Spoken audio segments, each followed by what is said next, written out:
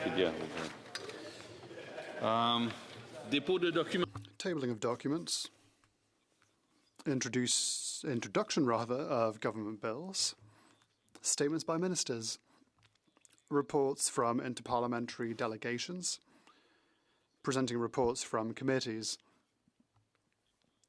Introduction of private members' bills. First reading of Senate public bills. Motions. Presenting petitions. The honourable, I see. Okay, the honourable member for, is it Provencher? Yes. Yeah, I'd like to present two petitions this morning.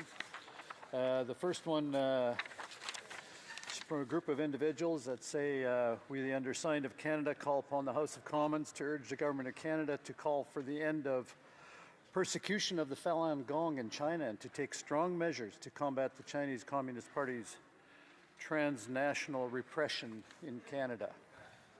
So they're asking that the Government of Canada publicly call on the Chinese regime to end its persecution of the Falun Gong in China and transnational repression abroad, continue to impose sanctions on and pursue accountability for the CCP officials and proxies responsible for these human rights violations, and to take stronger measures to protect the Falun Gong community targeted by foreign repression. My second petition, sir, is from a group of individuals. I'm just going to get my glasses here. And it's, we're choosing medical assistance in dying due to lack of available services or treatments is not a real choice. Allowing medical assistance in dying for those with disabilities or chronic illnesses who are not dying devalues their lives, tacitly endorsing the notion that life with disability is optional and by extension dispensable. Offering medical assistance in dying as a solution for disability or chronic illnesses reduces incentives to improve treatment and care for people with those conditions. Canadians do not want an ableist healthcare system where the lives of those with disabilities are seen as not worth living. Many disability advocates in Canada have expressed opposition to allowing MAID for people with disabilities. Therefore, the undersigned citizens and residents of Canada call upon the government to protect all Canadians whose natural death is not reasonably foreseeable by prohibiting medical assistance in dying for those whose prognosis for natural death is more, whose prognosis is for more than 6 months. Thank you. The honourable member for Chatham-Kent-Leamington. Thank you, Mr. Speaker. And I too rise and bring the voices of Canadians that also call on this government to present stronger measures in response to the Chinese Communist Party's engaged campaign for 26 years on the Falun Gong.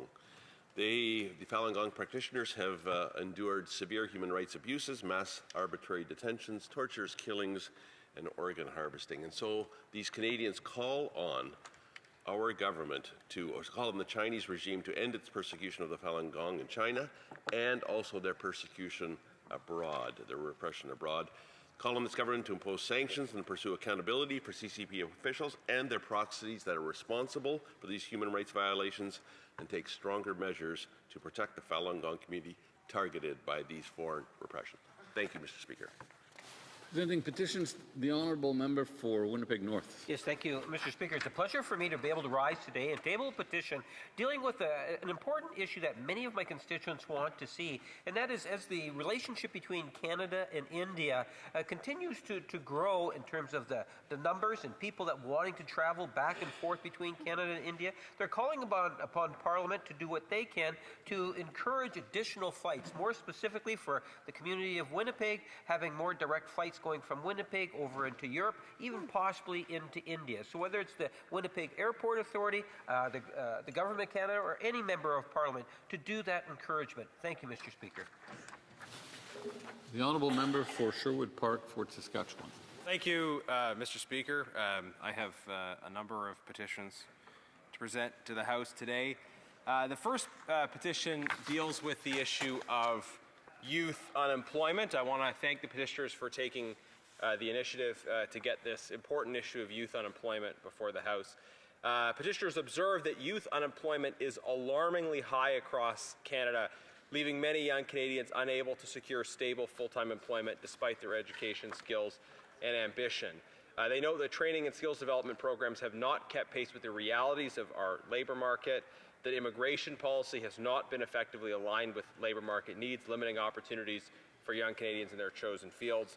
The rising cost of living makes it harder for young people to afford housing near available jobs and for businesses to attract and retain employees.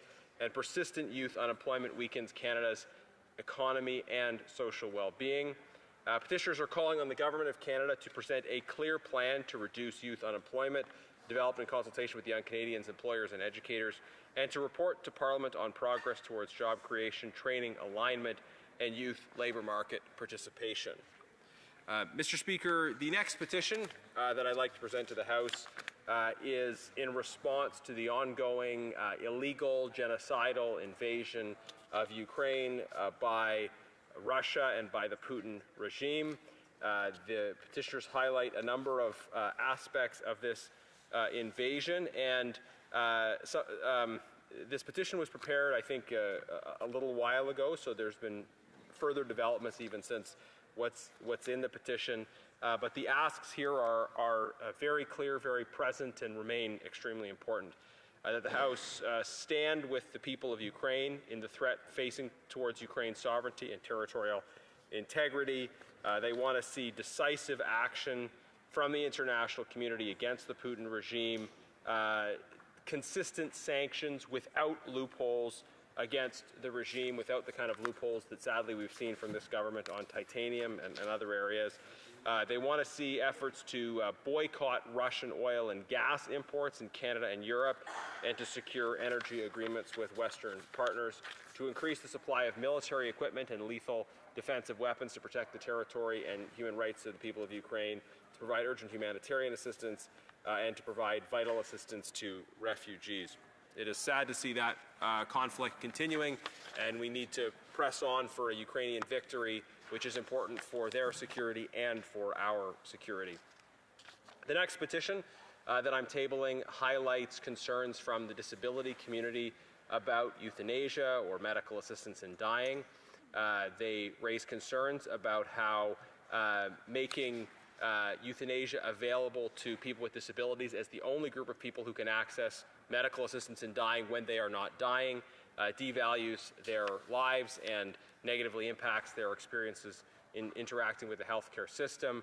I know people in this community are deeply concerned about how those living with disabilities are regularly offered, made by people in positions of authority when they are not seeking it, when they are seeking other kinds of health or other services. And disability advocates are magnifying and agreeing with concerns raised at the United Nations about Canada's non-compliance with its international commitments on the rights of people with disabilities as a result of the current situation. They call on the Government of Canada to protect all Canadians whose natural death is not reasonably foreseeable by prohibiting medical assistance in dying for those whose prognosis for natural death is more than 6 months. And the final petition I'm tabling today highlights challenges faced by Ukrainian refugees here in Canada who are overwhelmingly who are working, who are contributing to Canadian society, and as the war continues, faces uncertainty around their status here. Petitioners who come from my province of Alberta are calling on the federal government to create a clear path to permanent residency for those who are here through the QIT program, a specialized approach that takes into account their particular needs. Thank you, Mr. Speaker. Presenting petitions, the honourable member for Courtenay Alberni. Thank you, Mr. Speaker. Mr. Speaker, it's an honour to table, hopefully, my final petition on this, calling for a national aerial firefighting task force, which was obviously included in the budget. But the petitioners call on the government to work, also in partnership with the private sector, to retrofit a portion of Canada's retired Lockheed CC-130 Hercules fleet, turn them into large air tankers for use in wildfire suppression across Canada, deploy these aircraft as part of a strengthened national wildfire response capacity to be shared with provinces and territories, and where appropriate, available for international humanitarian and emergency response missions, and prioritize this made-in-Canada solution that leverages Canadian engineering, global expertise, and delivers clear benefits for the public in protecting lives and communities and the environment. And this is from petitioners from Port Alberni in British Columbia. Thank you. Questions on the order paper? Yes, Mr. Speaker, I would ask that all questions be allowed to stand at this time, please. Agreed? Agreed. Orders of the day. Government orders, government bills, comments, resuming debate at second reading of Bill C-15, the Budget 2025 Implementation Act Number 1, and on the amendment of Mr. Jennis. The honourable member for Red Deer.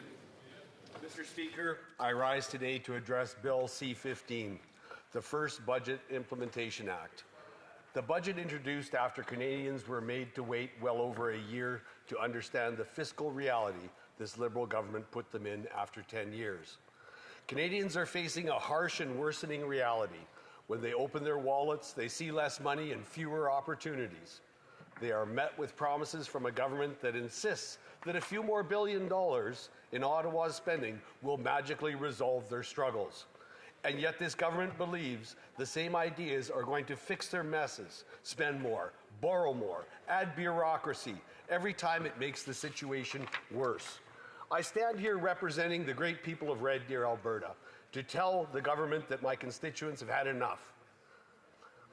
They've had enough of the 10 long Liberal years that continue to add inflationary spending to the already ballooned national debt left by Justin Trudeau. Speaking of Justin Trudeau, as Prime Minister, he spent more Canadian hard-earned dollars than any other Prime Minister in the history of Canada, combined. Today, this Prime Minister is well on his way to eclipse that unfortunate milestone set by his predecessor. Budget 2025 is not a blueprint for prosperity. It is a blueprint for more government intervention, more centralized planning, and more top-down bureaucracy. Just 6 months ago, the Prime Minister claimed he would restore discipline and financial credibility. Instead, the budget revealed a sharp departure from those commitments. What do Canadians have to show for it? Federal debt standing at nearly $1.3 trillion, $141 billion in new spending, a $78.3 billion deficit in 25-26 alone, ballooning from $62 billion, an affordability crisis where housing costs have doubled, food, fuel, necessities are out of reach for so many, GDP stagnation to only 1% between 2014 to 2024, a lower standard of living.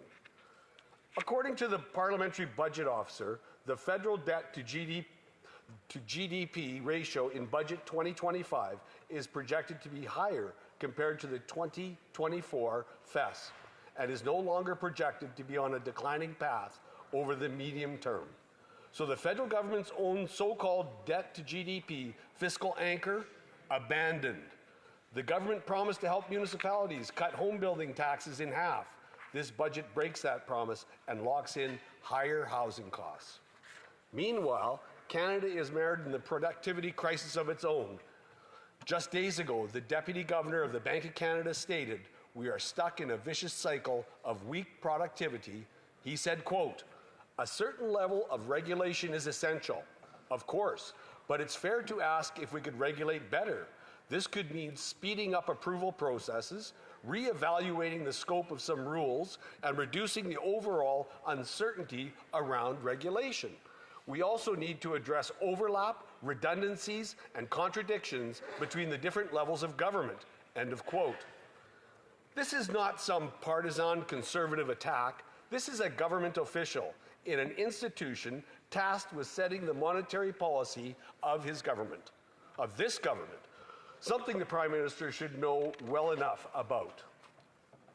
Canadians expect economic stability, yet Stats Can shows the economy weakening rapidly. GDP grew by only 1.1% in the past year, the second lowest in the G7. Canada has lost more than 27,000 manufacturing jobs in the past year. Business insolvencies are up 35% year over year. the highest increase since the 80s. Wages are falling in real terms, young workers experiencing the sharpest declines. Core inflation remains above 3%, and food inflation continues to rise month after month.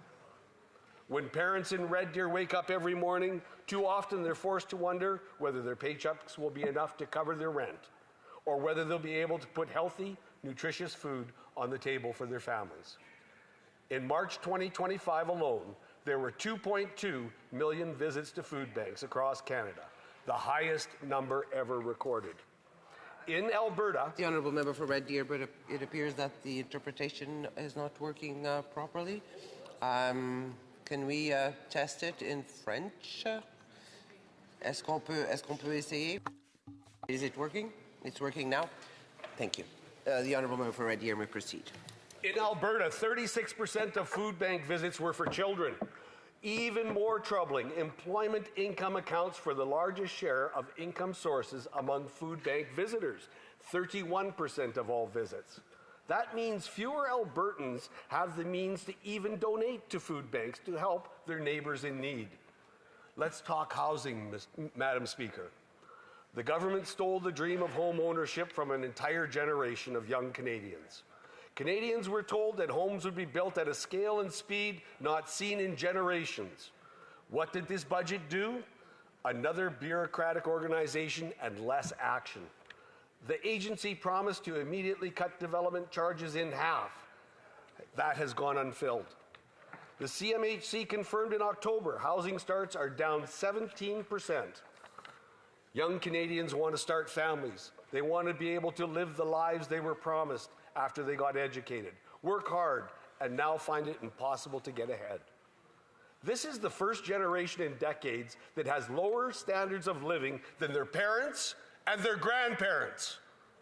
But this government believes bringing in more immigration will fix the problem, while Canadians are stuck without support to start and grow their own families. Mass immigration into this country has played a major part in the affordability crisis, robbing Canadians of prosperity in their own country. It's a simple question. More people taking up more infrastructure, healthcare capacity, housing, government subsidies means less availability for Canadians already here. It's not the fault of people coming to Canada under a false promise of a better life from a government without a plan for them.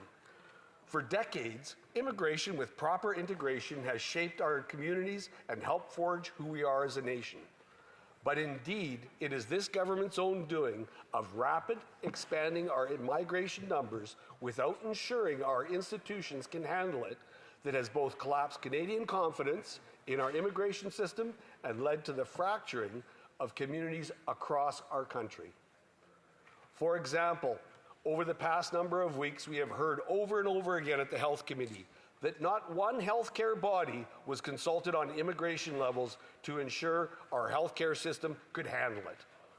If the people working to keep Canadians healthy don't even have a say on how many people they can treat, how can they be expected to care for millions more on top of their burden? Well, they were, and the government said too bad. Over 6.5 million Canadians are without a family doctor. The nursing shortage is expected to exceed 100,000 by 2030. Meanwhile, there are 80,000 foreign-trained healthcare professionals that came to this country to work in our healthcare system, and they are not able to do so. Again, government red tape and bureaucracy has made it impossible.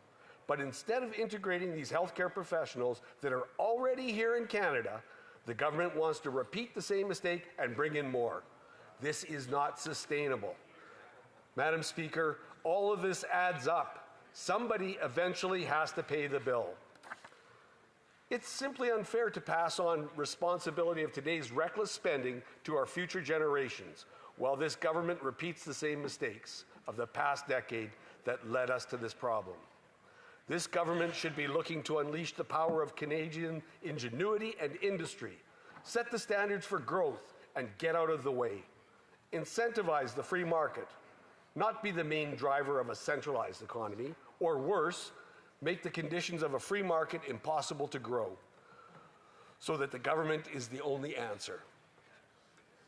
Canada has limitless potential if only the government would not see itself as the main character, but as a supporting act to the Canadians that power it.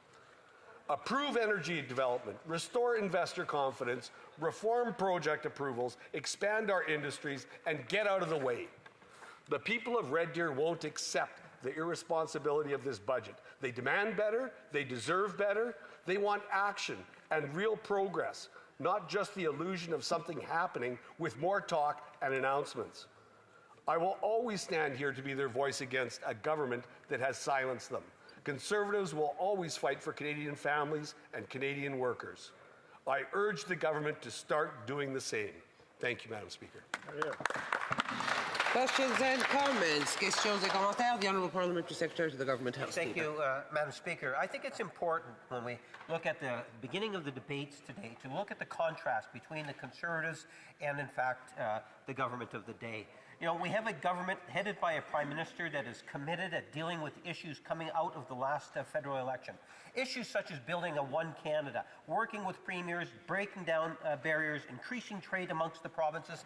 We have a Prime Minister and a government that's committed to looking abroad, Indonesia, the Philippines, Korea, India, England. We got substantive legislation looking at ways in which we can expand our economy, create the jobs through the budget, invest in Canadians, invest in Canada. Compare that to the Conservative Party that all they talk about is cut, cut, cut, and the issue of deficit. And by the way, our deficit is no worse than what it was when Stephen Harper was the Prime Minister back in 2009, when you have the value of the dollar. I'm wondering if he can provide his theory as to why it is he believes cuts is the best interest for Canadians today. The Honourable Member for Red Deer. Thank you, Madam Speaker. Thanks to the member from Winnipeg for the question. The government loves to distract from the problems of their own doing, but the reality is the government got Canada into this economic situation. Conservatives have a plan to fix it, like cutting the industrial carbon tax, reversing liberal inflationary deficits, fixing the broken immigration system, restoring order and peace to our streets. They should get out of the way and let us do it. Thank you.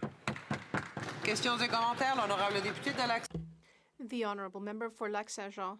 Thank you, Madam Speaker. I'd like to thank my colleague for his speech. We share many of the Conservatives' concerns about this budget and its implementation.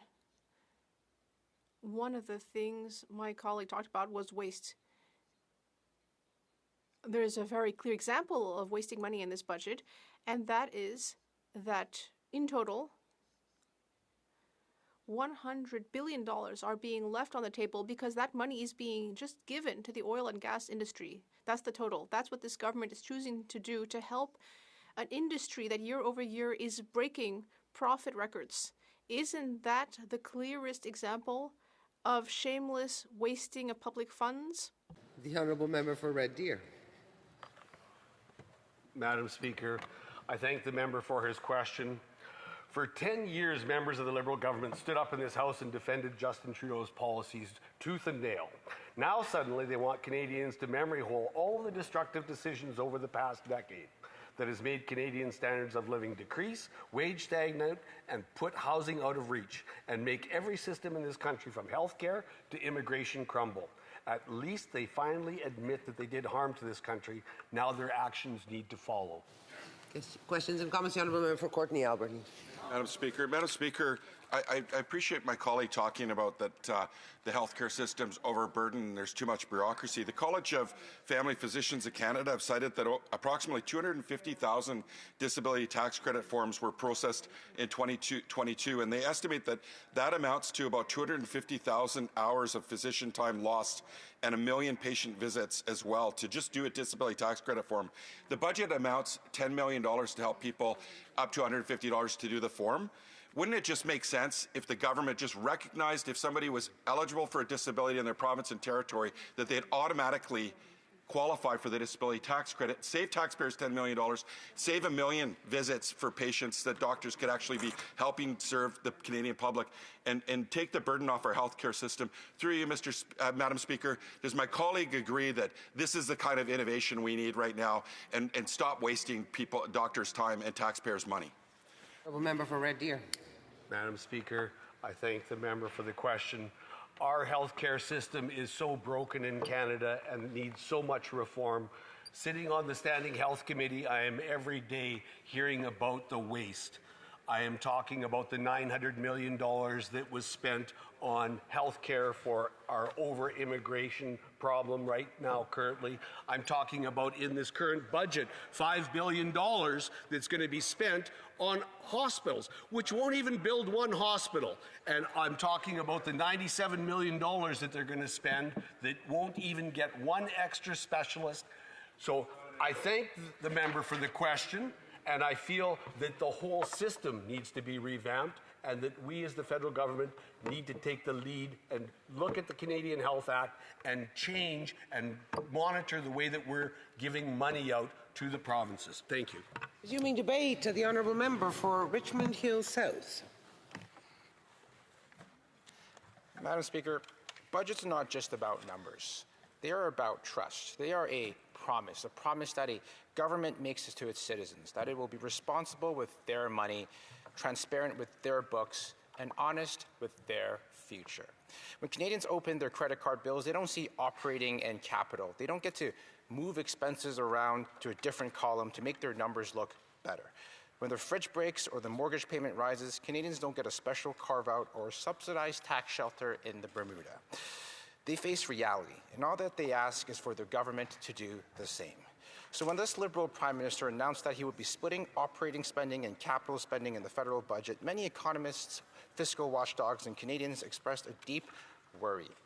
Not because the idea was new, but because it looked dangerous. It looked like a kind of accounting trick used to hide deficits, confuse Canadians, and bury the truth. The Parliamentary Budget Watchdog confirmed that exactly is what is happening. This Liberal Prime Minister's new bait-and-switch definition of capital spending, according to his words, is overly expansive and expands beyond the current treatment in public accounts such as those adopted by other countries. Instead of following international standards, this Liberal Prime Minister quietly lumped in corporate tax breaks, subsidies, incentive programs, and boutique handouts that would not be considered capital anywhere else in the developed world. But he counted them anyways. By using a proper internationally accepted definition, the Parliamentary Budget Watchdog found that real capital investment spending was 30% lower than what the Liberals claimed. That's a $94 billion difference, a number hidden from the fine print. At the end of the day, every dollar this Liberal Prime Minister spends comes out of the pockets of hardworking Canadians through higher taxes, higher inflation, and higher deficits. Canadians see it clearly. Canadians deserve an honest and affordable budget, not a manipulated and costly credit card Liberal budget. Madam Speaker, a government that loses control of the numbers eventually loses control of the truth. First, the Liberals had a fiscal anchor to keep federal debt to GDP on a declining track. They abandoned it. Then they created a new anchor, balance only the so-called operating budget within 5 years, and they abandoned it too. Now this Liberal Prime Minister has moved this goalpost even further, maintaining a declining deficit to GDP ratio. Well, the Parliamentary Budget Watchdog has already confirmed that there's only a 7.5% that this would actually happen. That means that there's a 92.5% chance the government will not even meet its own target. This is the same Liberal government that warned last year that keeping a stable debt to GDP ratio was key for fiscal responsibility, investor confidence, and protecting Canada's AAA credit rating. Fitch Ratings, an independent credit ratings agency, has already issued a warning that this costly credit card budget and the Liberal accounting tricks underscore the erosion of the federal government's finances. When ratings agencies start to warn us, investors pay attention. The cost of borrowing gets more expensive. And the cost does not fall on this Liberal Prime Minister. It falls on the working Canadians, families, homeowners, and seniors, and the next generation. After spending months boasting that his new fiscal anchor, will lead to stability, the Liberal Prime Minister couldn't even pass his own test. He's proving that he's not trustworthy at all. Madam Speaker, behind every lofty speech and Liberal promise is one undeniable truth, that the numbers don't lie. Under this Liberal Prime Minister, the federal debt is growing by $10 million every hour. That's how much he's costing Canadians every single hour. He will add $321 billion to the national debt over the next 5 years, more than twice what Justin Trudeau would have added over the same period. Federal debt now stands at $1.35 trillion, the highest in Canadian history after the Liberal government has doubled it in the last 10 years. And next year, Taxpayers will spend $55.5 billion in interest payments alone, more than what it pays in federal health transfers and more than what it collects in GST revenue. That's $3,300 per Canadian household just to pay interest on old debt. Not a single dollar to be used for hospitals, schools, or infrastructure, let alone start repaying any of the debt that the Liberals have accumulated. Meanwhile, real GDP growth in 2025 is stalling at 1%, the second lowest in the G7. Since January, Canada has suffered a $62 billion in net outflow of capital. People aren't just leaving. We are hemorrhaging investment, innovation, talent, factories, and future employers. Investors are voting with their feet. They're losing confidence in Canada, and our productivity crisis and unemployment rate continues to worsen. Investors are warning us with their capital about this government's fiscal recklessness. We cannot so-called build Canada strong when capital, jobs, and confidence are leaving faster than they arrive.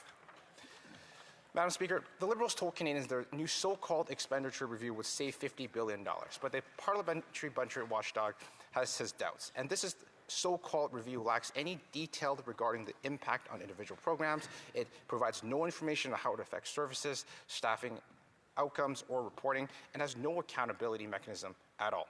In other words, it's not a real expenditure review. It's just a Liberal press release. The costly Liberal budget will increase gross new spending by $140 billion. And even if we take their $50 billion claim at face value, the costly Liberal budget still increases net new spending by $90 billion. So the math is simple. Even after using their own inflated Liberal numbers, there is no savings, just bigger deficits, bigger debts, and bigger burdens on Canadian families and the next generation. The Liberal Prime Minister broke every single promise he made just 8 months ago. He promised to keep the deficit at $62 billion. It is at $78 billion. He promised to lower the debt to GDP ratio. Well, he's raising it. He promised to spend less. He's spending $90 billion more, which is $5,400 in extra inflationary spending per household. He promised more investment, but this costly Liberal budget even admits that private investment in Canada is collapsing and productivity has worsened in the last 10 years. He promised transparency and then delayed the public accounts, in other words, the official audited financial statements of the government in Canada for months for the second year in a row. He's not just breaking promises anymore, he's breaking Canada. And it's no wonder this Liberal Prime Minister asked Canadians to make some sacrifices, as if Canadians haven't sacrificed enough for Liberal failures. He wants to lower the expectations of Canadians and to have us be content with less because he simply isn't delivering. A government that conceals its books has already lost control of them. Canadians recognize it for what it is. Whether it's a cover-up or a typical Liberal incompetence, only time will reveal which truth the Liberals are running away from. Madam Speaker, while Canadians rush to file their taxes, squeezed by rising costs and terrified by the CRA, one Canadian had no such worries, this Liberal Prime Minister, who is proving to be the same old Liberal government with a new Liberal cover-up. While he was advising Trudeau to hike taxes on small businesses, tradespeople, doctors, and families, his own Brookfield funds have their income stashed above a bike shop in Bermuda, a notorious tax haven with zero capital gains, zero dividend tax, and zero withholding taxes. He hasn't just been minimizing taxes, he was avoiding them entirely to the tune of $5 billion or more. Under this Liberal government, there's a two-tier tax code for Canadians, one for the rich Liberal friends of the Prime Minister and another for everyone else. We're set in this costly Liberal budget, this Liberal Prime Minister gave himself and his buddies a tax break on the purchase of luxury yachts and private jets while voting against scrapping taxes on food and groceries. This Liberal Prime Minister helped design a tax system he didn't have to live under, because he was living outside of it. And while Brookfield was safely storing profits in Bermuda, small charities and family businesses faced the full force of the Liberal tax collecting agency. On top of egregious tax avoidance, the Liberal Prime Minister's conflict of interest cover-up is even worse. Brookfield's chief operating officer confirmed this month's last 95% of its companies are not covered by the so-called ethics screen. That 1,900 companies that stand to benefit from government decisions that will personally enrich this Liberal Prime Minister at the expense of taxpayers, and the Canadians will be kept in the dark on how those companies will be involved. This Liberal Prime Minister is even taking private meetings with Brookfield executives at the Prime Minister's office and while he travels overseas. With ethics like this, how can Canadians trust this Liberal Prime Minister? He's starting to look a lot like the last Liberal Prime Minister, but just more costly. At the end of the day, Canadians deserve a Prime Minister whose loyalty is to the public, not to his private portfolio or the shareholders of Brookfield. Madam Speaker, Canadians feel betrayed. Do we continue the path of manipulated budgets, rising debt, shrinking paychecks, and declining prosperity? Or do we rebuild the country where the numbers are honest, the budgets are responsible, and the promise of Canada, that hard work leads to a home, an affordable home, to opportunity, to security, is restored? This Liberal Prime Minister promised Canadians he was a seasoned central banker who could be trusted to spend less and invest more. But it turns out he is just another Goldman Sachs investment banker who is in it for himself and the Brookfield shareholders, except Canadians are left to pay this price this time. Conservatives will expose the truth, restore fiscal discipline, demand transparency, and protect taxpayers. We will rebuild a country where hard work leads to a home with a yard on a safe street, affordable and nutritious food on the family dinner table every day, and where the next generation isn't sacrificing to survive, but to thrive for a better tomorrow. And this isn't just the conservative way, it's the Canadian way and the Canada that we will fight to restore. Questions and comments, the Honourable Parliament Secretary to the Government House. Yes, thank you, Madam Speaker. I must say that I do find it somewhat disgusting, the way in which the Conservative Party continues character assassination. The Prime Minister has done an absolutely outstanding job at protecting Canadian interests, traveling abroad, doing the things that are necessary here in Canada, and all the Conservatives want to do is attack the character of the Prime Minister. I say shame on every one of them, Madam Speaker. It is absolutely disgusting to see an official opposition take the type of stand that they take day in and day out when you have a strong, powerful Canadian, a Prime Minister, and a government that is committed on building Canada strong. Unlike the Conservative Party, we will sidestep the character assassination. We will continue to work diligently at building Canada strong so that we will be the strongest economy in the G7, Madam Speaker. My question to the member is, how does the member opposite look in the mirror after saying such false information? Honourable Member for Richmond Hill South. Madam Speaker, I find it kind of rich coming from that member. We're not attacking the Prime Minister's character. We're attacking the Prime Minister's record, okay? And before the member is going to say that we're spreading fake news, I'm going to read directly from this costly Liberal budget, so he can't say it's spreading misinformation. I'm going to take from page 53 of this costly credit card budget. I'm going to read, quote, "If Canada's productivity growth had matched the U.S. from 2017 to 2023, the median income of a family with one child would be nearly $11,000 higher. $11,000 richer per year, per family, per Canadian household, if this Liberal government got out of the way." Thank you, Madam Speaker. To the Lac-Saint-Jean. The Honourable Member for Lac-Saint-Jean. Thank you, Madam Speaker. Once again, I am so pleased to see you in the chair. You are my favorite speaker. I appreciated my colleague's speech. And he seems to have worked carefully on his speech because he very rigorously demolished this budget point by point. It was a very serious and rigorous speech. Throughout his speech, I kept saying to myself, yes, he's right about this, and he's right about that, and he's right about that too. But then at the end, a question came to me as though spontaneously, so how is it? That's my question. How is it that this party allowed the budget to pass? Richmond Hill South. Thank you, Madam Speaker. I'm going to continue reading from page 53 of the Liberal costly credit card budget. So it says, quote, "Over the past decade," and it's no coincidence the government's been in power for exactly 1 decade, "Canada's productivity performance has been persistently weak. In this time, productivity grew only by 0.3% annually, less than 1/3 the pace of the previous 2 decades. This has led to substantial productivity gaps with other G7 economies." The Liberals like to compare Canada to the G7. Well, it seems like we're doing the worst. And this is not, again, the Liberals are going to, that Liberal member is going to accuse Conservatives of spreading misinformation. These are words exactly read from his costly Liberal credit card budget. So he needs to check himself before he wrecks himself. The Honourable Member for Caribou Prince George.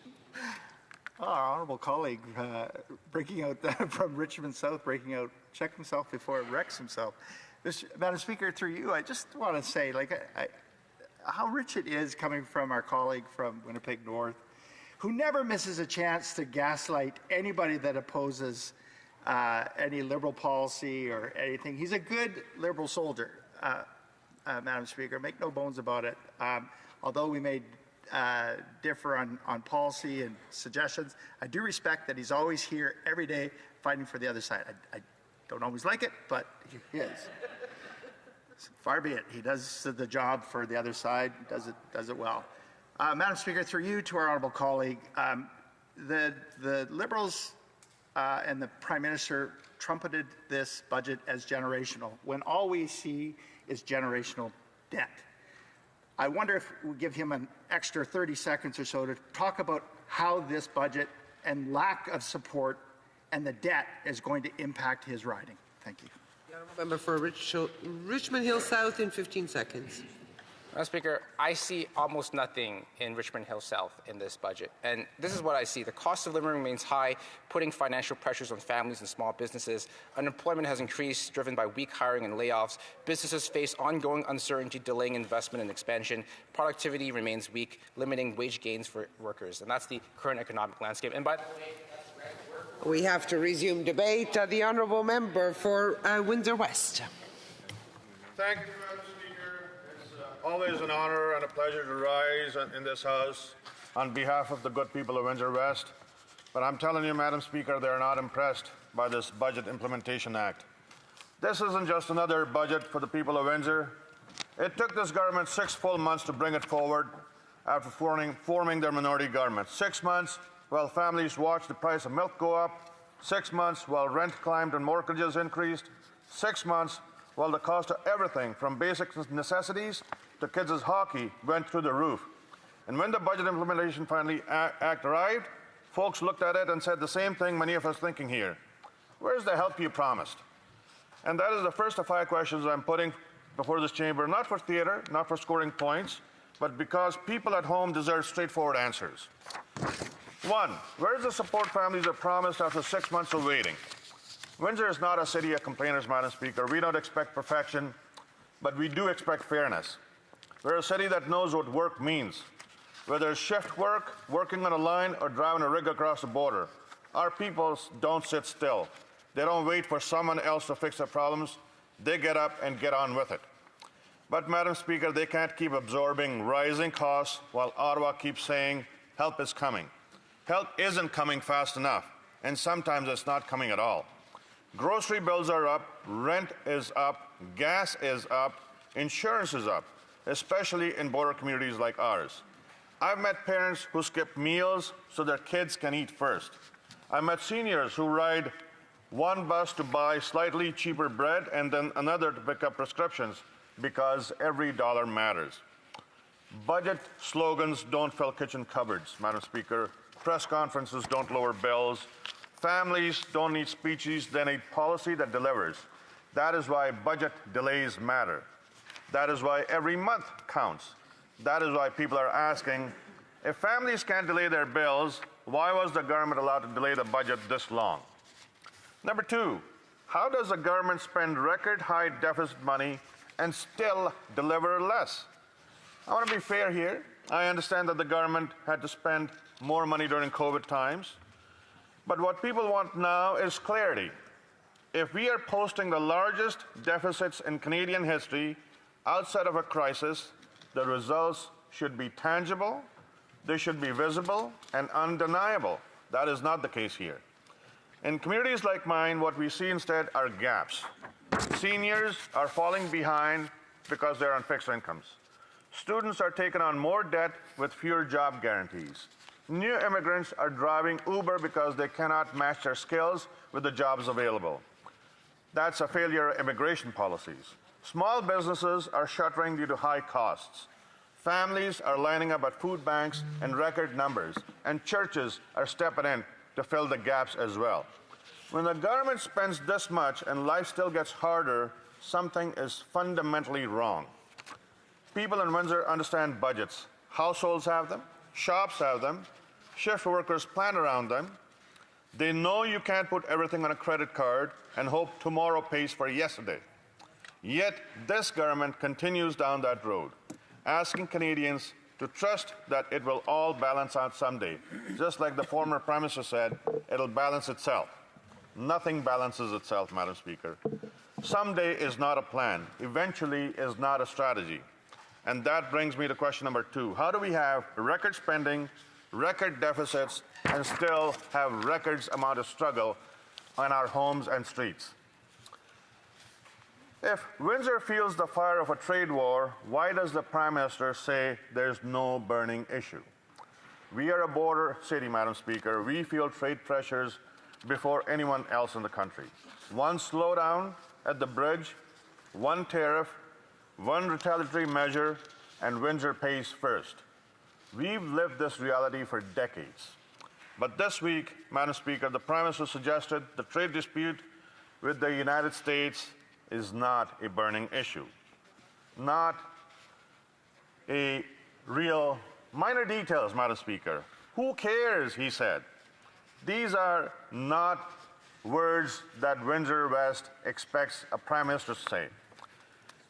Jobs, exports, tool shops, and auto supply chains are not just background noise. They are real people, and these struggles matter. Windsor cares, Madam Speaker. The workers at Titan Tool and Die Care, they have been shut out of the factory because the owners have moved their operations across the Detroit River, and management is not even talking to the workers anymore. Tool makers don't need slogans. They need fairness, predictable policy, and respect from their own leadership. Because when a trade war hits, the blast radius directly impacts border communities like mine. So I asked the government, plainly and directly, question number 3. If our manufacturing sector is sweating from the heat, how does the Prime Minister not see the flames? Number 4, why are we encouraging Canadian pension funds to invest in the UAE or the USA while Canada is put on ice? I want Canadians to hear clearly. While our economy contracts, Brookfield is signing deals around the world at breakneck pace, and Canada somehow is left standing in the hallway. We are watching pension capital flow offshore while we desperately need investment here at home.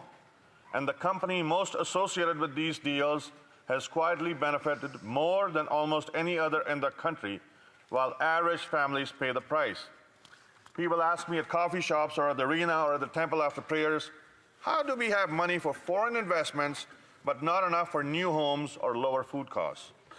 Why can Brookfield close deals abroad while Canadians struggle to pay more rent at home? How did the government become more interested in pleasing global finance like Brookfield assets than its own workers? These are not wild conspiracy questions, Madam Speaker. These are kitchen table questions. The fact that Canadians even need to ask them is alarming in and of itself. So let me place the question on the floor of this House. Why is the government prioritizing global investors over Canadian workers who built this country with their own blood, sweat, and tears? Number 5, if this budget can move billions internationally, why can't it move projects in Windsor? Madam Speaker, this is where it becomes reality for my hometown. Let's talk the Gordie Howe Bridge, a transformational project, delayed, redated, adjusted, and still we do not have a firm, final opening date. Businesses are planning logistics in a blind fashion. Truckers are paying premium rates at aging infrastructure. Small companies are wasting hours while idling at border queues. You want to know how to kill a business slowly? You take away predictability. And then there's the Ojibwe Urban National Park, an environmental jewel, a generational opportunity, a chance for preservation, stewardship, education, and pride. And yet, the file shuffled, pushed back, and still waiting. Windsor waits and waits and waits. And at some point, Madam Speaker, that waiting ends up eroding the trust, and it becomes to look like neglect. I'm not here to pick a fight, Madam Speaker. I'm here to ask for some fairness for our city. Every press release in Ottawa seems to come with fireworks, but in Windsor, we're still waiting for answers, waiting for timelines that don't move like shadows on a wall. So question number 5, if the government can move money offshore in a heartbeat, Why can't it move projects forward in Windsor? I'm not here standing angry, Madam Speaker. I stand here determined because Windsor matters. Our workers matter. Our future matters. Canadians matter. We are not asking for handouts. We are asking for fairness. We are asking for urgency. We're asking for leadership that treats border communities like the economic engines, not afterthoughts. Families are tired of speeches. They want action. Seniors are tired of promises. They want affordability. Businesses are tired of waiting. They want Canada to compete, not retreat. So today, on behalf of the people of Windsor, I have 5 questions. Where is the help? Why do you spend more and get less? Why is a trade war not a burning issue for this Prime Minister? Why are foreign investors prioritized over our workers? And why does Windsor keep getting told to wait? Madam Speaker, Canadians are ready.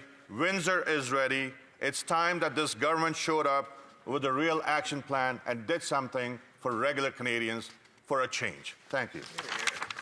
Questions and comments. Questions et commentaires, l'honorable secrétaire parlementaire. Merci. The Honourable Parliamentary Secretary. Thank you very much, Madam Speaker. I appreciate the colleague's speech. Windsor is being hit hard by the economic uncertainty we're weathering these days. I know that he's well aware of the fact that this is a result of the trade war started by our neighbours to the south. As a result of the trade war, Canadians are affected, especially in the Windsor area. Here's my question for my colleague. We are debating the budget. The colleague, like many of his colleagues, mentioned that in the budget, the deficit for this year is a record high deficit, the highest in Canadian history outside of a crisis situation. Would he not agree that currently we are in a crisis situation? Yes. Madam Speaker, that's a great question, and I couldn't agree more. He does seem to have a slight pulse on the finger, fingers on the pulse of Windsor. It is a crisis. But a deficit becomes a problem when every dollar board becomes extra pressure for ordinary Canadians. More inflation, higher interest rates, rising taxes down the road, and Windsor isn't watching numbers or a spreadsheet. It's watching food prices, heating bills, and mortgage renewals going up. Debt should support productivity and growth. Right now, the deficit supports speeches and press releases. That's not investment, Madam Speaker. That's borrowing with no payoff at the end of the road. Questions and comments. The Honourable Member for Lac-Saint-Jean.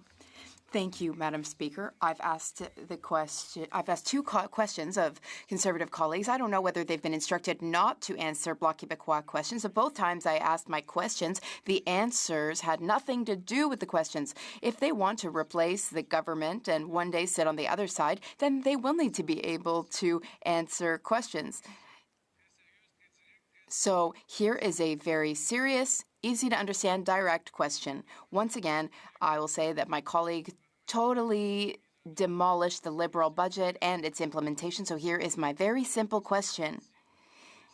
If they're against the budget, why did his party let the budget pass? Thank you, Madam Speaker. Madam Speaker, I voted against the budget, pure and simple. And we tried our best to defeat that budget. It didn't work out. Other members from other parties supported the budget. I can't speak for them. I can speak for my colleagues. We did our best. Thank you, Madam Speaker. Questions and comments? The Honourable Member for Courtney Albert. Madam Speaker, Norway has $1.9 trillion in their sovereign wealth fund. They earned over $200 billion last year. Just in dividends alone, Madam Speaker, it equates to about $340,000 per citizen. Alberta's Heritage Fund, I'll tell you what it looks like. It looks like making sure that, that nurses and teachers aren't getting the fair wages they deserve. They attack their private healthcare system. And Madam Speaker, last year Imperial Oil earned $5 billion. What did they do? They laid off 900 staff. We have the lowest corporate tax rate in the G7. He talked about the G7. So through you, Madam Speaker, does he think that things need to change, that the government needs to rein in this corporate greed and rein in provinces that don't take care of their employees and their workers at a time when their companies are posting record profits. And they're not even taking care of abandoned wells. We know that over $1 billion are needed to repair those wells right now, Madam Speaker. The honourable member for Windsor West. Thank you for that great question from my colleague opposite. Madam Speaker, what we're talking about here is about cutting waste, cutting duplication, cutting the ballooning federal bureaucracy that's grown 80% since 2015. Not saying direct investment. So we need direct investment into things that create value, homes, bridges, manufacturing, not into endless consultants and political photo ops where you have a fake home behind the Prime Minister, he stands before it, and that's done. That is not what we want. That is what Canadians want. They have had enough of all those things. They need real action. They need something that they can say tangibly, this is what the government produced. Unicorns and rainbows don't make a difference here anymore, Madam Speaker. We need real results that we can point to and say, yep, this is what the government did, because this is... And we have to resume debate. The honourable member for Niagara South. Thank you, Madam Speaker. I'm happy to participate in the debate today, and it will come as no surprise that I will say up front that I will vote against this bill. The Minister of Finance loves to yell in this House that this is a generational budget. What is clearly and unequivocally true is that this is a budget imposing massive, crushing, and unforgivable generational debt. I can't help but point out that our deficit now is just under $80 billion, a number that would make even Justin Trudeau blush. Canada's productivity has slipped badly among G7 nations. Why? Well, capital is staying on the sidelines as confidence lags. Investment in equipment, new innovation, and business efficiencies are on hold because of basic economic uncertainty. That is the essence of productivity. The last thing our economy needs right now is uncertainty, yet here we are. I've listened intently to my colleagues on the Liberal side of the House talk about this budget, and it left me wondering how so many people have suddenly come down with the case of sometimers. Perhaps it's a form of political amnesia because it seems that the front bench of this so-called new government has forgotten that they paved the way for this massive dive into new generational debt. While the Prime Minister says his words were poorly chosen when he said, "Who cares?" about dealing with Trump, what is said in jest often holds an element of truth. His "who cares" comment tells us a couple of things. Perhaps he's just going through the motions with the U.S. CUSMA is the backstop, at least for now. He loves to say that Canada has the best deal right now. Well, frankly, that's a crock. We have the same CUSMA deal we had before the election, with a pile of new tariffs on everything outside that agreement. That is an abject failure. Maybe he doesn't care because he's hoping Trump loses his court cases, perhaps loses control in Congress in the midterms, or the U.S. economy finally feels the inevitable pain of tariffs with job losses and inflation. Silence and "who cares" is dangerous, misguided, irresponsible, and frankly lazy. We are in a trade vacuum with a case of George Costanza's elbows down shrinkage factor. Everyone knows it's a precarious game negotiating with Trump and his sycophant team of validators. But Trump is a bit like Biff Tannen in Back to the Future 2, where the bully controls the dystopian town and the people around him. But perhaps the strategy is just to wait him out and hope for the best. When Trump opens up CUSMA, which he most certainly will, Canada's economic stability is literally on the table. The idea that we're going to supplant our trade with the U.S. with other jurisdictions may appear to be an opportunity, but it is at best a long-term objective. Ask anyone who has built a successful SME in Canada, and they will tell you that it takes decades to develop the relationships and supply chains needed to provide solid predictability in our export markets. 75% of Canada's exports go to the U.S. It may fluctuate, and it has over time, but fundamentally our relationship with the U.S. is never going to change in our lifetime. To suggest otherwise ignores facts, history, and the natural political, geographic, economic, and basic integration of our economies. The North-South network of supply chains, transportation, and logistics, built over decades in relationships and confidence and trust in financial linkages, is not something that our manufacturing and service sector can abandon or miraculously recreate in other jurisdictions just because the Prime Minister says so. It took 100 years for our economy to evolve to ensure efficient movement of goods, capital, and stable supply chains. Saying that we're going to double trade with Europe is fine, but it's not going to fix our problems before Kuzma comes up for review. And let's be clear, Canada's economy evolved over the past 50 years through technological change and the realization that trade liberalization was the only pathway to improving Canadians' standard of living. Money flows to the path of least resistance, balanced against return. Policy drives the creation of that path. Yet as we developed our North-South trade strategy, we abdicated our responsibility in supporting a national manufacturing strategy and, most importantly, a national access to capital strategy. I know this because I've spent the past 20 years helping Canadian startups commercialize their ideas against strong and sometimes insurmountable barriers against capital access. There were incredible successes in the Canadian startup ecosystem like Shopify and Hootsuite, among many others. And BlackBerry literally is responsible for the creation of the Waterloo innovation machine that paved the way for Canadian entrepreneurs to chase their dreams.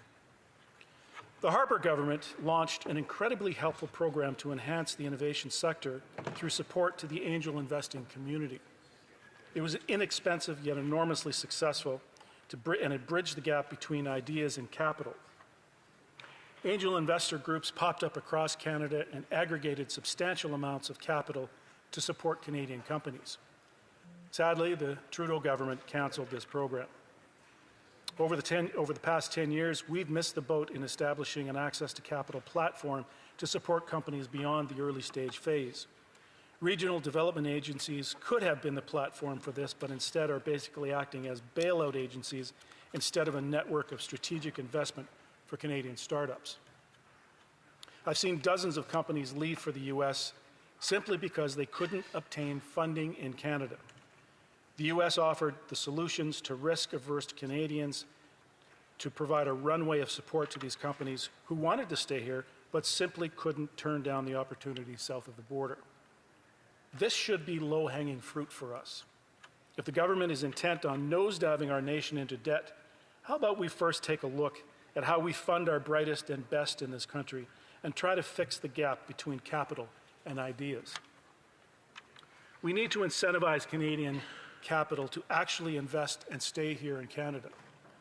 Look, 8 out of 10 startups ultimately fail. Angel investors, angel funds, and venture capital funding vehicles are familiar with this risk. But as we navigate this uncertain time, as I said earlier, capital is staying on the sidelines. 15 years ago, it was easier for us to attract early stage investment because it was the policy priority of the federal and provincial governments. Accredited investors organized and went on a tear of investing in Canadian companies. It was a beautiful thing. But investing fatigue has now set in, both because deal flow is weak and confidence is low.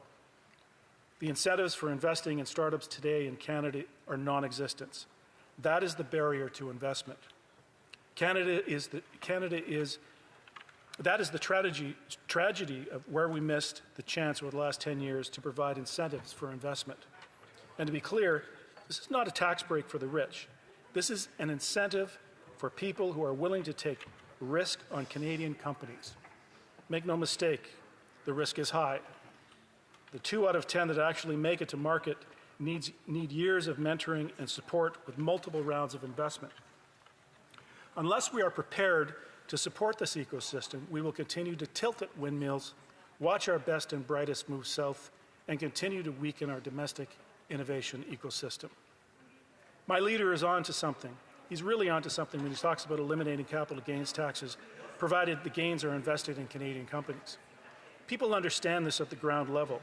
If we could provide this kind of incentive to support Canadian startups, we can actually build a more diversified economy where Canadian companies and capital stays here and grows here. This is the real nation-building effort, one company at a time.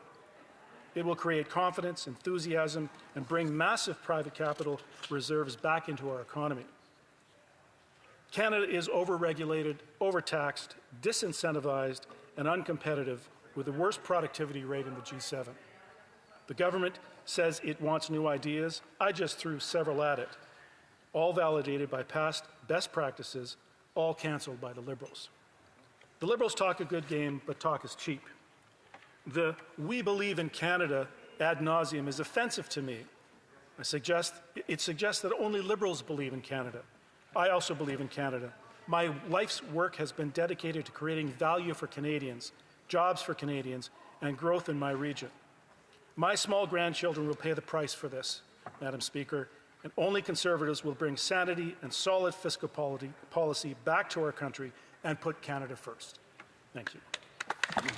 Questions and comments? The Honourable Parliament Secretary to the Government House Leader. Yes, Madam Speaker, just a very quick flashback. You know, if you talk about foreign investment that leaves Canada going into other countries, in particular the United States, I'll remind the member that when his leaders sat around the cabinet, that was the biggest destruction of the manufacturing industry in the province of Ontario in generations.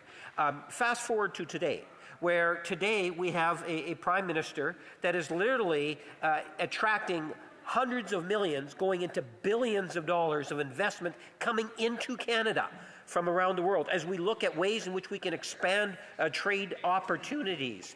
The types of ideas I appreciate the member raising, but I think that we need to recognize that there is a substantive difference between the way in which the government has been approaching increasing trade amongst here on a one Canadian economy to expanding opportunities and bringing investments, as I say, into the billions of dollars coming into Canada because of the efforts that he does. I'm wondering if the member could provide his thoughts. Does he support the Prime Minister's travels to the degree in which the Prime Minister is being very successful at bringing export opportunities for his constituents and indeed for all Canadians? Honourable Member for Niagara South. Thank you, Madam Speaker. That is the most delusional question I've heard since I got elected. You know, the Prime Minister has been on 28 trips around the world for photo ops, handshakes, MOUs that are non-binding. And if there's not a dollar that has been set foot in Canada yet. I'd like actually the honourable member to tell me, give me a specific company that has actually moved capital into Canada, because right now capital is leaving Canada at record rates to the U.S. That's where we need to focus our attention, not this fictitious view that letters of intent and memorandums of understanding have any meaning at all. It's all photo ops and gaslighting. Good job, Frank. The Honourable Member for Drummond. Thank you. I'm pleased to see you, Madam Speaker. As always, my colleague for Lac-Saint-Jean asked a question to a Conservative colleague after his speech, saying the Conservatives keep demolishing the Liberal budget, and rightly so, in their speeches. However, my colleague wondered what the Conservatives did to try and defeat the budget. The Conservatives said, we've done everything we can in our party to defeat this budget at the vote. But the Bloc Québécois has 22 MPs, 22 votes against the budget. Out of 143 Conservative MPs, how many voted against the budget? The Honourable Member for Niagara South. If the question is how many Conservative members voted against the budget, the answer is zero. Or sorry, voted for the budget, the answer is zero. We all voted against this budget. I voted against this budget. This is a generational disaster of debt for Canadians. When I said that the amount of deficit that we're going to accrue this year would make Justin Trudeau blush, this is a generational catastrophe that my grandchildren are going to pay for. I will vote against the budget again, vote against all of the enabling legislation, and proud to do it. The Honourable Member for Souris Moose Mountain. My honourable colleague just gave an excellent speech, and in that speech he mentioned capital flight, which is a real concern in Canada at the moment. We just recently heard again of another company, a Canadian company, actually has a mine in my riding that's now building an export terminal in the United States instead of Canada because of over-taxation, over-regulation, and overburdening by this Liberal government.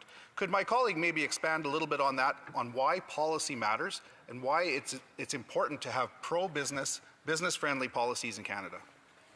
Honourable Member for Niagara South. You know, I want to take it a step further too, because one of we're not only over-regulated, over-taxed, and de-incentivized for investment coming into Canada. The upfront cost of getting access to capital in this country is enormous. That's why companies are fleeing to the U.S. because there are incentive programs, especially in California, if you're in the technology sector. You can get funding in innovation centers in California far faster than we can in Canada. It's a burden here. We need to deregulate, get rid of red tape. Just building an industrial building in this country right now can take years before you put shovels in the ground. The cost of development charges, fees, regulation, it's outrageous. We have painted ourselves in the corner over the last 20 years, and it needs to stop, and I think the Conservative Party will put a stop to that. Resuming debate, the Honourable Member for Vancouver East. Thank you very much, Madam Speaker.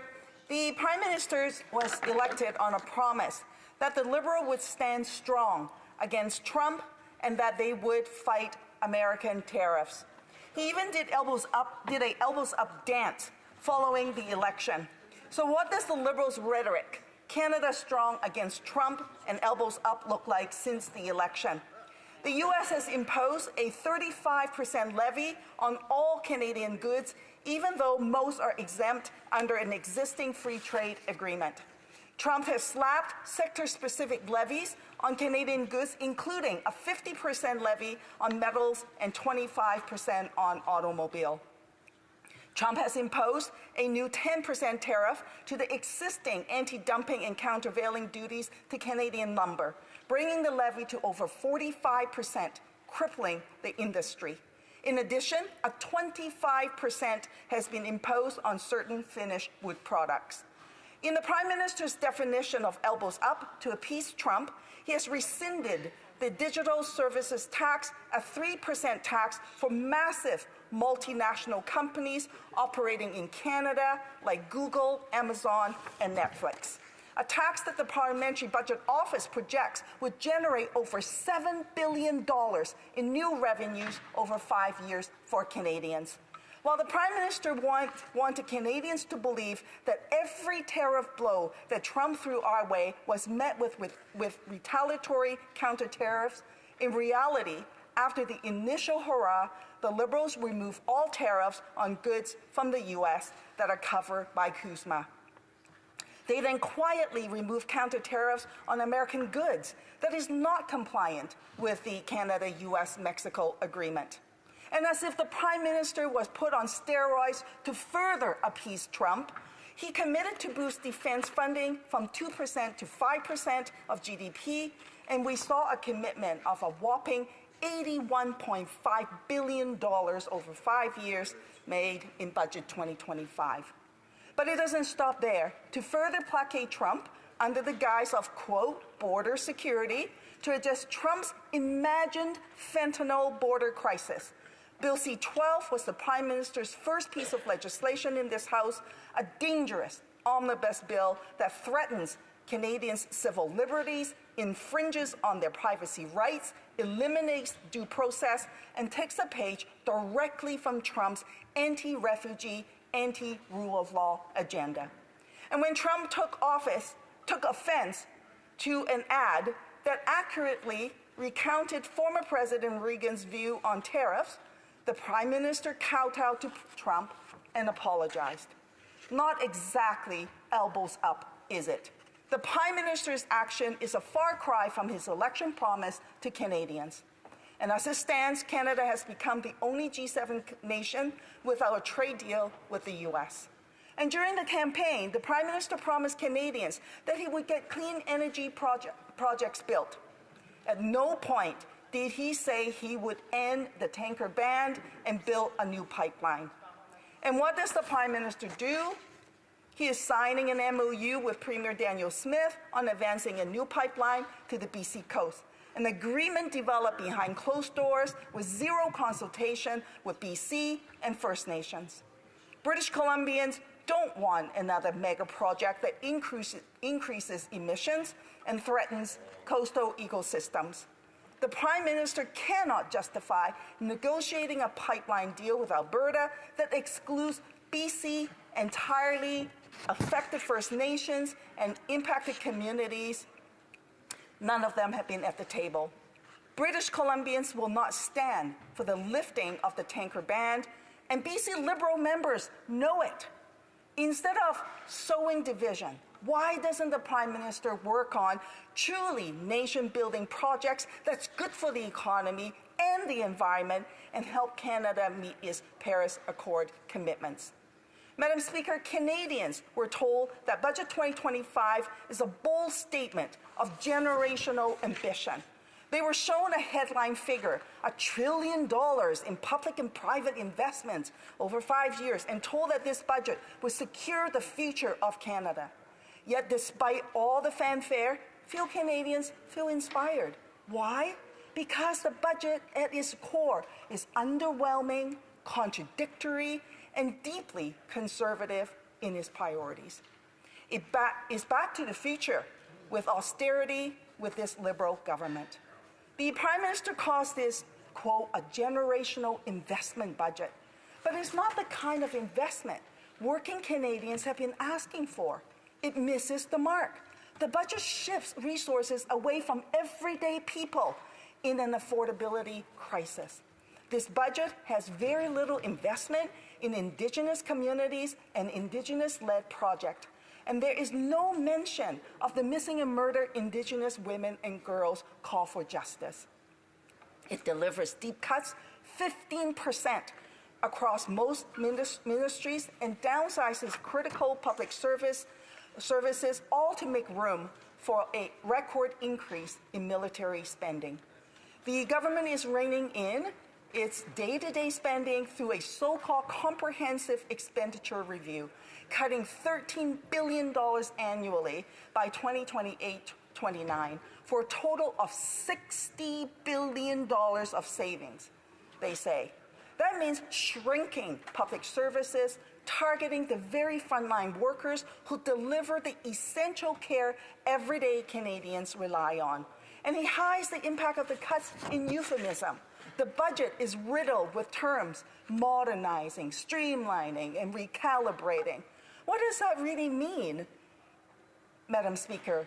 It really means services will be cut, and it imposes austerity that disproportionately affect women, frontline workers, and vulnerable communities. And for the workers and the families who lost their job, or the 40,000 workers who will lose their job due to the 15% cut across all departments with a few minor exceptions, there is no support for them in Budget 2025. There is no EI reform for these workers and their families, no retraining or transition, no support for them, Madam Speaker. Not exactly a worker-friendly budget, is it? Canadians are struggling with the cost of living, a housing crisis, an overstretched healthcare system. Yet this government is asking workers and families to tighten their belts while defense contractors will get a windfall. The cuts to the federal public services are short-sighted and unnecessary. These are the people who process benefits, GIS applications for seniors, tax refunds, the UI applications, services that keep government running. Undermining these means undermining services that Canadians need. A truly generational budget would invest in people in affordable homes, green jobs, public health care, climate change mitigation, and a post-secondary education system that has been decimated by the Liberals' mismanagement of student visas. On the issue around housing, Build Canada homes come with a lot of hype and promises. The government talks about delivering 40% affordable units and deep affordability tied to 30% of median income. Turns out this commitment only applies to 6 sites The rest, there is no affordability criteria attached. Not only that, there's only $6.5 billion of new money in budget 2025. The rest of the $25 billion is carry over from previous budgets. With that, so far, the only target we have heard from the government is that 4,000 new homes scheduled to start next year. This is a drop in the bucket of the million non-market housing that are needed over a decade to address backlogs. The government is also leaning heavily on provinces to subsidize deep affordability. With no firm commitments, without clear affordability guarantees, Build Canada Homes will fail to deliver the affordable homes Canadians desperately need. Budget 2025 promises a lot, $1 trillion of investment, but most of it is pre-committed, reclassified, or private sector investments that may never materialize. Madam Speaker, the government talks a lot, and there's a lot of fanfare, a lot of hype, but in reality, much of it is just hot air. And much of it is recycled. Much of it is re-announcements. Much of it is recalibrating existing programs and existing investments that has already been committed. A $25 billion headline number shrinks to just $0.3 billion in new R&D funding. Questions and comments. The Honourable Parliamentary Secretary to the Government House Leader. Yes, Madam Speaker, you'll know that the member that just spoke is a part of the Conservative Party of Canada alliance to try to cause an election, Madam Speaker. That is the reality. She actually voted with the Conservative Party.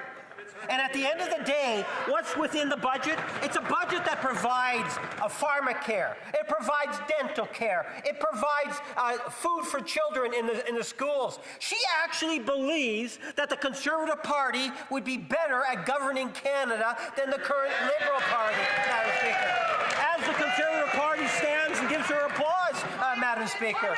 At the end of the day, does she truly believe the investments that this budget is making into communities from coast to coast to coast would be better done with the Conservative Party? Is that what she really believes? Why could she not identify things in the budget that are to the benefit of her community, indeed all Canadians? And vote. Member for Vancouver East. Madam Speaker, I voted against the Liberals. I didn't vote with the Conservatives. I voted against the Liberals. Why, Madam Speaker? The NDP tried to actually make this work and went to the government and said to them that we would support the budget if, for example, they invested $1.5 billion in co-op housing with affordability criteria attached. If, in fact, they brought forward a UI support program for workers who are going to be losing their jobs. If they would not impose cuts that will impact Indigenous people's services. For example, Madam Speaker, there were a list of things that we brought to the government and they rejected them. Madam Speaker, this is what we voted against, the government refusing to support Canadians that need the help the most during this affordability crisis. Questions et commentaires, l'honorable député de Laurentides-Labelle. The Honourable Member for Laurentides-Labelle. Thank you, Madam Speaker. I'd like to thank you for the discipline that we keep here in the House. I'd like to thank you for that because I just left a committee and once again, it was full of partisanship. I'm really tired of the fact that what we're debating here is, well, you voted for this, you voted against this. We need to talk about serious things here. When I go back to my writing, people are asking me, is the government abandoning the forestry industry? So I want to hear things that are constructive. I want to hear concrete measures about the real things that affect people. When I go back home where people are worried about their industries, where people are worried about climate change, so I wish people stop bickering over who voted for what. What does my colleague think of that? Well, Madam Speaker, I'll tell you what I was looking for in the budget that I didn't see. I was looking affordable housing at scale. That is 1 million units over a decade in delivering and addressing affordability housing crisis, community housing for people in Quebec, in British Columbia, and across the country. Not a measly $500 million investment that will barely have an impact. We were looking for investment in transit, public transit in Quebec and in British Columbia. We were looking for an east-west energy grid connecting provinces with clean energy. Instead, Canadians were left with incremental changes, tax breaks for corporations, and more austerity for the public sector. And not to mention, there was no support for the environment, Madam Speaker. Questions and comments, the honourable member for Oh my God! Yes. Yes, thank you, Madam Speaker. I want to thank my colleague across the way for her speech. Now, in her speech, she characterized this as a conservative budget, and while there were elements of it lifted from our election campaign, and I want to thank the government for including some of those measures, I will agree with her in that we both opposed the budget, but obviously for various reasons. Would the member across the way not agree, and what makes this not a conservative budget is the fact that there's a $78.3 billion deficit. Would the member across the way not agree that the fallout of a $78.3 billion deficit, the inflation that will surely again fall, the bills that will be in today's and future's taxes on our children and our grandchildren, those effects affect the very members that member across the way is purportedly trying to help. The effects fall disproportionately to the lower socioeconomic levels, the very people that she identified in her speech that she wants to help. Very brief answer from the honourable member for Vancouver East. Madam Speaker, this is an austerity budget. That is actually what the Conservatives want. But we do not support this. What the NDP called for was a government to protect services, to support working families, and to ensure deeper affordability measures. And if we're serious about Canada's future, about sustainability... debate, the honourable member for Foothills. Thank you very much, Madam Speaker, and it's always a pleasure to rise in this House on behalf of the constituents and families in Foothills, my farmers, my ranchers, my agri-food processors, and certainly my families and entrepreneurs. Bill C-15, the Budget Implementation Act, is anything but a plan for prosperity. It is a blueprint for higher taxes, higher debt, higher inflation, and higher costs on the people who feed and power this economy. I could probably summarize the Liberal budget in two ways. It is a budget of over-promising and under-delivery.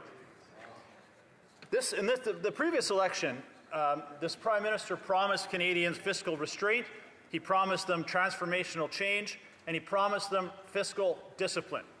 Once again, the Liberals failed to deliver on any of those things. I would warn the Liberals that you cannot build the Canada of tomorrow that all of us want to see if you are mortgaging the future, which is exactly what this budget has done with almost $80 billion in additional debt burdened on the backs of Canadian taxpayers. And as a result of this, our standard of living is eroding, and that is a concern for an entire generation of young Canadians who are starting to accept that this type of debt and deficit is becoming the norm. But others have certainly noticed. For example, out of the 48 countries tracked by the OECD, Canada is expected to rank second worst in per capita growth from now until 2030. Canada has the worst per capita growth in the G7, more than a 10% drop in investment per worker. A decade ago, Madam Speaker, that certainly wasn't the reality for Canadians. Under the previous Conservative government, we had the most wealthiest middle class in the world. We had a balanced budget. We were respected by our most important and trusted trading partners. And for the most part, Canadian families had hope. But instead, this Liberal government has chosen to burden and throw gas on the inflationary fire with $90 billion in new spending and a $78 billion deficit. Unbelievably, this Liberal government's deficit is twice that of the previous Prime Minister, Justin Trudeau, a deficit and reckless spending that sent his finance minister packing. And I find it incredibly interesting that only a year ago, the Liberal members were scrambling and were outraged at the reckless spending of the predecessor, but now they are standing and cheering deficits and spending that is twice that of Justin Trudeau. It's incredible how things have changed on the Liberal benches and how easily they will twist themselves just to ensure that they win an election. But to put this in perspective, Madam Speaker, the costs of just maintaining that debt is more than $50 billion a year. That is more than what the federal government is transferring to provinces in health care. So instead of building hospitals, hiring doctors and nurses, or expanding ports and repairing highways, more than $50 billion in taxpayer money is going just to service the Liberal debt. That is an incredible number, and I hope Canadians who are watching here today understand the consequences, the ramifications of those kinds of numbers, because I know for Canadians it's very hard to fathom that. But for Canadians who are standing in line waiting for a family doctor or waiting hours on end in the emergency room, I want them to think about the fact that we have solutions for those problems, but instead of funds going to solve those problems, they are going to pay down just the interest on Canada's credit card as a result of the Liberals' under-control spending. But typical Liberals, they promise one thing during an election and do the exact opposite once they are elected. Because during the election, they promised transformational change, generational investment. But what they have delivered, Madam Speaker, is intergenerational debt that will take generations of Canadians to try and pay this back. And Canadians aren't fooled, and even some of the Liberals' best friends aren't fooled. And I would like to mention some headlines that have come out since the budget was released. From the Toronto Sun, Carney's budget is unsustainable. I apologize, Madam Speaker. The Prime Minister's budget is unsustainable as a Trudeau budget. The National Post, Liberals should be kept far away from the economy. The Globe and Mail, the Liberals' growing deficit of trust. And from the Liberals' favorite publication, the Toronto Star, once again, Prime Minister doesn't quite live up to the hype. These are warnings that come in when Canadians are struggling like never before. Food Banks Canada reported more than 2 million Canadians are being forced to line up at food banks every single month. That has more than doubled over the last 5 years. And this is unbelievable that 4 out of 5 Canadians now list food security as their #1 financial burden. How does that happen in a country as wealthy as Canada, or seemingly as wealthy until the Liberals got out of control with their spending? But this is hitting all of us in our own ridings. For example, in the Okotoks Food Bank, one of my largest communities in my riding, food bank use is up 200%. In the first 7 months of last year, it was about 15,000 users. Now, more than 45,000. In my small little hometown of High River, more than 100 families are using the food bank every single week. That is absolutely unbelievable in a country like Canada. And Madam Speaker, food banks were never designed to be the backbone of a social safety net. But that's exactly what has happened under these Liberals, is now the food banks are becoming a primary source of groceries for too many Canadian families, when they were supposed to be the source of last resort. But this is the new reality that Canadian families are facing. And I want to touch on a subject, Madam Speaker, which I find where the Liberals are really gaslighting Canadians and trying to say that these hidden taxes that the Liberals have put on food prices are imaginary. These are not imaginary. In fact, Canadians are seeing the impact of these taxes every single week when they try to put food on the table and go to the grocery store. But how can these taxes be imaginary when they're actually included in the Liberal budget? In the Liberal budget, they say they're going to maintain the escalator tax on beer, wine, and spirits that is actually connected to inflation. So the Liberals can't even say how high that escalator tax is going to be when it hits on April 1st. It says in the budget they are going to maintain the Liberal fuel standard, which adds 17 cents a litre to farmers who grow the food, truckers who move the food, and certainly the retailers who sell the food. Also in the budget, the Liberals say they are going to strengthen, which means increase, the industrial carbon tax, which increases the cost of literally everything. But not only increases those costs, but drives investment in industry out of Canada.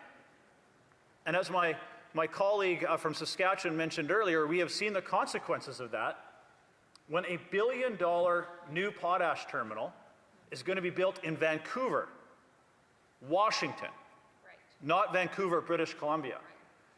But Nutrien is one of the largest potash producers in the world, based proudly in Saskatoon, Saskatchewan. But one of Canada's crown jewel industries is not investing in Canada. They are investing in the United States because of regulatory regime that is unnavigable and high tax rates that they just simply can't carry the burden. But, Madam Speaker, that's just the latest warning sign that we have seen as a result of Liberal taxes and regulatory regime which is driving investment away. In fact, we have seen more than $50 billion in investment flee Canada since this Prime Minister was elected last spring. But since 2015, this is a staggering number, $670 billion in resource projects have been either shelved or delayed as a result of the high taxes and regulatory regime of this Liberal government. I just want to name a few that certainly would impact everybody across Canada. The Tech Frontier Mine, Northern Gateway Pipeline, Energy East, the Saguenay LNG project, and Pacific Northwest LNG have all been shelved as a result of this Liberal government. Imagine the jobs that Canadians would have had these projects gone ahead. And finally, Madam Speaker, I want to mention this. The Liberals continue to say they are in a trade war, but we can't be in a war if we've already surrendered. They've backed down on everything. But Conservatives stand ready to work with anyone who's committed to getting Canada back on track, unleashing our resources like agriculture, mining, energy, provide Canada with the tools that we need to face these challenges, to be successful, and to have hope. Conservatives are willing to get that work done, and that's why we can't support this budget, because certainly the Liberals are not willing to make those sacrifices. Mr. Charles, I got questions and comments. The Honourable Parliamentary Secretary to the Government House. Yes, thank you, Madam Speaker. You know, a year ago at this time, I actually stood and I was talking about foreign investment inside the chamber. You know, a year ago I was saying back in 2023, Canada was #1 in terms of foreign investment coming into Canada in the G7. #3 in the entire world. The Conservatives tried to paint this black picture of Canada. And I suggest to the member that Canada is not broken. That, in fact, we have very much a proactive, aggressive Prime Minister that is traveling abroad to bring in hundreds of millions of dollars, is expanding trade opportunities. Canada is a trading nation.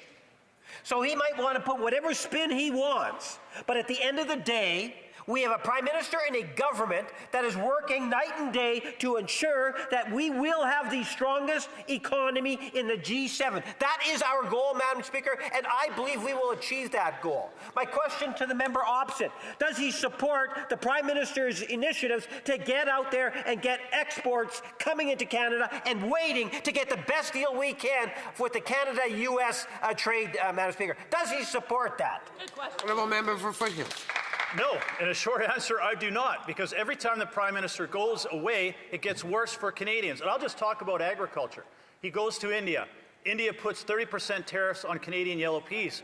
He goes to the United States. The United States increased tariffs on Canadians. They send a delegation to China. What does China do? Increase tariffs on Canadian agriculture products from 25% to 100%. Now we have canola, peas, pork, beef, seafood, all being tariffed at record numbers. He goes to the United Kingdom. What does he get? Absolutely nothing. We get absolutely zero beef and pork imported to the United Kingdom and the European Union. However, what comes the other way?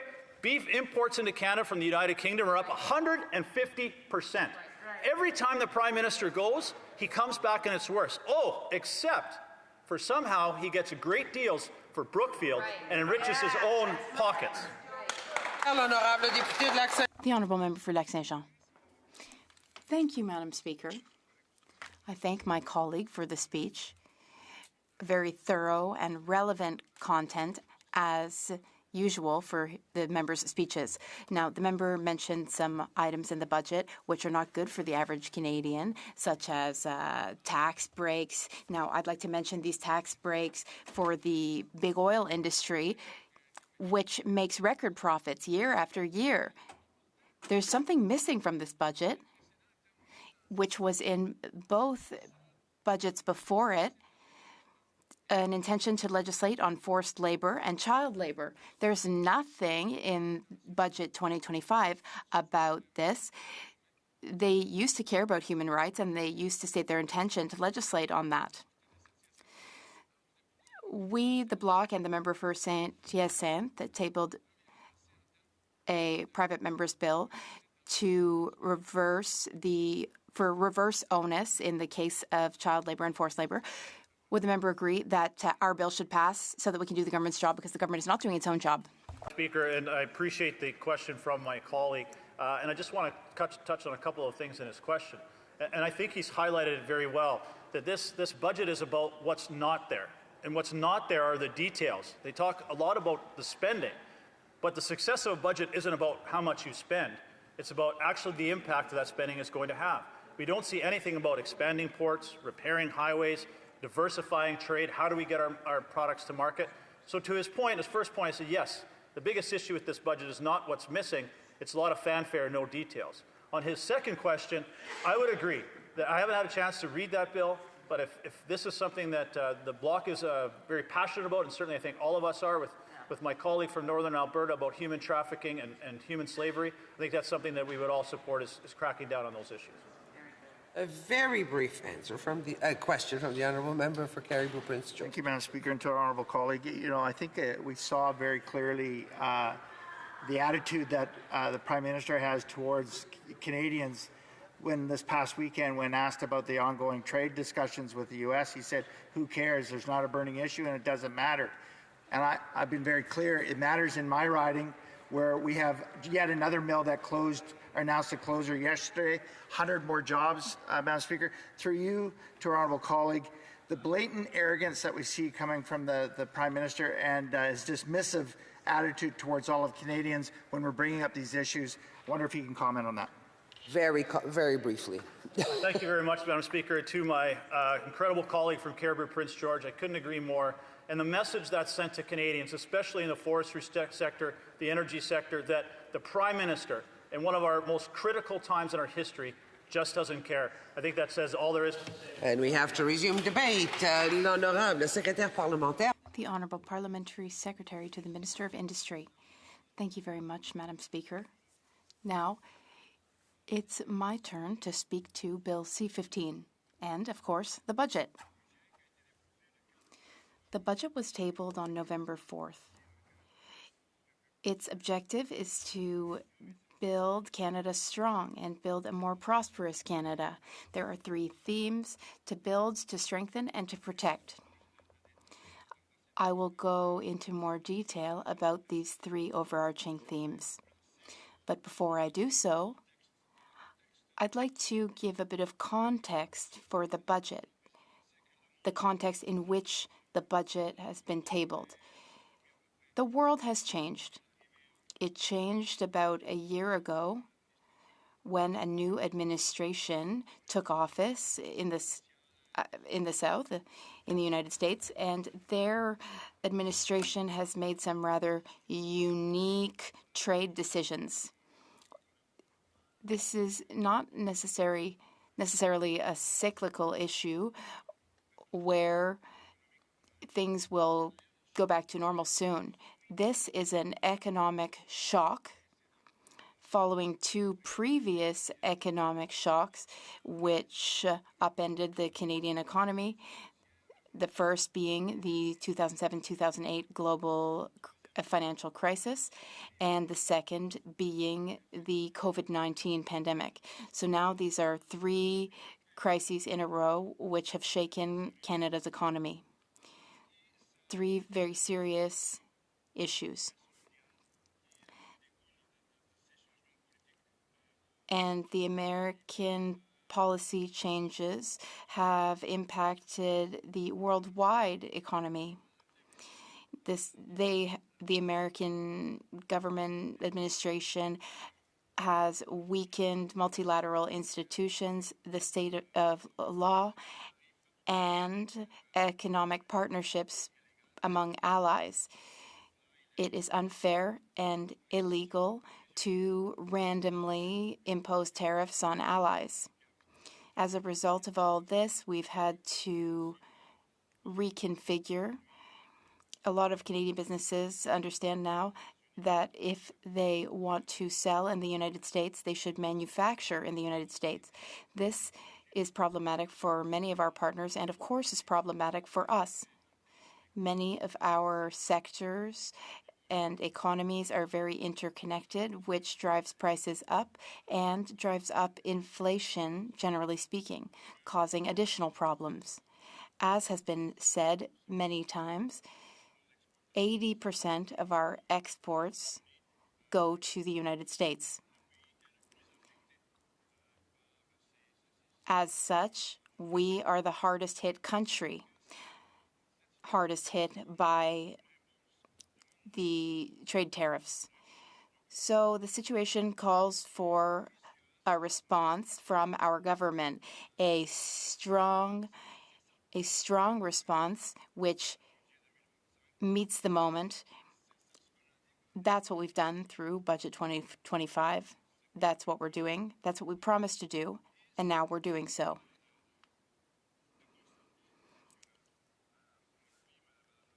In my opinion, Madam Speaker, it's important to note that we are repositioning the Government of Canada's economic policy to clearly promote investment. It's an investment budget to boost our production capacity so that we can transition toward an economy which is less dependent on the American economy. Our government will invest in infrastructure. We will invest $280 billion total to generate or catalyze $1 trillion in total investment. And that's a third of Canada's GDP. Now, of course, that's a risk. It's not a given. Our investments, well, we don't have any guarantee that they will pan out in terms of return on investment, but we are very confident that the investments will occur and will generate windfall. We believe that the greatest risk would have been to not take any risks. Had we tabled a business-as-usual budget,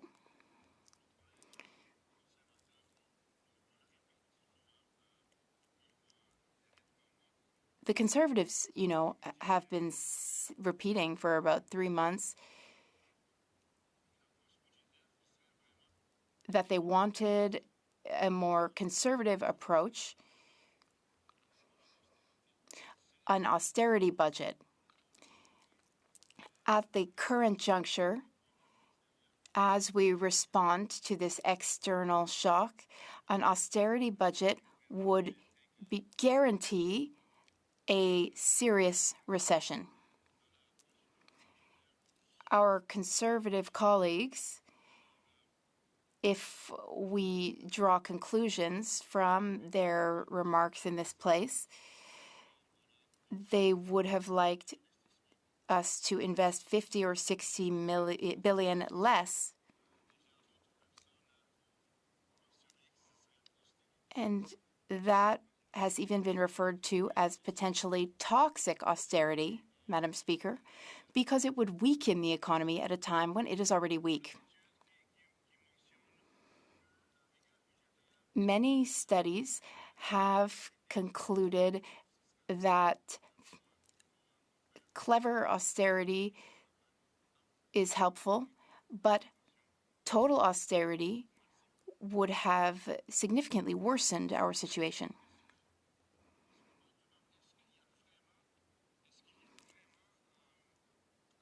Now, here's the question.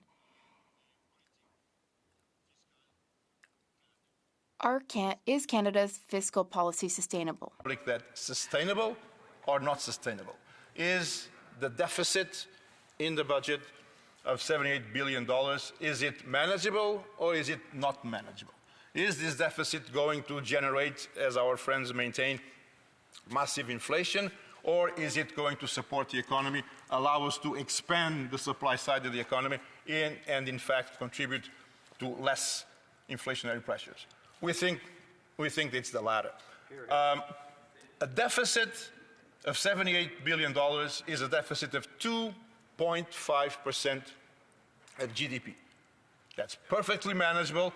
That's a lot less. That's a lot less than many of our partners, whether it's the United States or even in Europe. Our level of public debt of around 43% of GDP, which will remain in that range for the next 5 years, around 43% of GDP. That level of debt is sustainable. And don't take my word for it. Look at the financial markets. Look at what's going on in the bond market. Where are long-term bond yields? They are lower now in absolute terms than they were in 2006, when there was another government in place at that time. So our debt is sustainable. We can afford, and we do afford, we are able to finance that debt. Interest payments over GDP are a lot less now than what they were in the 1990s. It seems to me, Madam Speaker, that our conservative friends appear to still be living in the 1990s.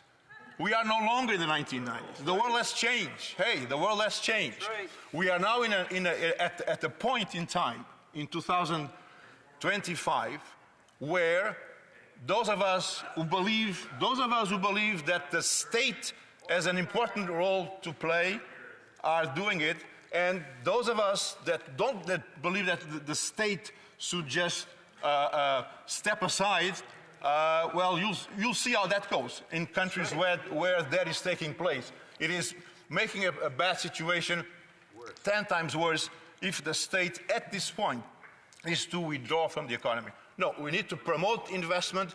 We need to make sure that our economy is efficient, productive, and that the private sector finds reasons and projects to invest, and we'll support them, Madam President. Questions come the honourable member for Peace River Westlock. Well, thank you, Madam Speaker, and I really appreciated the member's speech, as it was quite entertaining. This new term of clever austerity, I guess it's like the reverse of what it actually austerity. The word clever means the opposite of austerity, or makes the word austerity mean the opposite. Justin Trudeau, in all of his time in power, never had or never during COVID, yes, but outside of COVID, never had a budget that had this much deficit spending in it. Yeah. So if this is what clever austerity is, I don't know what actual austerity looks like, Madam Speaker. Honourable Parliamentary Secretary. I'm not quite sure I fully understand the question of our colleague, because I never said clever austerity. I just said this is not the time. This is not the time to impose toxic austerity. This is not the time to cut government spending blindly and hope that the invisible hand somehow would address the structural issues that we are facing that are very serious. The invisible hand doesn't always work and will not work in the midst of a severe shock as we are now living. L'honorable député de Laurentides. The honourable member for Laurentides-Labelle. Thank you very much, Madam Speaker. I'm very happy to be able to ask a question of my colleague. At the OGO committee, we asked a question to the PBO. I asked him a very simple question. What is an investment? And of course, he said that it's capital for equipment or a means of production. And the new measures are similar to those in Quebec. My colleague understands the difference between the PQI in Quebec and current expenditures or operational expenditures. When we have equipment, what does the federal government really own when it says it's investing? The Honourable Parliamentary Secretary. Thank you, Madam Speaker. Indeed, we don't interpret things or we don't see things the same way as the PBO. In fact, we disagree with him. But there's nothing hidden in the budget. The $78 billion deficit is right there in the budget. Nothing is hidden. But we have measures, for instance, like tax credits to support and speed up investment. And we feel that measures like those should be considered as investment. Questions and comments? The Honourable Member for Mont-Saint-Bruno, L'Acadie. Thank you, Madam Speaker. I'd like my colleague to expand on an answer from earlier.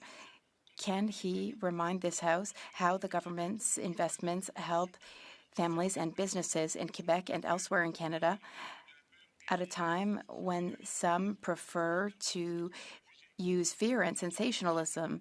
The Conservatives and the Bloc Québécois seem to be against the budget, but there's so much positive in the budget. Can you explain to us how our budget is the responsible, ambitious, and forward-looking approach, far from the alarmist comments we've heard from members across the way? I'd like to remind the member that I cannot answer, but the parliamentary secretary will surely do so. Thank you, Madam Speaker. In the budget, there are many measures which are very positive for Quebec. For instance, our unwavering support for Quebec's culture, our support for Radio-Canada. We will also support social programs because social programs are what make Canada, Canada. We are unlike other countries. We feel that we must always help one another and stand in solidarity with one another. We do so through old age security, the Canada Child Benefit, and other social programs. We feel that we should maintain them, and we're doing so. Westlock. Well, thank you, Madam Speaker. Two questions to the member. One, was he making the point in his speech that this is an austerity budget? And two, will he confirm for me, has he been a finance minister before, will he confirm for me that the deficit spending does drive inflation? Thank you, Madam Speaker. The Honourable Parliamentary Secretary. Unfortunately, I don't think I'll have enough time to. This is a very important issue, but no and no. In the sense that this is not an austerity budget. What they propose, that would be a toxic austerity budget. And this deficit of this magnitude at this time does not lead to inflation. Resuming debate, the Honourable Member for Province. That clarified. Thank you, Madam Speaker. It's a privilege for me to stand here this morning and speak on behalf of the many hard-working constituents in Provence in my riding, and to address this Budget Implementation Act. You know, a government is judged by the condition of its people. In fact, our current Prime Minister has stated that he should be judged by the prices at the grocery store. As of today, that would be a failing grade. After only 8 months, the Prime Minister is already a failure by his own measures. After 10 years of Liberal promises, Canadians are poor, families are struggling to feed themselves, the young cannot start their lives, and the old cannot finish their lives in peace. The Parliamentary Budget Officer called the government's path stupefying, shocking, unsustainable. If you don't change, this is done. Mr. Speaker, the warning couldn't be clearer. And it reminds me of an old urban legend.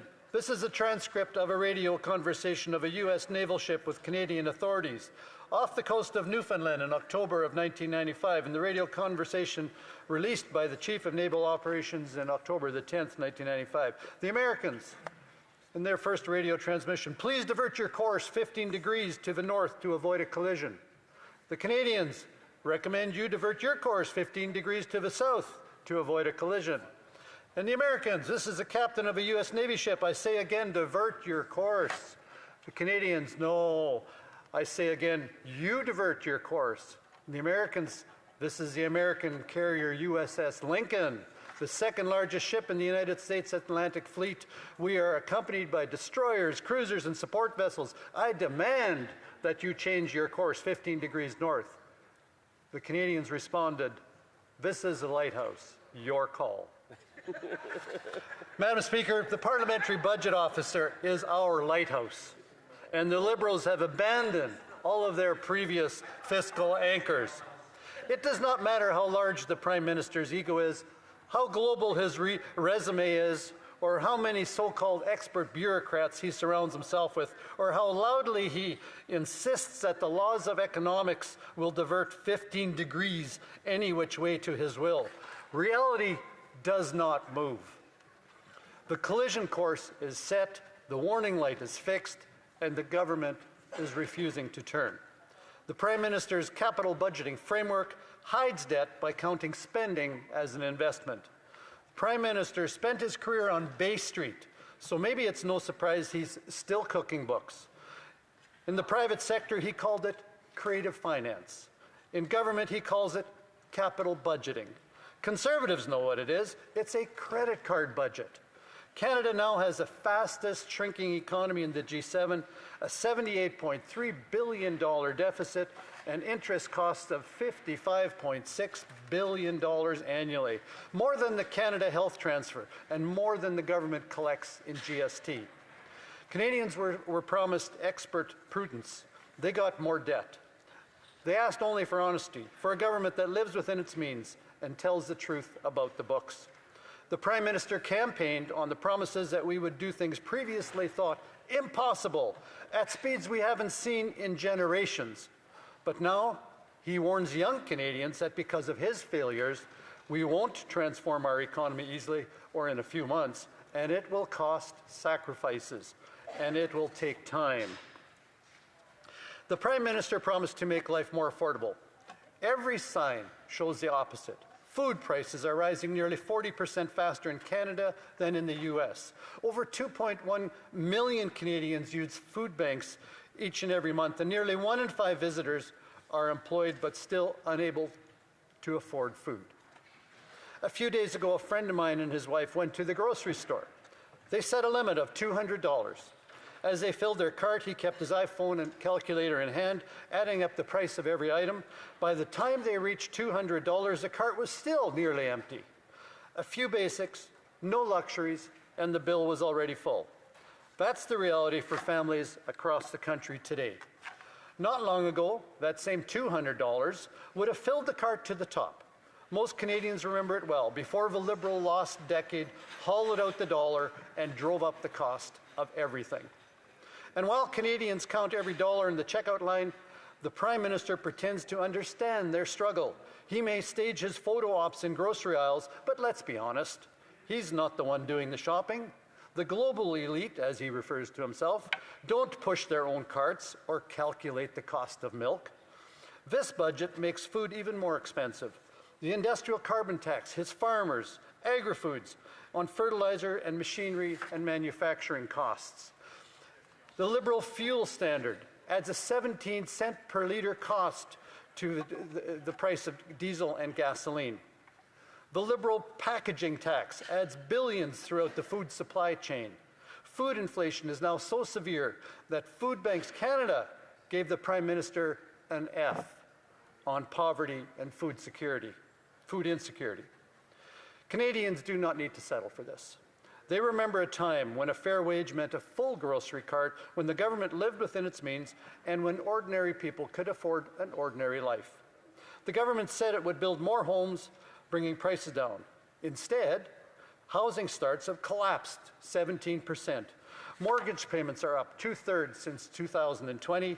Builders are cutting staff. Young Canadians with full-time jobs are told to rent for life. Canada is expected to rank second worst in the OECD for per capita growth from 2025 to 2030. Investment per worker has fallen 10%, while in the United States it's risen by 22%. The Prime Minister said he would spend less and invest more. But what did we get? Higher spending, lower investment, and a larger deficit. Families now pay the price for each time they buy food, each time they renew a mortgage, or each time that they go to watch their children give up on home ownership dreams. The new capital budgeting framework was sold as innovation, but called overly expansive and exceeding international practice by the Parliamentary Budget Officer. It counts subsidies and housing programs as assets. Imagine that, turning spending into investment and shrinking the deficit on paper while our deficit and debt actually keep rising. This pattern defines its record. The Prime Minister promised discipline, but increased spending by 8% since taking office.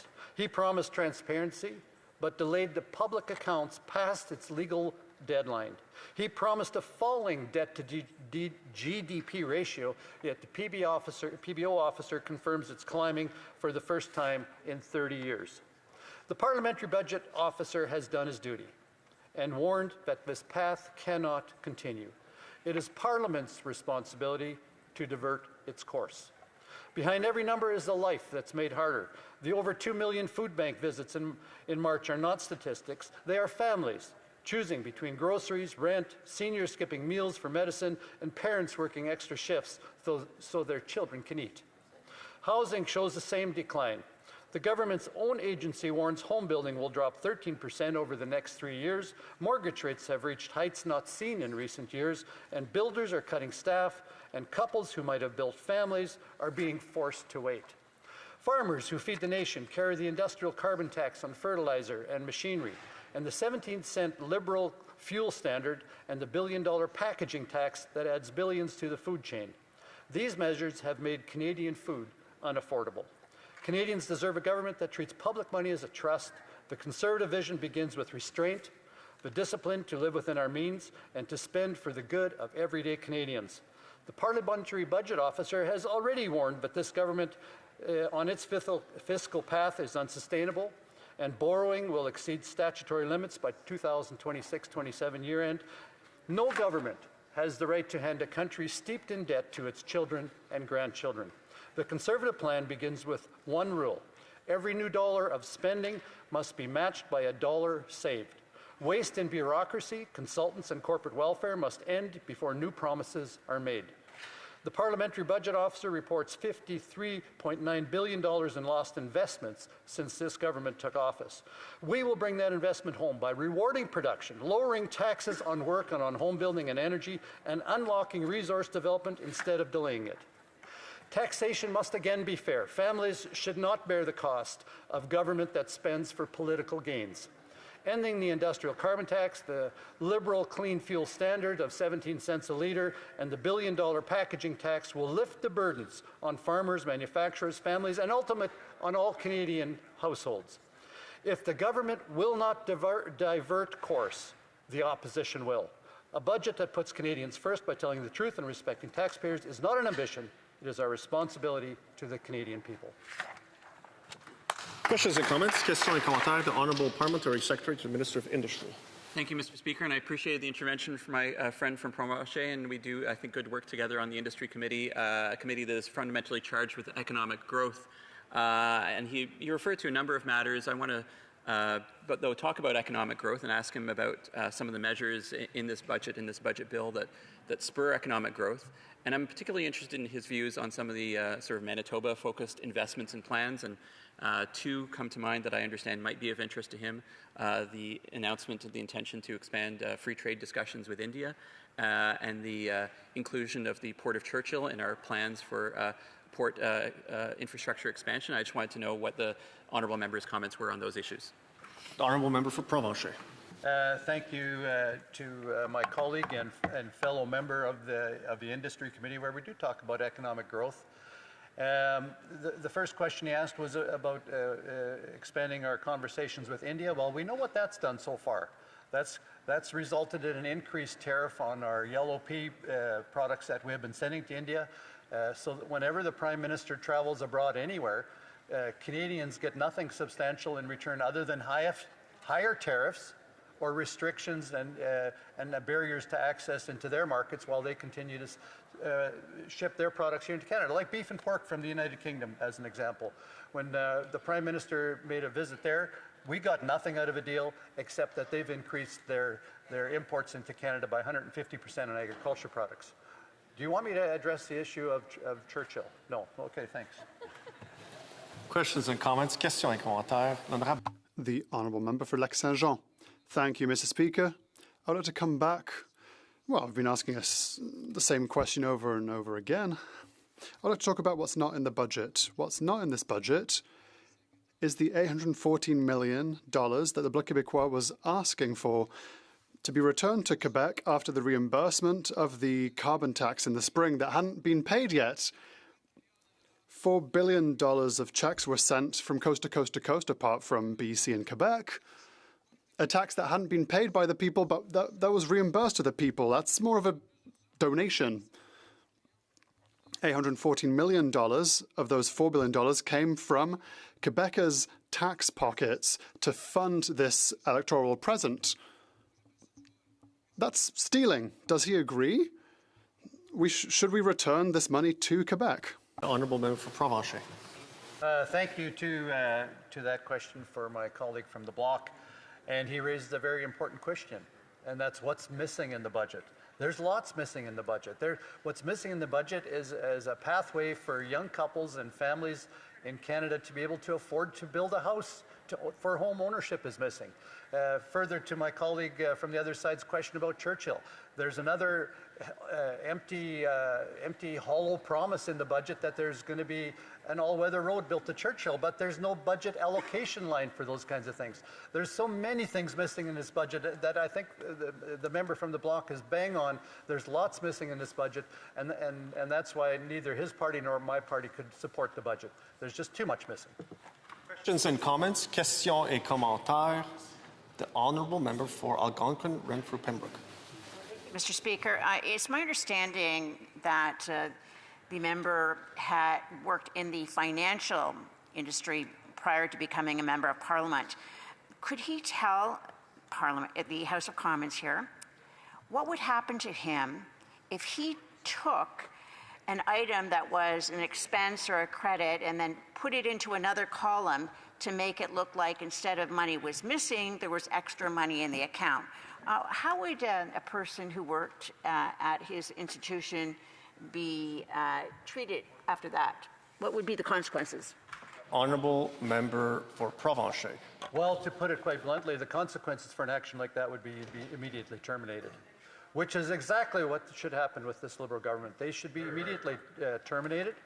And if they can't do what Canadians have asked them to do, and that's to make life more affordable and to open up our resources and get our natural resources to tidewater through the use of pipelines and ports of entry. You know what? In the financial world, when the dollars and the cents don't add up and the credits and the debits don't equal, decisions have to be made. And I think this Liberal government has to start making some decisions as well, or Canadians will make that decision for them. Resuming debate. Reprise de débat. The Honourable Parliamentary Secretary, Minister of Industries, caught my eye. Merci, Monsieur le Président. C'est très grand plaisir. Thank you, Mr. Speaker. I'm happy to rise today to talk about the bill in front of us and the budget that is a budget that will strengthen and protect Canada. To have the context of this budget, the context of this budget bill, really clear in front of us. We have a hinge moment of rupture in our trading relationship with our major trading partner. And every day, and I know we go in our different constituencies on weekends and talk to our constituents, talk to the business owners. I was in touch just last night with the business owners of the Babby Point by the Gates business improvement area. And what is on their mind is this rupture moment and how Canada will respond. And they're looking for leadership. They're looking for leadership, frankly, from all parties to respond to this moment. And I think, as my friend, my fellow parliamentary secretary referred to, this budget does a really good job of making those key investments that would really help us with this transition, help us respond to this hinge moment, respond to this rupture that we're experiencing today, with some real concrete investments in the long term. Some of those investments are in people, and they are investments in the people who have been asking for support for some time, the people who put themselves on the line for our sovereignty and our freedom. And I'm thinking in particular of one of the major single biggest investments in this budget is in the salary increase for the women and men who serve in our armed forces. Something that governments have been not as attentive to as they needed to be. And I think our government, in this moment where Canadians were saying, and the armed forces were saying, that we need to be invested in, we need to be the people who are trusted to continue to defend Canada, whether at home or abroad, with some real recognition, some real investment. And this budget, I think, makes a really significant, important commitment to those people. It was unfortunate to see our friends on the other side, who have often spoken about the value of the Canadian military and military service, vote against that. But I think it was very important that we put that in the budget.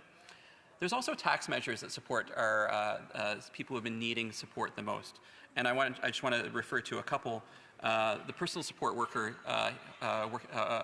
healthcare heroes tax credit, a really important commitment that was made by our party in our manifesto. And we are just hearing every day about the backbreaking physical labor, often done by women, often done by immigrants and newcomers. In my riding of Tayakon, Parkdale High Park, the Tibetan Canadian community, often trained in healthcare professions, are working as personal support workers at Copernicus Lodge, at the different healthcare sites, some in the riding, some very far from the riding. These are people who are putting everything online for the people they care about, their clients, their patients, the most vulnerable in our society, but they are in turn are vulnerable too. They're often having to work 2 jobs, going between different places of work for their work. And it was very important, especially, we recognize them. I think everyone in this house would have recognized that work during the pandemic. And after the pandemic, it was too easy for too many to forget about the role of these healthcare heroes and the representation that they got from their union. But I think on this side, we heard the call. I'm so pleased to see that in this budget bill, there is the honoring of the commitment around the healthcare heroes tax credit. I just met a couple days ago with a couple personal support workers, Vijita and Ellen, who shared with us the backbreaking work that they do and their desire and their need for support. The tax measures, though, are also for the job creators, those who are bringing the economic growth to our nation. And the good news about some of these tax measures, some of these investments, is when the money goes directly to the people, they're spending the money. So when we make an investment in our military and the lowest paid members of our services, we know they're going to use that money to buy goods and services in their community. But some of the tax measures to build Canada, as my friend the Parliamentary Secretary referred to, are also for our job creators. And so I'm thinking in particular of the refinements to the SHRED tax credit, something that is of major interest, major use to so many small businesses, small and medium-sized businesses in our communities. I met recently a constituent, Brad McCabe, who told me that the tax credit, while a good policy, wasn't working as well as it could be. It was taking too long for people to find out about this tax credit, whether they would be eligible. And as a result, the investments they were making in their business, the investments that Mr. McCabe was making, were not being recognized by the government. And so we made a change. We made a change to pre-approve, or the proposed change in this budget bill to move to pre-approval so that investors have that certainty to know that there'll be a recognition of their investment with a tax credit, and also compressing the timeline so that people can find out and actually receive the money in a more timely fashion. An important tax measure that is supporting Canadians in this budget. There's another part of this budget bill that I want to highlight that I think is important to many members of in Southern Ontario and Quebec, that has been much talked about, and now we have some government action that is starting to move the needle, and that is the measures in this budget bill around high-speed rail. And we know that the Alto project is a very exciting project. It's something that Canadians have been talking about for decades, and we have some real specific concrete measures in this budget bill that will bring forward the work, along with the commitment to reduce the timelines around the assessment of the project from 8 years to 4 years. Things that people throughout Southern Ontario, throughout Quebec, have been looking for and saying this is a really key part of our growth, our connectivity as a country. And I see my honourable friend here from Peterborough, and she knows how important this is. In addition to, it's not just, we talk about it as a Toronto to Quebec City corridor, but there are those major places along the way that could stand to really benefit from this. And in this moment where it is so easy to be divided, it is so easy for Canadians to be pitted against each other, that we have some investments that are intentionally about connecting Canadians is a very important measure in this budget bill.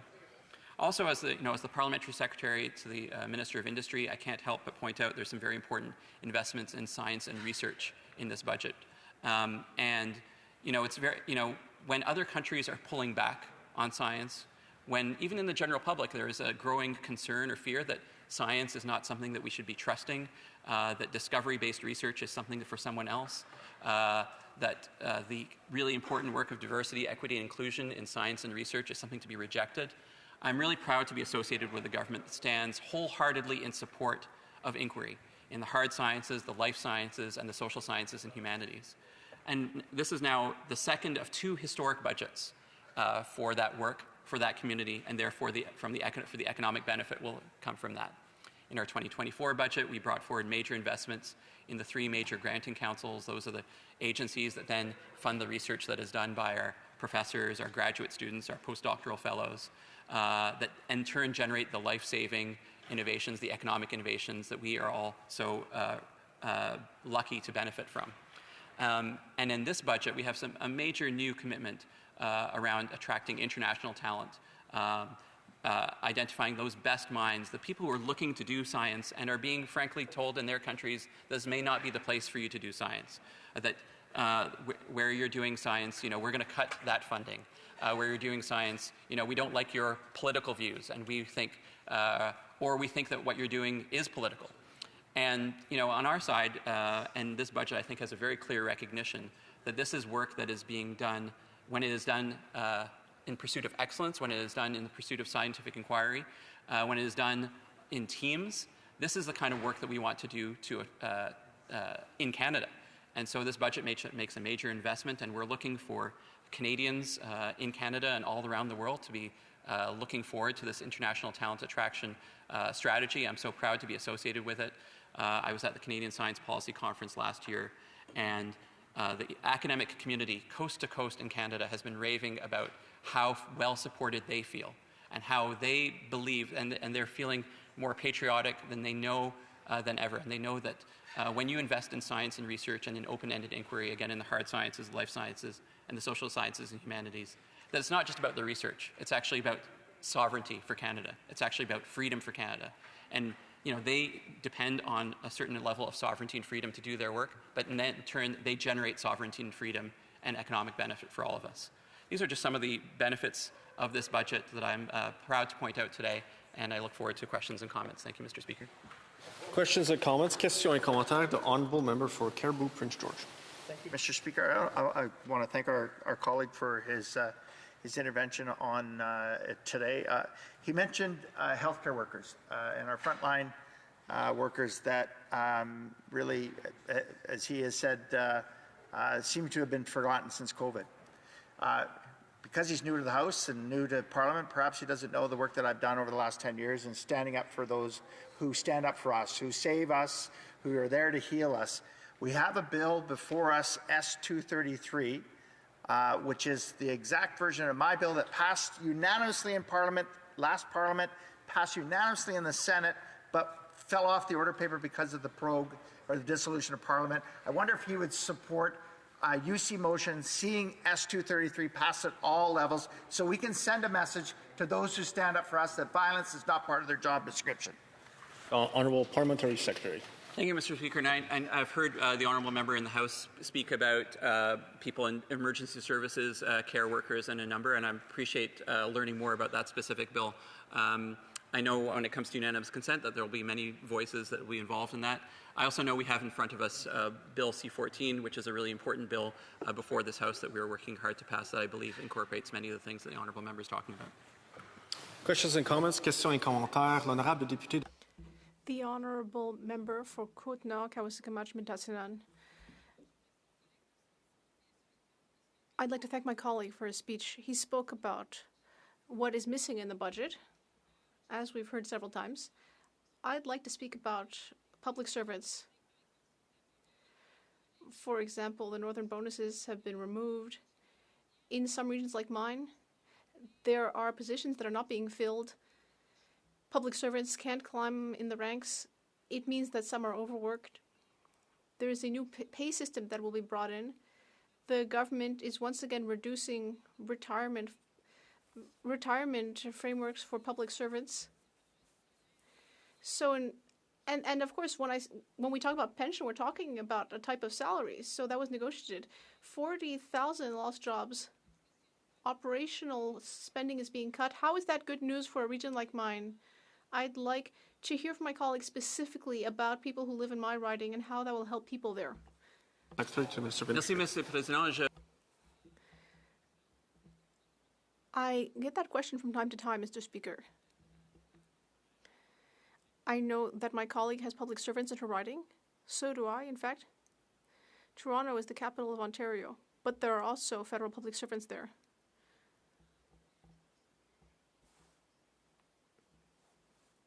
I'd like to thank the public service in preparing this very budget and the legislation we have before us. The work we do by standing on the shoulders of public servants. Now, insofar as the question is concerned, I think we have a plan that is described in the budget. That was something that was brought in with a lot of planning. And it's something that will be carried out over a number of years before fully implementing that plan. Questions and comments?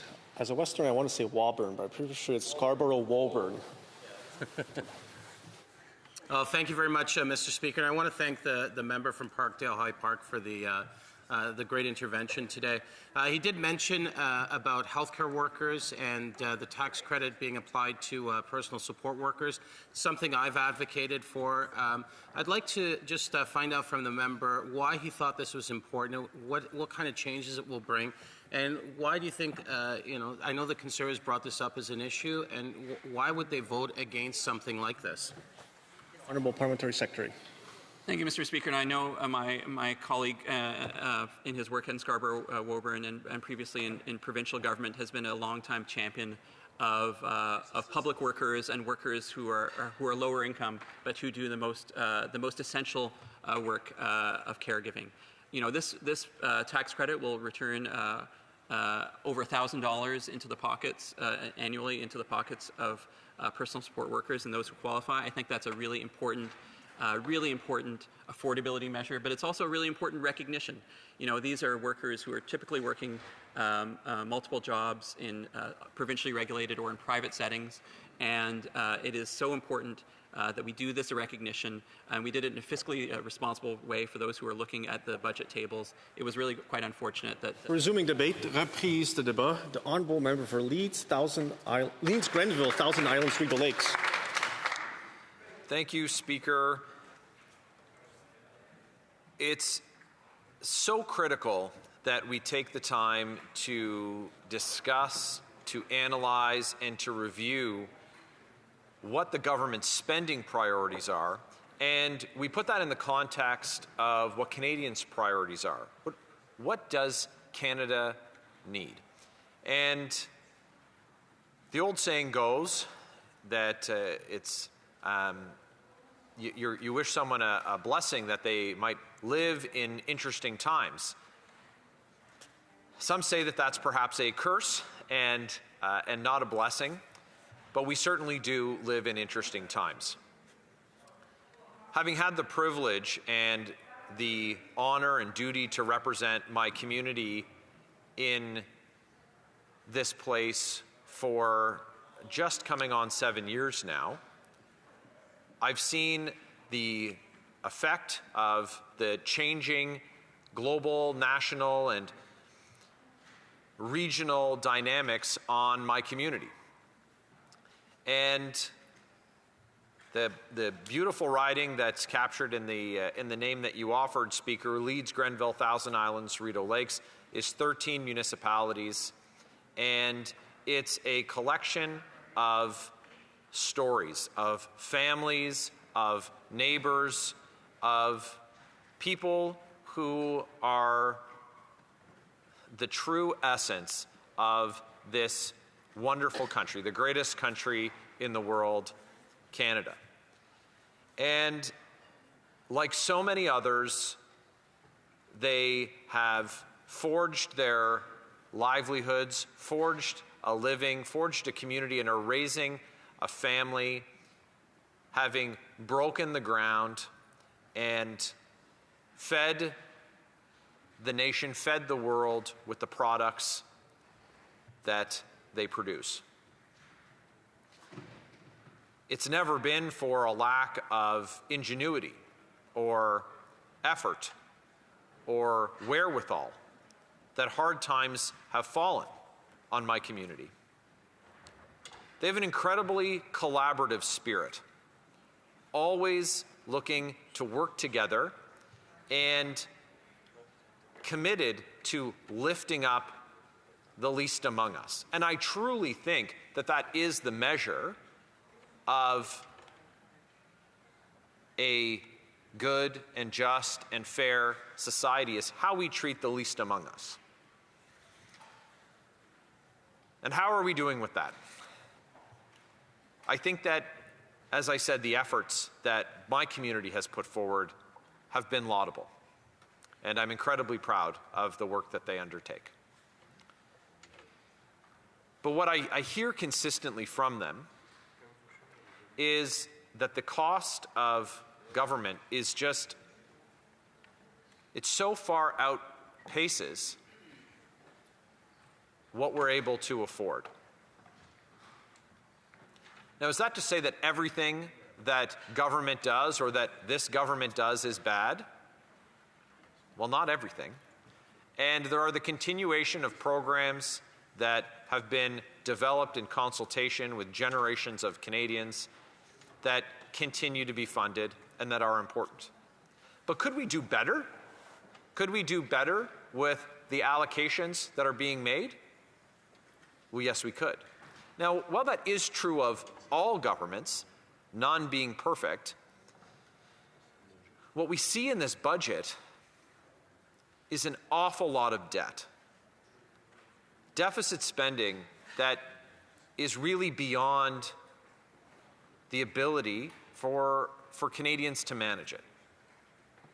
The amount that we're spending on that debt, servicing that debt, is more than we're spending on healthcare. This is something that I hear about in my community often. What's the federal government doing in terms of resolving the healthcare human resource challenge that we have? How much money are they allocating in health transfers to the provinces? What specific measures are they taking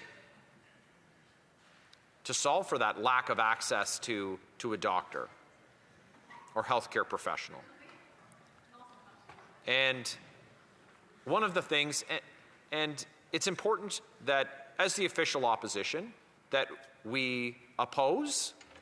It's our role, it's an imperative in our system, but that we also propose. And I encourage the government, as they seek passage of their legislation, to meaningfully consult with the opposition. Because there's a lot that ties us together. I think there's more that we all have in common in this country than we have that we would disagree on. So why not have those consultations? Why not take a look at the proposal like the Leader of the Opposition put forward in the election on credential recognition, on having one system across Canada where personal support workers, RPNs, RNs, NPs, MDs, where their recognition, licensure, credentials, they're recognized across the board. Straighten that out. And the same for folks coming from abroad who want to bring their skills and talents and credentials to Canada to help solve our healthcare human resource challenge. That's one example of many of where we can offer constructive solutions to the government and look for them to collaborate with us on that. Every dollar that this government spends, it comes from somewhere. It's coming from the pockets of Canadians. We would say that some of that should stay in their pockets. Now, how do you do that? We encouraged the government to cap the deficit and to do more on cutting taxes. Again, not just opposing, legislation put forward by this government on reduction of taxes, on making sure that we're able to work as one Canadian economy. I voted for that. I won't just blindly oppose what the government puts forward, but I do look for those constructive conversations on things like capping the deficit, on cutting taxes. Where can they save money? You know, as soon as we talk about saving money, the cries go up that it's going to mean cuts to important services for Canadians. Let's look at things like the more than $20 billion a year that's being spent on consultants. Is every dollar spent on consultants a waste? Well, I wouldn't say every dollar, but I would say more than $1 billion. I'd say more than $10 billion.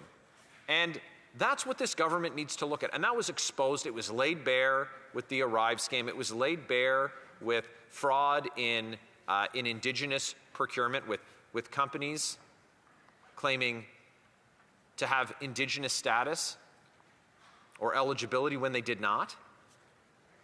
So we really need, that's one concrete example. My goodness, $20 billion goes a long way to solve much of what ails our country and could be used to support our community. And we do need constructive conversations. We need a government who cares about our trading relationship. My community has two international borders, or two international bridges to the United States, our largest trading partner. And across those bridges are going more than 100 jobs from Invista in Maitland, Ontario, down to Texas. Dozens of jobs at Douglas Barwick that have been lost because of steel tariffs. So let's have those conversations. We need that collaboration. We need a government who's working with the opposition, adopt some of the priorities we've put forward. Because the people in my community, like Canadians from coast to coast, they need a government who cares. I'm offering that. I've offered that in my 7 years of service. I'll continue to do that, as will my Conservative colleagues. I look forward to members' questions. Thank you, Chair. Questions and comments? The Chief Government Whip. Thank you very much, Mr. Speaker. I've actually had the opportunity to sit through a lot of the debate on C-15, and I will say that this is probably one of the best Conservative speeches that I've heard given today. And to the member's point, he actually is proposing some stuff. And he has actually made suggestions, and he's acknowledged the fact that, yes, it is important to not just obstruct and to prevent, but to actually offer solutions. Maybe he should be the leader of the Conservative Party, because we never hear that from the member from Battle River Crowfoot, the leader of the official opposition. All we hear, and you know, don't take my word for it, just watch Question Period. We never get proposals like that from the leader of the opposition, not even when he meets one-on-one with the Prime Minister. Can the member explain why we're not hearing that from the leadership? The Honourable Member for Leeds, Grenville, Thousand Islands, Rideau Lakes. I'm always happy to give credit when something goes poorly and take credit when something goes well. But in this case, as all honourable members do, I'll be transparently honest. And the good ideas that I've brought forward today, these propositions, I'm incredibly proud that the member for Battle River Crowfoot, the leader of Canada's Conservative Party, platformed these ideas, put them forward, offered them in terms of a letter to the Prime Minister with respect to, for example, the size of the deficit or solutions on healthcare credential recognition. And so we're going to continue offering those concrete solutions, and we look forward to constructive discussions with the government to implement them. Questions and comments? Questions et commentaires? No, a member cannot ask themselves a question. The Honourable Member for Provencher. Yeah, the member talked a lot about some of the needs in our health care and how this budget actually fails to address that. He talked about credential recognition. But could he also maybe just expand briefly on how the amount of interest that we're going to be paying on the ever accumulating debt from this Liberal government, how that's going to be negatively impacting our ability to do what he suggests? Honourable member for Leeds, Grenville, Thousand Islands, Rideau Lakes. The preliminary figures show $20,000 in debt for every Canadian family that this Liberal government is saddling them with.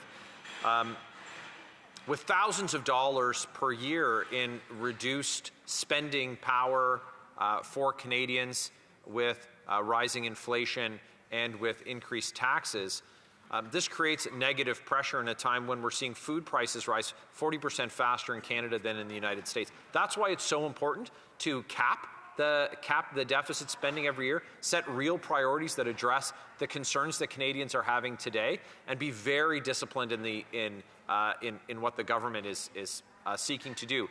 If they want to be good at everything, they're going to be good at nothing. We need to get good at delivering on the priorities that Canadians have outlined for us, and some of those things include nation-building projects like getting a pipeline built from east to west in this country, and making sure that Canadians, when they're not feeling well, or so that they don't feel unwell, they can see a doctor.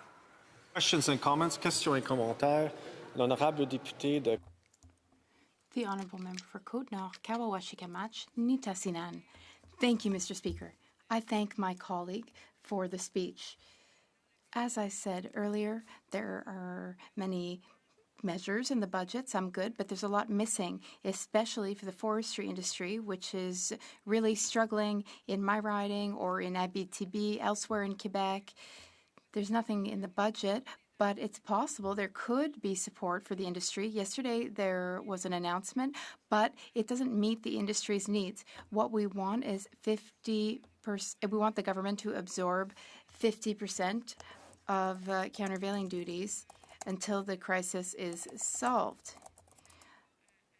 So how come the government is unable to fix this problem, which is occurring in my riding too? Thank you to my colleague for the question. The forestry sector is incredibly important to this country, and it's incredibly important to my family. My dad worked in the business for his career, provided for our family, and that should be an opportunity for generations to come. The government needs to continue to make sure that they're challenging any illegal trade actions or illegal tariffs against our softwood lumber sector. Resuming debate, reprise de débat, the Honourable Member for Yellowhead. Thank you, Mr. Speaker. As a Member of Parliament for a rural Alberta riding, and as someone who spent 26 years as a chartered professional accountant before coming to this place, I feel obligated to rise today to speak on Bill C-15 and to this government's latest disaster of a federal budget. I'm going to dive into some of the fiscal details of this budget, but let me be clear from the start. After 10 years of Liberals, Canadians cannot afford the cost of this Prime Minister. They cannot afford the cost of his deficits, they cannot afford the cost of his broken promises, and they cannot afford the growing cost simply to feed the families. This budget does not build a stronger Canada. It mortgages our future and leaves rural communities like the ones I represent behind. Mr. Speaker, I spent more than 2 decades reviewing financial statements, and I've seen business families thrive, but I've also seen them struggle. When I look at this budget, one thing is obvious. In a business world, this government would never secure financing on this record. Let's remember what the Prime Minister promised Canadians 6 months ago. He promised deficits at $62 billion, but it's at 73.8. He promised to lower the debt to GDP ratio. Instead, it's rising. Another miss. He promised to spend less, and he's spending $90 billion more, which amounts to $5,400 in new inflationary spending per household. He promised more investment, yet investments in Canada are collapsing. Mr. Speaker, these aren't minor errors. These are fundamental failures in fiscal stewardship and are costing Canadians every day. That, Mr. Speaker, is the cost of this Liberal government. Now, Mr. Speaker, tourism is a heartbeat of many rural Alberta communities, especially in my riding of Yellowhead, with the natural beauty of Banff and Jasper National Parks, and to the welcoming communities of Canmore and Grande Cache.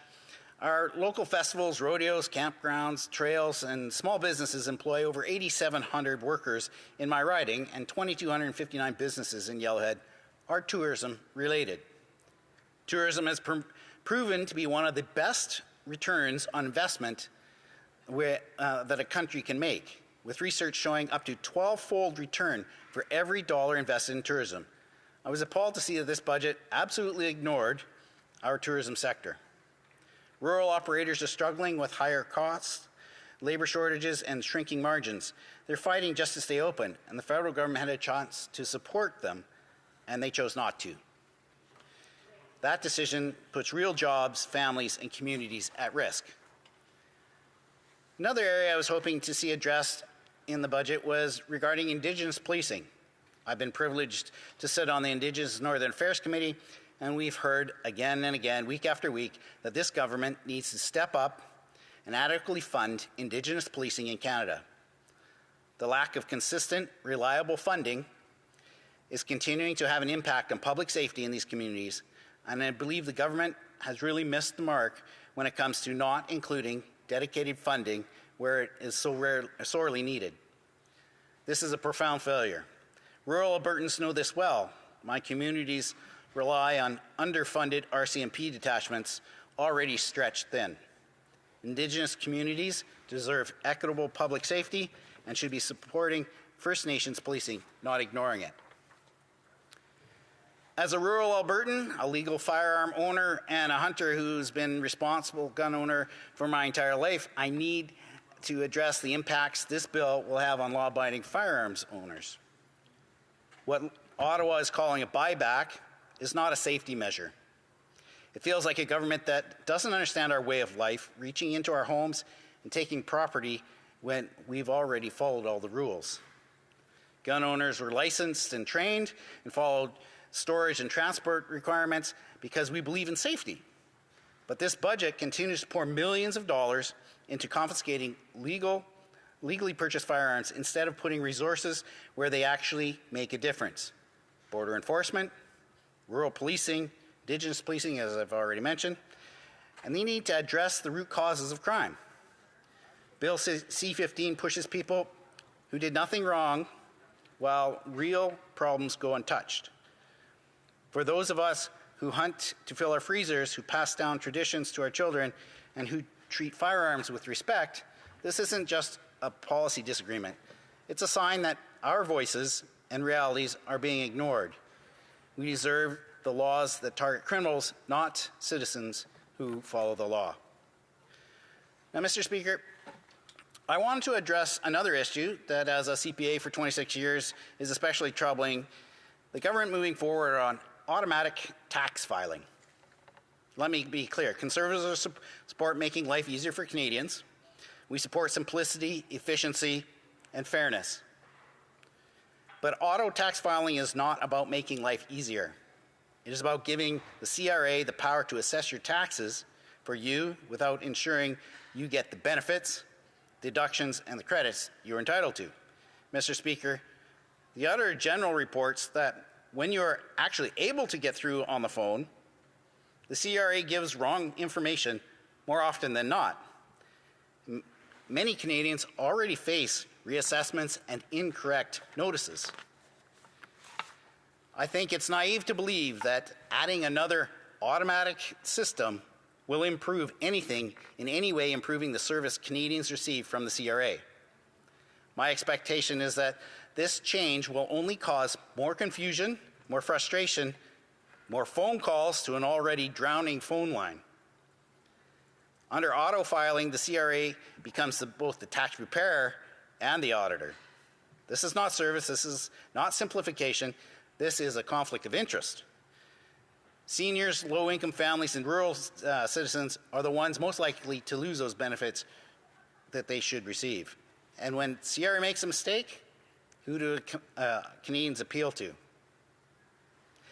We already have a system where you're guilty until you can prove otherwise with CRA. With this change, Canadians would need to appeal to the same agency that made the mistake and likely take months after the fact. As someone who has spent a career helping people navigate the tax system, I cannot support a policy that puts vulnerable Canadians at risk of overpayment and missed benefits. This is a system that puts government convenience ahead of citizens' rights. I spent my career studying numbers behind government decisions and the impacts those have on Canadians and their businesses. I can tell you this, too often Liberals have lacked the vision to see what happens with the changes they make. For example, the changes to Bear Trust reporting that was implemented for supposed to be implemented for March 2024.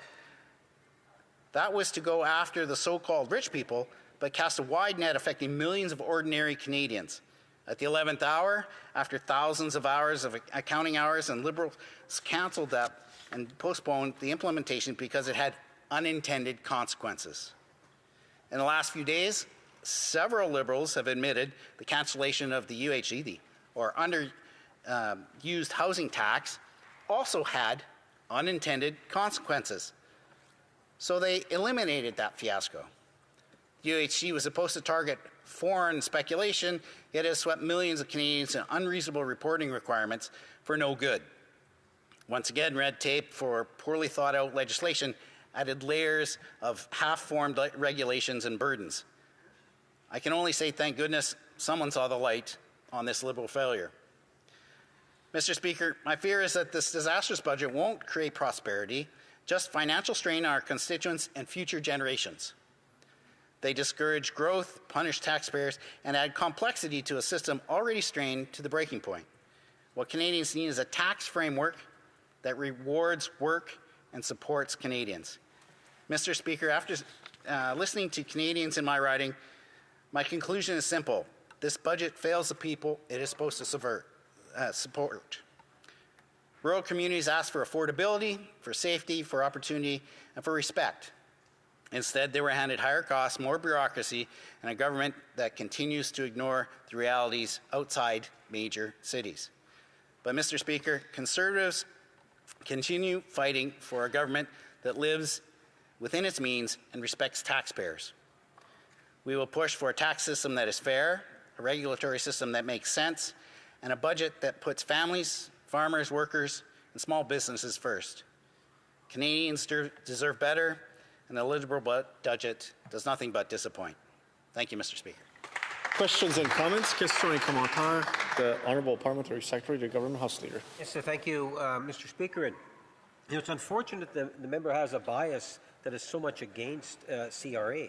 CRA, if you compare it to other revenue agencies in the world, is probably in the top 2 or 3 in terms of the fine work that the civil servants do within CRA. And the member, take great lengths to be critical of CRA.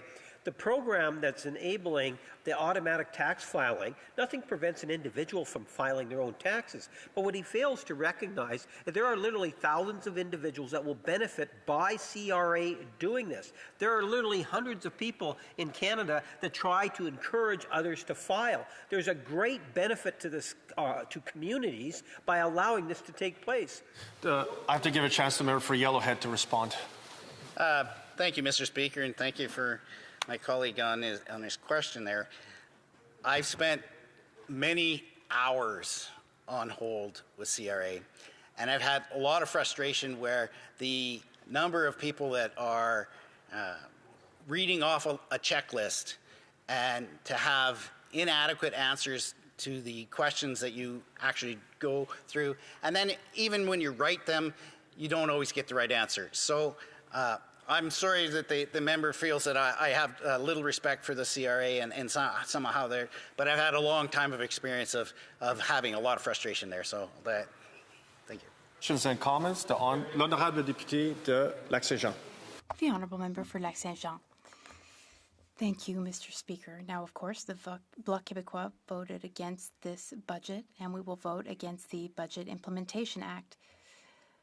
I listened closely to my colleagues' remarks.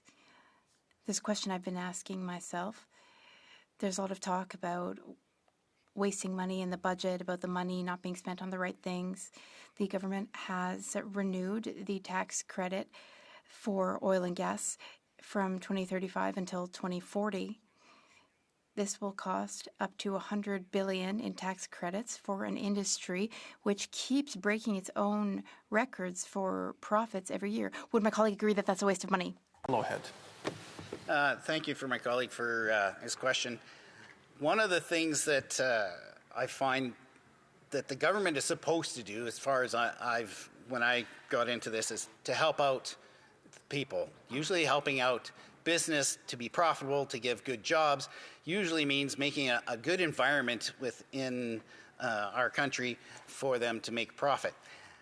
We are falling behind when we compare ourselves to the U.S. There's all kinds of things like the different tax credits, and they had the 100% expensing of certain items for businesses out there, and that has been reversed. So we're now going to be falling behind. So I think we have to look at how are we going to make ourselves more competitive in this world against a lot of our fellows to the south. So that's a very important part that we have to deal with when we're looking at how the tax code affects all businesses. Thank you.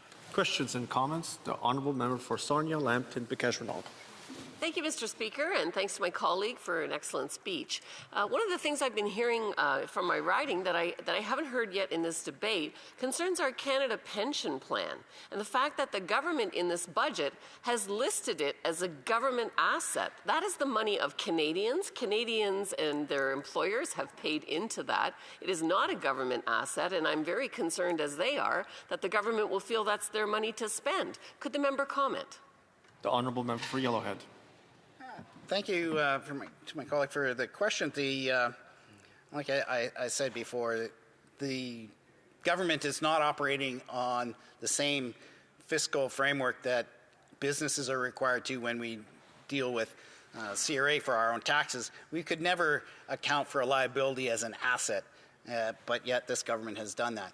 And there's been a lot of changes to CPP over the last few years, making two different levels, making more burdens when it comes to the actual taxpayer and the individuals, both for the business and the individual. So the changes to the CPP have not necessarily been helpful in regards to what's going to benefit the program in the long term.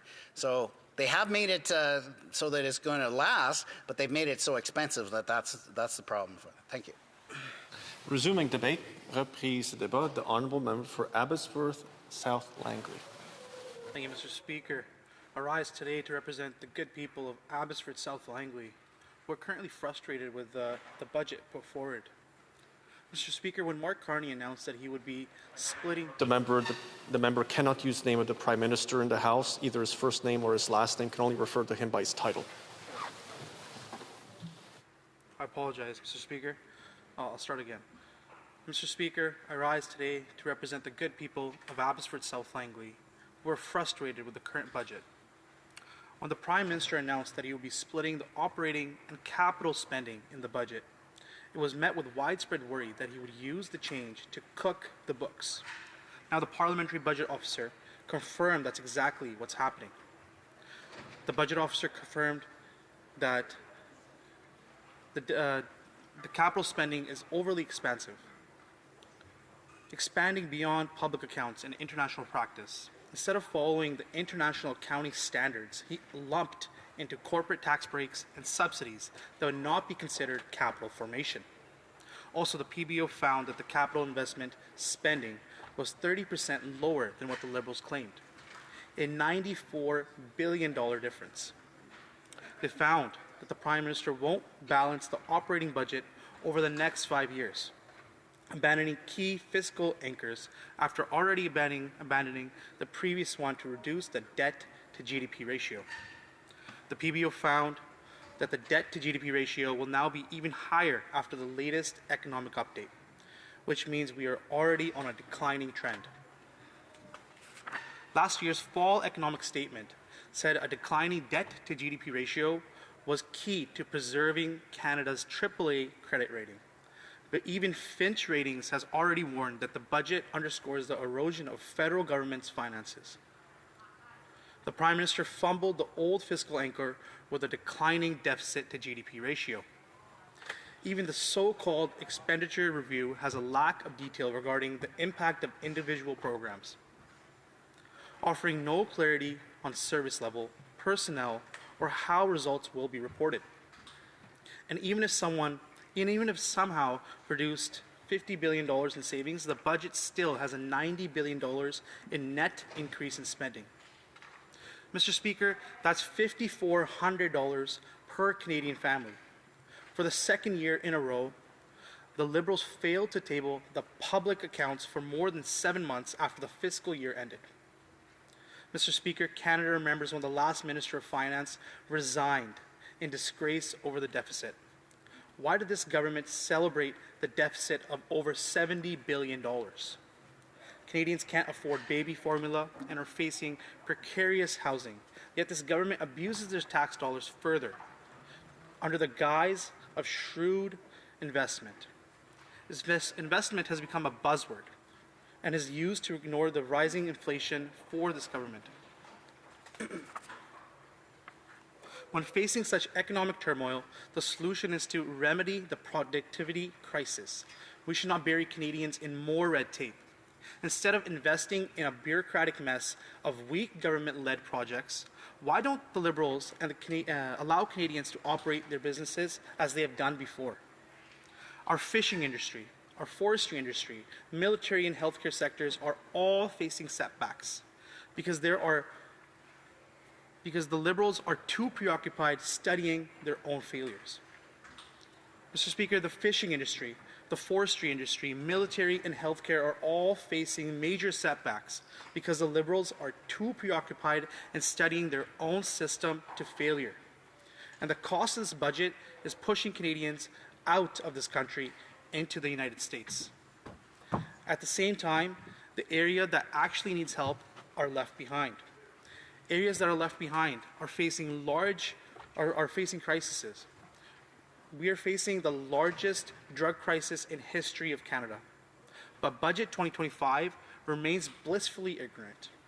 Cutting funding to those who are most vulnerable will only make the opioid crisis cost more lives and our cities more unsafe. Our federal debt has reached over $1.2 trillion. That is $1,280 billion, which is incomprehensibly large to the average Canadian person. Canada will be spending $54 billion just to service the debt equal to federal health transfers. Servicing the debt is now a core government function, yet money is still wasted on vanities projects such as the gun grab, which will not remedy public safety. Over 10 years, we witnessed budget after budget after budget and a ballooning deficit. The Prime Minister who presented them resigned. The man who replaced him told Canadians he will be a reasonable guy and be more fiscally responsible. With his latest budget, he is not the man he said he was. With the projected deficit of $78.3 billion, this budget gets us nowhere close to balance. It's especially hard to achieve balance or strike any meaningful deal with the President of the United States when the Prime Minister is burning hundreds of thousands of dollars on photo op travels instead of doing real work for Canadians. The Parliamentary Budget Officer has indicated that the GDP growth is stagnant and will remain below 2% for the decade, making rising debt levels unmanageable.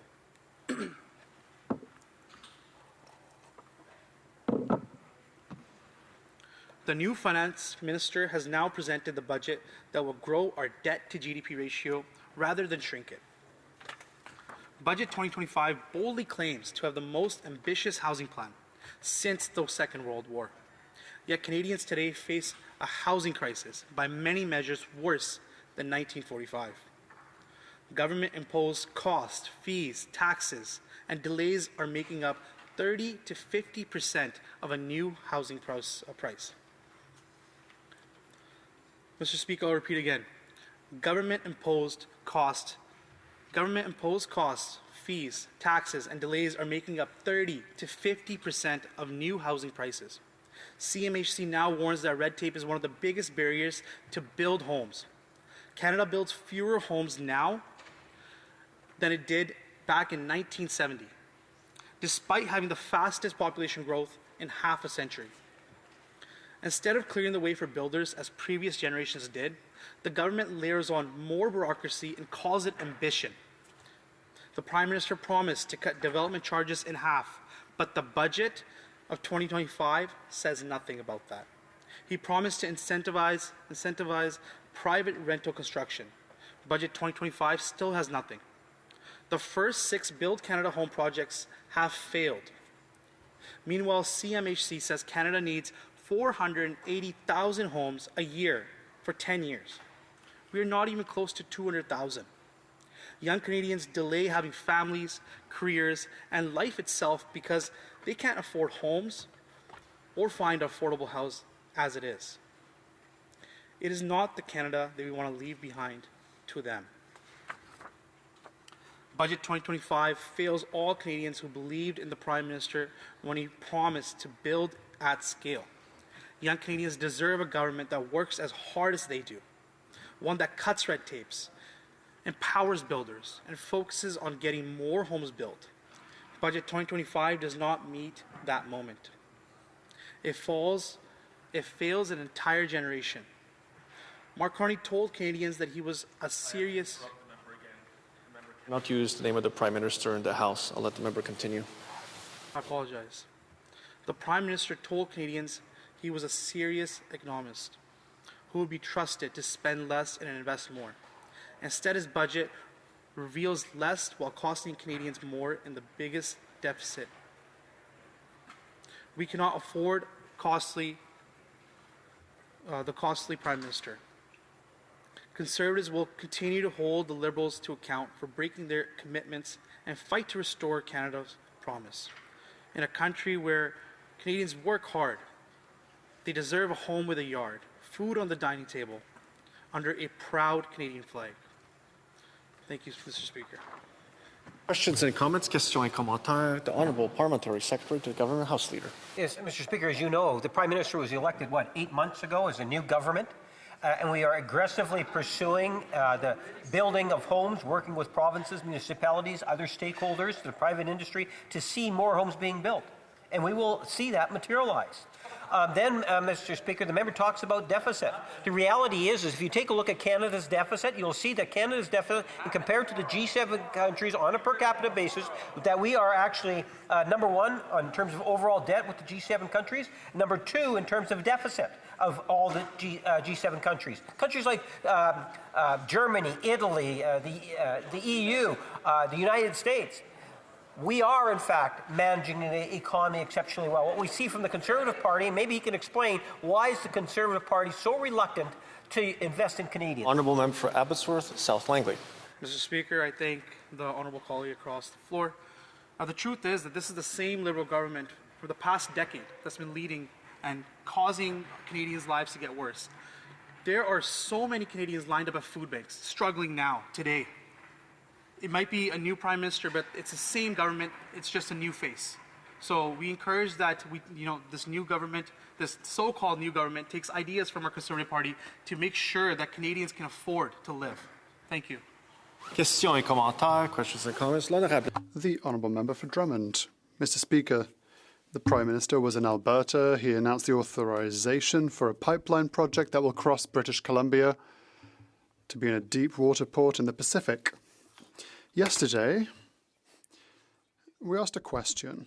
We asked a question to the government, and the leader of the government in the House said yes, spontaneously, to the question. It's to see if this project would come with the agreement of First Nations and the BC government, and with the agreement of the local population.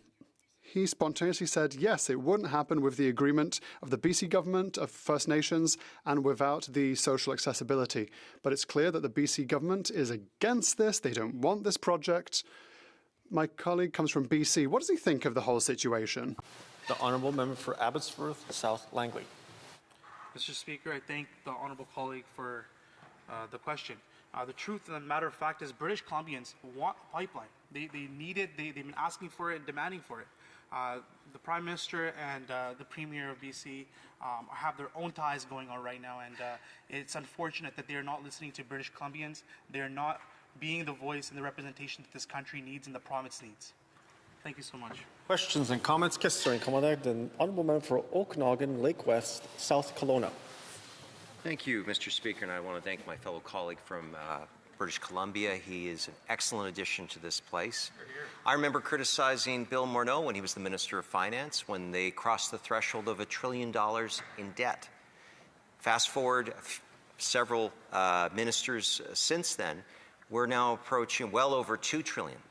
Is he concerned the fact that this Prime Minister said that he would spend less and is now spending more money than what Justin Trudeau had in mind last year at this time? Thank you. The Honourable Member for Abbotsford South Langley. Thank you, Mr. Speaker, and I thank my honourable colleague from BC as well, as he knows that our country has been worse off for the past 10 years under this Liberal government, and we need a new leadership. We need new government. That is something that the Conservative government is bringing forward. That will actually make sure that we can bring real impact to our economy here and be good change for Canadians. So our Conservative team is working hard to making sure that we can serve Canadians in the right way. So thank you very much. Comments, questions et commentaires. The Honourable Member for Winnipeg Centre. Thank you so much, Mr. Speaker, and I'd like to thank my colleague for his intervention. I've heard a lot of talk about pipelines, certainly from the Liberals talking about working with First Nations, not consulting with First Nations, however, after the fact. We've seen that again today. And I know on the Conservative side, they're asking the Prime Minister to work directly with provinces to push pipelines through without the free, prior and informed consent of Indigenous people. I'm wondering if my honourable colleague believes in the right to free, prior and informed consent. The Honourable Member for Abbotsford South Langley in 25 seconds or less. Thank you, Mr. Speaker. Yes, thank you to my honourable colleague for the question. And I believe that we need to listen to Canadians. We need to listen to what Canadians are saying today and what their needs are. I know that we've talked about pipelines directly from Alberta to BC and what Canadians are seeing in that and those two provinces. We need pipelines, and we need to make sure that we have listen to what Canadians say and fill the demands. So thank you so much for the question. Resuming debate, reprise débat, the Honourable Parliamentary Secretary to the Minister of Crown Indigenous Relations. Thank you, Mr. Speaker. Budget 2025 meets an important moment in our country's history. A budget that bets on Canada, a budget that invests in our future and ensures that we will build a strong and resilient future. The challenge before us is to become less reliant on our trade partners to the south and build from within. I'd like to start off by talking about one of my favorite words in the English language, infrastructure. I would like to start off by congratulating the Victoria Highland Civic Centre Steering Committee on their advocacy and the work to ensure that a new rink will be built in Bedeque if the 2025 budget should pass. I know the community has been sorely lacking over the past year with their rink that had been eroded to the point where it was no longer safe. During my campaign in the spring, I heard from many from Victoria, and especially in Bedeque, about how devastating the loss was to the community of their rink and what we needed to do to get a rink for the community, for the local youth hockey program. So it fills me with great joy to be able to deliver on this project for them. I want to especially thank the members of the steering committee, John Trickett, Jeannie Campbell, Terry Kelly, David Parkinson, and Sam DeCampbell for never giving up on the new rink for the community. Mr. Speaker, this rink is a perfect example of the kind of infrastructure investments that our government is making. We now have a Build Community Strong Fund with $51 billion over 10 years, from small local community infrastructure to major infrastructure like hospitals, universities, transit, road, and water systems. On this side of the House, we are ready to build great things and to keep our economy moving. Our government is also investing and fast-tracking major projects that will focus on buying Canadian for Canadian. Projects that are shovel-ready, shovel-worthy, and advance our climate and reconciliation goals. One project of significance for Cape Breton, Canso, Antigonish is the government's Major Projects Office selection of Wind West Atlantic Energy. Wind West has the potential to power Nova Scotia beyond with enough clean wind energy to meet our demands into the future. This first phase, with 4 wind power areas off the coast of Nova Scotia, aims to unlock 5,000 megawatts and could drive billions of new investment and economic activity across the country. Wind West is a project that shows the investment in clean energy does not have to come at the cost of economic development. We can invest in our future while strengthening our economy. Another major investment that we are making is in housing and homes. With new Build Canada Homes Initiative, $13 billion, which aims to increase the supply of affordable housing through construction, financing, and industry. As we endeavour to build houses faster and in greater numbers, we will build these Canadian homes with Canadian materials, like lumber, to ensure that we are supporting our local industries from start to finish. Restoring affordability to homes is important, Mr. Speaker, but we're also working to restore affordability to everyday life.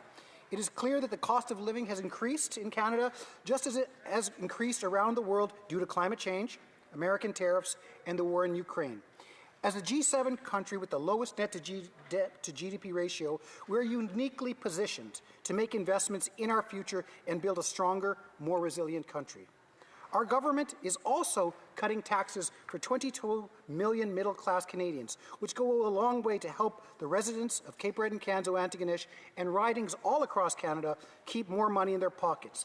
At the same time, we remain committed to seniors with dental care. We remain committed to families with affordable child care and the Canada Child Benefit.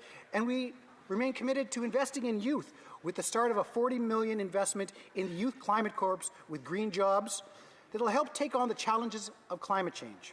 Not to mention the 175,000 jobs within Canada for the Canada Summer Jobs Program for young Canadians. We're also launching an automated federal benefits to ensure that 5.5 million low-income Canadians get the benefits they need without the complicated paperwork. We have also ensured that the children across Canada are not distracted by empty bellies when they're trying to learn by making the National School Food Program permanent. This program saves families money and makes sure that no child's hunger is an obstacle for their education.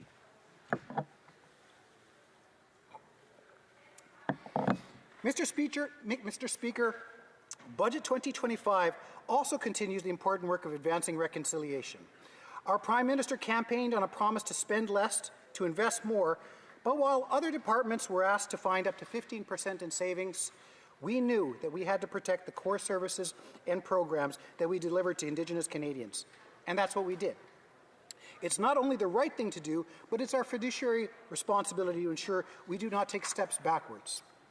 We heard from Indigenous people during the budget consultation process that we not only needed to invest billions in housing, water, wastewater, and infrastructure in Indigenous communities, but that weather-related emergencies are more frequent and the impacts of climate change required urgent investments.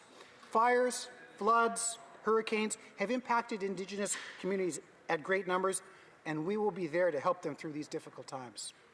We also heard about the challenges to our communities when it came to health and Jordan's Principle. That's why we're investing billions to ensure we address the challenges within Jordan's Principle, including addressing the backlog of cases and creating stability moving forward, and Budget 2025 allows us to do that. Mr. Speaker, unlike budgets in the past that captured Indigenous investments on a few pages, this budget has Indigenous investments are embedded and integrated throughout. It's embedded within the National School Food Program. It's embedded within the artificial intelligence budget that can help us digitize Indigenous languages moving forward. It's embedded in the projects of national importance that will help us build the strongest economy in the G7 by ensuring that projects advance Indigenous interests with meaningful equity, meaningful partnership, and meaningful participation. Mr. Speaker, I've heard the challenges during my lifetime from First Nations communities, and they've shared with me a great deal how they are tired of micromanaging poverty.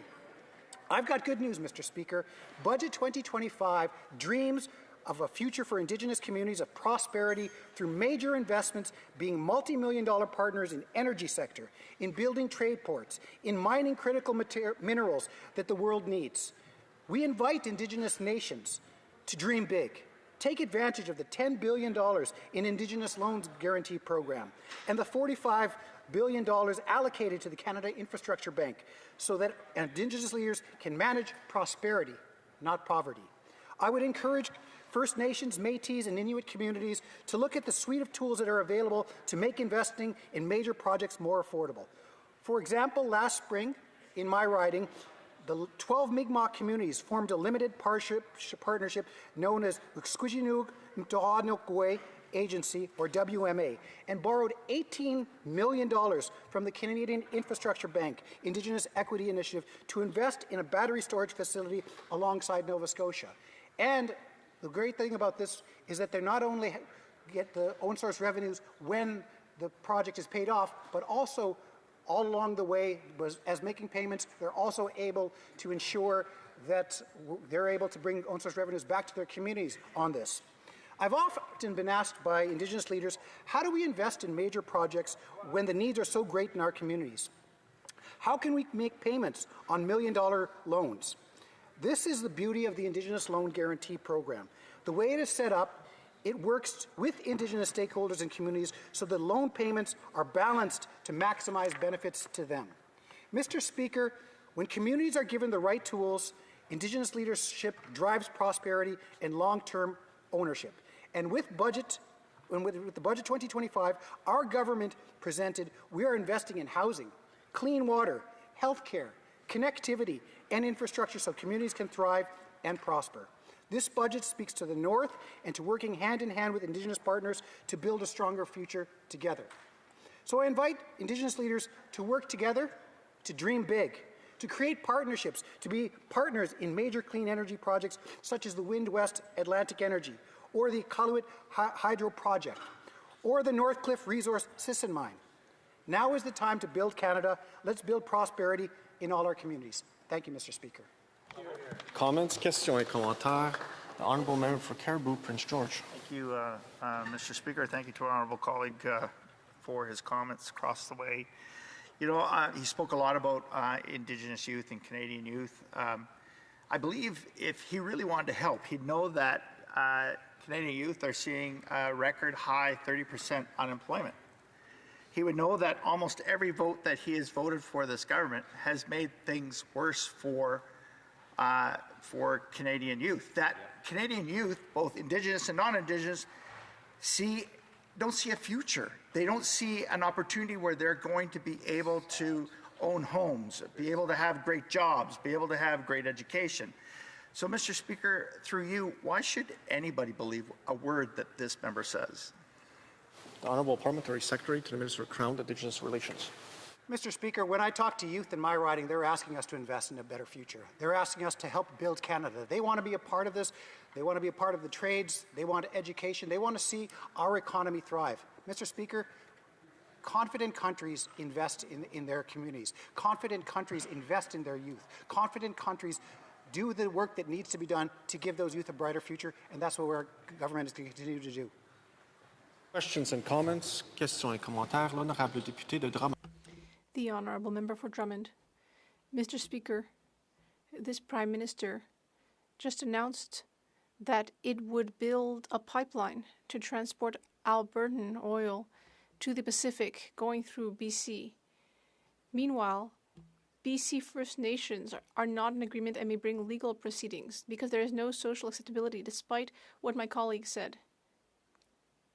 BC also doesn't agree and will also join the legal proceedings. My colleague on the other side of the House is a member of a First Nation. Has he considered what BC First Nations think about a file as important as a pipeline that will cross their lands to the Pacific?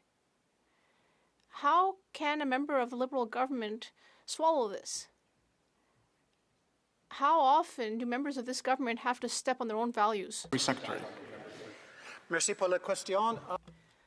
I think if the member opposite read the memorandum of understanding, what the Prime Minister has agreed to is certain conditions that would allow potentially in the future for a pipeline.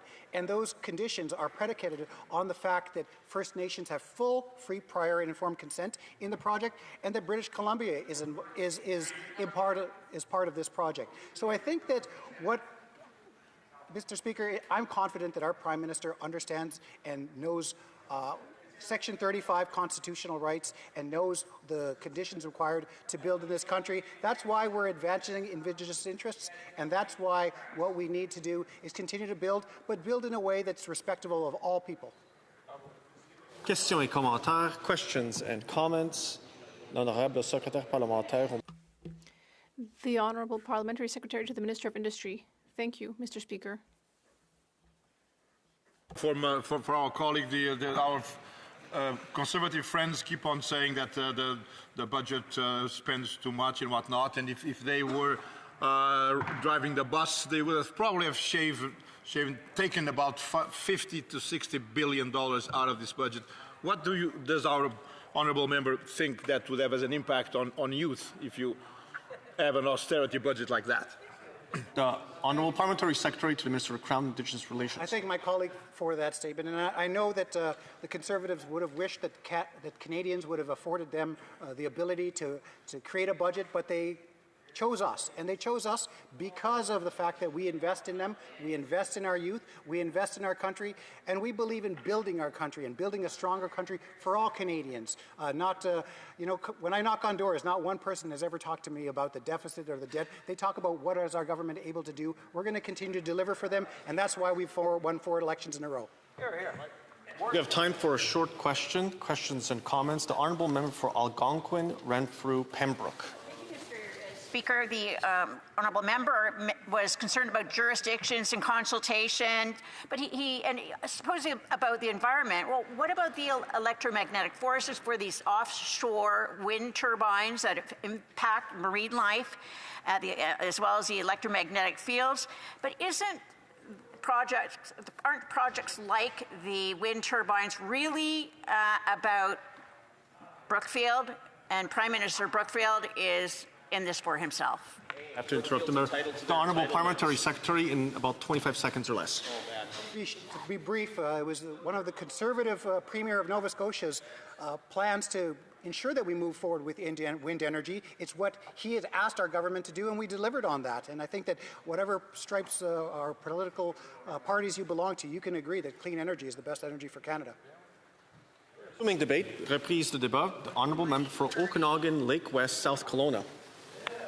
Thank you, Mr. Speaker, and it's always a pleasure to join the debate in this place on behalf of the good people of Okanagan, Lake West, South Kelowna. Now, this particular debate is noteworthy, and I'll explain why. After 10 years of Liberal budgets under Justin Trudeau, this is the first budget under what this Prime Minister and his cabinet like to call the new Liberal government. And really, who could blame them? We all know the old Liberal government frequently blew past its budget numbers and ignored its cast-in-stone promise to return to a balanced budget in 2019. That last Trudeau government was a full-on fiscal disaster. So it's no wonder this new Liberal government wants to distance itself as far as possible from the old one. During the election, we heard this Prime Minister loud and clear. He promised to spend less. Literally hundreds of times at campaign stops across Canada, he looked Canadians square in the eyes and told them, and I quote, he would spend less. Not long ago in this place, in his throne speech, this Prime Minister was sharply critical of the former Trudeau Liberal government for dramatically increasing spending and running large deficits. He condemned the Trudeau government for allowing spending to grow by 9% annually and told us that he would reduce spending growth to under 2%. That was a clear and unequivocal Liberal promise. Alors, que avons-nous constaté? What we've seen in this Liberal budget shows us that this Prime Minister, who said he was going to make cuts, is actually now projecting a $78 billion deficit. To put things in perspective, that's almost double the $42 billion deficit that the previous Trudeau government had projected. I repeat, the Prime Minister who criticized his predecessor for spending too much, who promised Canadians that he would spend less, is actually going to spend twice as much. Who would do such a thing? Who would criticize their predecessor for their excessive spending, gets elected on a promise to spend less, and then actually spends twice as much? This proposed $78 billion deficit is the highest in the history of Canada. outside of a pandemic or global crisis. This is an astronomical sum, no matter how you look at it. All budgets, as we know, also outline future spending plans, and here the picture becomes even more alarming. Over the next 4 fiscal years, this spend less Prime Minister is proposing deficits that total roughly $265 billion. Now let's compare that to Prime Minister Trudeau's last budget, which projected $131 billion in deficits over the same period. Once again, this spend less Liberal Prime Minister is proposing to spend twice as much as his predecessor, despite campaigning on so-called fiscal discipline. Now, from my perspective, this is part of the troubling pattern. Since 2015, every time the old Liberal government set spending targets in a budget, guess what happened? The Liberals missed the mark every time. For example, in 2015, Prime Minister Trudeau promised modest deficits to fund infrastructure and invest in Canadians, followed by a cast-in-stone balanced budget by 2019. We all know the result of it. It was never honored. The old Trudeau government created a fiscal mess with runaway spending. It's easy to understand why this Prime Minister criticized that record during the campaign and promised to fix it. Canadians expected a change in course, Mr. Speaker, yet this budget from our new Liberal government follows exactly the same old path as the old one, only on a much larger scale. This is not what this Prime Minister, nor any Liberal member of Parliament, promised Canadians just a few months ago. In my riding, I've met constituents who've told me they voted for this Prime Minister because they believed in him. They believed in his promises. After all, bankers are supposed to be trustworthy. They are not supposed to promise things they have no intention of keeping. And that, to me, is the real rub here. This new Prime Minister is not even trying to spend less. In that regard, he's exactly like the former Prime Minister. Not unlike the movie with Alec Baldwin, Glengarry Glen Ross. Instead of ABC, always be closing, it's ABS, always be spending. And for all these reasons, I will, of course, be voting against this budget. Frankly, every member on the government side of the House should do the same, because you were elected on the promise to spend less. Not unlike, of course, the elbows up promise, but that's a topic for another day, Mr. Speaker. So in closing, I'd like to thank all members for taking the time to hear my comments. It's greatly appreciated. I expected this budget to be different. When this Prime Minister talked about the need to spend less, he made an excellent case of why he campaigned so heavily on the commitment. Many Canadians believed that he would be the one Liberal Prime Minister who actually did what he said he would do. And yet here we are.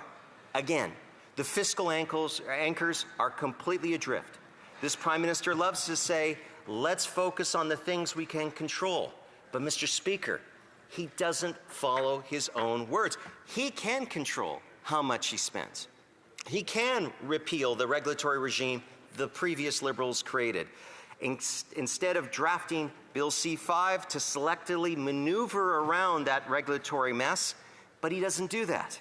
He could repeal the net zero mandate for electric vehicles, which automakers have said will harm their vehicles' sales and their interests in Canada, but he doesn't do that either.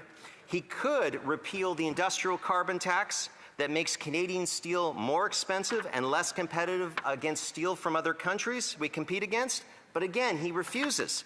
He could decide not to finance BC Ferry's vessels built in China and let China finance its own shipbuilding industry instead of Canadians. All of these actions, Mr. Speaker, would cost very little, yet the Prime Minister refuses to take them despite preaching that he would rather focus on things he can control. Instead, he's choosing to spend money. And not just a little, Mr. Speaker. It's spend, spend, and spend. And for these reasons, I believe this Budget and Implementation Act must be opposed, just as this Prime Minister argued during the election. Mr. Speaker, we need to spend less. Thank you. Here, here. Questions and comments. Questions et commentaires. The Honourable Parliamentary Secretary to the Government House Leader. Yes, Mr. Speaker, throughout the debate, I wouldn't blame you if you recognize that there's a whole lot of hypocrisy coming from the Conservative Party. Think about it. They inherited a multi-billion-dollar surplus. That's what the leader of the Conservative Party did when he was back with Stephen Harper. And he turned it into a multi-billion-dollar debt. And then if you take a look at the highest deficit in all-time Canadian history was actually when the leader of the Conservative Party sat in the Conservative caucus back in 2009. And then if you take a look at Canada's deficit, we're actually, number 2 in the G7 in terms of the lowest GDP to deficit situation, Mr. Speaker. The Conservatives have absolutely no moral compass at all. I would ask the member, what has changed? Why is deficit bad today, but it was good when they were in government? The Honourable Member for Okanagan, Lake West, South Kelowna. So, Mr. Speaker, I know that member gets really hot under the collar when people remind that he has supported every Liberal budget since 2015. And, Mr. Speaker, when Bill Morneau was finance minister, I criticized him for allowing our debt to rise over $1 trillion. Mr. Speaker, this member said nothing then, and when we went past $2 trillion, and now we're working our way to $2.5 trillion under this government, he's still saying nothing. Mr. Speaker, I'd get hot under the collar too if I was upset with myself and I was listening to criticisms that made me think twice. But, Mr. Speaker, that would mean that this member would have to think it all, and I have to think about that if he actually does. Questions and comments. Questions et commentaires. Order. L'honorable député de Lac-Saint-Jean. Merci. The Honourable Member for Lac-Saint-Jean. Thank you, Mr. Speaker. My colleague compared the current PM to former Prime Minister Trudeau and said that it was 6 of one, half a dozen of the other. But actually today, in Quebec, on Quebec TV, the current Prime Minister is actually being compared to Stephen Harper. And actually, that's a pretty solid comparison because in this budget, there's a measure that will give $100 billion in tax credits to the oil and gas industry. That is irresponsible on 2 levels, not only fiscally, but also that industry is bringing in more and more profits. But on top of that, it's also creating more and more greenhouse gases. Does my colleague not agree that actually this Prime Minister shouldn't be compared to Mr. Trudeau? He should be compared rather to Stephen Harper. The Honourable Member. I actually find that both from the Liberal Party and the Bloc, this trying to say that, Stephen Harper this, Stephen Harper that, I think they've lost the plot. We just ran an election where this Prime Minister looked Canadians in the eyes hundreds of times, even voters in this gentleman's province, la belle province du Québec. Et le Premier Ministre. And the Prime Minister promised to Quebecers and Canadians. He promised that he would spend less.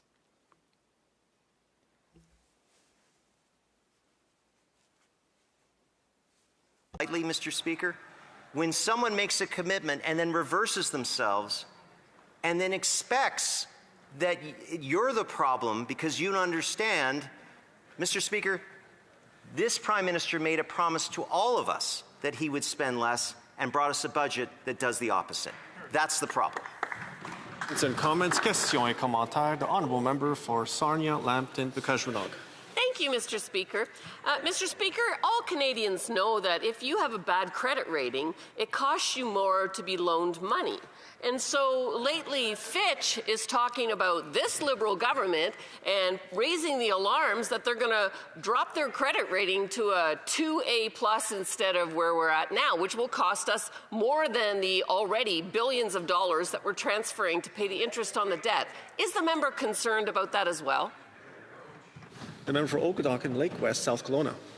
Thank you, Mr. Speaker. It's an excellent question. I believe this year we're at about $52 billion a year just to cover the debt management program.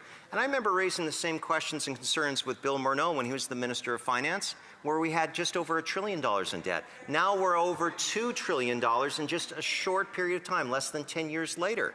So I think we are right to be concerned. In my home province of British Columbia, the BC NDP promised more spending than revenues in their budgets, and they were downgraded.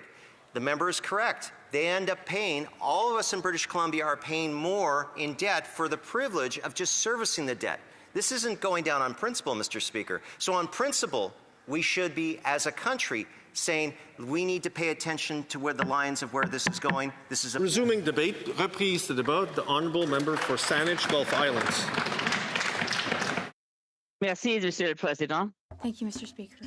It was a pleasure for me to take the floor today to speak to Bill C-15, but it's the opposite of a pleasure. It's reliving a nightmare. I'm going to start by pointing out a few things that have been missed in the discussion of this budget and the Budget Implementation Act. First, I want to share with colleagues something that I don't think anyone's mentioned, and I wish we could do something about it. The decision of the Prime Minister that budgets shall henceforth only happen in the fall. To all my colleagues who just went through a nail-biter of a budget vote where the plea was, we have to pass the budget or we'll have a Christmas election. To my colleagues, if we always have a fall budget, we will always face the threat that if we actually consider the budget properly, study it properly, and perhaps even defeat it, we will face a Christmas election. This needs to be revisited. We can't just accept that budgets are always henceforth in the fall with this new threat. Secondly, on principle, I object again and again to an omnibus budget bill changing things that were scarcely mentioned in the budget itself. This is a position of principle that I've taken for many years.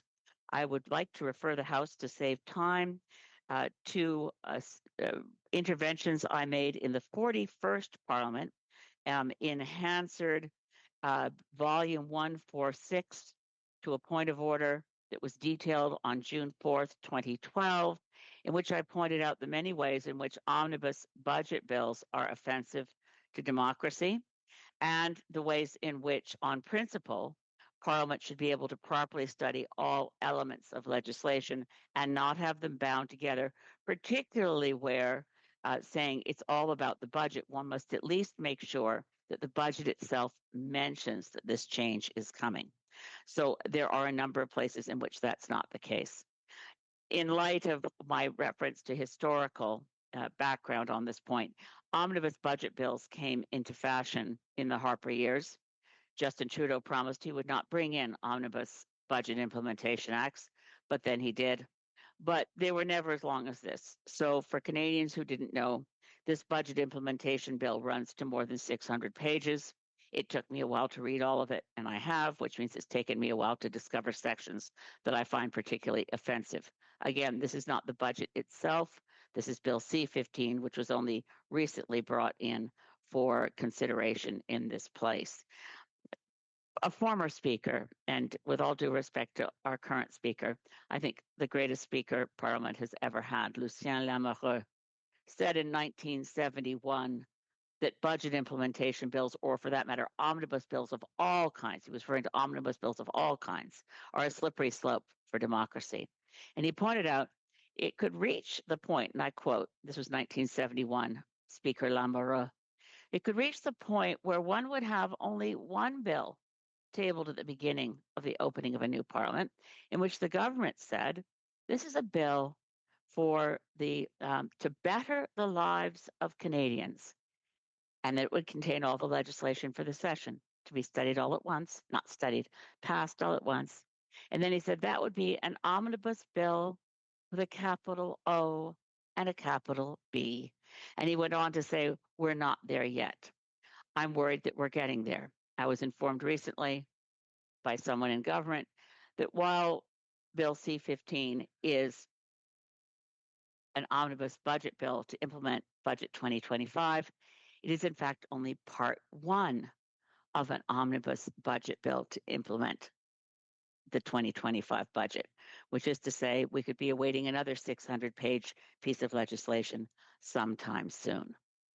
So one has to ask one question about a number of measures in this budget that we find in the Budget Implementation Act, and I wish we had time to properly study this bill, but we won't.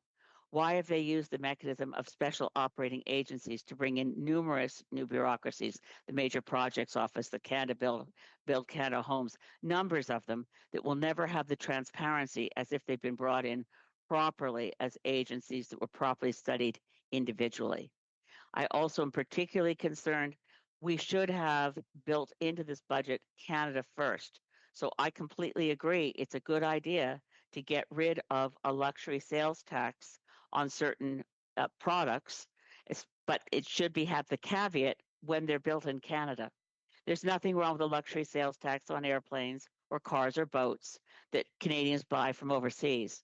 But we have domestic manufacturers that were being damaged by this, particularly in my own riding, recreational vessels that would hardly be considered a luxury item if you live on the coast. So in any case, that has been removed. I'm glad it's removed.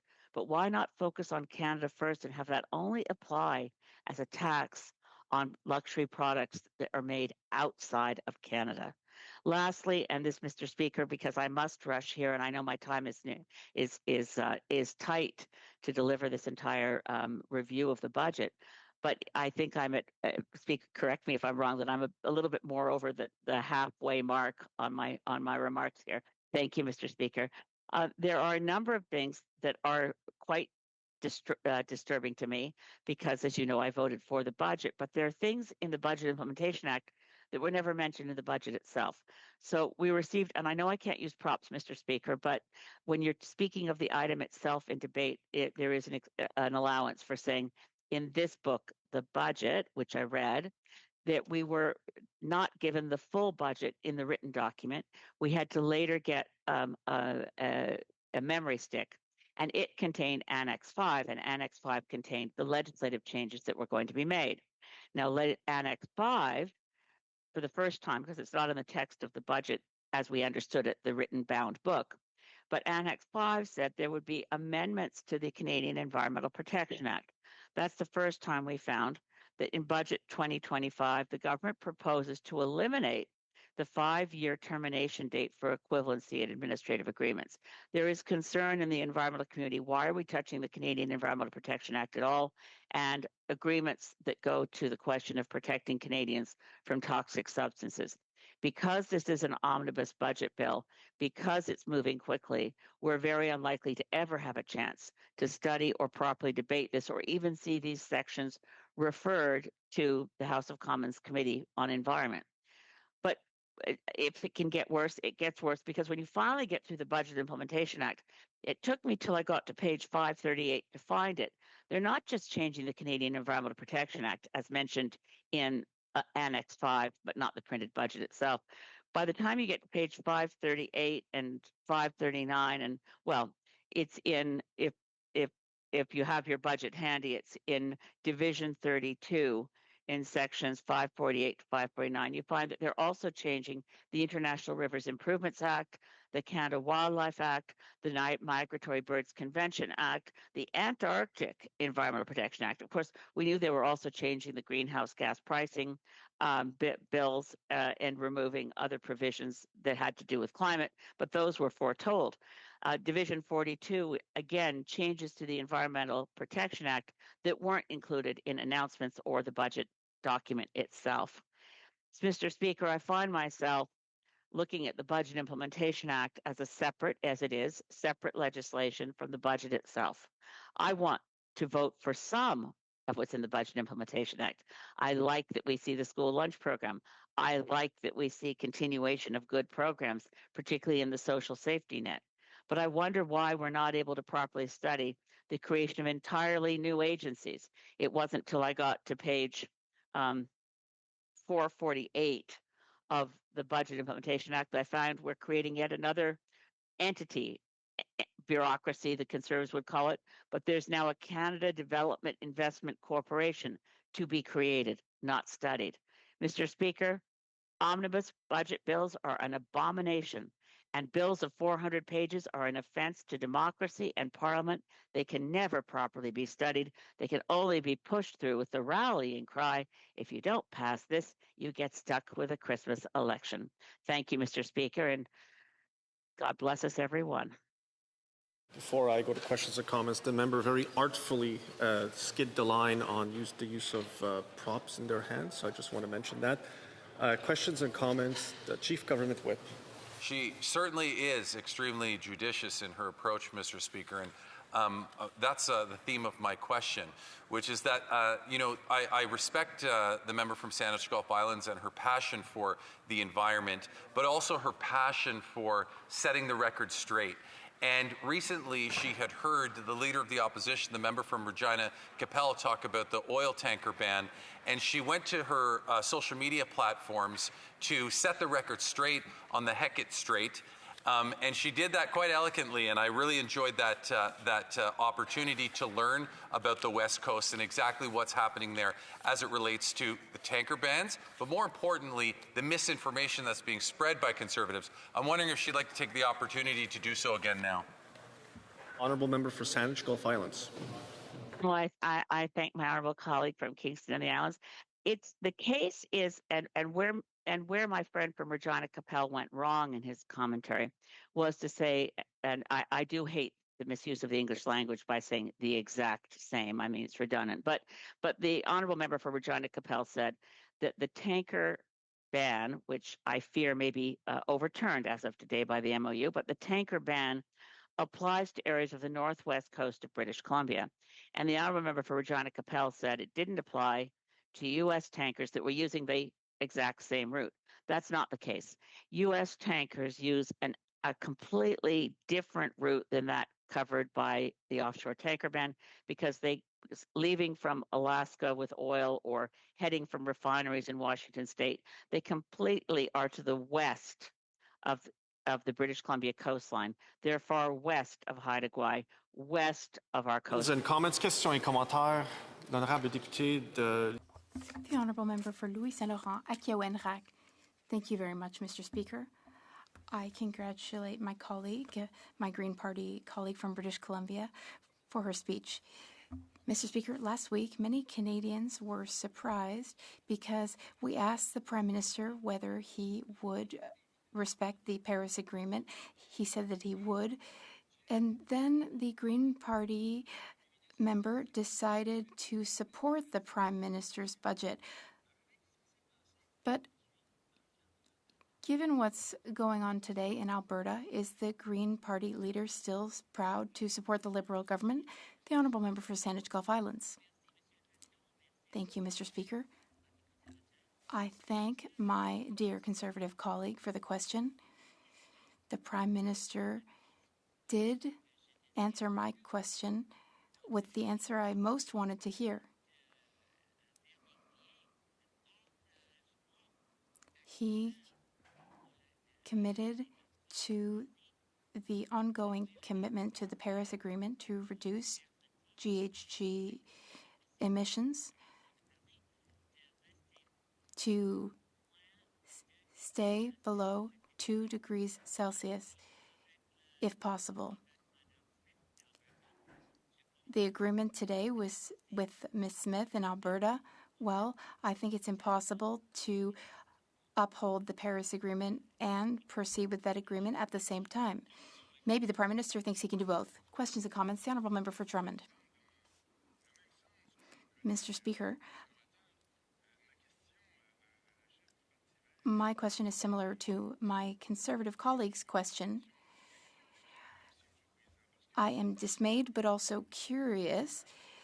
There was a lot of mystery surrounding whether she would support the budget before the budget vote, but the Prime Minister made some commitments which reassured her. But today, I can't imagine the Green Party leader not feeling betrayed by the Prime Minister, first with the Paris Agreement, and second, the authorization he's given for Alberta oil to go through British Columbia and to Tidewater.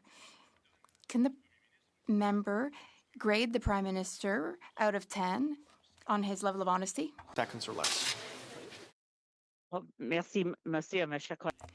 I thank my colleague, the member for Drummond. It's true that it's almost impossible to imagine that it's possible to move forward with an agreement with Alberta and meet our Paris targets? Accountable. He made a promise on the floor of the House of Commons. He doesn't get to duck it a week later. Resuming debate, reprise de débat.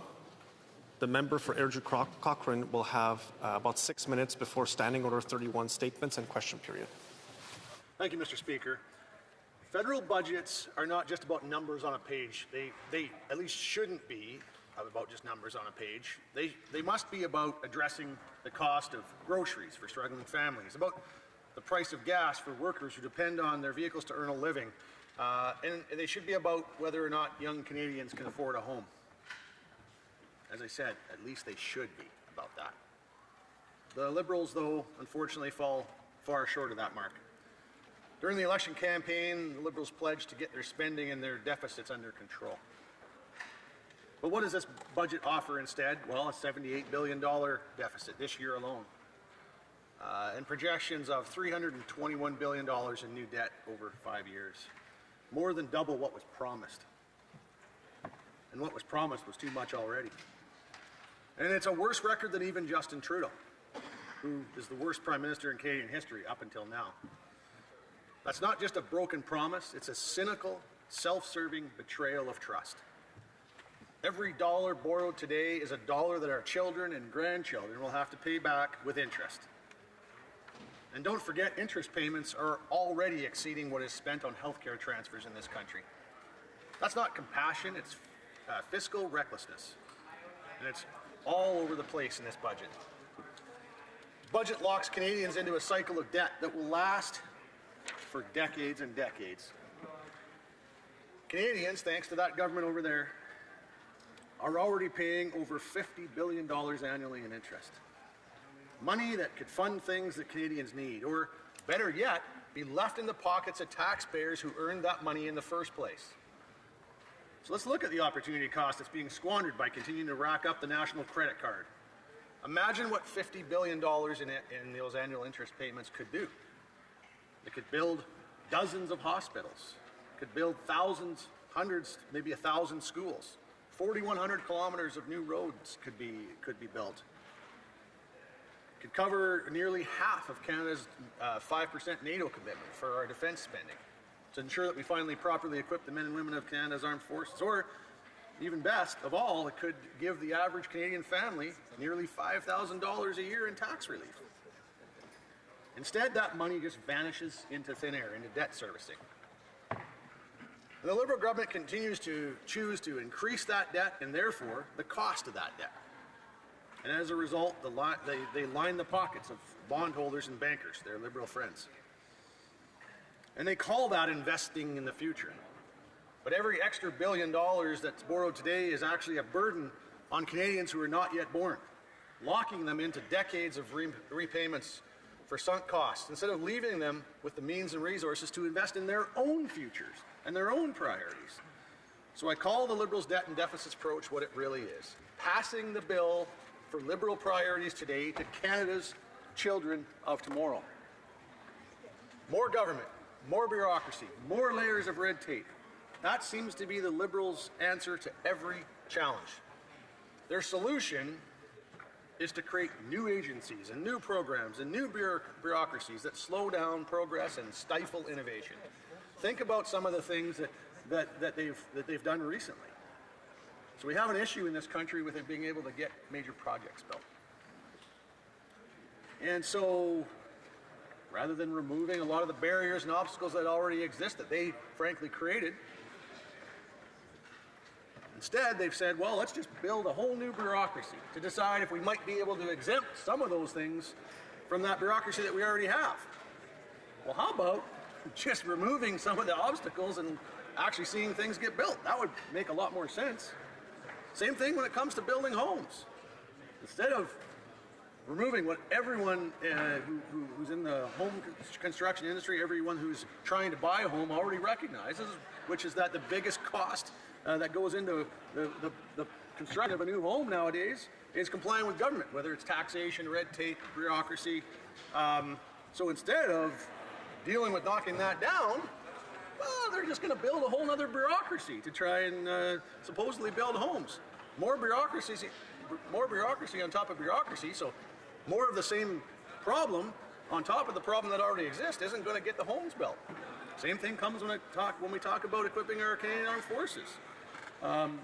Great to hear of new investments being put, but what they're going to do is they're going to spend all that money on new bureaucracy and consultants, and what I'm afraid is that at the end of the day there'll be nothing left to actually buy the equipment and the resources that our men and women in uniform need. So more bureaucracy is not the challenge. Mr. Speaker, Canadians don't need more office towers full of bureaucrats. They need homes they can afford, they need jobs they can count on, and they need a government that gets out of the way so projects can get built. That's right. So instead, they're getting more of the same failed Liberal policies, just now they're in a new package. Why does this matter? Because every dollar borrowed today drives inflation tomorrow, and it means higher taxes, smaller paychecks, and fewer opportunities for Canadians. The member will have 4 minutes and 21 seconds left after question period to complete his remarks. Statements by members, déclaration de députés. The honourable member for South Surrey White Rock. Mr. Speaker, I rise today to recognize the White Rock Youth Ambassadors, a youth program in my community that predates the city of White Rock, British Columbia itself. Launched in 1952 as the Miss White Rock pageant, a one-time beauty contest, this initiative has evolved into a youth mentorship program benefiting hundreds of young people within their community. In the midst of the pandemic, the program threatened to shut down right when youth needed it most. Fortunately, new leaders Suzanne Smith and Dion Archer Smith revived the program, ensuring this 73-year-old tradition continues. Today, Miss White Rock, Wen Shu Ding, and her 8 fellow young men and women ambassadors are inspiring their generation to lead through volunteerism and a love of community. I've had the privilege of working alongside these outstanding young leaders in my riding. With a program like White Rock Youth Ambassadors in Canada, the future is optimistic and bright. The honourable member for Terra Nova, the Peninsula. Mr. Speaker, this summer, wildfires swept across my district and our province. Families lost their homes, businesses, and the places that shaped their lives. Through it all, our firefighters, first responders, and volunteers worked day and night courageously, and we thank them for their tireless efforts. But what defines us in Newfoundland and Labrador is how we show up for others. Communities rallied together and local businesses stepped up, including the Mess Tent Poutinery, which helped feed firefighters, first responders, and volunteers with donated food and supplies from across the region. As recovery continues, my office is working closely with the province and the federal government to ensure that every family and business affected by these fires receives fair and timely compensation. And at the same time, we need to work together on both sides of this aisle to have better forest management and better disaster prevention and relief technologies. And today, as a symbol of renewal and celebration, we hear that the Red Ochre Cafe is...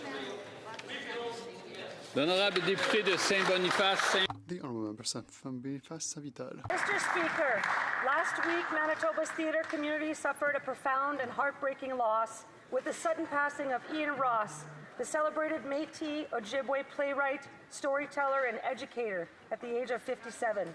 Rooted in Winnipeg, Ian reshaped Canadian theatre. His groundbreaking play, Farewell, a dark, courageous comedy set on a fictional First Nations reserve, earned him the Governor-General's Award for English Drama, making him the first Indigenous playwright to ever receive that honor. His work traveled as far as the Edinburgh Fringe Festival and touched audiences across the country. Through his work, he challenged us to see this country more clearly, with humor, honesty, and unflinching humanity. His voice became iconic through Joe from Winnipeg, a character whose wit and warmth became a part of our cultural memory.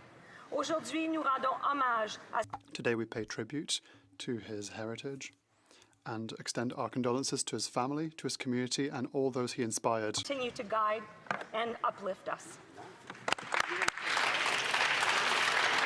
The honourable member for Pitt Meadows, Maple Ridge. Mr. Speaker, Maple Ridge is home to the largest Royal Canadian Legion in Canada, Branch 88, with over 2,000 members. As a 20-year member and a veteran myself, I'm honored to rise for those who have served. I also recognize Missions Branch 57 and Events Branch 379, whose volunteers work to support veterans and honor those who have sacrificed for the country. Too many veterans are now struggling under the crushing cost of living crises created by this Liberal government. Others are on the street homeless. Liberals have hundreds of millions of dollars for a deal with the European Space Agency benefiting the Prime Minister's company, Brookfield, but they're slashing over $4 billion in Veterans Affairs. There are reports of veterans being contacted for assisted suicide, presumably to cut costs and services. Our veterans deserve dignity, not despair. They deserve support, not balancing government's wastefulness on their backs. Thank you. The Honourable Member for Beauport-Limoilou. Mr. Speaker, today I would like to pay tribute to Mr. Normand Lapointe, a Liberal Member of Parliament for La Beauce from 1980 to 1984, who passed away on the 22nd of October in St. George. A man of conviction and deeply attached to his community, Mr. Lapointe left his mark on Beauce politics with his sense of duty, his closeness to citizens, and his sincere commitment to serving the common good. A true mentor to many elected officials and local leaders, he inspired many of us with his attentiveness, humility, and dedication. Until the very end, he held a vision of a Beauce that was fair, united, and proud of its roots. His kindness, simplicity, and ability to listen were evidence of his genuine attachment to Beauce and to those who shape it on a daily basis. On behalf of the Liberal Party of Canada, we offer our sincere condolences to his family, loved ones, and all those who had the privilege of knowing him. His humane, human, and political legacy will live on in the collective memory of Beauce. The Honourable Member for Kildonan St. Paul. This year we celebrate remarkable milestones in Manitoba's faith community, the 100th anniversary of St. Anthony's Padua Parish and St. Mary the Protectress Ukrainian Orthodox Cathedral, and the 200th anniversary of St. Paul's Anglican Church. And I am proud to represent all three, Mr. Speaker. For a century, St. Anthony Padua has strengthened neighborhoods through compassionate service, and St. Mary's the Protectress has been a place of belonging for generations of Ukrainian Canadians. And St. Paul's Anglican carries a rich pioneer history sustained through war, hardship, and renewal. These contributions reflect what faith communities across Canada do every single day. Yet many places of worship continue to face vandalism and arson.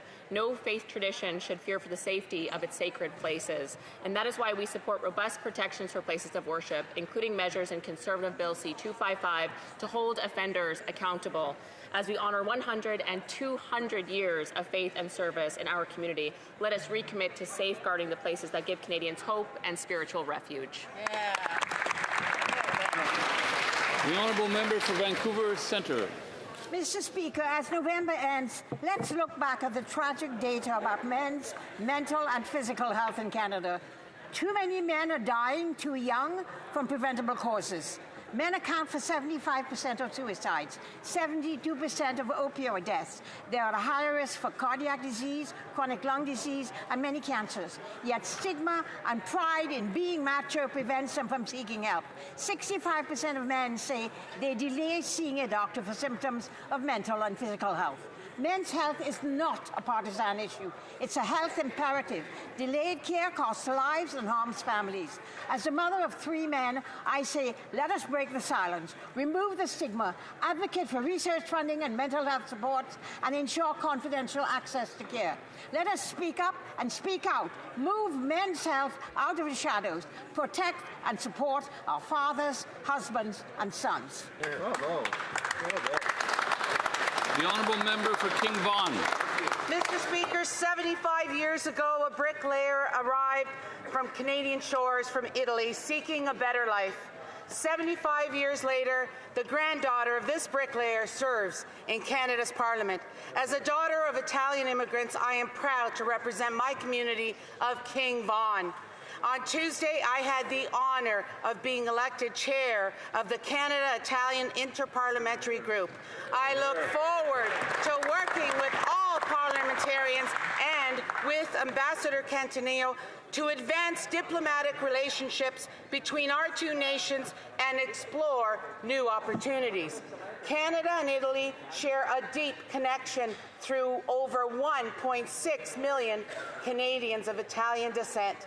Italian Canadians have left their mark on communities from coast to coast to coast. Canada's Conservatives stand united and ready to work with everyone for the best interest of Canada. Grazie a tutti I nostri cugini italiani. Viva Italia! The honourable member for Montcalm. Mr. Speaker, in November 2023, the Health Committee tabled a unanimous report calling for a breast implant registry and recognition of breast implant illnesses. Health Canada has dragged its feet, and 3 years later, nothing has been done. This has been going on for 30 years. Health Canada should be ashamed of neglecting the health of several generations of women in this way. Cancer, anaplastic large cell lymphoma, debilitating fatigue, pain, severe weakness, stiffness, memory and concentration problems, rheumatoid arthritis, and so on. These are all symptoms of breast implant illness. Is this what they want for women? The Minister for Health must exercise her political leadership so that women like Julie Elliott, Terry McGregor, Nancy Pratt, Isabelle Gaston, and all those who are suffering have not suffered in vain. And above all, to prevent other women from suffering as well. When will the Minister finally take action? The honourable member for Mount Royal. Last month, the Quebec National Assembly adopted Bill 2. Clinics in my riding and nearby warned that they may need to close their doors as a direct result of Law 2. Le financement gouvernemental. Government funding and the salaries of the doctors who fund these public clinics will decrease significantly, while these clinics will be forced, under supervision and sanctions, to see more patients more quickly with fewer resources and for longer hours. Clinics care for over 415,000 people in the West End of Montreal and offered more than 1 million appointments last year. Wow. They employ almost 400 doctors, and 6 to 8 weeks from now, many of these clinics may close, not because of choice, but because of Law 2. If the law forces them to close, their patients will have no choice but to go to already overcrowded emergency rooms. C'est catastrophique pour les patients. This is catastrophic for the patients of my riding and patients throughout Quebec. I call on the Quebec government to amend Law 2. The honourable member for Richmond Centre Marpole. Mr. Speaker, British Columbians are now seeing the consequences of this Liberal government's reckless hard drug decriminalization. That's right. Even Premier David Eby has admitted, I was wrong. It wasn't the right policy. Communities in Richmond, Vancouver, and across the province are experiencing open drug use, rising disorder, and families increasingly afraid to walk in their own neighborhoods. This crisis did not happen by accident. It happened because the federal Liberal government granted BC an exemption that allowed the possession of fentanyl, crack, cocaine, and meth on our streets. Frontline officers, health experts, and local leaders have been pleading for help. Yet this government still refuses to take responsibility. Will the Liberals end this hard drug experiment now? The honourable member for Winnipeg South. Mr. Speaker, I rise today to honour the life of Colleen Jones, a Canadian curling great and a fixture in Canadian broadcasting for decades. A 6-time national champion and 2-time world champion, Colleen was a trailblazer whose excellence inspired generations, especially young women who saw in her what was possible. Beyond the rink, she brought warmth, humor, and unmistakable energy to television, connecting with viewers as naturally as she competed on the ice. On a personal note, I fondly recall the lighthearted banter she once shared with my father, Don Duguid, during major curling broadcasts, moments that captured the camaraderie and joy at the heart of our sport. Mr. Speaker, Canada has lost a champion, a storyteller, and a role model. I ask all members to join me in offering condolences to her family, her teammates, and the many Canadians she inspired. Thank you, Mr. Speaker.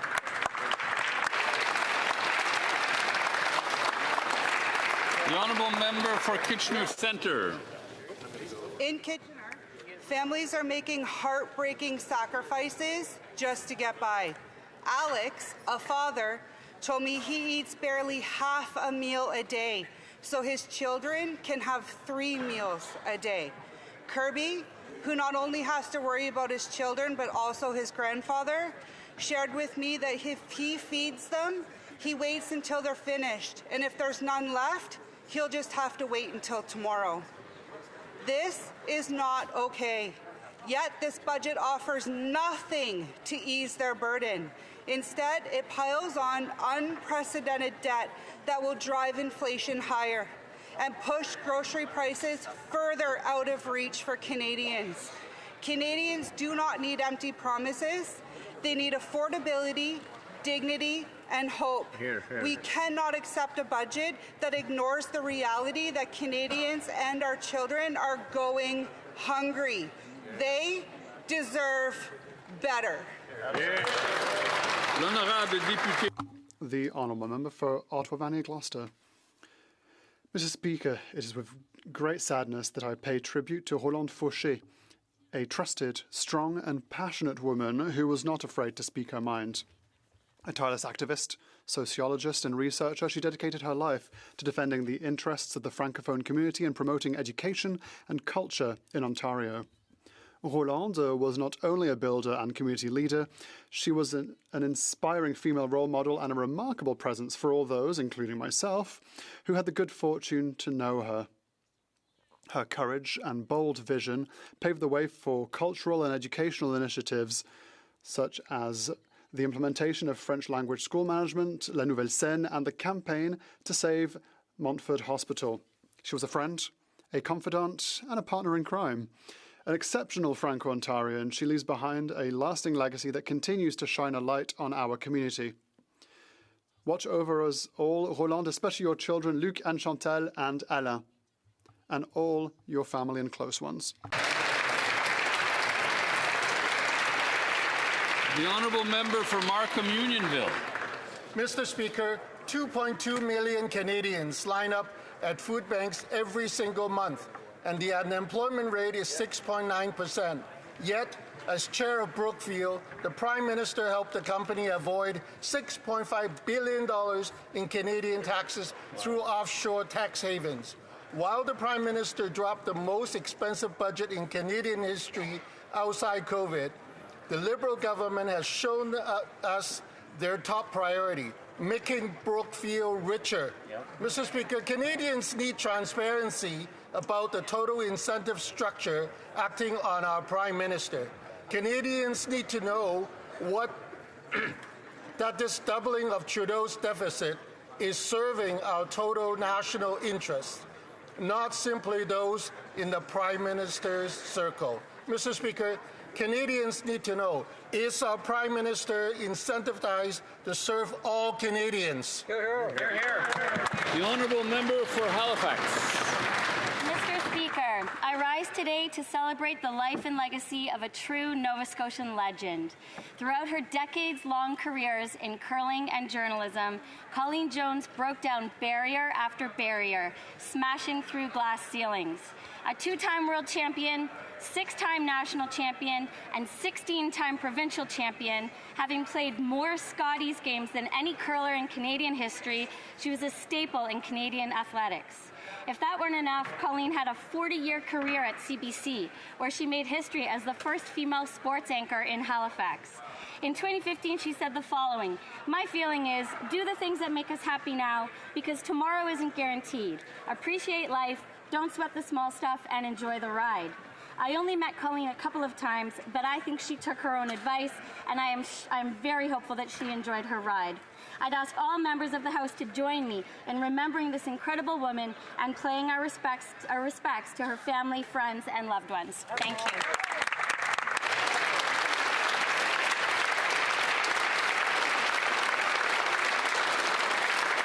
Oral questions, questions orales, the honourable leader of the opposition.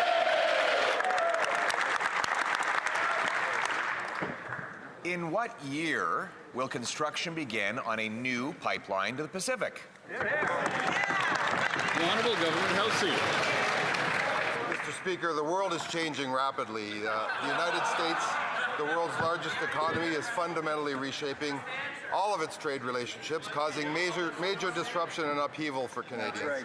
It's time to transform our economy from one that is reliant on a single trading partner to one that is stronger, more self-sufficient, and resilient to global shocks. To these ends, Canada and Alberta share the same ambitions. Diversify our export markets, make Canada an energy superpower, and build a stronger, cleaner, more independent, more competitive economy. Honourable Leader of the Opposition. All right, he can't tell us the year in which construction will begin. Can he tell us in what decade will construction begin on a new pipeline to the Pacific? The Honourable Minister of the Environment and Climate Change. Mr. Speaker, today is a really important day because we are taking important steps forward on cooperative federalism. The Prime Minister has been clear, and we've always known, we cannot reach our climate objectives if we are not working with all of the provinces and territories. Today, Alberta has committed to work with us on clean electricity regulations. They have committed in this agreement to work towards a stronger industrial carbon price. They have committed to work with us on methane regulations. Those are important steps forward for Canada to move towards its climate objectives, and we will keep doing that work. The Honourable Leader of the Opposition. So they don't know the year that construction will begin. They don't know the decade that construction will begin. And the Environment Minister couldn't even bring herself to utter the word pipeline in her answer to the question. And what today's deal allows a proposal for a pipeline to go to an office in 7 months, which will then be studied for 2 years, after which the Prime Minister will give a pipeline veto to the BC NDP Premier, who's already said he's against. Isn't this pipeline going to be built in the year never? The Honourable Government HoC. Actually, Mr. Speaker, this is a big, large, great, grand day for Canada. Our government has reached an important MOU with Danielle Smith, the Premier, and the province of Alberta that creates an energy transition in all aspects of energy. It sets the stage for an industrial transformation.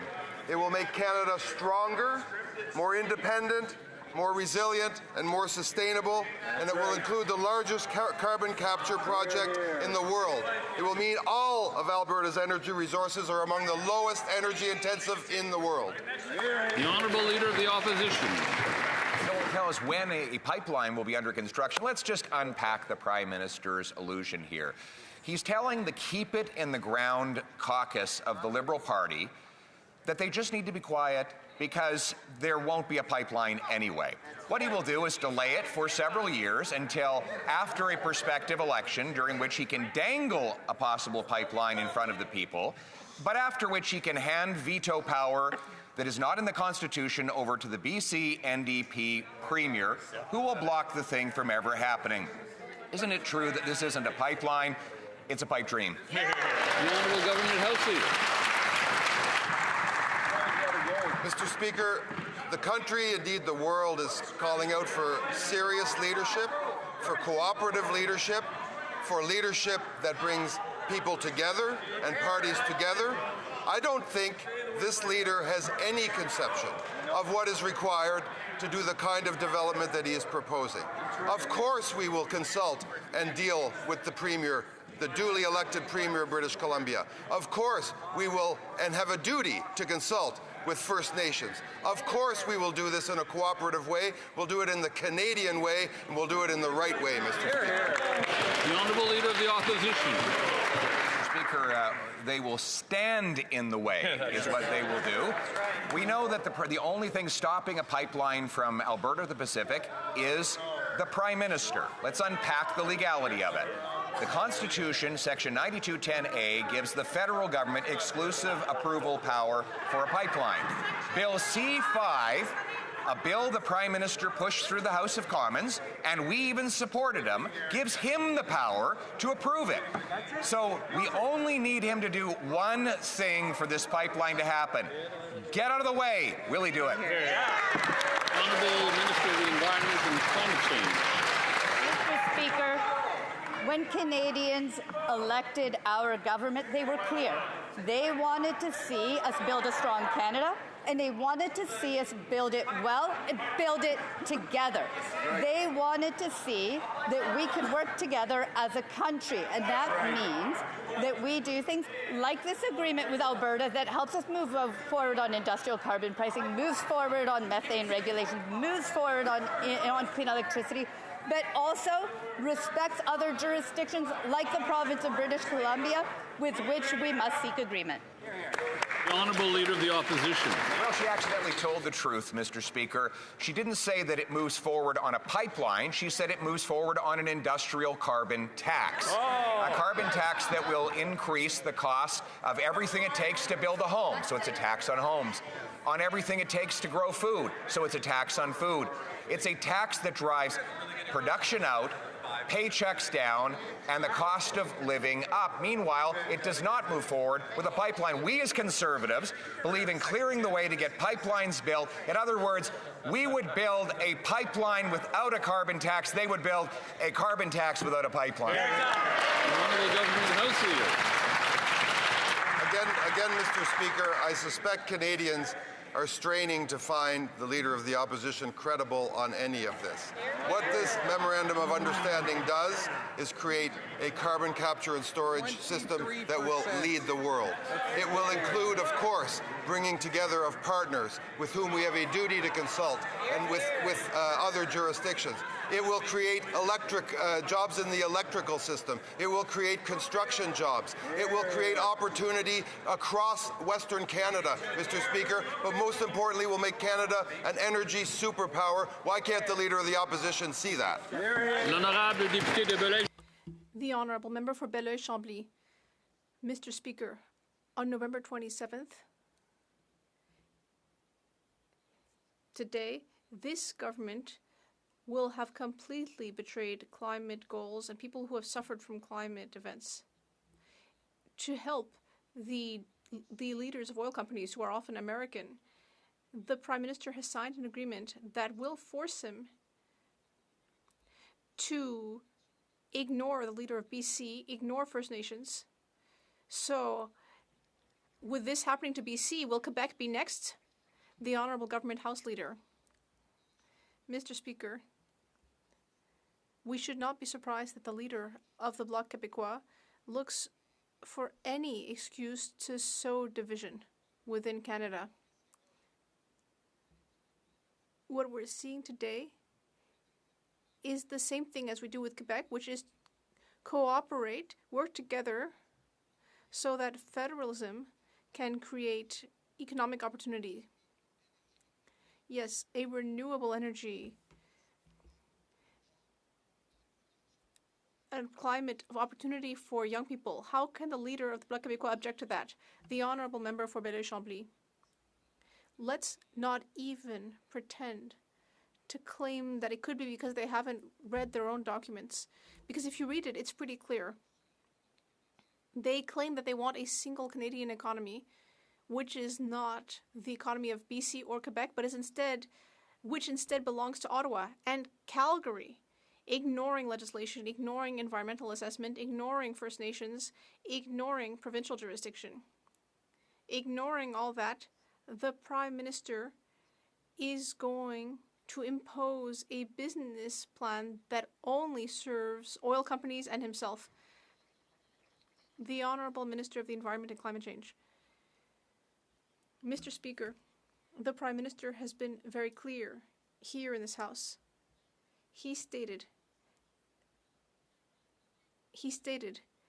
that we also need an agreement with BC and with First Nations. But in addition, this agreement includes significant commitments to the province of Alberta regarding the industrial carbon pricing system for methane regulations for clean energy, and we will continue to work closely with all provinces in order to fight climate change. The Honourable Member for Belleuil-Chambly. It sounds like I just heard the Minister of the Environment say that she agrees with this odious agreement which has abandoned the oil and gas emissions cap and even electricity production within what she just said. Yesterday, I asked whether this government would formally and solemnly promise to never force BC to accept a pipeline or force First Nations to accept it. The government House leader, who often says the opposite of the truth, rose and said yes, he should have simply remained seated. The Honourable Government House Leader. On the contrary, Mr. Speaker, I am getting up. I am standing up. I am standing like all of my colleagues on this side of the House because we have work to do. We have the work of building a nation, working together with provinces, consulting First Nations, and building a climate framework which will enable us to reach net zero by 2050. And we will do that by working with all Canadians from coast to coast to coast. That is what we are going to do. That's what voters asked us to do. And no matter what the Bloc Québécois says, we are here to build Canada strong. The Honourable Member for Charlebourg Saint Charles. Mr. Speaker, in Canada's in the Canadian government conflict of interest legislation, when it comes to the regulations that public office holders must respect, it is clearly indicated that to favor a person or organization through a person who has been retained to represent them is not allowed. The federal Liberal member for Laval-les-Îles is currently being investigated by Quebec's chief electoral officer because he participated in Ottawa flim-flammery. Can the Prime Minister confirm that none of his ministers or members are part of that flim-flammery? Next question. The Honourable Member for Charlebourg Saint Charles. Mr. Speaker, I once again am coming back to federal conflict of interest legislation. We know that the federal MP for Laval-les-Îles is currently being investigated by the Quebec Chief Electoral Officer. That is a fact. So my question is simple. Can the Prime Minister confirm that no member of his cabinet or caucus are part of that scandal? The Honourable Government House Leader. Mr. Speaker, that is not a question that has to do with the administration of this government. But I can confirm that all of the members and ministers on this side of the House carefully follow the ethics code, which is one of the strictest in the world. For Windsor West. Speaker, people in Windsor are tired of hearing promises. They just want to know why this Prime Minister stopped fighting for them. He said he would go elbows up at the U.S., but when he failed, he shrugged and said, who cares? Workers in Windsor care. Our auto sector and suppliers care. Conservatives care. Meanwhile, the U.S. signed an $80 billion nuclear deal with Brookfield, the Prime Minister's own company. Why is it that every time the Prime Minister travels, business only gets better for Brookfield, while Canadians are left out in the cold? Secretary of State for Labour. Mr. Speaker, I find that member's suggestion that the Conservatives care interesting, because the Conservatives voted against 18,000 construction jobs at Darlington Nuclear Project, 9,700 jobs at the Northwest Transmission Line in BC, over 10,000 jobs at the LNG2 facility, 5,000 jobs at the graphite mine in Quebec. These investments represent real progress for workers. So here's something that we should know. Conservatives vote against jobs and Canadians. Our new government stands up for workers and jobs. Good job. The Honourable Member for Windsor West. Mr. Speaker, last week we found out this government sent 500 million tax dollar payers to the European Space Agency.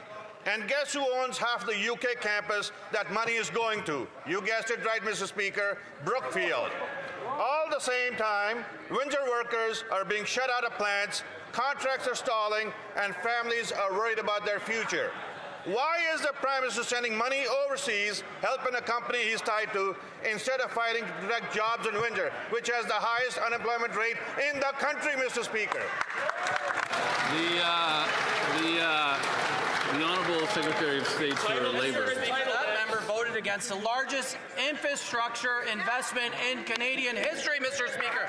Jobs for the IBEW, jobs for the carpenters, jobs for Leona, jobs for the union members in his riding, Mr. Speaker. We will be building big, building with steel, building with Canadian steel, Canadian lumber, Mr. Speaker. When will the Conservatives get on board with Canadian workers, Mr. Speaker? Speaker, there is yet another scandal, Mr. Speaker. In the federal budget, this Liberal government is prioritizing money for modular housing. So is Brookfield. The Prime Minister is prioritizing nuclear energy. So is Brookfield. The Prime Minister is prioritizing funds for rail transport. So is Brookfield. The Prime Minister is prioritizing data storage. And guess what? Brookfield, too. So, Mr. Speaker, why is the Prime Minister sacrificing our national interests for his own personal profit? The Honourable Minister of Government Transformation.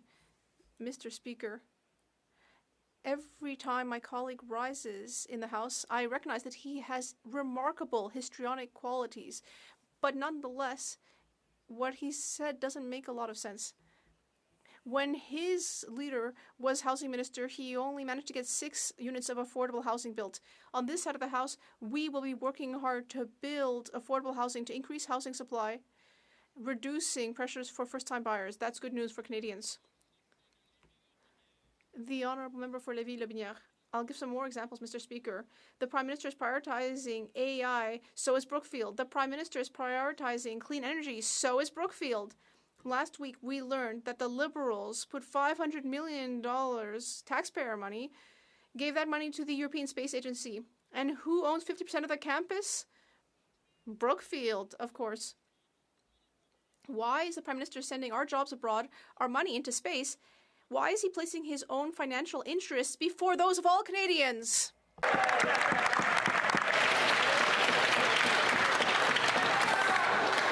L'honorable ministre. Monsieur le Président, je me demande aux intérêts de qui il pensait quand il a voté contre le budget qui prévoit une baisse d'impôts pour 22 millions de Canadiens, Monsieur le Président, le régime canadien de soins dentaires, l'allocation canadienne pour enfants, des emplois au port de Québec, au port de Saguenay, le développement économique, des emplois dans sa région au chantier des vies, Monsieur le Président. À qui il pensait certainement pas à son monde. Merci.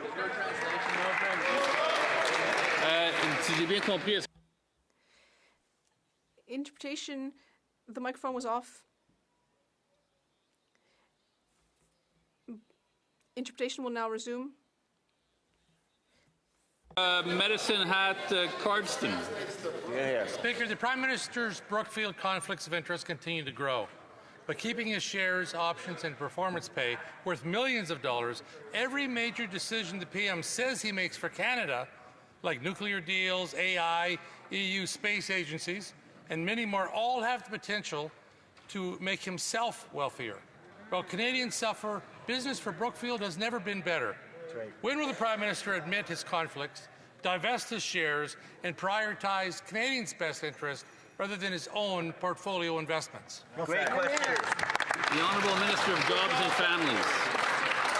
Today, the announcement with the Prime Minister and the Premier of Alberta is good news for workers all across this country. It's good news for workers in Alberta. It's certainly good news for skilled tradespeople and the young apprentices coming up, learning these trades. Mr. Speaker, this is an announcement about prosperity. It's shared prosperity, Mr. Speaker. It scopes in Indigenous people and creates wealth. I certainly hope that member understands this is something that will deeply benefit not just his province, but the entire country.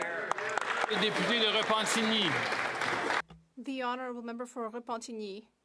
Mr. Speaker, this Prime Minister's green facade is crumbling now that he's announced another dirty oil pipeline. And beneath that green facade, we're just seeing the black of oil, just as much as with the Conservatives, and perhaps even darker, because over 10 years in power, Stephen Harper did not manage to bring in a pipeline. Whereas the Liberals announced a second one this morning, with perhaps more to come. They seem to have given up completely on meeting their climate emissions targets. When it comes to the environment, are they worse than the Conservatives, or is it all just the same thing? The Honourable Minister of the Environment. Mr. Speaker, I've said it before and I'll say it again. We can only meet our climate targets by working closely with the provinces and territories. Canadians elected us because they wanted to see us working with the provinces and territories. And that's what we're doing with this agreement. Alberta has committed to working with us on an industrial carbon price, on methane emissions, and on clean electricity. That is what we have to do that is what we have to do to fight climate change, and that's what we will do. The honourable member for Repentigny. Mr. Speaker, it's hard to believe that the Minister of the Environment is defending pipelines. I can't believe what I'm hearing. Let's look at what our so-called Green Prime Minister is doing. He put an end to carbon pricing. He has given up on zero-emission vehicle targets. He has put an end to the emissions cap for the oil and gas sector, billions of dollars in tax credits for fossil fuel, boycotted COP30, given up on environmental assessments for oil projects under C5. And today we have yet another pipeline which will undermine the oil tankers moratorium in a marine protected area. Is this the Liberal government, or is this Donald Trump's policy? The Honourable Minister. Mr. Speaker, Canadians elected us to build Canada strong, and that is what we're going to do. Let's look at the projects we've brought forward. We brought in a hydroelectric project in Iqaluit. We brought in a clean electricity project in the northern part of BC. We are going to continue doing the work.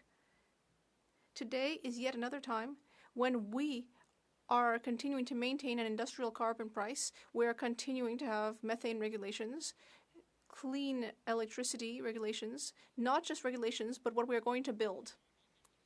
The Honourable Member for Richmond North Vaska. Thank you, Mr. Speaker. The Prime Minister said, "Who cares?" when asked what was happening to the negotiations with the U.S. And he backed down on the digital services tax without getting anything in return, at least not for Canadians, because a few days later, the Americans suddenly signed an $80 billion with whom? With Brookfield, the Prime Minister's company. Why is he sacrificing the interests of Canadians and promoting his own? I know what they're going to say. They're going to talk about the budget, pipelines, housing. It's all very well, but they're never going to actually answer my question. The Honourable Parliamentary Secretary to the Minister of Natural Resources. Mr. Speaker, I have good news for all workers in Canada. The big projects that we're bringing in will generate great jobs throughout the country. Good unionized jobs in all areas. And that will help all of Canada move forward. Thank you. Member for York Centre. Who cares? Who cares, said the Prime Minister when asked about contact with the U.S. President on a trade deal. Everyday Canadians care.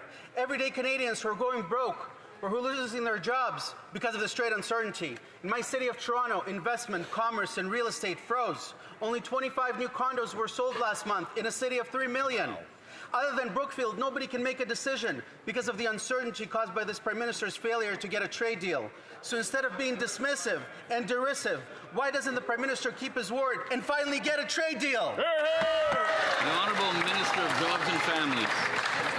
Yesterday, I stood with the Prime Minister and the President of DeFasco as we announced additional supports for steel, for lumber, Mr. Speaker, for the communities and their organizations and their employees that have been deeply impacted by tariffs. And, Mr. Speaker, they're not only encouraged by our support, but they're excited about the future. And you know why, Mr. Speaker? Because they have an opportunity through Buy Canada policies to pivot their products and sell to Canadian projects. And, Mr. Speaker, that's what Canadians expect, that we invest in ourselves, that we take care of ourselves, something these guys can't get. Exactly. The Honourable Member for Richmond Hill South. This Prime Minister went from promising elbows up to throwing his hands up, saying who cares the moment the President pushed back. He caved on the digital services tax, abandoned counter tariffs, and walked away from the softwood legal fight, leaving Canadian workers totally defenseless. We thought he got nothing in return, but it turns out he got nothing for Canadians, because just days later, the Americans signed an $80 billion nuclear deal with his former company, none other, Brookfield. So while Canadian workers are left standing in the penalty box, the Prime Minister's friends are skating away with the puck. Why is this Liberal Prime Minister trading away Canada's national interests while advancing his own personal interests? The Honourable Secretary of State for Labour. Mr. Speaker, again, that member voted against the budget, which is going to see the largest investment in infrastructure across this great country, Mr. Speaker. We're going to be building homes, building community centers, hospitals, bridges, roads, Mr. Speaker, all with Canadian steel, Canadian lumber, Canadian unionized worker. Mr. Speaker, every day the Conservatives come in here and they vote against jobs and they vote against Canadians. Member for Kitchener South Hespeler. Mr. Speaker, that member did not answer the question, so I'm going to ask it again. The Prime Minister caved on counter tariffs, on digital services taxes, on legal disputes with the softwood lumber. We thought he was getting nothing for Canadians, but it turns out he was getting lots for his company, Brookfield. Days after he was in the White House, the Americans signed an $80 billion nuclear reactor deal with Brookfield. Why is it that everywhere the Prime Minister goes, Brookfield gets a sweet deal and Canadians get no deal? Why? Honourable Minister of International Trade. Mr. Speaker, speaking about trade, Canadians know that 2/3 of our economy is powered by trade. We're opening doors for Canadian products to reach new global markets. We signed new trade deals with Ecuador, Indonesia, an investment agreement with UAE, securing $70 billion commitment for more investments in Canada. This is what this government is focused on, is opening new doors and more opportunities for Canadian workers and businesses. Thank you, Mr. Speaker. The Honourable Member for Niagara West. Mr. Speaker, can the Prime Minister explain to Canadians why every time we ask about a conflict of interest with Brookfield, his answer is basically, who cares? Nothing to see here. Just ignore the fact that I used to run the place. Because Canadians are starting to wonder, if Brookfield were any closer to this government, would it need a visitor's pass or just a set of cabinet keys? So my question is simple. How can Canadians trust decisions aren't being made in the boardroom instead of the House of Commons? Or is this Liberal government now offering loyalty points for conflict of interest? The Honourable Secretary of State for Financial Institutions. Mr. Speaker, Canadians made a decision on April 28th between two visions for this country. A vision of hope, a vision of leadership versus slogans and division. Our Prime Minister is a world economic and business leader. He has traveled the world building up relationships and signing deals to build our economy, something that leaders never worked a day in. Thank you, Mr. Speaker. Member for Peterborough. Mr. Speaker, on this side of the House, we know meaningful consultation with Indigenous right holders is essential to protecting rights, supporting sustainable development, and building respectful long-term relationships. Could the Minister of Crown Indigenous Relations share how early and ongoing engagement with Indigenous communities is helping improve our federal approach to consultation?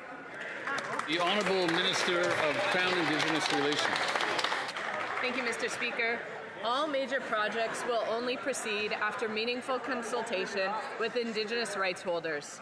We cannot and will not move forward at the expense of Indigenous rights. Budget 2025 invests $10.1 million in the federal initiative on consultation. This includes funding for consultation protocols, which set out clear, mutually agreed processes for how communities want to be engaged, making consultations more efficient and respectful. We have also invested in Indigenous-led resource centres, which provide the research, technical advice, and expertise communities need. The Honourable Member for Regina Capel. Mr. Speaker, the Liberals killed the Northern Gateway pipeline project, making Canada more dependent on the U.S. Now this Prime Minister is putting on a big show, but he's setting up another process for a pipeline to fail with new hurdles and hoops, and worst of all, a massive increase to the industrial carbon tax. The proposed pipeline is never going to happen because this Prime Minister is giving a veto to the BC Premier.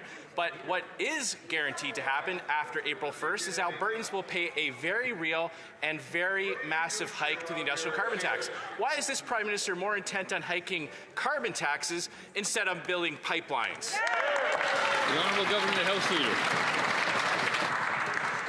It's perplexing to us over here why they keep talking about some supposed veto by the BC Premier when, in fact, of course, we will deal with the people and the province of British Columbia. But what they don't mention is the signature of the Premier of Alberta on a memorandum of understanding that commits us to consulting provinces, consulting First Nations, building out clean and renewable technologies, an electric grid, and building and creating opportunity for young Western Canadians for generations to come. For Regina Capel. It doesn't matter how many signatures they put on that MOU if they give a giant veto stamp to the British Columbia Premier, Mr. Speaker. Instead of just repealing all the Liberal leave-it-in-the-ground laws that killed energy projects, this Prime Minister has just unveiled a new process that is designed to fail. He's giving an unconstitutional veto to the BC Premier. He's forcing Albertans to pay billions to put air into the ground, and now he's hiking the industrial carbon tax. Every time the Liberals hike those carbon taxes, everything gets more expensive. Why is this government forcing through a massive hike to the carbon tax instead of just getting out of the way? The Honourable Government House Leader. As Canadians watch this debate unfold, Mr. Speaker, they will take note of lines like putting air into the ground. In fact, we are putting carbon into the ground. We are taking it out of the atmosphere, making our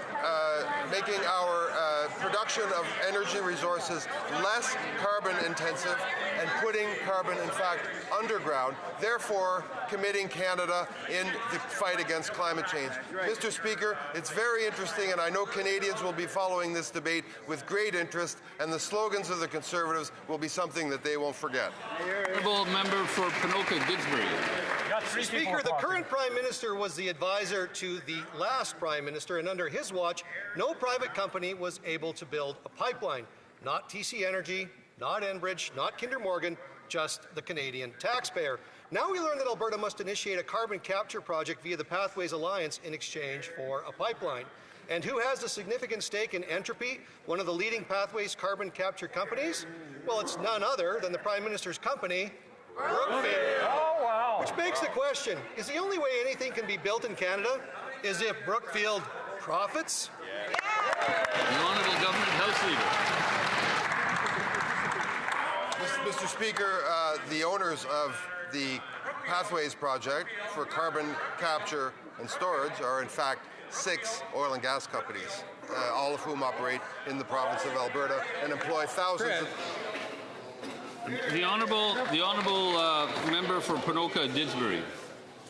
We know that the Prime Minister has been meeting with Brookfield executives behind closed doors. This is the same Prime Minister who served as board chair of Brookfield Asset Management. And now we learn that he won't allow Alberta to build a pipeline unless it initiates a $16.5 billion carbon capture project where Brookfield profits. The taxes and royalties from a pipeline should be used for doctors, nurses, roads, schools, police, housing, and securing our country. But instead, billions will now pour into the coffers of corporate giants and liberal insiders, including, of course, Brookfield. How much revenue does the Prime Minister have to divert to his own company before he demands that Canada just simply change its name to Brookfield? The Honourable Government House Leader.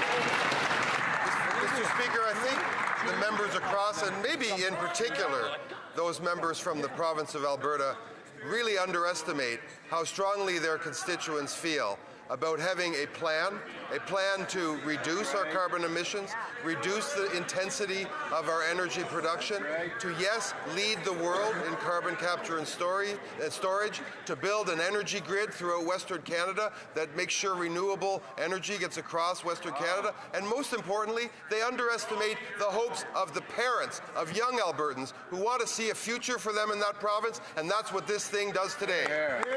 The Honourable Member for Cloverdale-Langley City. Mr. Speaker, the Prime Minister's own cabinet and caucus are fighting over this pipeline announcement. Ministers are worried, BC Liberal caucus members are seething and angry, and leaks are coming out by the hour. Meanwhile, Canadians know the real issue. Without a pipeline to the Pacific, the United States is basically our only market for Canadian oil.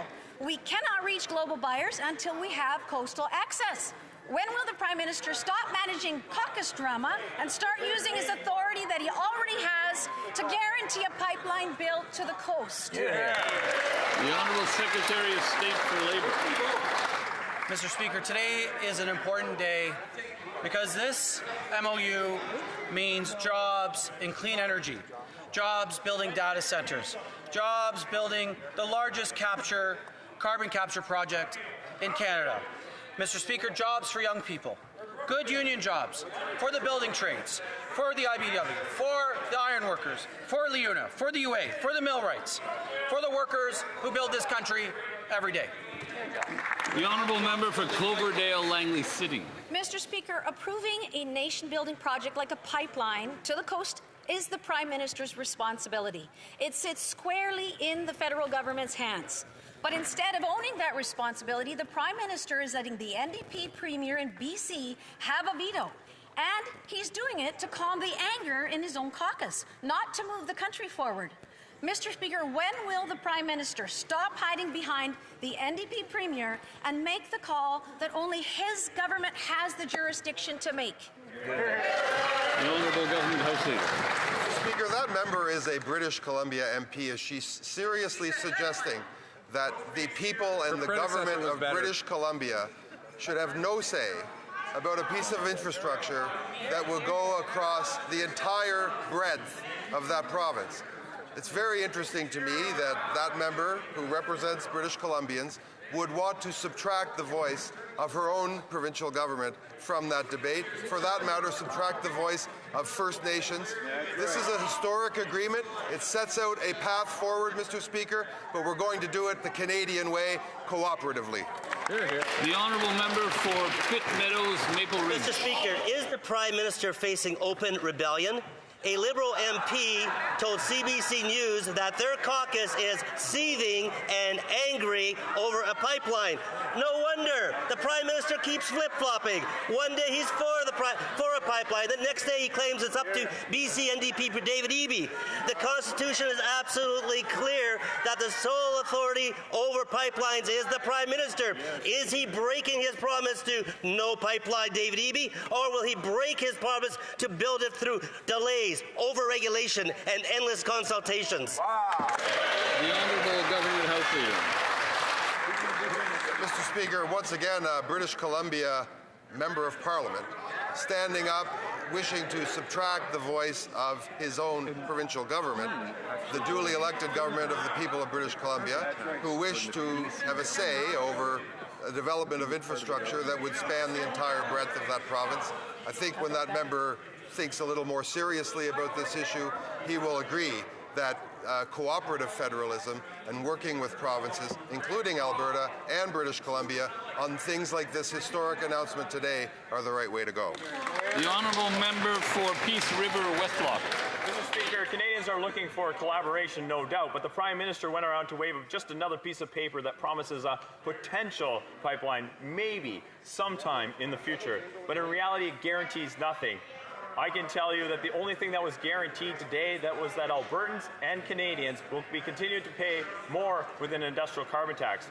Mr. Speaker, Canadians are looking for a guarantee. So the simple question is, can the Prime Minister guarantee what year will shovels be in the ground on this proposed pipeline?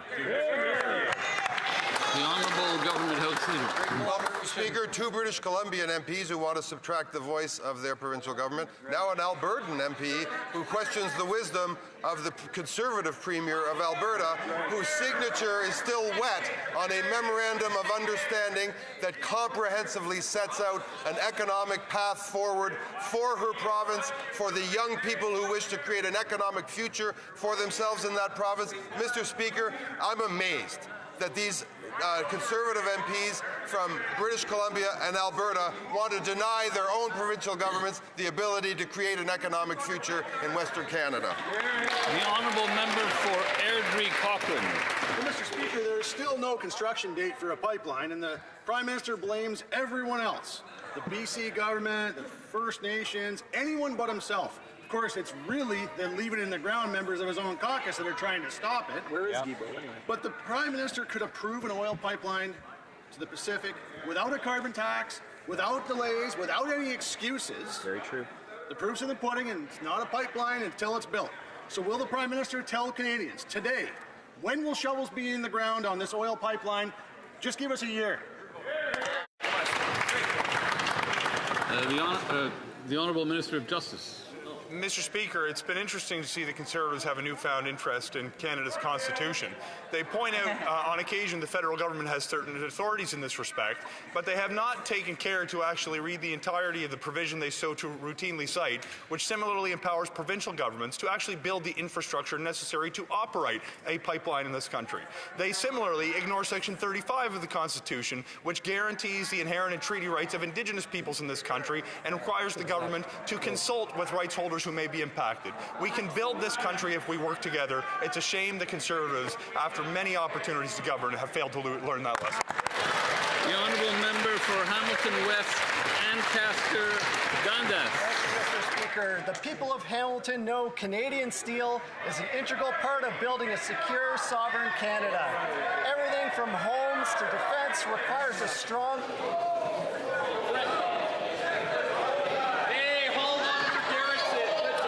Member, I'll let the honourable member start over, but without gesticulation. The honourable member for Hamilton West, Ancaster Dundas. Thank you, Mr. Speaker. The people of Hamilton know Canadian steel is an integral part of building a secure, sovereign Canada. Everything from homes to defence requires a strong industrial steel sector. With the announcement yesterday, it's clear that our government is focused on building Canada strong, Canadian steel to build Canadian products, building the strongest economy in the G7. Can the Minister of Jobs and Families... With me, the honourable member from the top, please.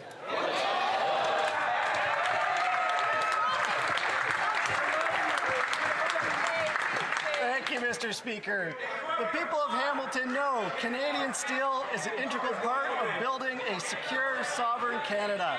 Everything from homes to defence requires a strong industrial steel sector. With the announcement yesterday, it's clear our government is focused on building Canada strong. Canadian steel to build Canadian products, building the strongest economy in the G7. Can the Minister... Obviously, some members want to hear this over and over again. So from the top.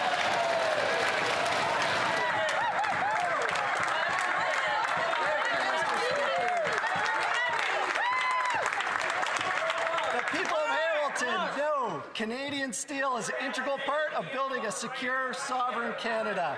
Everything from homes to defence requires a strong industrial steel sector. With the announcement yesterday, it's clear that our government is focused on building Canada strong. Canadian steel from Canadian products, building the strongest economy in the G7. Can the Minister of Jobs and Families please tell this House how our government is supporting steelworkers as we transition to buy Canadian industrial self-reliance?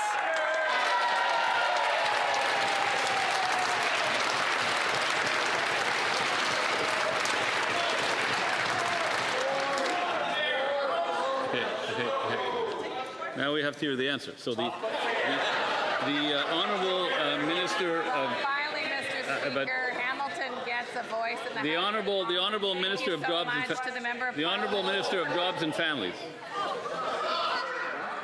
Thank you very much, Mr. Speaker. Finally, Hamilton gets a voice in the House of Commons with this strong MP who had to repeat his question 4 times.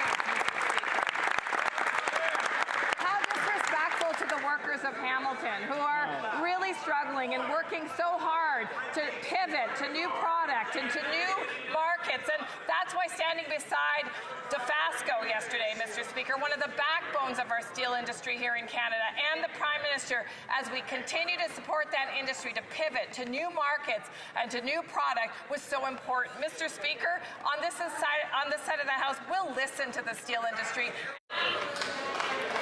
The honourable member for Haliburton, Kawartha Lakes.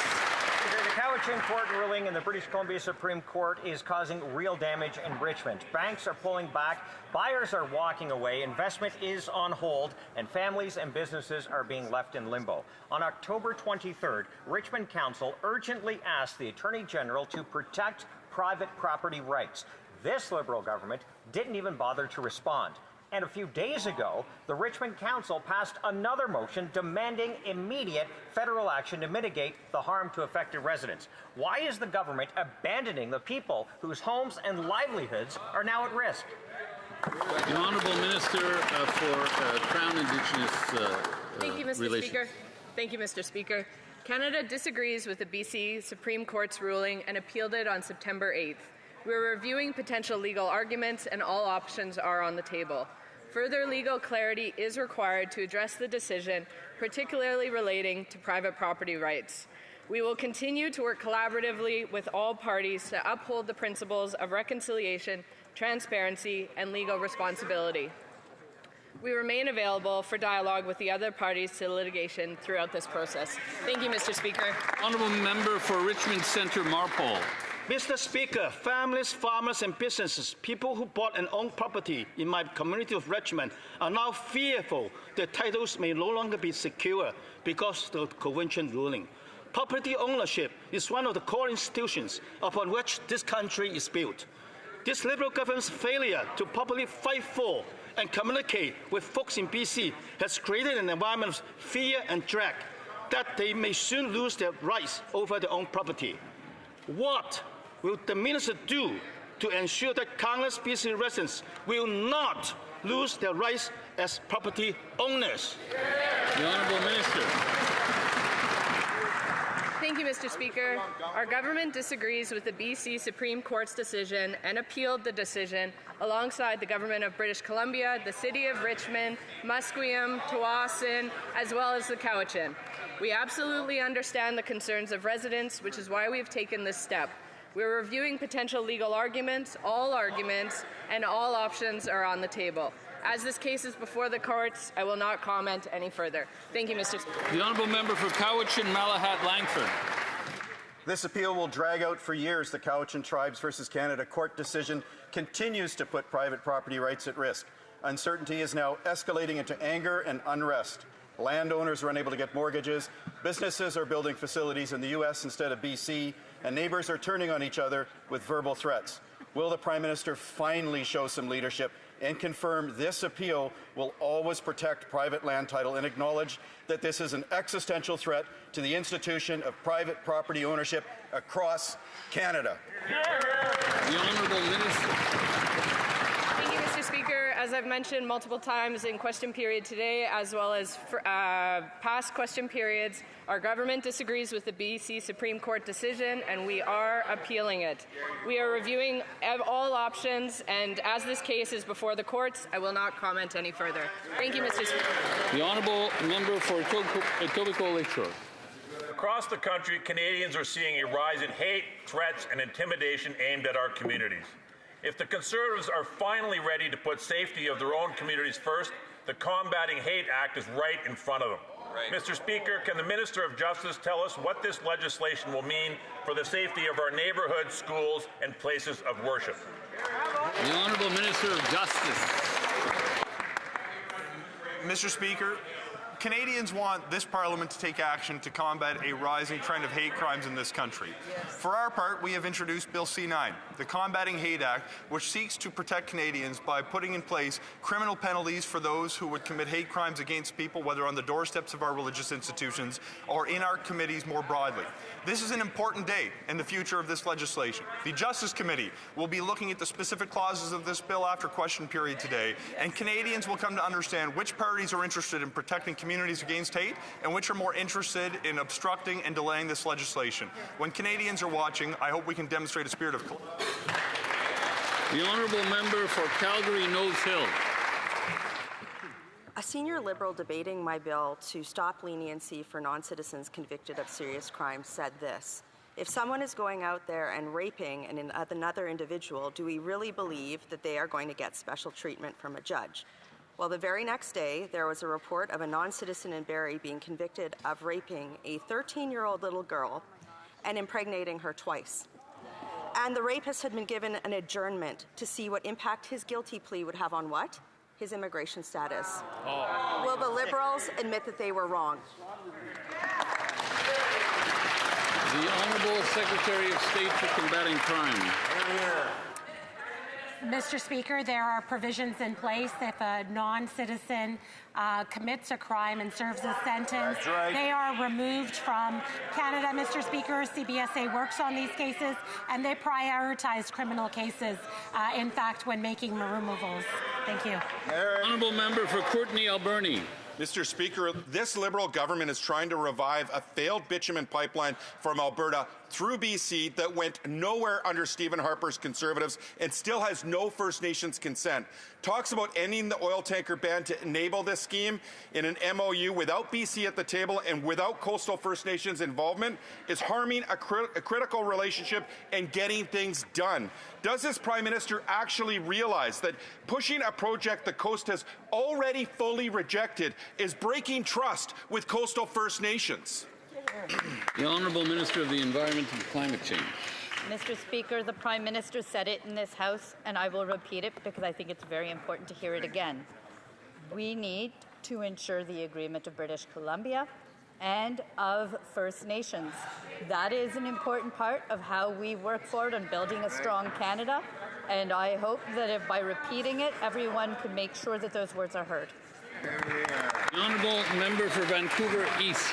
At no time during the campaign did the Prime Minister say the tanker ban will be lifted or changed. BC Coastal First Nations is saying loud and clear that the tanker ban is not up for negotiation and no MOU will change that. This secret deal signed behind closed doors without BC and First Nations at the table is a betrayal. Enbridge 2.0 will not proceed without First Nations free, prior, and informed consent, and BC will not stand for it. Will the Prime Minister acknowledge that this is the pipeline for nowhere but the courts, and stop wasting everyone's time with this political posturing? The Honourable Government House Leader. Well, Mr. Speaker, as I believe this is the last question, you can see the span of views in this chamber. It's interesting to me that it is a Liberal government and the Liberal Party that finds the cooperative, consensual way forward. Of course, in response to the member, we will work with and have a duty to consult First Nations. Of course, we will work with and have a duty to work with the province of British Columbia, as we do indeed with the province of Alberta. This is a visionary agreement today, a memorandum of understanding that sets a course for the future of West.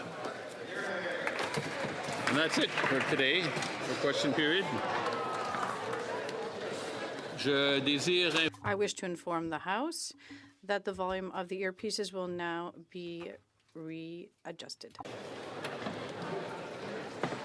I say that's it for question period, but we actually have one more question today, and it's the Thursday question. The Honourable Opposition House Leader. Thank you very much, Mr. Speaker. And yes, it's every CPAC's viewer favorite day of the week, Thursday, when we get to witness the Thursday question. So I'd like to ask the Government House Leader if you can inform the House what we'll be dealing with for the rest of this week and into next week. And if, instead of a flashy MOU that has a carbon tax with no guarantee, a carbon tax hike with no guarantee of a pipeline, will the Liberals bring in legislation to repeal the anti-energy laws that have kept the oil and gas in the ground and made Canada so dependent on the United States? Or will they continue their habit of sending subsidized energy to the U.S. to fund the U.S. economy instead of the Canadian? Well, Government House Leader. Mr. Speaker, I won't trouble you once more today with the exciting details of our memorandum of understanding with the province of Alberta today, but I will, Mr. Speaker, provide some transparency and clarity, as always, on the way forward for this Parliament and our spirit of cooperation and transparency as we work with my honourable friend and indeed all members of this House. This afternoon, we'll continue the debate at second reading of Bill C-15, an act to implement certain provisions of the budget. Tomorrow, we'll call Bill C-10, an act respecting the Commissioner for Modern Treaty Implementation at second reading. On Monday, we'll see the House return to the third reading debate of Bill C-4, an act respecting certain affordability measures for Canadians, which contains tax cuts, and indeed, I'm sure the Conservatives will want to hurry that bill off to the Senate, Mr. Speaker. On Tuesday, we'll resume the second reading debate of Bill C-13, an act to implement the protocol on the accession of the United Kingdom of Great Britain and Northern Ireland to the Comprehensive and Progressive Agreement for Trans-Pacific Partnership. Mr. Speaker, mercredi. On Wednesday and Thursday, we'll begin debate at report stage and at third reading of Bill C-12, an act related to some measures with respect to safety at the Canadian border and at the integrity of the Canadian immigration system. HoC. Also, for information, for the committees that are examining the supplementary estimates, I currently expect that Tuesday, December 9th will be the last designated day for the budgetary cycle. However, I will confirm this next week. I'd also like to mention that there will be a minister's statement on Thursday, December 4th to commemorate the anniversary of the Polytechnique massacre. Orders of the day.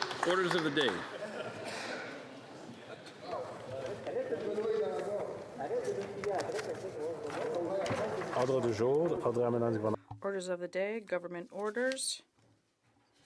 At the second reading of Bill C-15, Budget 2025 Implementation Act Number 1, and on the amendment of Mr. Jennings. I believe the honourable member for Airdrie Cochrane had about 4 minutes and 20 seconds left. Thanks, Mr. Speaker. This budget doesn't tackle the real obstacles to growth. Instead of unlocking resource projects or building pipelines or enabling housing construction, the Liberals are busy picking winners and losers, leaving national projects that could create thousands of jobs stalled under mountains of red tape and regulation. Conservatives have a different vision. And that would be, getting rid of some of the policies that are crippling our industries in this country, slashing red tape, and letting Canadians build and prosper. And I wanted to talk for just a second or two about our veterans in this country, those who've paid the ultimate price for our country, those who've served, those who've sacrificed, because although they're running a $78 billion deficit and spending like it's going out of style, the one area they choose to cut deeply is the services and benefits that our veterans rely on. $4 billion in cuts to our services our veterans rely on. Services that they've earned through the service for this country. And so now there's this question mark that's hanging over all those benefits because there's no clear answers or timelines or transparency on what those cuts actually are going to be. But it's creating a lot of stress and a lot of anxiety for those who've already sacrificed so much for this country. That's not leadership. That's not realistically meeting challenges. That's just cynical, sneaky, and utterly shameful. Now, Speaker, I want to contrast what we've seen in this budget with what Conservatives believe in. We believe in a Canada where government serves the ambitions of the people and not the other way around. We've proposed solutions that would help to lift Canada out of the deep hole that we find ourselves in now after 10 years of Liberal government. We do this because Canada is one nation, and our fortunes, all political persuasions aside, are intertwined. Conservatives simply want the best for Canadians, and after bearing witness to this decade of misguided, inept, and too often corrupt Liberal government, we can clearly see that the Liberals are going to continue to repeat the mistakes of the past. Those same mistakes that have caused Canada's economic future to go completely off the rails, and we therefore offer alternatives to what has not worked. We'd be pleased for the government to take us up on our proposals, and while they crib and water down some of our versions of our solutions, they never commit to the full and needed action. So our Conservative plan is clear. When we form government, we'll end inflationary deficits and restore fiscal discipline. We'll cut wasteful spending and bureaucracy instead of growing it. We'll unlock resource projects to create jobs and generate revenue, and we'll lower taxes so Canadians can afford to eat, heat, and house themselves. And we'll protect veterans with the benefits that they earned and not claw them back. That's how we right the fiscal ship in Canada. That's how we secure a future of opportunity, not through yet more crushing debt on our children and their grandchildren. And you certainly don't do it by introducing new layers of bureaucracy that set up delays and hurdles to the very solutions that Canada needs. Speaker, this budget is not a plan for prosperity. It's a plan for perpetual debt. It's a betrayal of promises, a burden on our kids and our grandkids, a blueprint for bureaucratic bloat. It's Canadians know that they deserve better. They deserve a government that trusts them, that empowers them, that believes in their ability to build a stronger Canada.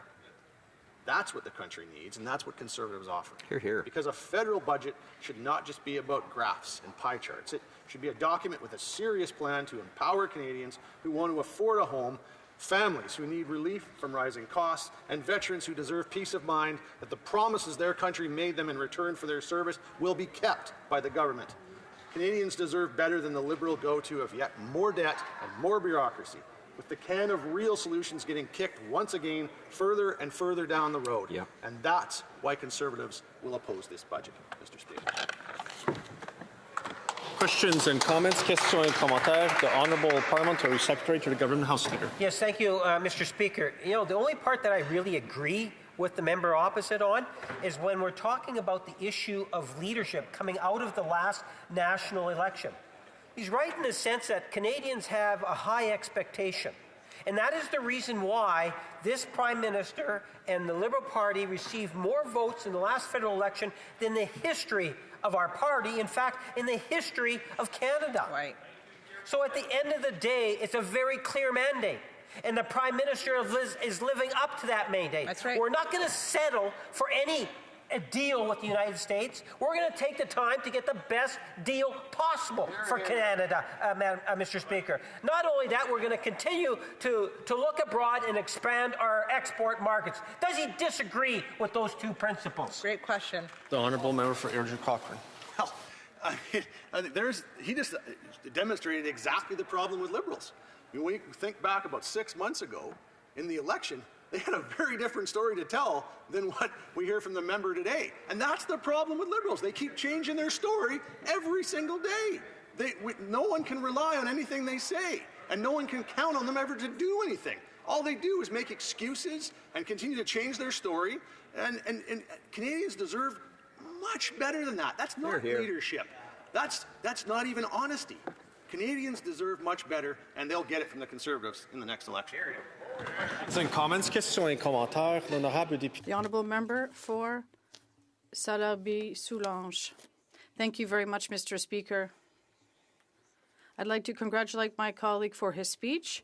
We were able to work together when he was his party whip, and I know he is a very rigorous member. He works hard, and my question for him is the whole issue of seniors.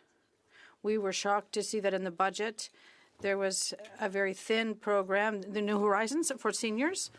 And how could he accept that seniors did not see an OAS increase? For Airdrie Cochrane. Yeah, I mean, I appreciate the question, and I think what it really illustrates is how badly this government has failed Canadians, right? Like, people that were looking for something in the budget, I think all they saw was a government that wants to build up more bureaucracy, more and more and more bureaucracy. You know, I mentioned in my speech about veterans. She mentioned about seniors, but you know, families, young Canadians looking to afford a home, people who can't afford to put food on the table. Like, everyone who is struggling in this country, and there are far too many people who are struggling because of the 10 years of this Liberal government. They looked at this budget as hopefully something that would bring them some hope. Well, there was nothing for anyone in this budget, except for, you know, more bureaucracy. Questions and comments. Questions et commentaires. The Honourable Member for Kamloops, Thompson, Nicola. It's always a pleasure to rise on behalf of the people from Kamloops, Thompson, Caribou. And before I begin, I want to recognize the life of Ray Hebert. Ray was a 45-year-old corporal with the Royal Canadian Mounted Police. He recently died of brain cancer. My condolences to him, to his children. He was the son to Karen and Martin, the husband to Kate, brother to Adrian, father to Alice, Heather, and Ben. I had the opportunity to work with him. I thank him for his service, and may perpetual light shine upon him. People like Ray, people who serve, they work hard. They expect this government to be there for them. How is this government failing in that regard? Because I see so many ways in which it is. Thank you, Mr. Speaker. Honourable Member for Airdrie Cochrane. Yeah, I mean, I could talk forever on this one, and I know I won't be able to, Mr. Speaker. But you know, the bottom line is, those who've served our country, they deserve to have a government that's there for them. And when they did that service, that's all they expected in return, to help with the needs that they might have in their future. And you know, this government is failing them. It's that simple. You know, $78 billion deficit, but the one place where they decide to make cuts is to veterans, those who serve this country, those who sacrifice for this country. $4 billion in cuts, in fact. And yet, and the worst part of it all is that They haven't been honest to tell veterans or Canadians what those cuts are going to be. We know they're going to affect their benefits and services. They will have to if they're going to make the kind of cuts they're talking about, but they don't know what, and it leaves veterans in a situation where they're afraid, they're concerned, they're scared for their futures because this government is failing them. Resuming debate. Reprise de débat. L'honorable député de Shefford. The honourable member for Shefford. Thank you, Mr. Speaker. Well, this afternoon, we've been talking about this bill, C-15, the Budget Implementation Act, and everyone's been talking about this budget all fall. We've been waiting for it, and now the budget has been tabled.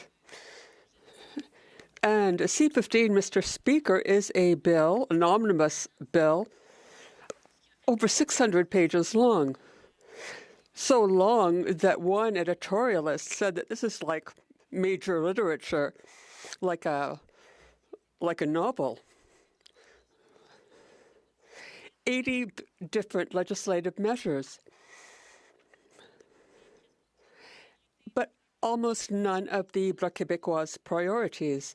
It's a mixture of legislative, structural, and other measures. Now, the Bloc opposes it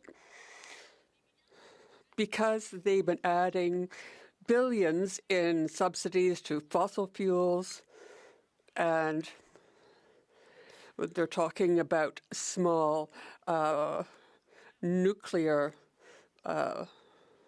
plants.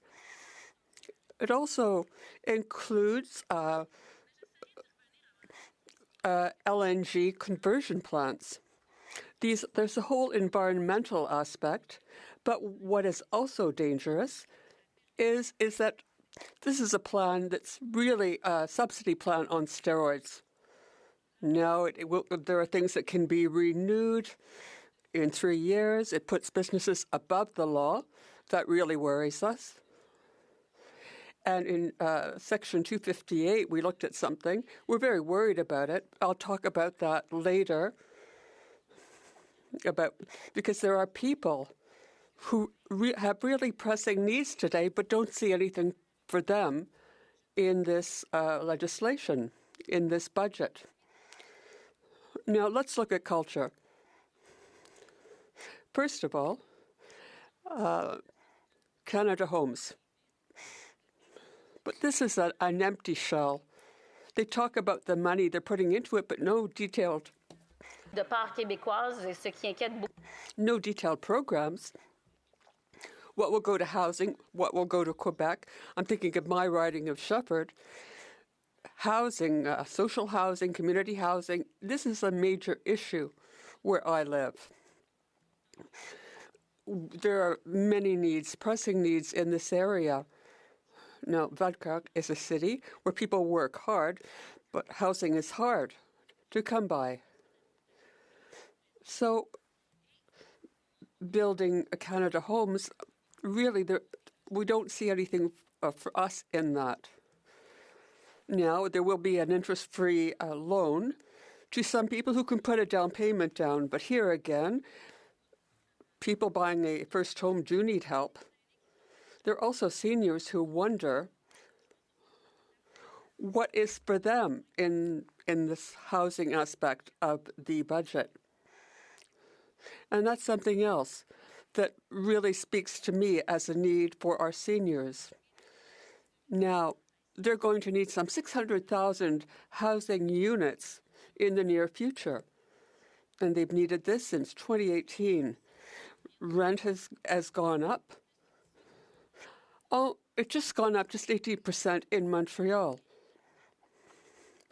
And we need an initiative to get houses being built quickly. This is what we want, we in the Bloc. And we want this initiative to become permanent, because this was something that did work, and we wonder why it's not in the budget. Now, with respect to infrastructure, well, municipalities in my riding want investment in certain procurement. Our mayor in one of our municipalities did get something from Quebec City, but nothing from the federal government. We also need a transfer program for infrastructure. There should be a single envelope for this, but it's not in the budget. For seniors, there is no increase in old age security, and yet when we look at what people have to do in terms of charitable endeavors, people are in need. Now, there are seniors who increasingly need to go to food banks, and there is no additional help for these people. They've been completely forgotten. These people, I think, show that there's a real question of inequity here, that there are different classes of seniors. Now, those who work for food banks, for example, there were people from food banks in Montreal said that one of these solutions to lessen the pressure on food banks would be to increase OAS for those 65 years of age and more. With respect to health, there has been no increase, no improvement in the health transfer as we asked for in the Bloc Québécois, and yet needs are increasing. It seems that there was money for hospitals, but people need an increase to the health transfer so they can assure proper conditions for the people who work in the healthcare system. So this health transfer is extremely important, and that is one of the Bloc Québécois' asks. Now, there are things that are in the budget that are good, like a luxury tax on planes and yachts, restoring a tax credit for certain things, also what they're doing for critical minerals, which would be good for Quebec, all other investments in terms of, and also a framework and a legislative framework for cryptocurrency. We do have our worries in the Bloc because they're imposing federal jurisdiction on issues that should be of provincial jurisdiction. We need help with transportation, with transit. It seems something that has been abandoned, but this is really important. We need to invest in mass transit in order to fight greenhouse gases. Now, I'd like to talk on the impact on media. There's the abolition of the digital tax. Now, this is a major loss for those working in the cultural sphere, also for written media, for the press. Trump is imposing tariffs on Canada, where we wanted to tax the web giants. At least the Europeans resisted Trump, but we accepted this, and we abolished this tax. We know that fake news is up. There's an amplification of misinformation and malinformation and disinformation. There's TVA and Sherbrooke, who have been losing, who may have to close down. All kinds of local media outlets have shut down.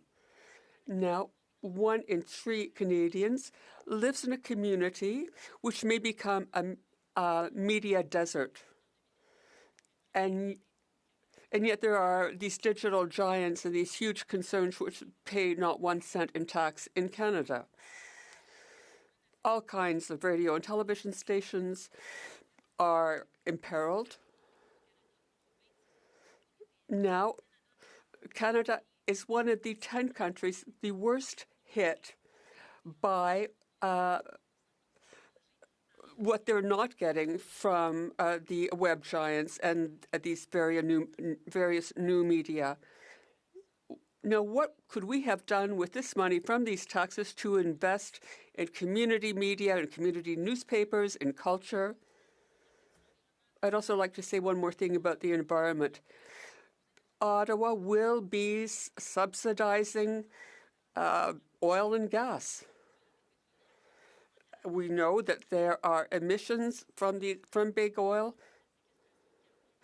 There should be more money put into carbon capture and carbon sequestration. we think that this can increase emissions by as much as 20 or 30%. Now, I'm going to end here. They should be refunding the millions or billions from the carbon tax that they're not going to have now. We think that these things are being done on the backs of Indigenous peoples, of British Columbia. This is all very disturbing. And one last thing. Questions and comments? Honourable Parliamentary Secretary, the Government House Leader. Yes, thank you, Mr. Speaker. You know, when I take a look in terms of the budget, there is so much in there for the entire country. But if I was to focus on the province of Quebec, I think of things like the aerospace industry with the military expenditures.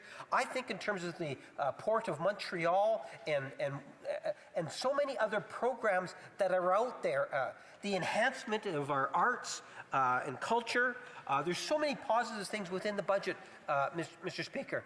Yet the Bloc have made the determination to vote with the Conservatives against the budget and now the budget document, the budget implementation. Does she genuinely believe that the Conservatives would be better for the province and the people that she represents? The Honourable Member for Shefford. Thank you, Mr. Speaker. Well, first off, you can make the figures in the budget say anything you like. But what we've seen is that there is certain creative accounting with respect to expenses that are considered investments. Now, what we say in Quebec is that what we're hearing about what's not in the budget in terms of infrastructure for towns, about seniors, not 1 cent in this budget, Mr. Speaker. Media, where I live, Cogeco, other media, nothing for them, only money for Radio.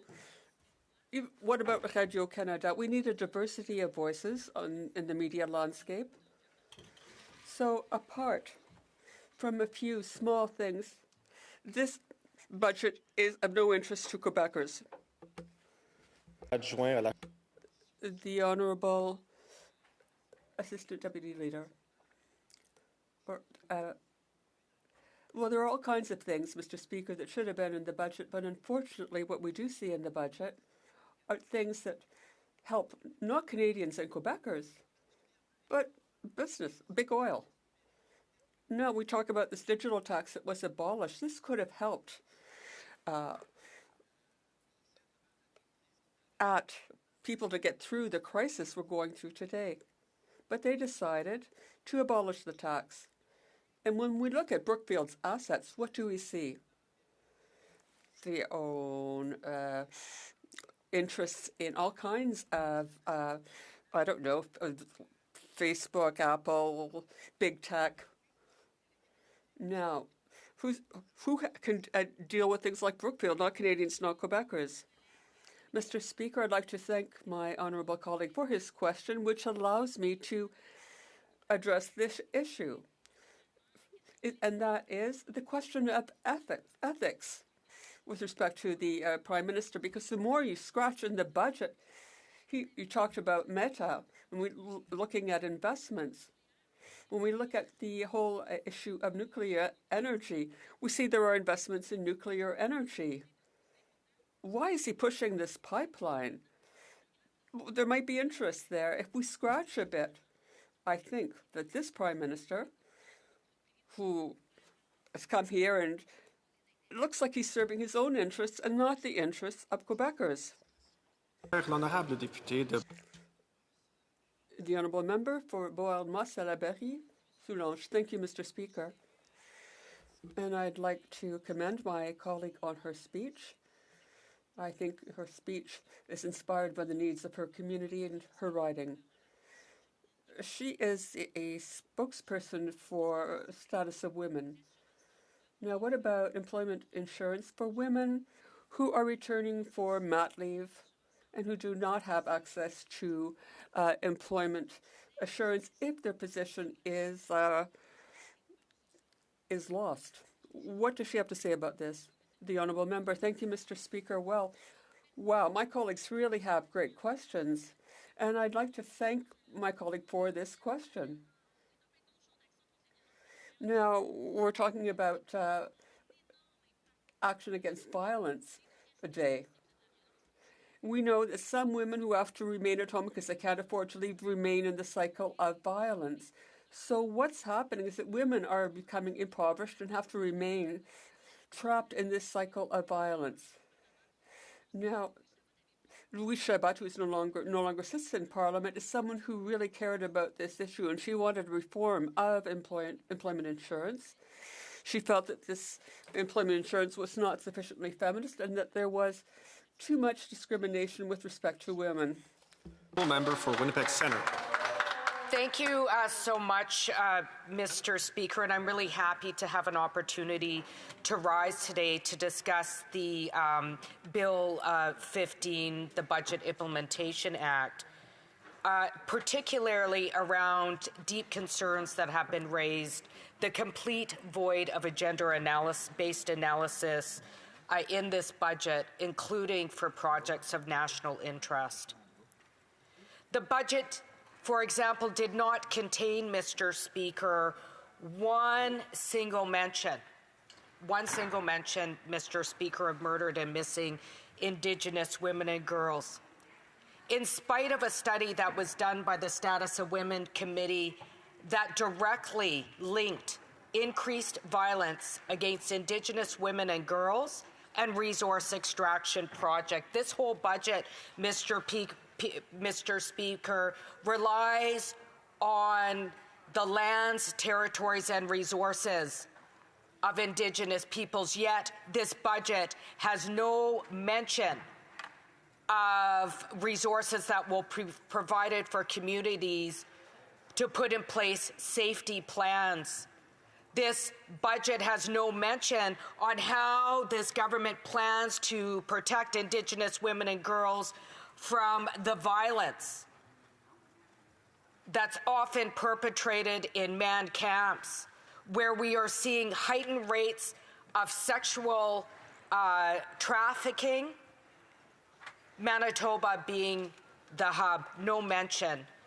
Even though this government has recognized this ongoing violence against Indigenous women and girls as an ongoing genocide, zero in this year's budget. And with the government's own admission, in this year's budget, 41 measures in the budget will primarily benefit men, while only 7 will primarily benefit women. This is shocking, especially with the planned budget cuts to the public service sector. 56% of those impacted will be women. And I was glad to see in Budget 2025 the investment of $660.5 million over 5 years, with $132.1 million ongoing, which came after great pressure from women's and feminist and gender diverse organizations across the country fighting against the planned 15% cut. Because we know that gender equality cannot be an afterthought. It is part of a healthy democratic Canada. However, this funding remains project-based, and these resources aren't permanent. And the Liberals, in turn, expected to be thanked for only cutting women and gender equality by a smaller percentage than other departments, even though wage has been historically massively underfunded, and this budget cut still amounts to $8 million each year. And it comes at a time where countless experts and even the former Liberal Attorney General have said gender-based violence in Canada is an epidemic. And let me remind this government through you, Mr. Speaker, the only reason that we were able to protect some of that funding was because of the leadership of frontline organizations that fought to keep this funding in place. But even in spite of the fact that we were managed to save the furniture, the Liberals have still cut these programs from their current level by roughly 50% at a time when we need much more, not less, public support for upholding the rights of women and gender diverse people. You cannot build a healthy economy with exclusion of women, with exclusion of the LGBTQ plus community, with exclusion of gender diverse peoples. And one of the areas that has been brought up with deep concern is the lack of funding for sexual and reproductive health. Universal access to contraception, we know, Mr. Speaker, is one of the clearest, most evidence-based investments in a government, that a government can make in people's health, protecting equality and economic security, because it gives people control over their futures, Mr. Speaker. It reduces health care costs and strengthens gender equality across the board. And it doesn't just improve sexual reproductive health, individual health, it also drives population level change. Because if people can plan when they want children, if they want children, they are more likely to stay in school, stay in the workforce, and avoid cycles of poverty. Universal coverage of contraception is preventative, is good for the economy. It's like all good infrastructure.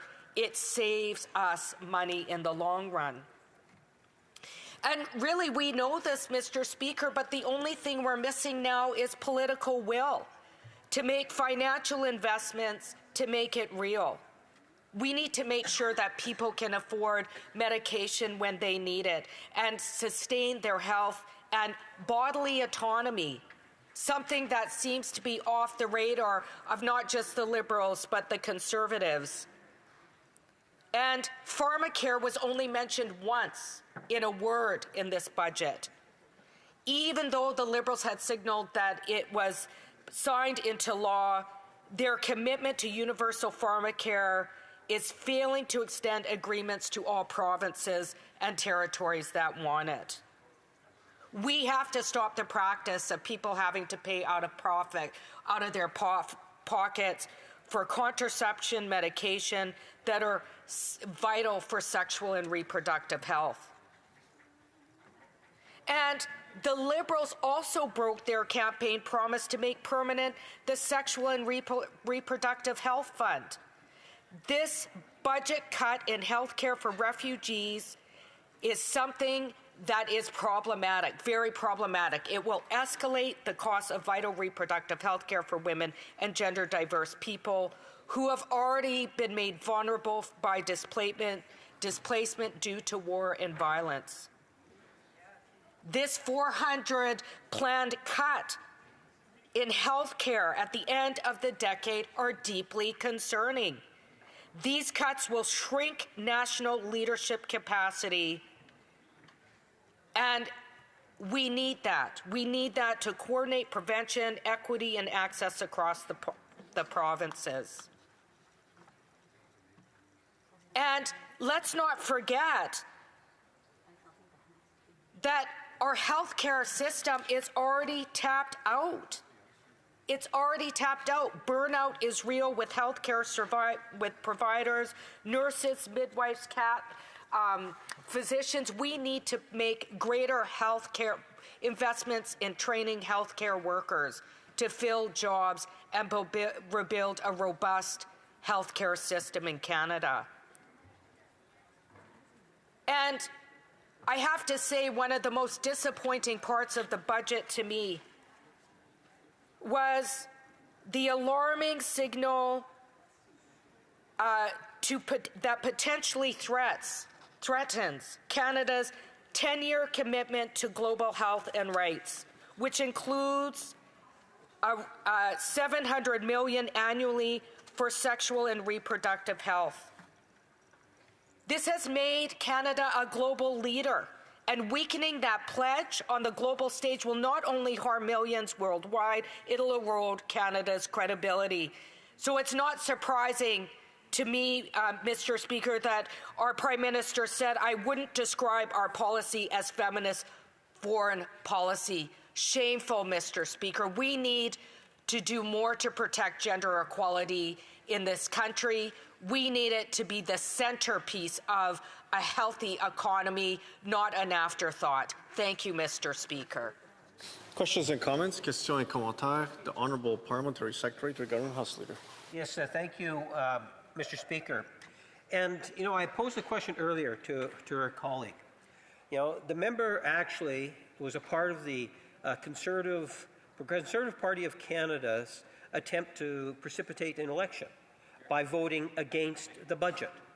Yet we take a look at the budget, and the budget, contrary to a lot of the criticism that she levels, provides all sorts of sustainable programs, such as school children getting food, such as the pharmacare program that she herself makes reference to, the dental care program, the many other programs, the enhancement of the summer youth program, Mr. Speaker. The question is why would she want to have an election where, as opposed to supporting these type of programs? The Honourable Member for Winnipeg Centre. Yes, thank you so much, Mr. Speaker. And just to clarify, pharmacare, the word pharmacare is only mentioned once in the budget.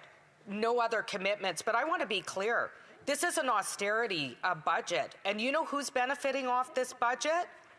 All the incentives that are being given to corporations. You just have to look at the last pages of the budget.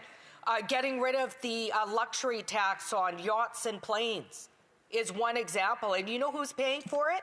Women and gender equality in this country, sexual and reproductive health in this country. The child care spots, the 100 child care spots that this government has promised and is now turning their back on in this year's budget, Mr. Speaker. I do not support padding the pockets of the ultra-rich. Questions and comments to Honourable Member for Peace River Westlock. Well, thank you, Mr. Speaker. And we've been pointing out for the last little while that this is the Brookfield government, and the Prime Minister has been using the government plane to fly around the world. Interestingly, has not secured many deals for Canada, but shortly after the Prime Minister leaves particular countries and places, Brookfield signs major deals with those particular places. I'm just wondering if the Honourable Member has any comments to that effect. Honourable Member for Winnipeg Centre.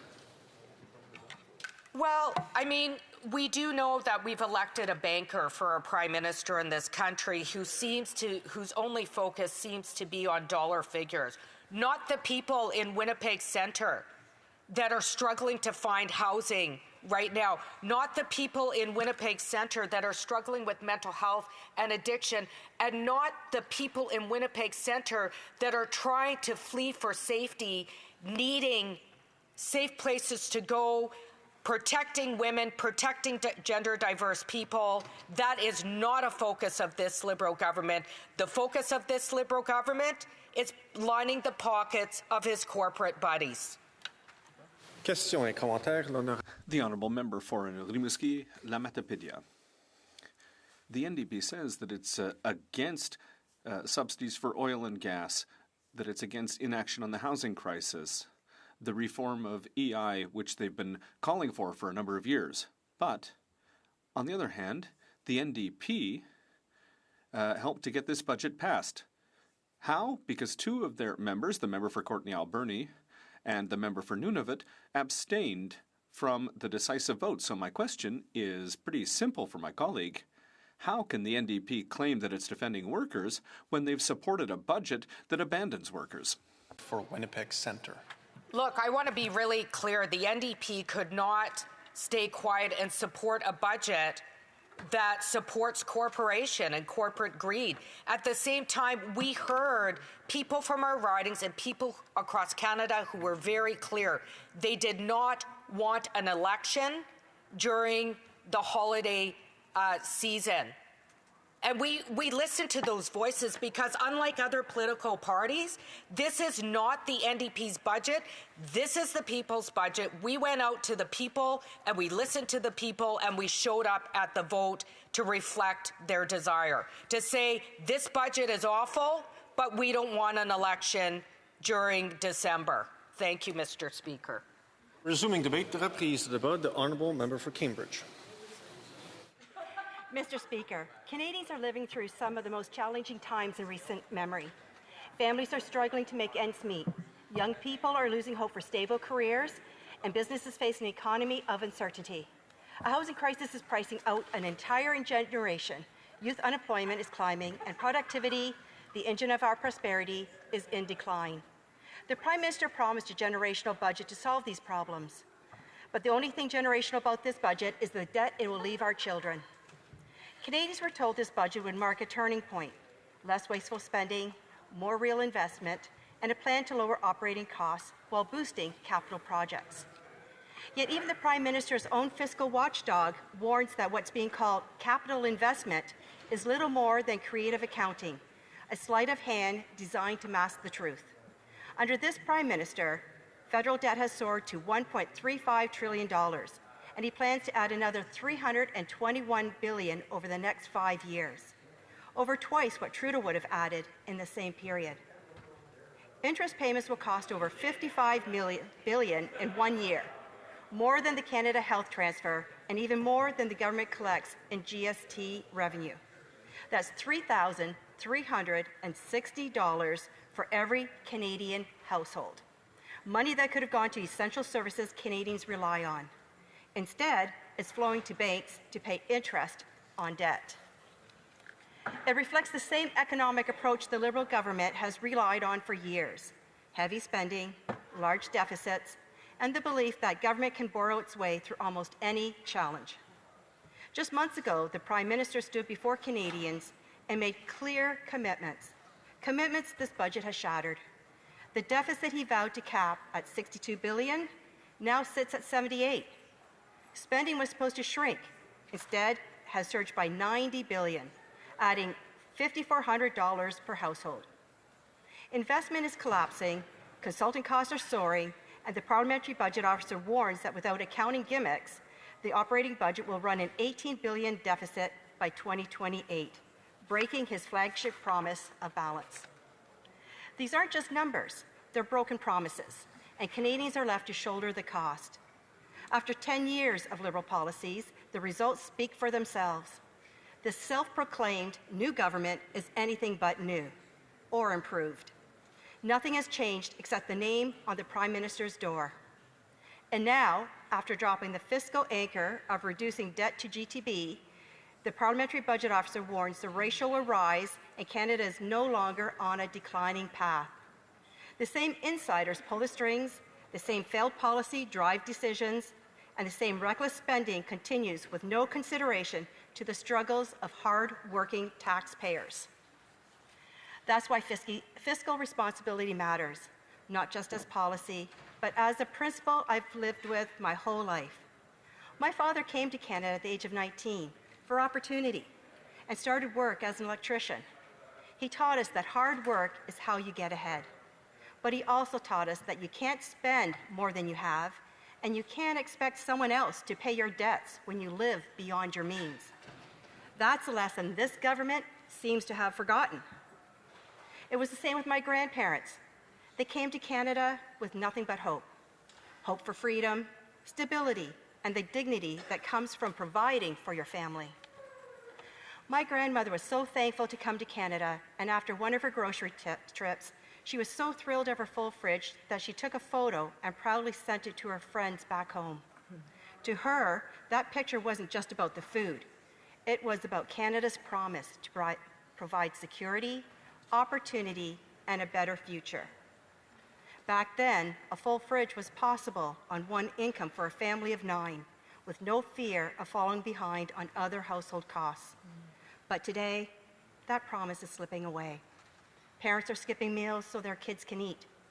A full-time job is no longer a guarantee that there will be enough money at the end of the month to pay the bills. A full fridge that my grandmother once celebrated is now empty for far too many.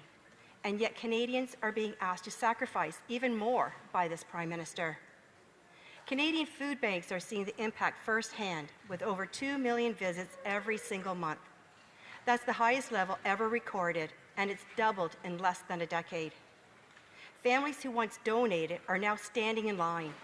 Food banks were never meant to become a permanent part of life for working households, but now their use is becoming normalized for people with a full-time job.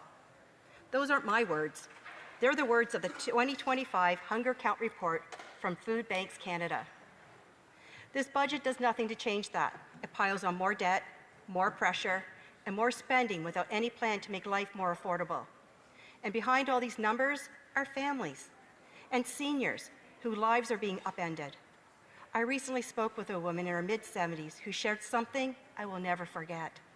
She can barely afford groceries and lives in constant fear that her furnace might break or that she might face a medical emergency.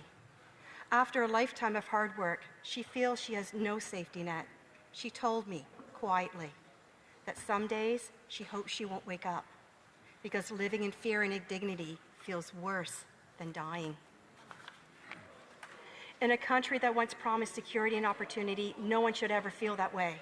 That is not the Canada she believed in, and it cannot be the Canada we leave behind. This budget doesn't just forget our history. It disrespects those who wrote it in blood and sacrifice. Our veterans are facing broken promises too. After putting on the uniform and defending Canada's freedom, they now see a government cutting Veterans Affairs by over $4 billion in the next 4 years. That is not just a budget line, it's a betrayal of those who gave everything for our country. Budgets are about priorities, and this one makes them painfully clear. The priorities of this Liberal government are focused on Ottawa insiders, bureaucrats, and bankers, all who stand to gain, not to make life affordable for the people in my community of Cambridge or Canada. It's a split-screen contrast, working Canadians on one side, the Prime Minister's well-connected friends on the other. This budget is full of handouts for the Prime Minister's corporate buddies at places like Brookfield. It's going to create new bureaucracies when businesses are already suffocating under piles of red tape. It's going to ship billions of dollars to wealthy bondholders as the Prime Minister loads up more debt onto the Canadian credit card. It'll create higher taxes, more inflation, and bigger borrowing costs for everyday people who can't get by as it is.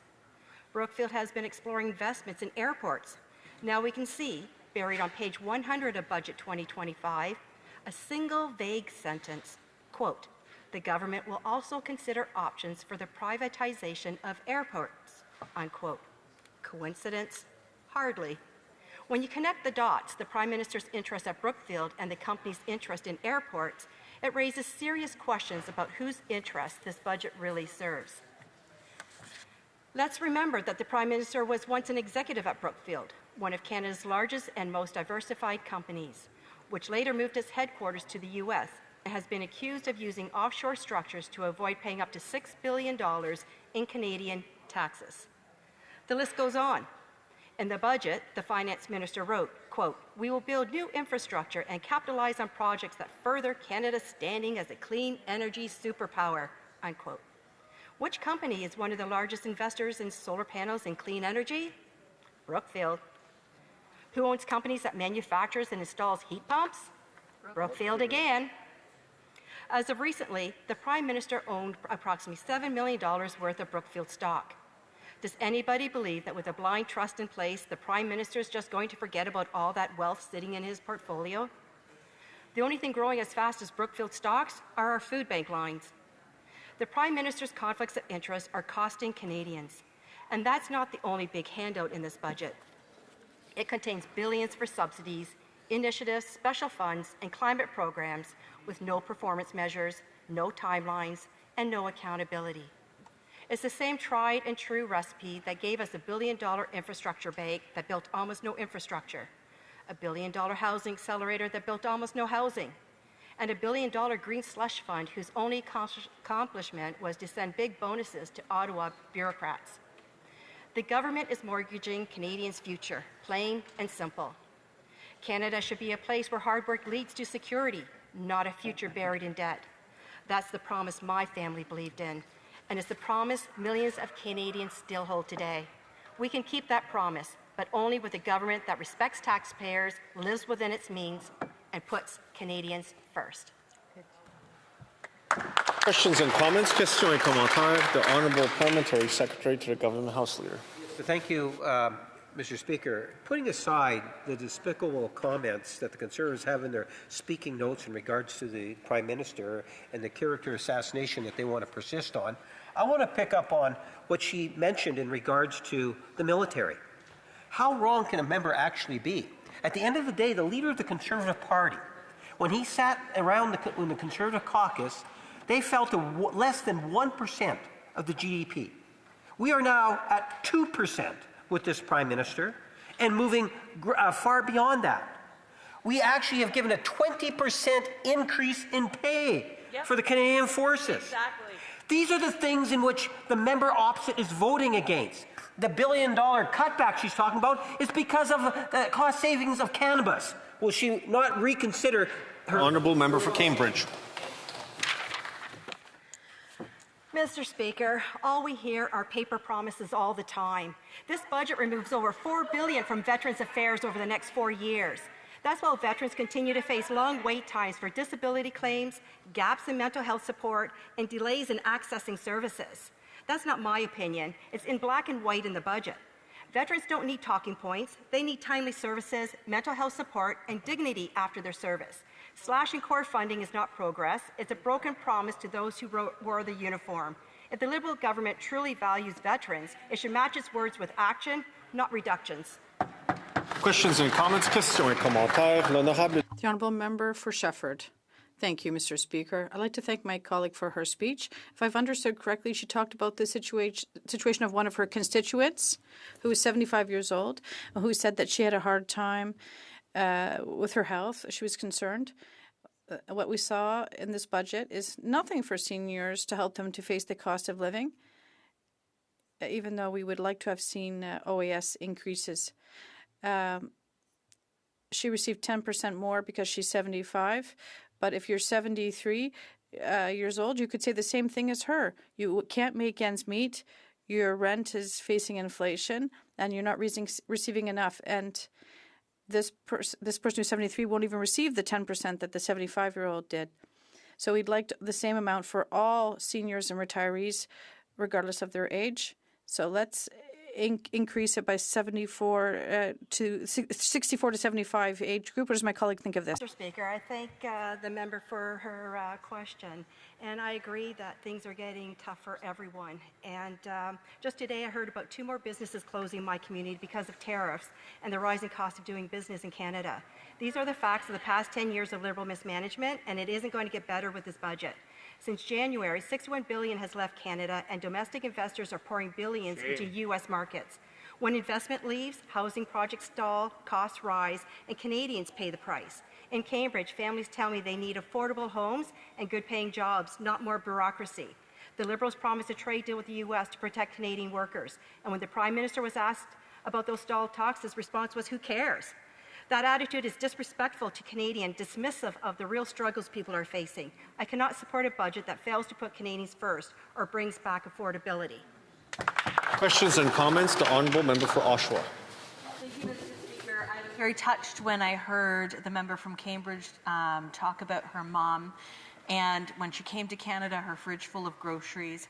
And I thought very, very long and hard at that moment about the seniors in my riding and the mothers in my riding who are struggling to feed their families and to keep their lights on and keep the heat and all of that. And I guess I would just ask if she would take a few moments and maybe share some stories or let us know what her constituents are saying about this budget and the fact that they need an affordable budget, not the kind of budget we've seen presented here in the House. Honourable Member for Cambridge. Mr. Speaker, I'd like to thank my colleague. And I have to say that it's really sad to hear that in my community that the fridges are not full like what my grandmother's once was. What this budget is bringing is more debt, higher taxes, and less hope. Families in Cambridge are already skipping meals so their kids can eat. Demand at our Cambridge Food Bank is up 114%, and there's 1,000 new families turning to it for the first time, even those that have full-time jobs. This budget adds $321 billion in new debt with no plan to make life affordable. They call this budget an investment, but it's really generational debt. While families are struggling to pay for groceries, well-connected insiders and former colleagues of the Prime Minister are positioned to profit. We need to listen to Canadians, our families. Order. Pursuant to Standing Order 38, I'd like to inform the House of the questions to be raised tonight at the time of adjournment. The Honourable Member for Riding Mountain, Health. The Honourable Member for Sherwood Park, Fort Saskatchewan, Employment. For Courtney Alberni. Thank you, Mr. Speaker. Mr. Speaker, we heard the Prime Minister in the time before the budget. He said this is going to be a transformational and generational budget. But, Mr. Speaker, when he tabled the budget, he failed to address the critical issues that Canadians are facing today. The affordability crisis, the cost of living crisis, the unemployment that we've seen the highest unemployment, Mr. Speaker, in a decade. The failure to deal with the climate crisis, Mr. Speaker, and the growing inequality in our country. Mr. Speaker, I'm going to speak about, obviously, the things that we don't like in the budget, things that are missing in the budget, and the things that, obviously, that we've been working on and we brought forward to the government that are possibly going to good, and some things that we hope that they'll follow through on. Mr. Speaker, first I'm going to talk about the cuts to the public service. Cutting 40,000 public servant jobs. I'll just give you an idea what that looks like. They started this austerity already. They cut 3,000 jobs at the CRA call centres. Ask anybody in this House what it looks like in their offices right now, and the backlog of constituents calling our offices, Mr. Speaker, because they simply can't get through to CRA. But CRA has no problem finding people in this country when they owe them money. And I'll give you an example, Mr. Speaker. Ryan, who is a volunteer firefighter in Merville on Vancouver Island, he got chased, get this, Mr. Speaker, because he got the new volunteer firefighter tax credit that I helped fight for, and people in this House supported eventually, and the government adopted. But the government's chasing Ryan around. Ryan spent his summer fighting wildfires. Can you imagine? Chasing around a volunteer firefighter when we know, Mr. Speaker, they still haven't dealt with, the Panama Papers and the corporate, misuse of the tax system, the tax havens that are out there. They're spending their time chasing around volunteer firefighters like Ryan. So, Mr. Speaker, imagine a further cut at CRA. Imagine cuts at Veterans Affairs. We saw the Conservatives cut a third of the staff at Veterans Affairs, and the disability application backlog grew to 50,000. This is not a time to cut the public service. This is a time to strengthen it, especially as the economy is struggling, Mr. Speaker. Also, we saw the government do nothing to deal with the corporate greed and the inflation crisis that's happening right now, Mr. Speaker, whether it be at the pump or at the grocery till, or when people are trying to access the internet or get basic, their cell phones covered. Those prices are continuing to skyrocket, Mr. Speaker, or when they go to pay their rent or pay their mortgage. But last year, Mr. Speaker, get this, RBC made a record $16 billion. Bell made $6.3 billion. What did they do? They laid off 700 employees. Yeah. Loblaws, they made over $2 billion, and Imperial Oil, they made $1 billion almost last quarter, $5 billion last year, and then what did they do? They also laid off almost 1,000 employees, Mr. Speaker. So there's the corporate responsibility and how it's playing out at the top for Canada's big corporations. In fact, Mr. Speaker, we have the lowest corporate tax rate in the G7. And what else do we have? Record profits. Even Conservatives, Mr. Speaker, in Britain, they brought in an excess profit tax when the profits were so out of control. And Mr. Speaker, I want people to win. I want small businesses to win. I want medium-sized businesses to win. I want large businesses to win. We all do. But it can't be on the backs of everyday people or when people are struggling and suffering. It can't be at their expense. It can't be where they're preyed upon by companies that have control over the market on basic needs of everyday Canadians. Mr. Speaker, what's happening right now in our country is we're normalizing this out-of-control, raging corporate greed. And Mr. Speaker, I'll tell you how that's playing out for everyday Canadians.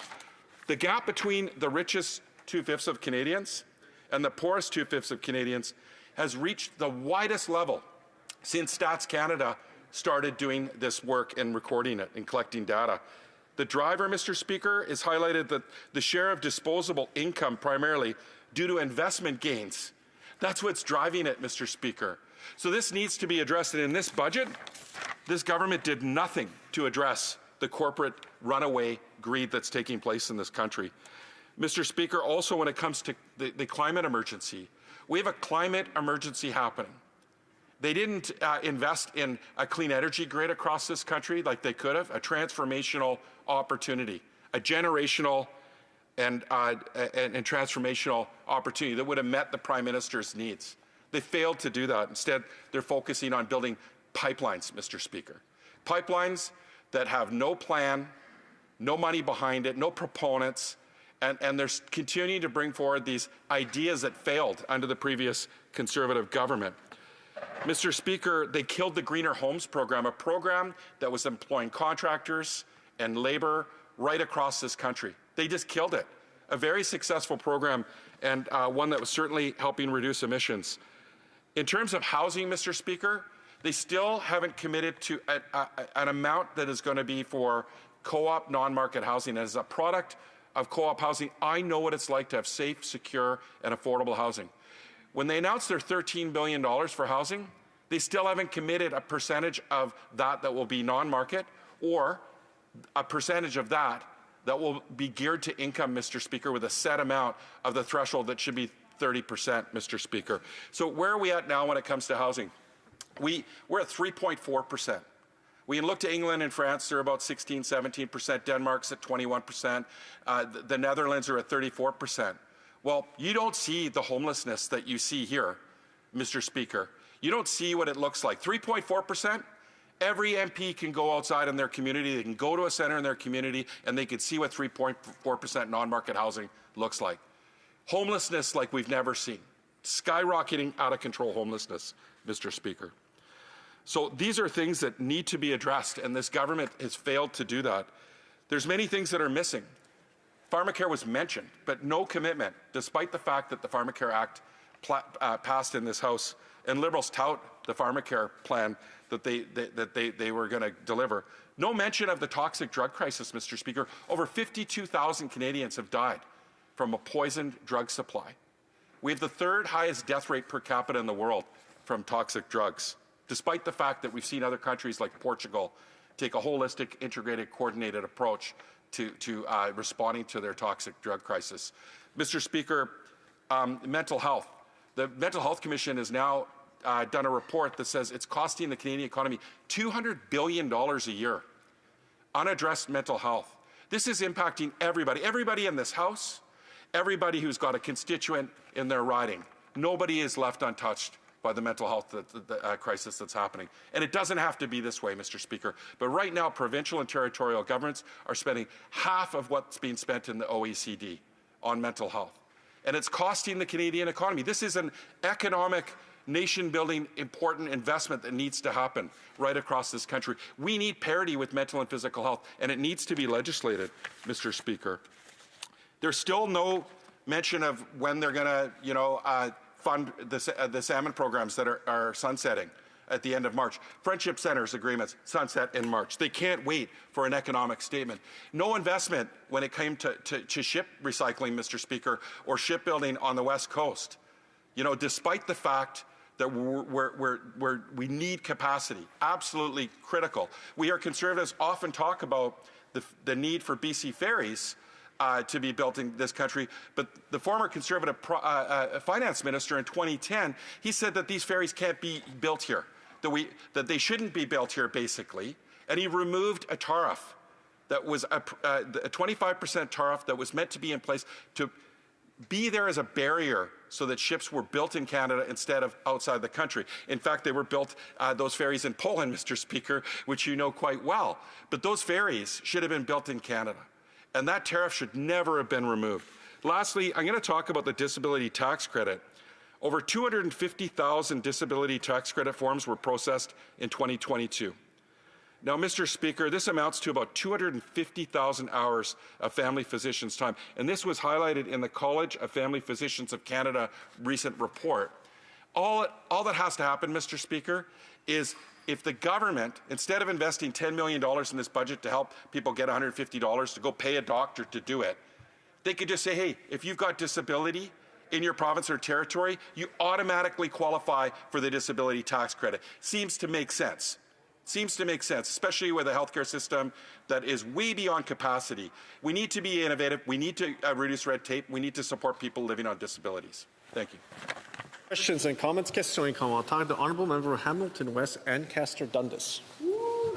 Thank you, Mr. Speaker. I thank the member for his speech and his ongoing advocacy, his credits for firefighters, tax credits for firefighters, for advocating for corporate responsibility, advocating for the basic needs of everyday Canadians.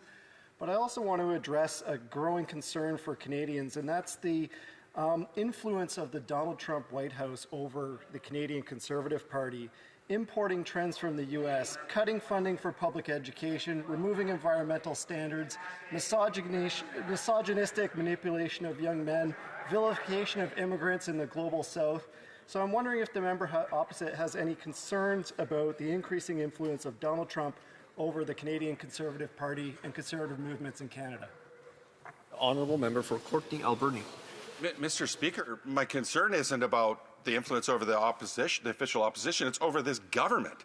This government's the one who brought in draconian legislation like C5 that the Conservatives would never even dream to bring forward, which of course they supported, because they know that it tramples Indigenous rights. It overrides provincial governments, what their aspirations are, Mr. Speaker.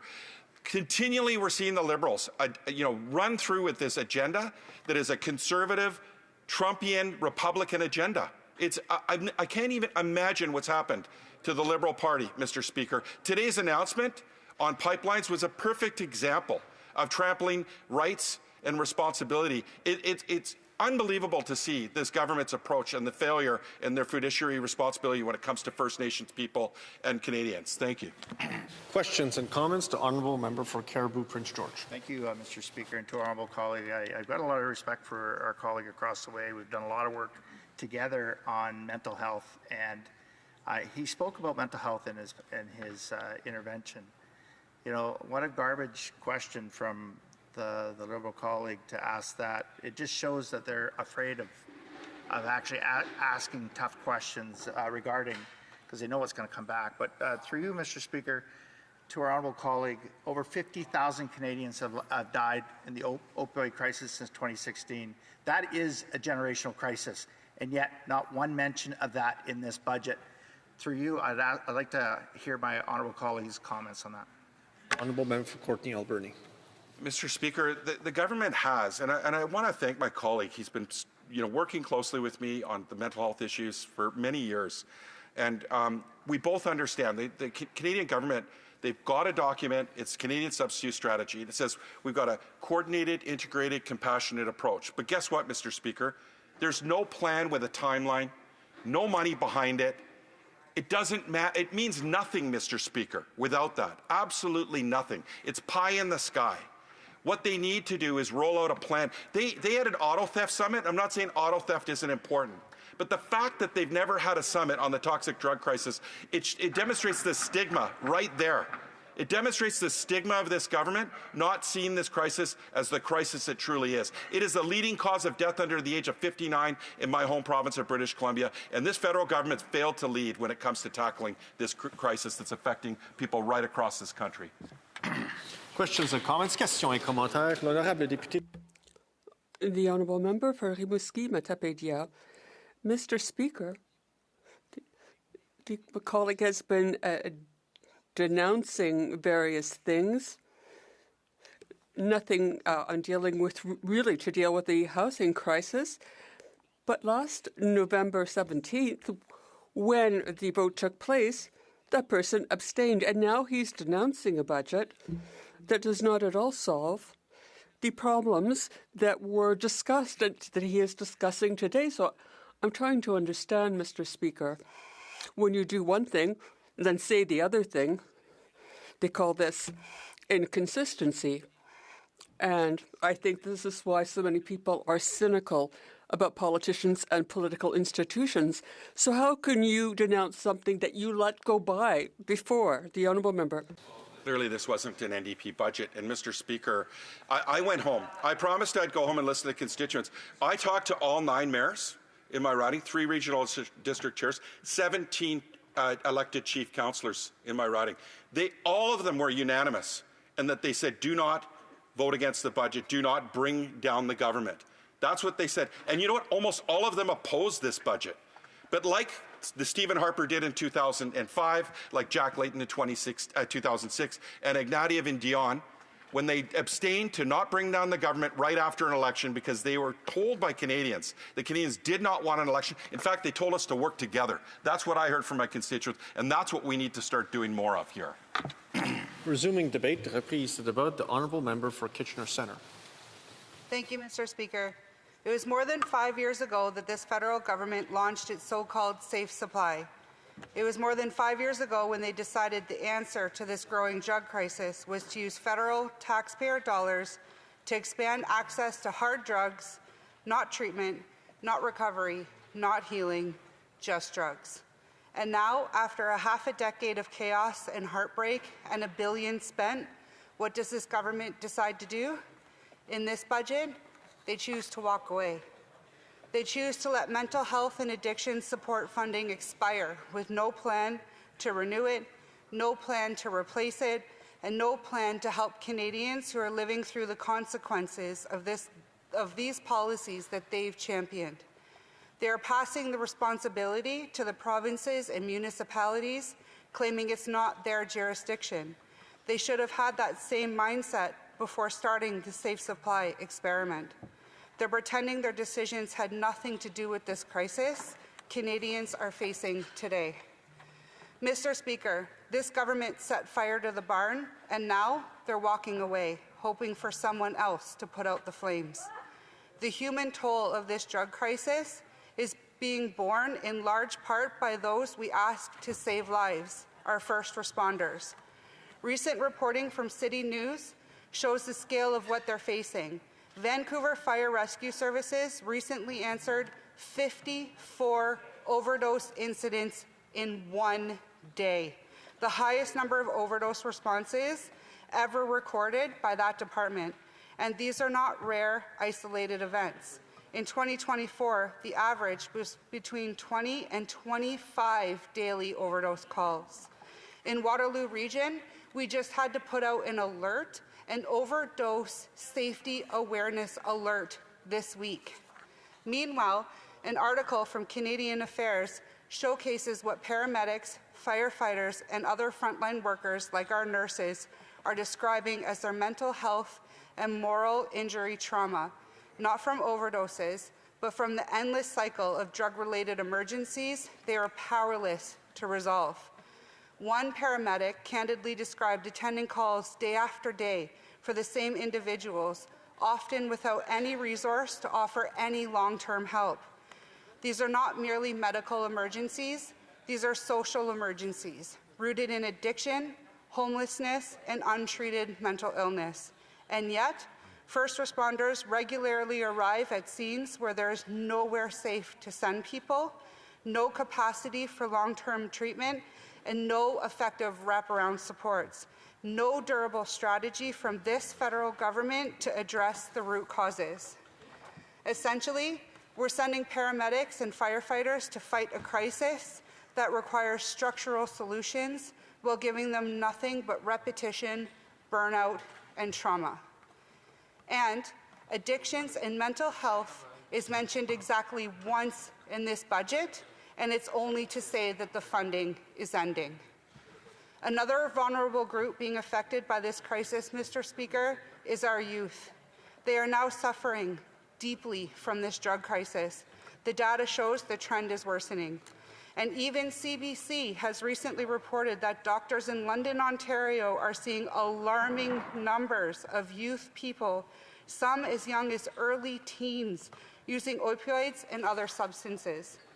Another City News report highlights that non-medical prescription opioid use among students jumped 10% in 2 years. So, given all that, does it make sense for the solution to be funding opioids with taxpayer dollars? Given this information, the common sense solution would be to crack down on illicit drug networks and use taxpayer dollars to help fund abstinence-based recovery treatment. So, we're witnessing rising drug use, rising overdose risk, and growing addiction among youth, many of whom have started using as children, and yet we still lack the infrastructure, resources, and political will to properly treat them. Addictions and mental health is mentioned exactly once in this budget, only to say that this funding is ending. The scale of loss in Canada's drug crisis defies comprehension.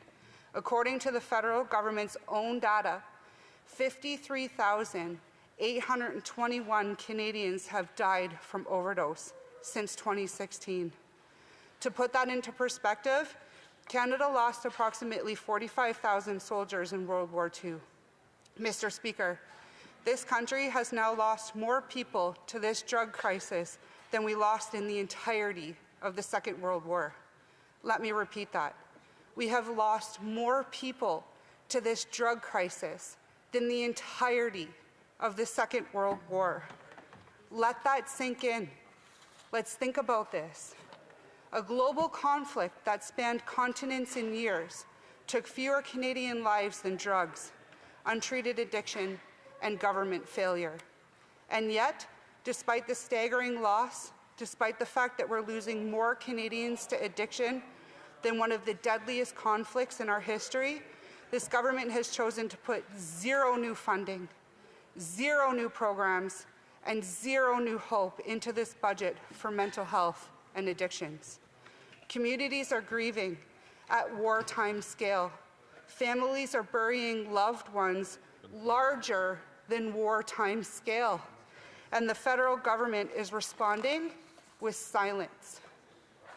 Addictions and mental health is mentioned exactly once in this budget, and that's to say that the funding is ending. These are all national examples of how out of hand this drug crisis has gotten. But unfortunately, my community of Kitchener hasn't dodged it. This crisis is not abstract to the people of Kitchener, it's lived daily. Our downtown core, once vibrant, busy, and safe, is struggling. Small businesses are reporting lower foot traffic, rising theft, property damage, and incidents that make customers and staff feel unsafe. Restaurants, cafes, and shops told me directly patronage is down because people no longer feel comfortable bringing their families downtown. These small businesses are not just storefronts, they're jobs, community anchors, and part of what makes our cities home. They're asking for leadership from this federal government. They're asking for mental health supports, treatment options, and real solutions, not half measures and not abandonment. And yet, addictions and mental health is mentioned exactly once in this budget, and that is to say that the funding is ending. I've had numerous constituents write to me echoing the same thing, not feeling safe downtown and feeling disappointed that this has become their once vibrant and safe community. One wrote to me recently describing what their family faces every day living near Weber Street. Every single day, I see something that amazes me, and it's even allowed in our community. Just up the road is a hotel filled with homeless individuals, including children, living in conditions where drugs are openly used. I once witnessed a woman shooting up right in front of the window of the Pluto daycare in broad daylight while children played inside. Another constituent wrote that after a recent decision allowing Victoria and Weber encampment to remain, I have lost all hope in our core. Why must I follow every bylaw, shovel my walk, and keep my property safe and clean? Well, their rights extend beyond mine. What about the rest of Kitchener citizens? This ended with the sentence no Canadian should ever have to say. This has become my new normal. This is downtown. I want to feel safe again. I do not know why my family doesn't matter anymore. Mr. Speaker, let me be clear. This is not the fault of people struggling with addictions and mental illness. They are Canadians in pain, deserving of compassion, treatment, and a real chance at recovery. But families in Kitchener, families watching their community deteriorate, they're feeling unheard and abandoned. This government set fire to a barn and now they're walking away, hoping for someone else to put out the flames. Well, Mr. Speaker, I'm proud to stand here and say Conservatives will step up and we will put out the flames. I'm here to tell Canadians that you do not have to suffer, that there is hope in abstinence-based rehabilitation. The Conservative plan offers clear paths out of this. End the failed experiment of safe supply, take billions that we're spending to perpetuate misery and invest it into 50,000 real treatment beds, medical detox, and recovery housing. We owe our youth more than quotes and quotes of safe supply and body bags. We owe our first responders more than burnout and despair. We owe 53,000 already lost, more than just a budget announcing that it's going to end. Every Canadian life is worth fighting for, and it's time to bring them home drug-free. Thank you. Questions and comments? Questions et commentaires. The Honourable Parliamentary Secretary to the Government House Leader. Yes, thank you, Mr. Speaker. First and foremost, I do appreciate the member's passion on the issue itself. But what I would ask her to do is to reflect in terms of what it is that the Conservative Party as a political entity actually says and does inside the House.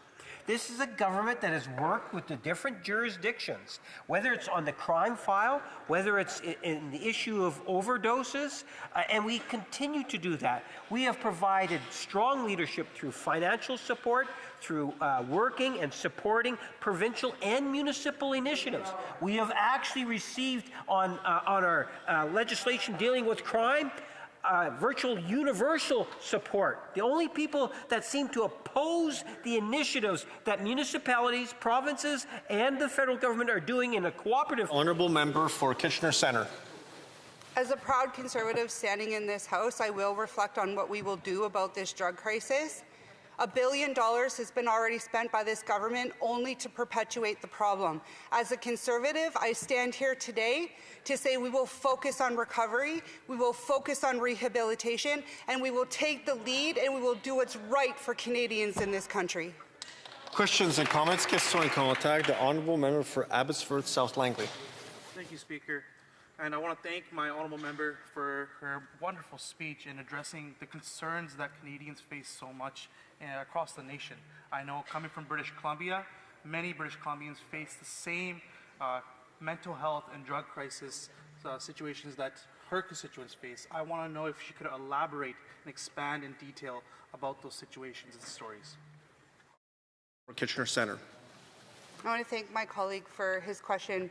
You know, you're right. This is a nationwide crisis. This is not just on my doorstep. It's on every single one of our doorsteps that are sitting in this House.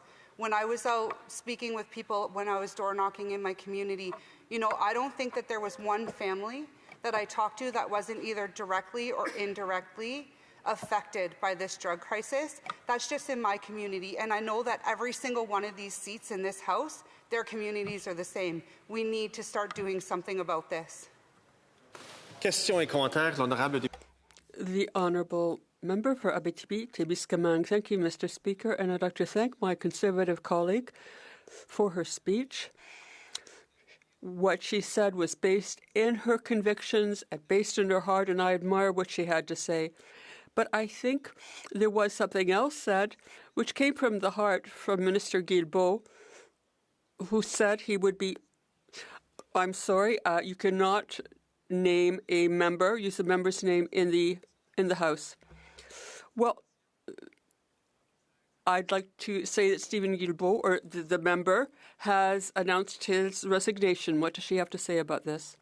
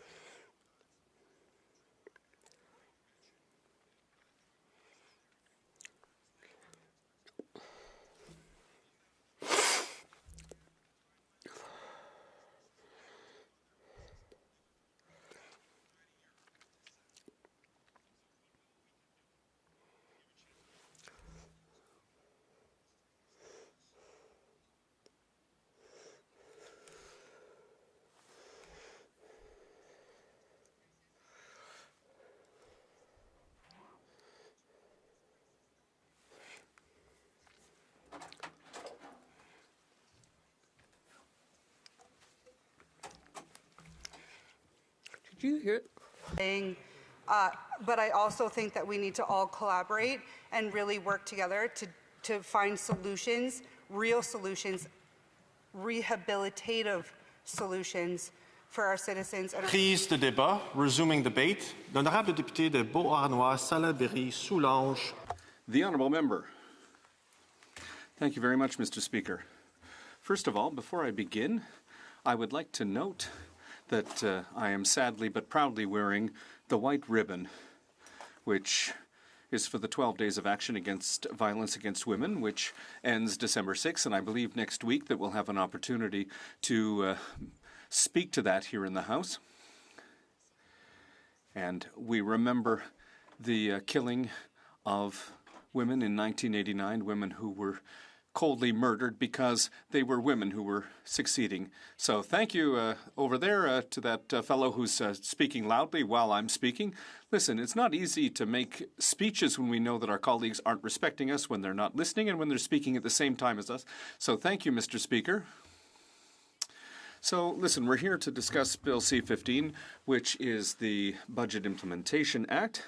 And, Mr. Speaker, I'd like to say that I want to speak from the heart, because this is maybe the first time in my career as a member that I've been so convinced that I've done the right thing to vote against the budget from the sitting government. There's nothing in the budget that represents what my voters in my riding want to see. And the question is, who are the big winners in this budget? Well, I'll speak about who wins in this budget, but a lot of people lose in this budget, and I'll speak particularly about those people. And like my colleague from Shefford, who is our critic for seniors, who does incredible work, and she's said it many times, and I think I need to say it as well, seniors are the forgotten people under this Liberal government, and they have been since 2015. We can't imagine or understand how in this budget, despite the loss of purchasing power, the government hasn't put a single cent in place to increase OAS for people aged 65 to 74. This is an injustice. It's discrimination based on age. It's like as if you were, when you're 65, you have no trouble finding a home, eating. People who have OAS and the GIS, Mr. Speaker, they get less than $2,000 a month to live, and some of them, the majority of them, don't have a private pension fund, they don't have savings, they don't have RESPs. And, at the food bank in my riding, we've seen an increase in requests from people aged 65 and up, and that's unacceptable. How can we treat the people who built our towns, our cities? How can we treat the people who built Quebec this way? Another injustice is the question of EI. There's a measure that's going to come into effect in 2028 to offer particular benefits to those who are mourning the loss of a loved one or a child. Why does it have to wait till 2028? It could happen right now, and there was a bill that was tabled on that last week. But there's nothing in here for women to deal with this inequality, this discrimination against women, particularly those who, after maternity leave, if they lose their job, won't receive any EI benefits because they haven't accumulated worked hours because they were on maternity leave. And until recently, I can say, at least as far as I know, no man can give birth right now. So no man is going to have maternity leave. And so I have a hard time understanding why this government isn't using the opportunity with this budget, which contains, a million things over 600 pages, that there isn't a single line to fix this injustice, this discrimination towards women who lose their job during maternity leave and who can't get their job back or get EI if they've lost their job, if their position was cut while they were on leave. It's just absolutely unacceptable. So who are the big winners in this budget? Well, the big winners, Mr. Speaker, in this budget are the oil and gas companies, the fossil energy sector. They are the big winners under this budget. And why? Well, There are a number of steps back that have been taken, and there's a whole list of things that the Liberals have done since the last election where they're going backwards on the environment. They're cutting the budget for Environment Climate Change Canada up to 15%. They've cut nature programs, $245 million cut from nature-focused programs. They're going to double LNG production. There's the Pathways Plus project. And, you know, Mr. Speaker, today they announced yet another pipeline, even if BC doesn't want it, even if the Indigenous First Nations don't want it. Oh, well, we have a law now that allows us to go around all of the provincial rules and laws, and even those that have been set by the Parliament of Canada. And it's unacceptable.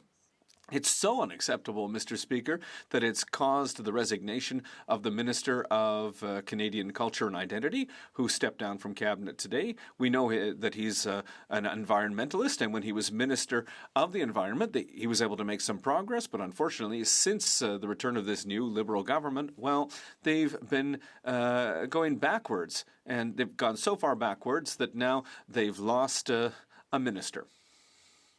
And, you know, that's a courageous act that he's undertaken, and I want to note that. When we have convictions, it's important to fight for our convictions, and I think he came to the conclusion that there wasn't anything to do with the government right now in place, this government that's in favor of oil and gas and fossil fuels. And, you know, it's really sad. On Monday, I had three students come into my office in my riding, 3 students from UQAM who were studying communications, and they had a project where they wanted to do a podcast to practice their communication skills at university, and they chose the environment for their theme. And the questions they asked me were such good questions that I found them really interesting. At 18 years old, they were starting their university studies, and they said, listen, Madame Bellefeuille, it's so obvious for us that we need to get out of the fossil energy sector. How is it that we're not getting away from that sector? And it's such a good question that I'd like to ask you, Mr. Speaker, because, you know, it's a complex question, but they're right. It's so clear that we need to get away from fossil fuels, that we need to move to climate adaptation. And look at how we could, further reduce our environmental footprint. But I said to them, look, there are sectors, there are people, there are businesses that have the ear of the government. They have greater means than other sectors. That doesn't mean that the game is lost, but it means that we have to be more vigorous in defending our convictions, because this government is very much influenced by the fossil energy sector. They're very close to that sector, also the nuclear energy sector. And so those students were surprised to hear me say that. They said, yes, well, it's obvious, but for the government, they're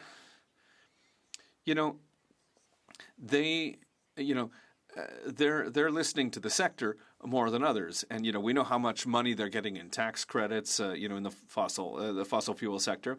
And so if there's any sector that's not having any trouble right now, that's making billions of dollars in profits, it's the oil and gas sector.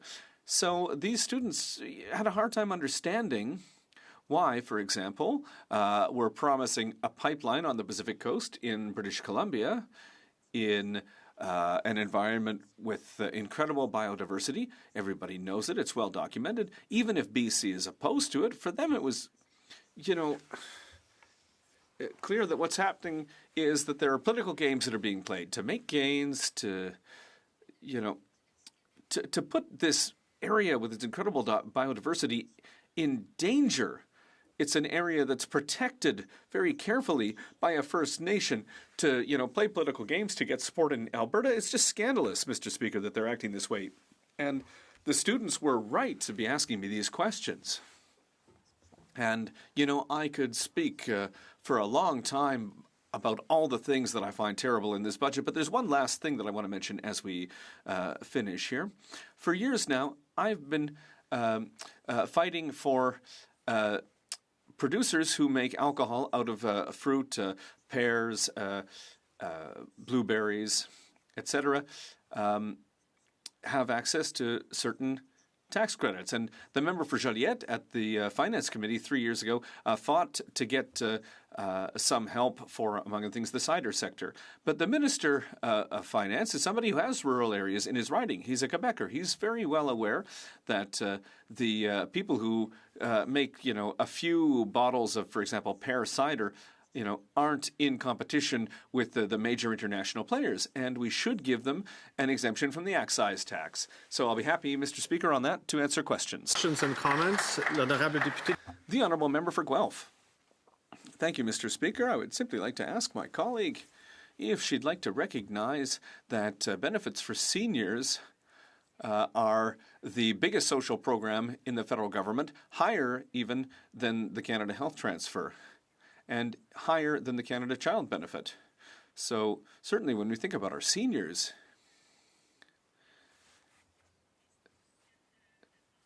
the support for seniors is a major part of our Canadian transfer system. And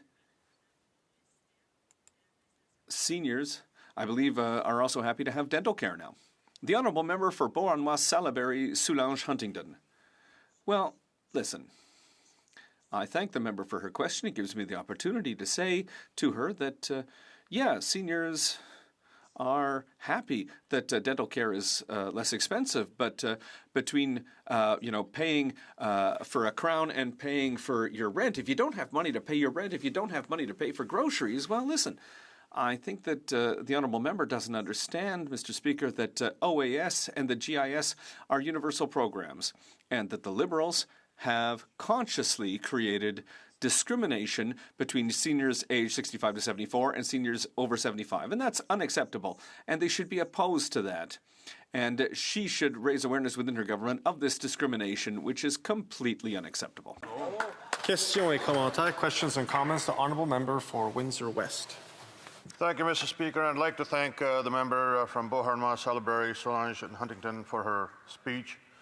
The luxury tax on yachts and private jets, which have a huge carbon footprint, is gone. But the tax on work trucks, which farmers and tradespeople use, is still around.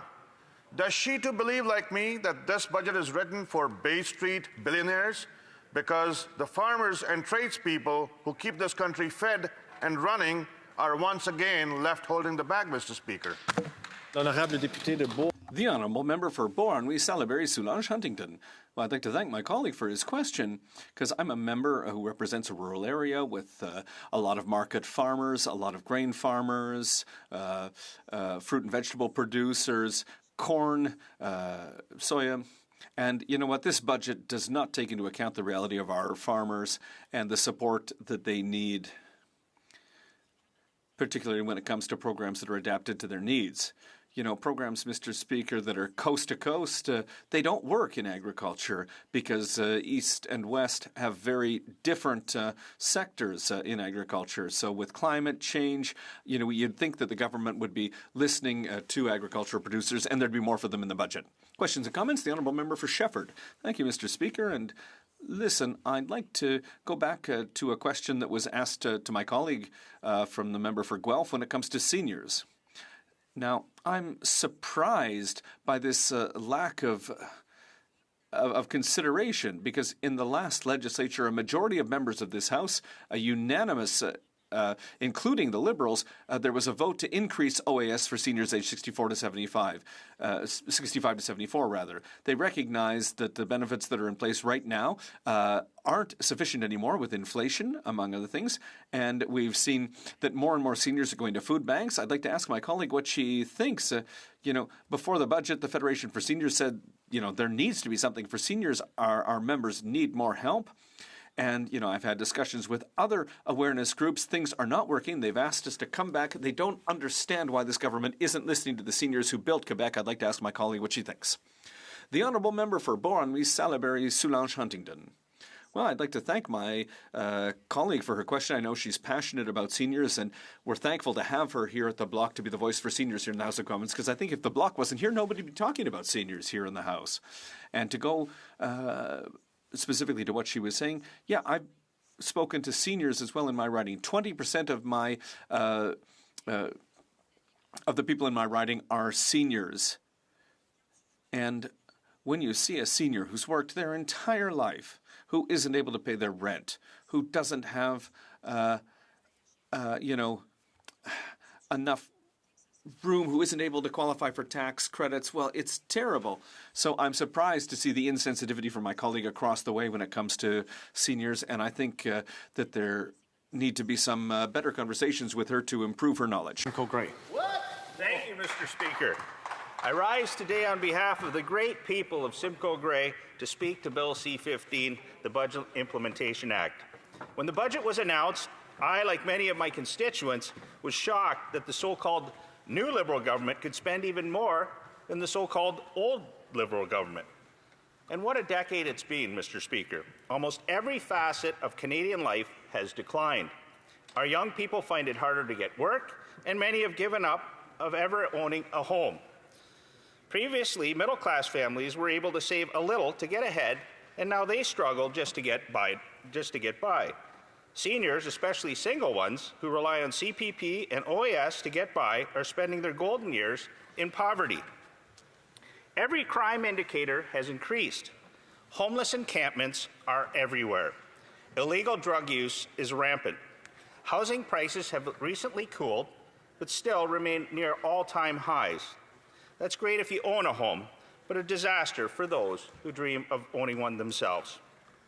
So people rent, but rent too takes up more of someone's monthly budget than it ever has before. Mr. Speaker, if everyone was being totally honest, I don't believe that anyone in this place could say that for the majority of Canadians, life has improved in the last 10 years. When constituents write to me, call my offices, or speak to me at many events, they often raise these issues. As we all know in this place, constituents raise many, many issues. But if you were to group them into categories, then I would say cost of living is by far the most common issue I hear about. And the issue that most affects cost of living is just how expensive food is. And we're not just talking about organic, imported deluxe foods here. We're talking about basic Canadian staples like beef, bread, and vegetables. I know we have heard some of these numbers in the chamber before, but let's just have a quick recap. As of October 2025, year-to-year price increases for fresh or frozen beef is up 16.8%. Fresh or frozen chicken is up 6.2%. Apples, 4.2%. Carrots are up 11%. And these are just a few examples. The irony is that much of this food is produced in Canada, including my riding, Simcoe Gray. And I can tell you that my local producers of this food are not seeing profits increasing at the same rate the prices are rising in the grocery stores. A recent report indicated that a full 80.6% of Canadians say food is their top expense pressure. A shocking 28% of Canadians use their savings or borrow money just to buy their food. And a quarter of Canadians are experiencing food insecurity. And that's a key term that the government likes to use. In fact, it's one of the government's key arguments as to why Canada now needs a national school food program. Now, let's leave aside the fact that the only reason Canada would ever need a school food program is because so many Canadians have become poorer under this government that they now have difficulty feeding their children healthy food. That's right. There have been initiatives in the past in less affluent areas of the country where school breakfast or lunch programs existed to address certain challenges. But a national school food program means that kids go hungry is now a national problem after 10 years of Liberal fiscal mismanagement. If Liberals want to push a national school food program, they are certainly welcome to it. But when doing so, they should acknowledge that this isn't a generous initiative. It's an attempt to fix a problem that, quite simply, they created. That's right. But I'm not here to debate the proposed national school program. I do want to bring attention to the Liberals' vision for the program, as outlined in C-15, however. Under Division 44, Section 5A, the Government of Canada's vision is that all children and youth in Canada have access to nutritious food at school in an inclusive and non-stigmatizing setting that fosters healthy practices through school food programs that strengthen connections with local food systems, the environment, and culture. I want to draw your attention to the 2 points in that quote. First, access to nutritious food. Whether the government is using Canadian tax dollars to provide kids at school food, or parents are using their own money to provide it at home, I think everyone here would agree access to nutritious food is number one. The second point is a connection to local food systems, the environment and culture. I know in Simcoe Grey, we really live by those words. The local food scene is incredible. I don't know if anyone has ever tried it, but I imagine that you could go a year eating only food grown in my riding of Simcoe Grey. All your major meats, soys, grains, vegetables, apples, berries, and milk are all produced in Simcoe Grey. Many producers go back generations, some even to the 1800s. Generation after generation of farm families producing the healthy foods that you and I enjoy. All the while ensuring that the environment remains clean, the soil rich, and our water pristine. So when the government talks about nutrition and strong connections to local food system, the environment and culture, those are words that we really agree upon. That's why it's so difficult, Mr. Speaker, for me and so many residents of Simcoe Grey to understand what the government is doing in Clearview Township, one of the communities in my riding. Back in July, my office was notified by the Minister of National Defence and DND that they had purchased 711 acres of prime agricultural land, which it plans to strip down and build one of the Arctic over-the-horizon radar projects right now. Now, don't get me wrong, Mr. Speaker. A Liberal government taking an interest in defence, once again, is a good thing. The proposed pay raise for the men and the women in uniform is one of the positives in the budget. And Simcoe Grey is very, very proud of our Canadian Forces base Borden. In fact, the proposed radar site is only about 10 or so kilometres from base Borden. No one, and I want to stress, no one in Simcoe Grey is opposed to updating Canada's radar system, but they are very concerned about the proposed location and what it entails for our local farming community. Many residents found out about this radar project when they got a letter in the mail from DND asking to buy their land. That's right, they're building a radar site next door, but it's only phase 1. They're also going to build the phase 2, and the government wants your land to do it. You can imagine the reaction from local landowners. Let me assure you, many reached out to my office with questions and concerns. Now, to the minister's credit, he did provide some information to my office. DND even hosted 2 jam-packed town halls, all on the same day. We wanted more meetings. But, Mr. Speaker, here's where we're at. DND intends to proceed with phase 1 of the project, even without securing land for phase 2, which it won't be able to do because no one wants to sell the farms which have been in their families for generations. The government will need to expropriate farmers to get the land, and we're not just talking about a couple small farms here. When phase 2 is completed, it is estimated that 4,000 acres of Canada's most prime farmland will be taken out of our national ecosystem. Prime farmland that produces an array of foodstuffs. To put it in terms for Canadians, I had some of the affected landowners in my riding put together some numbers of what will be lost if the government follows through with this project. On an annual basis, Canada will lose the production of 820,000 bushels of corn, which would make 300 million 12-inch tortillas or 50 million boxes of cornflakes. 196,000 bushels of soybeans, which is 258,000 gallons of soybean oil or 8.6 million pounds of protein. 368,000 bushels of wheat, which makes 15.4 million pounds of flour, 7 million loaves of bread, or 15.4 million one-pound boxes of pasta. 14 million pounds of canola, which produces 789,000 gallons of canola oil, or 8 million pounds of canola meal. Add to that 185,000 pounds of beef, 700,000 pounds of chicken, and 2,500 pounds of pork. Mr. Speaker, these are huge numbers. It is astounding to me and to so many people in Simcoe Grey that at a time when the government is talking about food cost, food security, and the importance of nutritious local food, that the government would simultaneously be proposing to take all this nutritious local food out of the national food supply. Mr. Speaker, there must be another site for this project in southern Ontario which meets the criteria. The criteria is remote land, flat land, environmental constraints, distance, and close to electrical powers. We don't believe that eliminating 4,000 acres of prime farmland and destroying generational farm families' livelihoods is the process. The government needs to realize that jeopardizing food security in the name of national security is not the way to go here. I encourage the government to scratch its plans for Clearview Township, investigate other sites which we have proposed in order to not affect and reduce national food security. I want to thank Rachel Brooks and Terry Jackman for all the work that they're doing on this, and thank you, Mr. Speaker. Questions and comments? Questions et commentaires. The Honourable Parliamentary Secretary to the Government House Leader. Mr. Speaker, I did a very quick Google search on a comment that the member made.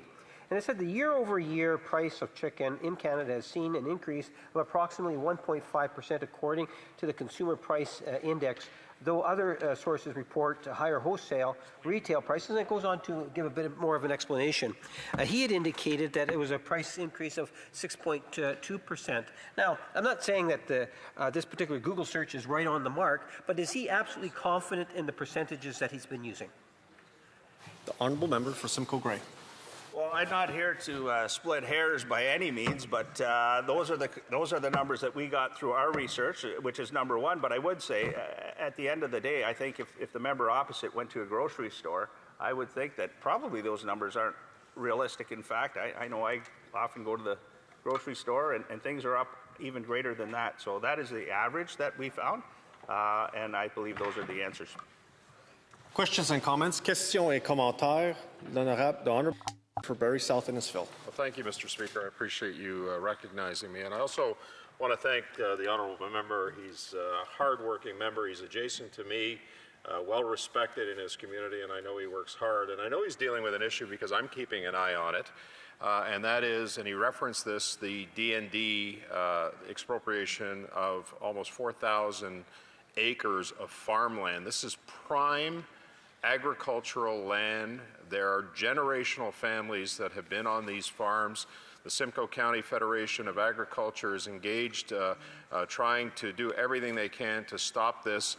I'm just wondering if he can comment a little bit further, because obviously when land is expropriated, you don't get the true value of it, and all of the significant investments that farmers have made in that area will be lost as well. Thank you, Mr. Speaker. Honourable Member for Simcoe Grey. Thank you, Mr. Speaker, and I want to thank the honourable member and hard worker as well from Barrie Innisfil for his question. He knows as well as what I've heard that these farming communities have no interest in selling. These farming communities have grown through the years, generations. They do have a lot of equipment. I don't know how that would happen if we came to the expropriation process, but what I can say is there is absolutely zero interest in selling for these individuals. So he is correct. There's many organizations that have reached out, not against, and I want to stress, no one is against the actual radar system and what we're doing in the military, and very proud. But there are other organizations, the beef producers, Simcoe County Fed of Ag, as well, have sent letters, as well as neighboring municipalities. I know Innisfil, which is in the members' riding, Clearview Township, the host municipality, Mayor Measures and that have been against the location and the site, as well as Essa Township, and just the other day we got Springwater Township, all within the county of Simcoe, opposing this particular location. Thank you, Mr. Speaker. Questions et commentaires. The Honourable Member for Rimouski-Lamatypidia. Thank you very much, Mr. Speaker. I didn't think I'd be saying this today, but the world is upside down, or the pipelines are. We've heard that the Minister of Canadian Identity has just resigned, and he was the former Minister of the Environment and Climate Change for people who still think climate change exists, because we know on one side they have doubts, but on the other side, the Liberal Party is starting to, we're wondering about them too.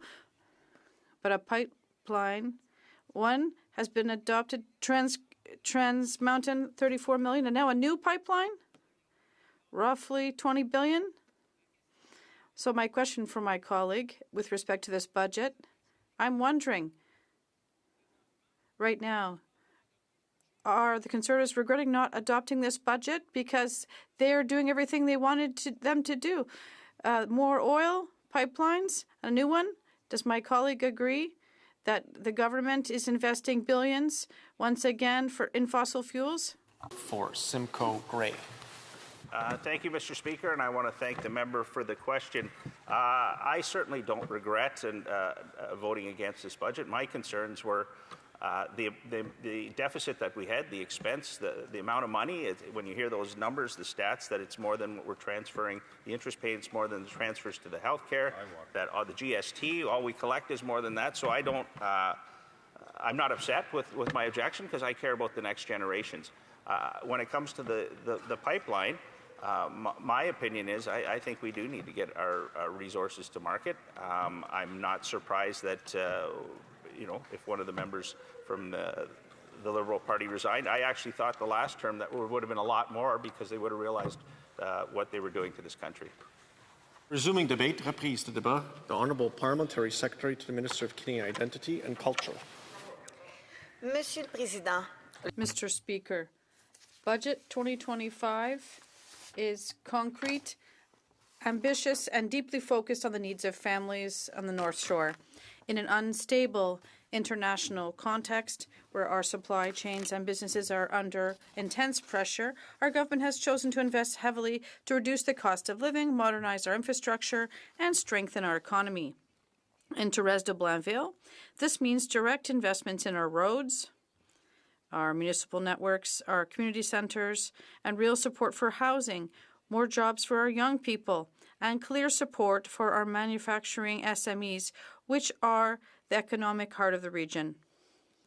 The mayor of this region is really pleased with this budget, and they're ready to work with us to benefit from these projects. In terms of infrastructure, Mr. Speaker, the budget allocates $115 billion to accelerate infrastructure projects. These are unprecedented investments, $57 billion for public transit and green infrastructure, $22 billion for community infrastructure, and $16 billion for energy efficiency. In Thérèse de Blainville, this means that Sainte-Thérèse, Blainville, Boisbriand, and Bois-des-Filions will finally be able to move forward with long-awaited projects, namely modernizing roads and water systems, adding bike paths, and upgrading community centers, sports centers, and cultural centers.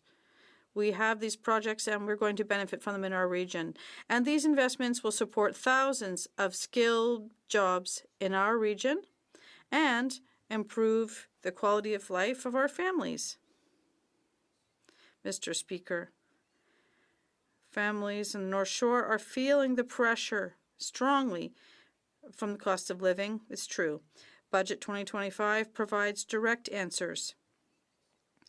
Tax cuts for 22 million Canadians, up to $420 per person and $840 for a couple. Automatic payment of federal benefits will help up to 5.5 million people receive the amounts to which they are entitled. And the National School Food Program will provide 400,000 additional meals to children, saving a family with 2 children approximately $800 a year. For our young families, this is immediate and essential assistance. Mr. Speaker, I'd like to add that in Thérèse de Blainville, we have wonderful opportunities and leadership. Everyone's working together to meet the needs of our citizens. And these organizations have said how these solutions in the budget are so important for them. And they're happy to be working with us to improve the life of our constituents. Now, in terms of housing, Mr. Speaker, in a rapidly growing region like Thérèse de Blainville, housing is a top priority. The budget invests $25 billion over 5 years to accelerate residential construction.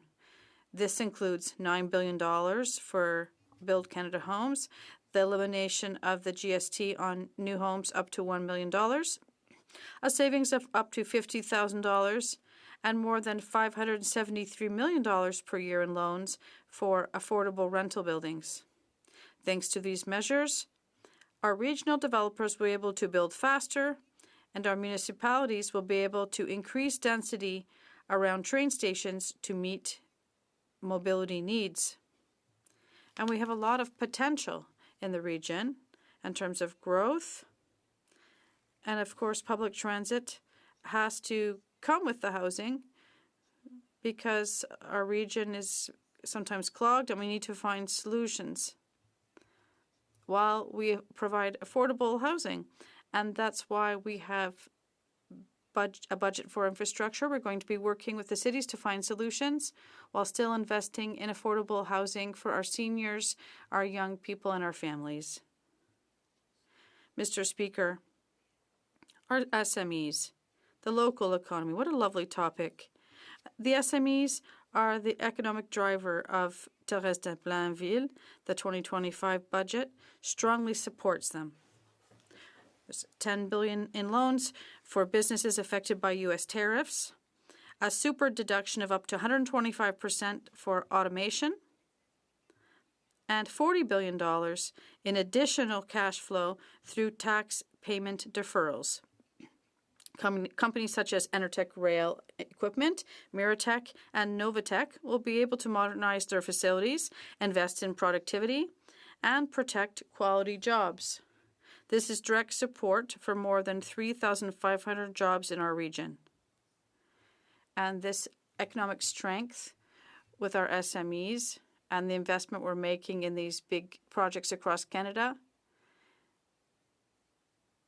also will highlight our francophonie and allow SMEs to tap into francophone networks across Canada.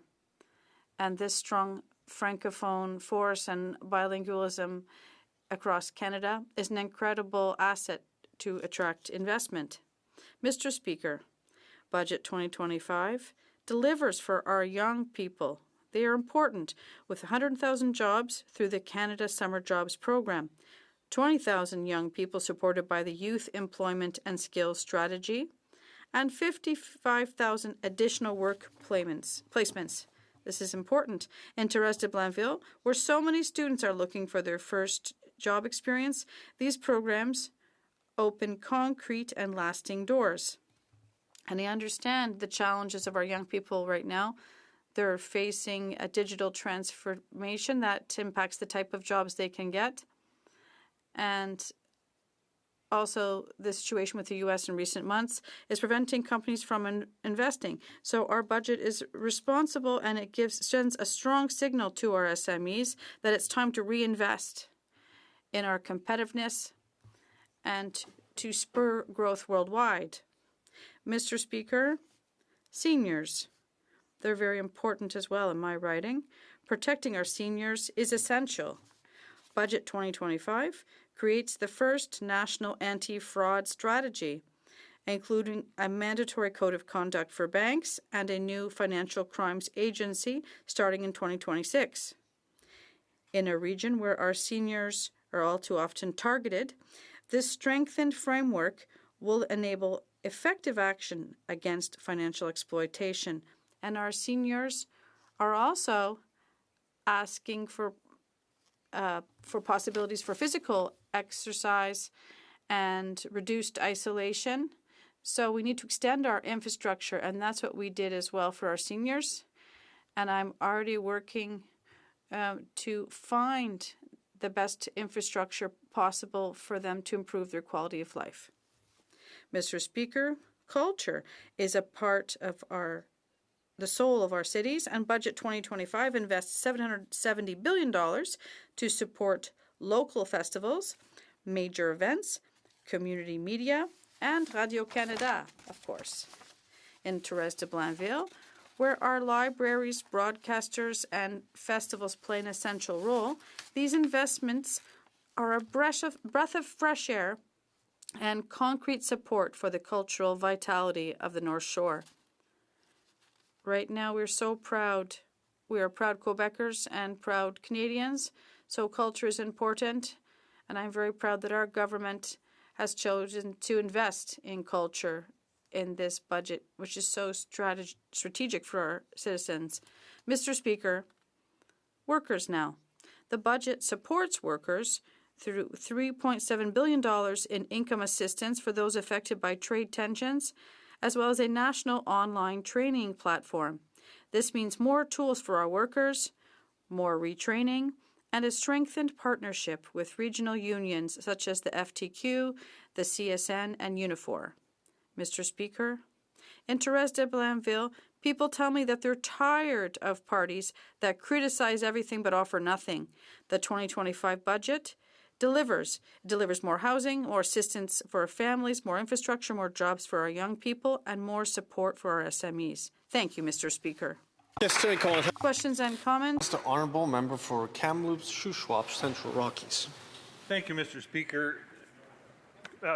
People all the way from Golden in the Rockies through the Shuswap right through to Kamloops have told me that this Liberal government is worse than the last for their projected deficits. Canadians are now going to be paying more in debt service costs than we're going to be doing or spending on healthcare transfers. This is like racking up the credit card debt to the point where you can't afford the monthly essentials like your healthcare. How can the member opposite look people in the eye, especially young people, and tell them it's okay, your generation and generations are going to have to follow and pay back this debt that we're taking from you right now? The Honourable Parliamentary Secretary. Thank you. I'd like to thank my colleague for this question. But clearly, I can look all of my constituents and children and grandchildren in the eyes because this budget is not a credit card budget like they're saying. It's one that thinks about how to find funding to improve our quality of life, and at the same time, we're investing for the future. When I invest in my children's RESPs, for example, and I know that I'm investing in their future, and that's exactly what we're doing. We're investing in the future of all our citizens. Questions and comments? The Honourable Member for Shefford. Thank you, Mr. Speaker. I'd like to thank my colleague from Thérèse de Blainville for her speech. I'll try to be brief. I have 3 points. How can this government boast about helping people or our seniors? The seniors, she say our seniors, but they don't belong to them. So stop saying our seniors. We say seniors in general. How can they help seniors with just the New Horizons program, and they're not putting more money in their pockets through the OAS increase? There is nothing for the 64 to 75 age group of seniors.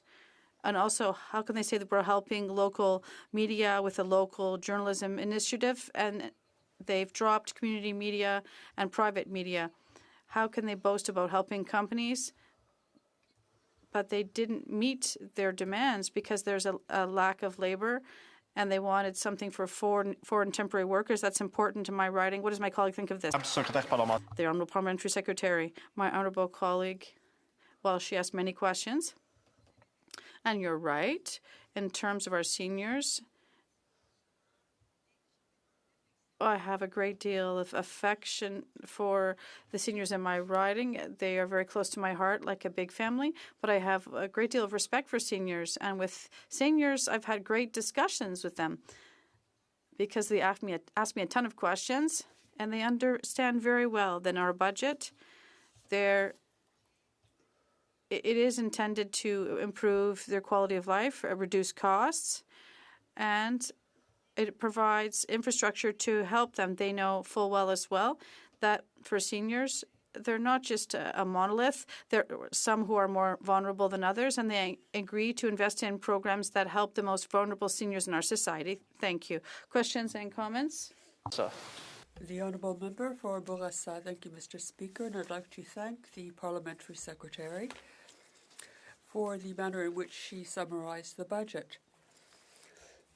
They're dealing with issues in a systematic way, be it housing, infrastructure, and other things. I think she presented a very concise summary, but there are other things that have to do with social infrastructure. And these investments,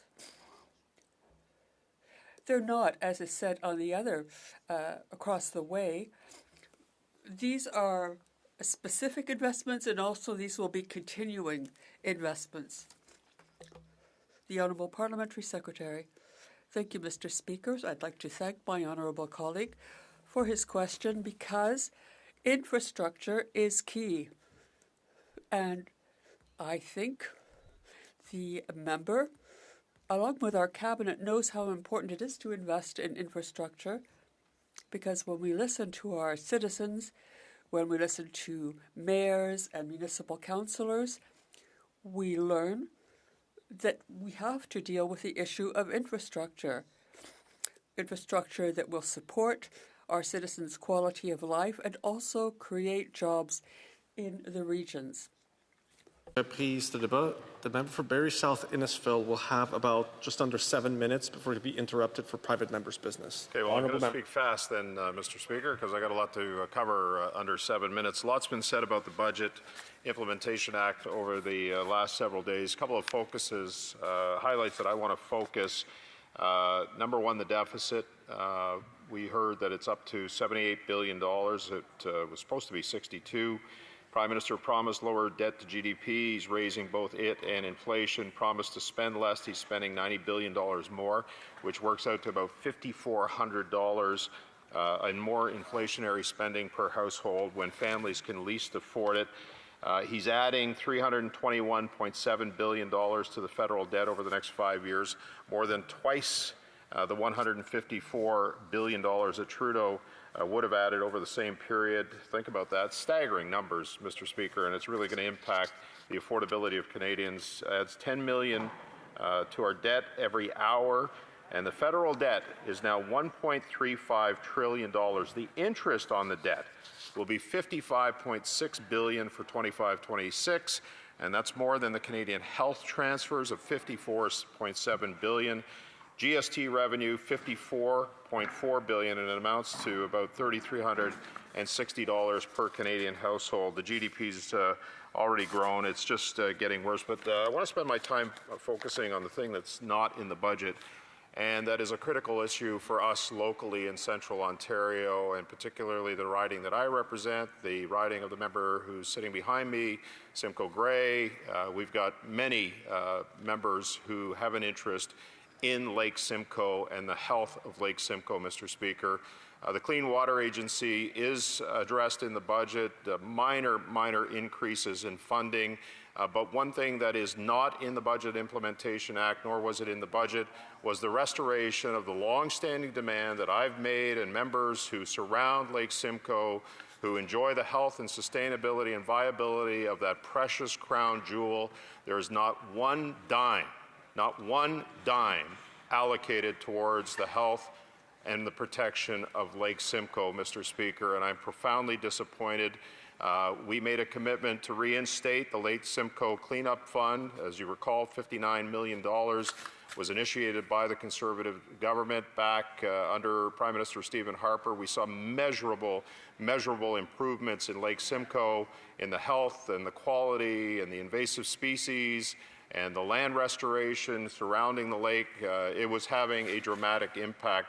And the former finance minister, now member, I don't even know her riding, whatever it is, she came to the shores of Lake Simcoe and promised a restoration of the Lake Simcoe Cleanup Fund in 2019 because Conservatives had made a commitment to restore it, and they have reneged on that offer since then. We've not seen one dime coming towards Lake Simcoe. There's been an announcement of some minor funding, but in terms of that protection plan, that dedicated fund towards Lake Simcoe, we've not seen it all. And just yesterday, or 2 days ago, the Rescue Lake Simcoe Coalition, Mr. Speaker, issued a report on the current health of Lake Simcoe.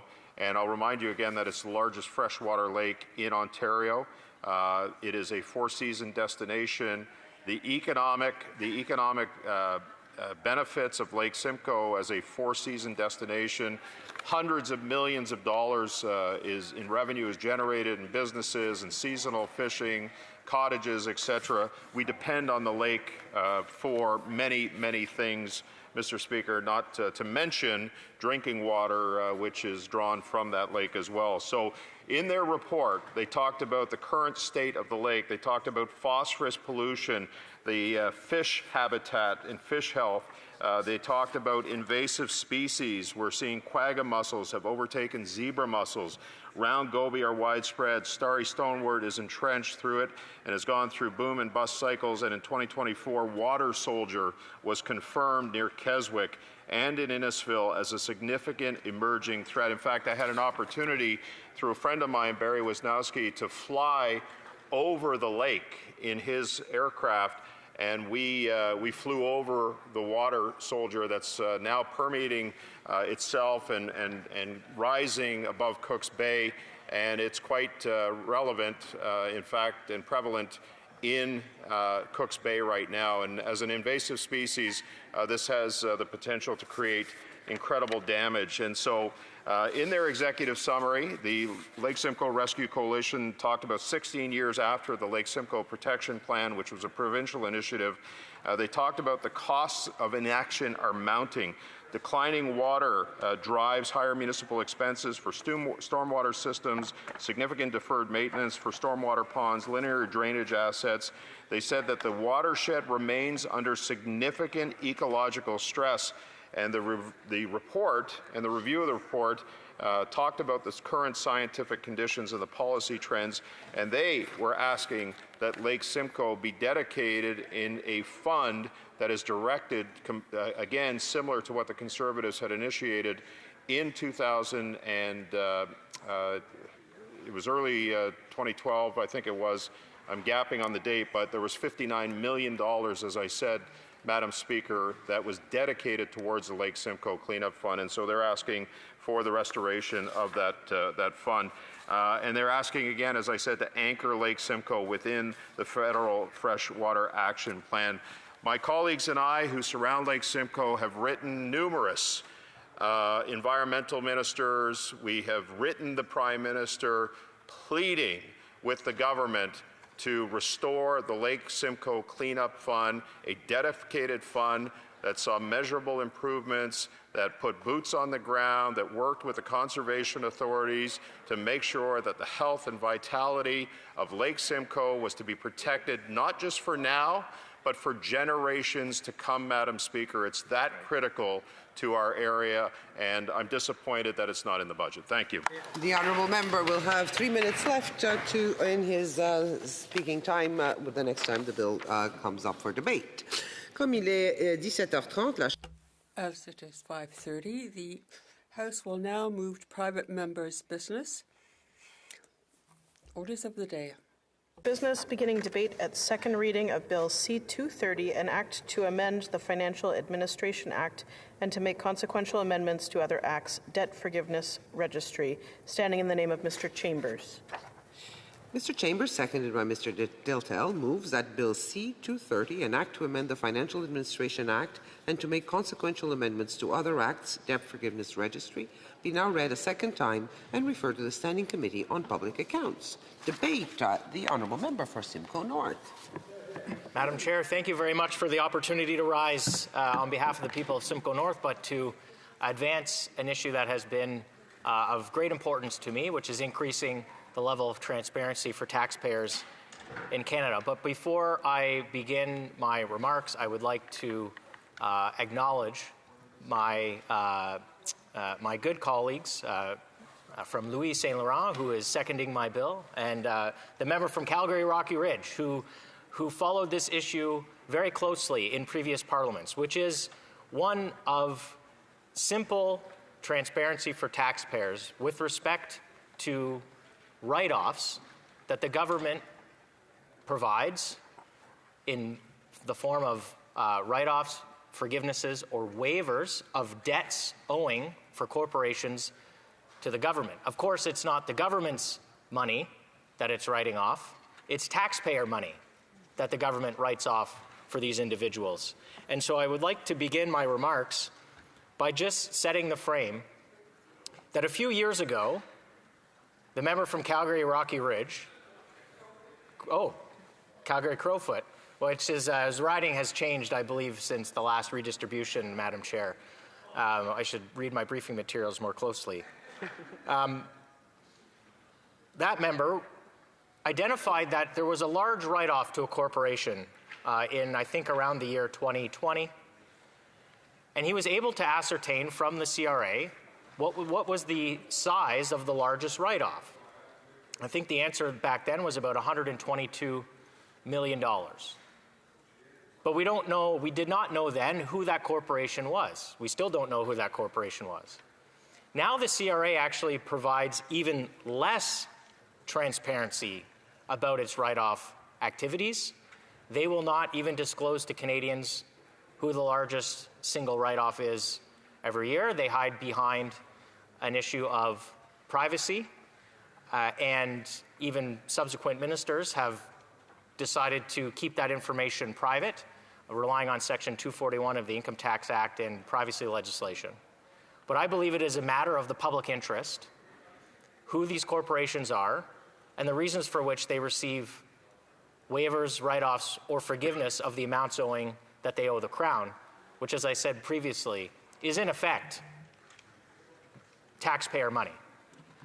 And while the CRA employs tens of thousands of individuals, many of whom work very hard every day, but they focus on everyday Canadians who work hard and pay their taxes, which they believe either on time or in the correct way. But if you miss a payment, you miss an installment, or you underpay by even just a few dollars, the CRA will immediately start charging you interest and try to collect that money from you right away.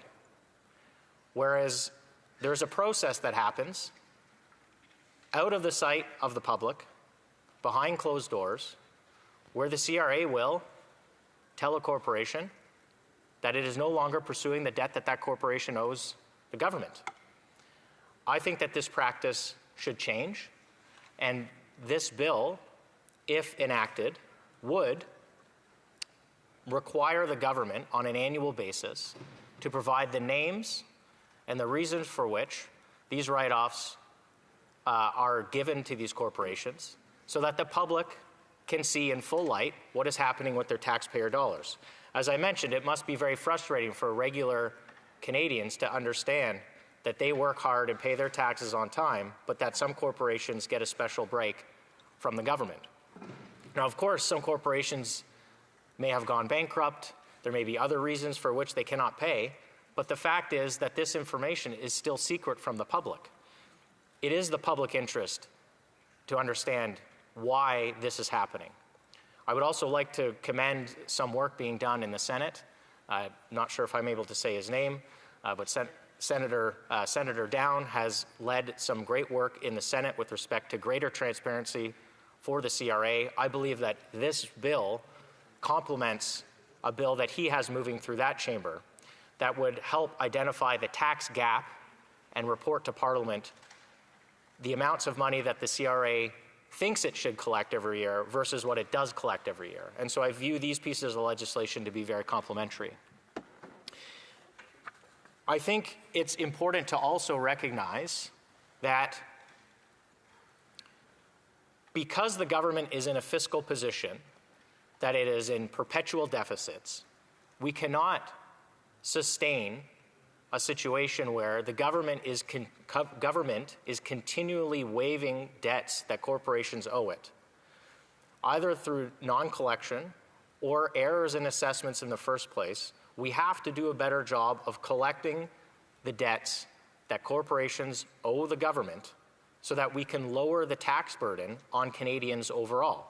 That has to be a pillar of what we try to do here in this place, which is to provide income tax relief to hard-working Canadians. We can do that if we collect the money that we're supposed to collect from corporations. Now, you might say, well, how big of a deal is this?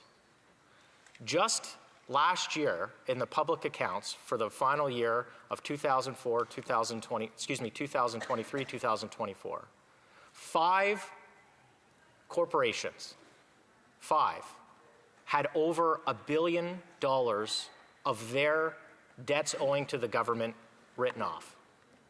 That is an astronomical sum, which has been increasing every year since about 2016, 2017. The rates of these write-offs increasing is alarming. Something is happening, and I believe that greater transparency will help parliamentarians provide better laws and better tools to the CRA or other departments who are supposed to collect debts from corporations if we have greater information. And frankly, the general public deserves to know why certain corporations are unable to pay their debts. Could we do a better job of assessing them in the first place?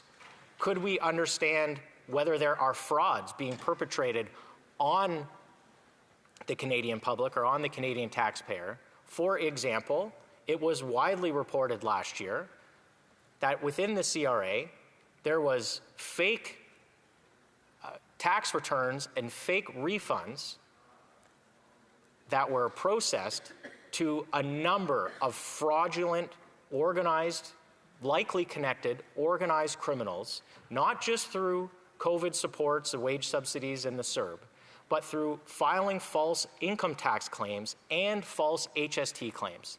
These frauds perpetrated on the CRA are frauds that are perpetrated on the taxpayer.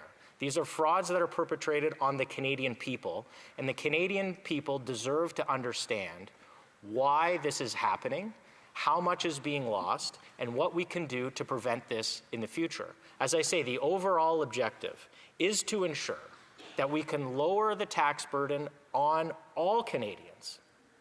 And we can do that if we just collect the money that we're supposed to collect from the corporations that owe it. And to give greater clarity to the bill, this bill does not go after the personal, private information of individual tax filers. This bill only impacts corporations, trusts. It is currently also geared towards partnerships, but I recognize that that may bring some issues, which leads me to another point. I have worked diligently on this with many members from all parties in this House, including in the last Parliament, parties, the NDP, the Bloc, and the government party. I believe that all parties have an opportunity to do something in the public interest here. I'm encouraged by the conversations that I've had. I hope that we may advance this to committee if there are some issues with the legislation or some constructive suggestions from my colleagues in either party or the government. I would welcome those suggestions in the spirit of making sure that we can give taxpayers and the public more information about how their tax dollars are being used. I have faith in the great folks at the CRA that if we implement this legislation, that they will implement this registry along with the Minister of the Treasury Board and other officials with the same amount of vigor that they do when they have been using the existing tax law and applying the existing restrictions in Section 241 that they claim prohibit them from releasing this information. I believe that one of the reasons that we are here today is because there has been a lack of will and a lack of oversight at CRA in order to make sure that this situation isn't getting worse. But the numbers couldn't paint any different of a picture. The amounts of corporate write-offs are increasing at alarming levels. As I mentioned, the top 5 corporations had over $1 billion written off in 1 year. Just in 24-25, 265 corporations alone had debts written off in excess of $1 million. These are substantial amounts. If you think about what we argue in here every day about certain amounts of money going towards various social programs, this is money that, if collected, could either be given to Canadians in social supports or reduced off their tax bill. It is incredibly important that we take this issue seriously. As I was the shadow critic for the Canada Revenue Agency in the last Parliament, I was underwhelmed by the seriousness with which previous ministers took this issue. And when they decided to hide behind the privacy restrictions in Section 241, I thought to myself, well, why don't we change the law? And I am lucky enough to be having drawn a high number in the lottery. I believe it's an honor to be able to present a bill in this place and to be able to present one that has a chance of potentially becoming law. I would not like to prejudge the rest of the debate here this evening, but I appreciate the opportunity to stand here tonight to make a good faith effort to increase the transparency for taxpayers, to improve the laws of the country, and to make sure that we are doing what we can in this place to help people with affordability, because we will be able to use some of this money that is recovered to help people. Again, whether that's through tax breaks or whether that's through increased social supports. That is the real reason why we're here. The government is in a perpetual state of deficits. This is my good faith effort to help them climb out of that hole that they've dug themselves in. I'm doing what I can, Madam Chair, to help the government balance the budget. That is what we should be here to do. And I would love to see this go through this evening, but I understand that I would love to hear some feedback from my colleagues in other parties. I'll mention some honorable mentions, the member from Abitibi-Temiskaming, the member from Joliette, the member from Mirabel. I have spoken with them about the importance of this issue, both on the Finance Committee and others, and I have had, and I will say, positive and encouraging conversations with the minister, which I very much appreciate, in giving it a fair hearing here in this place tonight. And I would just ask my honourable colleagues to keep an open mind, and I appreciate the opportunity. As I say, it is an honour to have the chance to make a change to the laws of this country. I want to thank everyone for the opportunity tonight. Thank you, Madam Chair. Well said. Questions and comments? Questions et commentaires. The Honourable Parliamentary Secretary to the Minister of Finance. Well, Madam Speaker, this is why I love private members' business in this House, because you see honourable members make good faith attempts to contribute to our country in meaningful ways. This is a great legislative initiative brought by the member for North Simcoe, and I very much appreciate him and his work on Finance Committee in the past. I will say, I know he mentioned in his remarks that there may be some issues with partnerships related to the Privacy Act, and I know it's not his intention in this particular private member's bill to breach any of the Privacy Act protections for tax purposes or for individuals, but perhaps a member could suggest whether he's open to amendments in that area. The Honourable Member for Simcoe North. Thank you very much, Madam Chair. I'd like to thank my honourable colleague, who I spent a number of hours, not just days, a number of hours with at the Finance Committee, making sure that the previous government, he made sure the previous government got their budget bills passed all the way through. It may have been a painful process, but they did get through in the end. I would say I am open to reasonable suggestions. It was not my intention to create additional problems with respect to partnerships, because they are structured differently, of course. The primary thrust of this bill was to focus on corporations and trusts, with the strong emphasis on corporations. So as I say, I would be open to suggestions on how to improve that portion of the bill if they think there is a better way to accomplish the objective. The Honourable Member for Abitibi-Temiskaming. Thank you, Madam Speaker, and I'd like to thank my colleague from Simcoe North for his leadership on this issue. And I can tell that his leadership is based on the fundamental value of transparency. So I'd like to ask him about the impact that this could have on transparency and also the costs that this bill might represent in terms of human resources for the government, and what will the impact be on the Treasury, and what is the estimate it might be? Merci, Madame. Well, thank you very much, Madam Speaker. A fellow colleague from the bloc, always a very thoughtful question and intervention in this place. I think, as I mentioned in the speech, transparency is very important. In terms of cost, I would just say much of the work is already done in these departments in terms of understanding which corporations owe which money. All this bill would do would just require some of that information to be made public. So the CRA already today knows who owes what money. They already know what they write off because they have to publish the aggregate numbers in the public accounts every year. So my understanding or my estimation would be that this bill would not incur any additional costs to government. It would just require that some of the information they already hold be made public.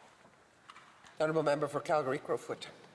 Thank you, Madam Speaker, and I'm so pleased that this bill is coming to the floor of the House of Commons, and I thank the member for Simcoe North for bringing it.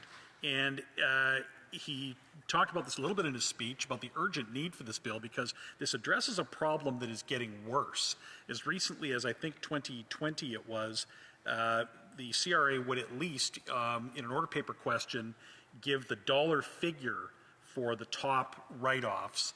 Now they will not even do that, citing that it would allow people to guess or speculate which corporate entity, not individuals, which corporate entity may have had this large write-off. It's almost certainly a public company, Madam Speaker.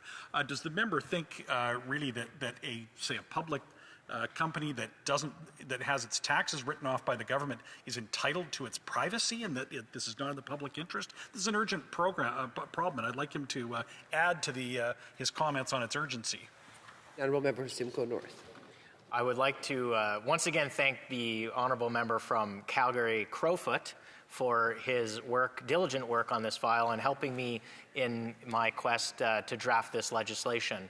Absolutely. I do not believe that a corporation deserves any privacy when it owes the Treasury or the CRA any money that it all of a sudden gets waived. There should be no expectation of privacy when that occurs, especially as those amounts have gotten higher and higher and higher. And so this bill is focused on those amounts that are in excess of $1 million that are written off.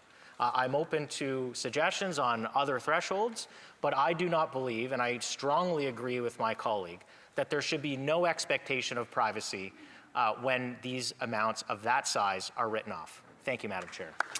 Resuming debate, the Honourable Parliamentary Secretary to the Minister of Finance.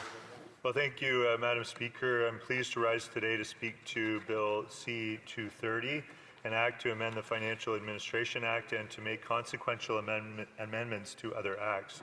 I want to thank the member from North Simcoe for putting this forth, and I too share some of the core values that I think are expressed in this bill, one which is a commitment to tax fairness, which is very important to me, and a commitment to transparency and accountability.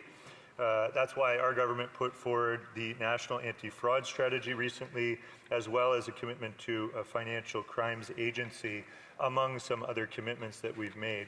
So I think some of those legislative efforts and initiatives of our government also demonstrate a sort of an intersection or an alignment of values here. So, Madam Speaker, let me begin by saying that the government is committed to being transparent and accountable in its operations. At its core, this bill aims to make government finances more open and accountable, particularly when large debts owed to the federal government are cancelled or forgiven. One of the ways it proposes to do this is by creating a public registry showing major financial obligations owed to the government by corporations, trusts, and partnerships that have been forgiven or settled without full repayment. But the bill does the bill does require specific conditions to be met before a debt can be included in the registry, Madam Speaker, which is important. First, a debt must be owed by a corporation, trust, or partnership. This means that the registry would focus on significant financial obligations involving organizations. Those decisions would continue to be made under existing laws and policies. And in order to create this registry, the bill includes consequential amendments. I just skipped a page by accident. My apologies. I'm going to go back. Second, the current iteration of this legislation notes that the debt must be valued at $1 million or more. Third, the debt must arise under an act of Parliament. And lastly, a debt must either be waived, written off, or forgiven in whole or in part. I would note, Madam Speaker, that the bill does not propose to change the criteria or authority under which debts may be forgiven. Those decisions would continue to be made under existing laws and policies. In order to create this registry, the bill includes consequential amendments to several other acts, including the Income Tax Act, the Excise Tax Act, the Excise Act, the Softwood Lumber Products Export Charge Act, the Digital Services Tax Act, and the Global Minimum Tax Act. However, Madam Speaker, these amendments would provide the CRA and other relevant bodies with the ability to share confidential taxpayer information with the Treasury Board of Canada's Secretariat for the purpose of populating the registry. I would note, Madam Speaker, that this may have important privacy implications, as I think the sponsor of this bill has noted. However, this bill does not, does attempt, to strike a balance between transparency and privacy, and it is my hope and my belief that striking that correct balance will be one item we discuss when examining this bill in even greater detail. Because it is indeed a delicate balance, Madam Speaker, which needs to be carefully assessed. While I believe that all members of this House support the high-level aims of this bill, Madam Speaker, I must raise a few concerns the government has with the proposed legislation. One issue, Madam Speaker, is that the bill does not distinguish between a write-off of a debt or obligation versus a waiver or forgiveness. If an online public registry were to be established, it would need to draw a clearer distinction between debts that are written off versus those that may be waived or forgiven, just as they're presented in the public accounts. The type of debts to be included in the registry would therefore need to be clarified. There are also potential privacy implications, as I've mentioned, with the legislation, Madam Speaker. The bill focuses on corporations, trusts, and partnerships, and as a result does not identify individuals, which is a good thing. We'd support this.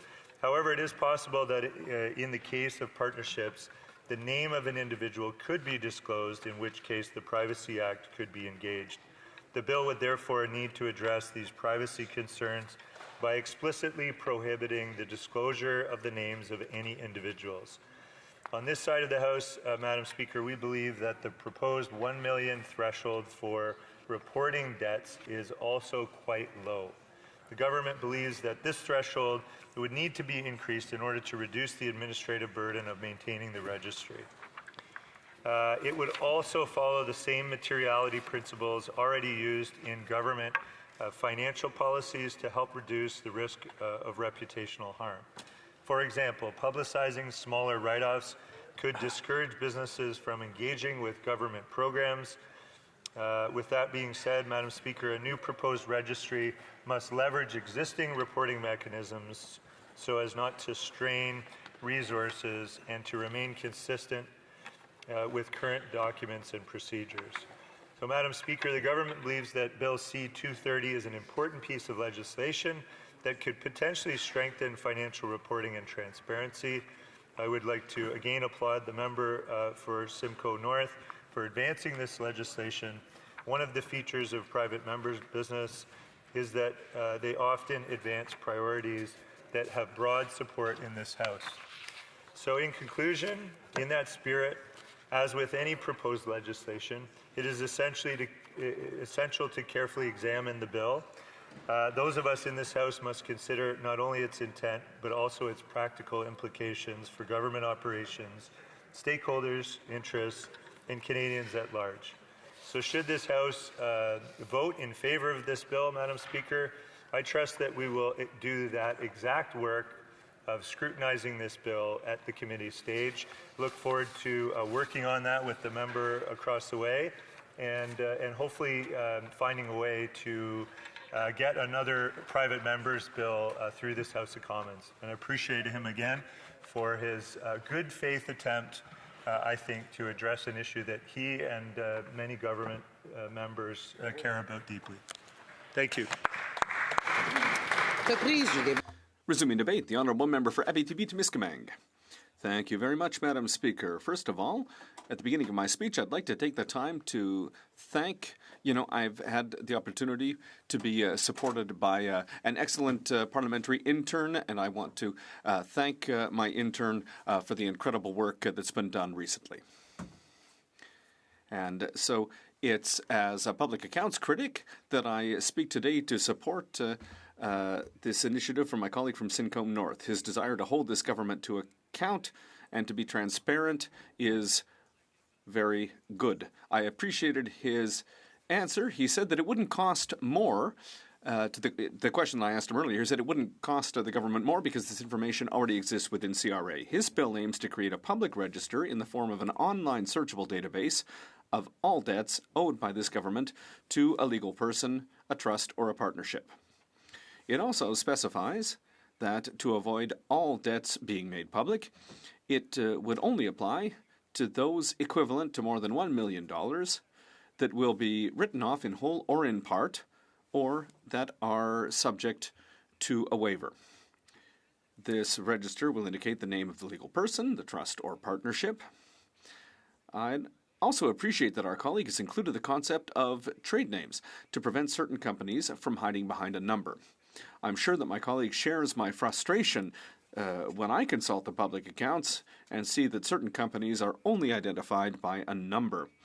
This creates a certain anonymity in contracts, and I hope that companies that obtain government contracts will always be identified by their trade name so that they can be more easily found in government documentation. This register will also include the amount that has been written off or waived by the government, the period to which this amount relates, and the law under which the debt is payable. This information is important because taxpayers in Quebec and in Canada are the ones who finance the various companies to which this government grants loans. In 24-25, the government waived $7.3 billion according to the 2025 public accounts. Of this amount, $5 billion came from the Canada Revenue Agency. However, it's impossible to determine how we arrive at such a large sum of money. Is it because of taxes that individuals haven't paid? Is it overpayment of EI? It's not clear. In short, without details, well, we can only wonder.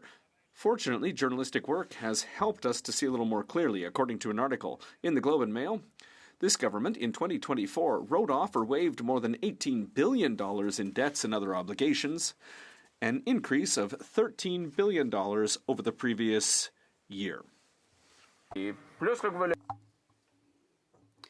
This is bigger than Quebec's deficit. Its debt. So this followed another report by the same media outlet showing that 11 companies accounted for a quarter of the $4.9 billion that had already been announced before the year-end balance sheet. In 2023, $1 billion of the $5 billion write-offs came from 5 cases. Why doesn't the government make the companies that have benefited from these huge gifts known?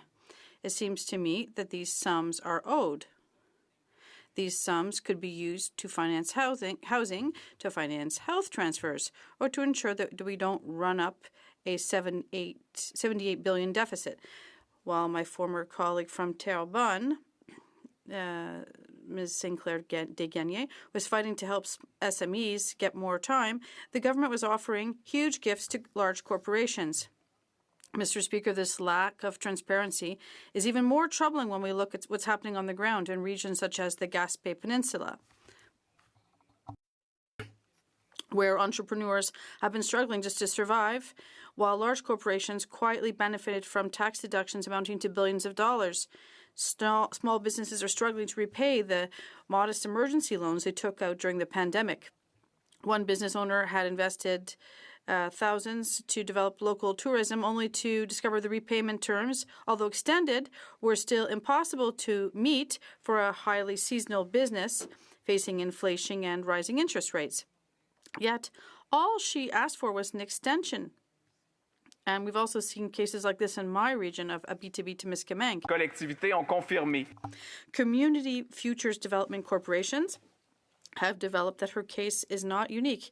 In our regions, very small businesses and even nonprofit organizations have been unable to repay their loans on time. Meanwhile, large corporations such as Chrysler have already benefited from debt forgiveness in the past. Now, this is unacceptable. SMEs should not be abandoned while large corporations quickly benefit from decisions made behind closed doors. Madam Speaker, this is precisely the reality that my former colleague Natalie St. Clair, the member for Terrebonne, had been denouncing to this government for more than 2 years. She consistently asked for more flexibility in the repayment terms for the CEBA loans, particularly for SMEs facing high inflation, economic uncertainty, and the real threat of having to close their doors. And when Ottawa finally announced minor adjustments, it became clear that the measures fell well short of meeting the needs of Quebec businesses. Extending certain deadlines by a few days or months doesn't really help seasonal industries, tourism operators, or family businesses that are already struggling due to rising interest rates. At the same time, the Auditor General has revealed serious shortcomings in the management of emergency programs, including the fact that hundreds of millions of dollars were invested to a multinational corporation without proper oversight. Once again, ordinary entrepreneurs are subject to strict repayment schedules, while the federal government is much more lenient towards large corporations and external contractors. This imbalance undermines public confidence and reinforces the need for greater transparency. And this is in addition to the $2.5 billion in revenue foregone by removing the 1% annual tax on vacant or underutilized housing that was introduced in January 2022, which was repealed in the last budget. The need for greater transparency becomes even more essential when we remember the situation with Chrysler, one of the most significant and least explained financial decisions in the recent history of the federal government. Nearly a decade after the U.S., Canadian, Ontario governments bailed out Chrysler and General Motors during the financial crisis, Ottawa quietly wrote off a $2.6 billion debt that Chrysler never repaid. This decision only appeared as a line item in Canada's public accounts with no other explanation or identification of the company involved or justification for the loss to taxpayers. Subsequent reports revealed that what the Auditor General had already reported years earlier, the federal government had not required restructuring plans, had not monitored the use of the funds, and had not ensured meaningful accountability. The initial $1.25 billion loan to Chrysler accrued interest for 9 years, only to be written off entirely. Meanwhile, the new, now profitable entity has no obligation to repay Quebec and Canadian taxpayers. A similar loan to General Motors, worth over $1 billion, also remains outstanding. Madam Speaker, it is precisely for this reason that we agree in principle with the intent of this bill, while recognizing that its provisions deserve to be studied in more detail at committee to ensure its responsible and effective implementation. Therefore, it's important to take action. Quebec taxpayers must repay their debts. The latest report from ESDC showed that it had recovered $2.7 billion of the $3.2 billion overpaid. However, when it comes to large corporations receiving billions of dollars, this government is clearly showing that not everyone is equal before the law. What my colleague from Simcoe North is proposing is yet another new transparency tool. However, there are concerns about the protection of individuals that certainly warrant further study in committee. Nevertheless, as we mentioned, the $1 million threshold makes this bill interesting. We therefore agree with the principle, but we'd like to study this bill at committee. Thank you very much, Madam Speaker. Resuming debate, the Honourable Member for Louis Saint Laurent at Kiwaniwrak. Thank you very much, Madam Speaker. What a pleasure and honour for me to rise and participate in this debate on Bill C-20, a transparency bill. I'll explain quickly what this is about. This is true in Canada and other countries in the world. Sometimes they have agreements with companies or even individuals who have tax debt, unpaid taxes, and there are some agreements that are reached at times. This bill aims to have more transparency on these agreements. Individuals and companies that have agreements to write off debts with the government over $1 million, these will be made public in a register accessible to all Canadians. And that's it, roughly, this bill that we're debating today. Recently, in terms of the government and the opposition, there is an interest to move forward with this bill, an agreement in principle. And before I get to the bottom of things, Madam Speaker, I'd like to thank the sponsor of this bill, namely the member for Simcoe North.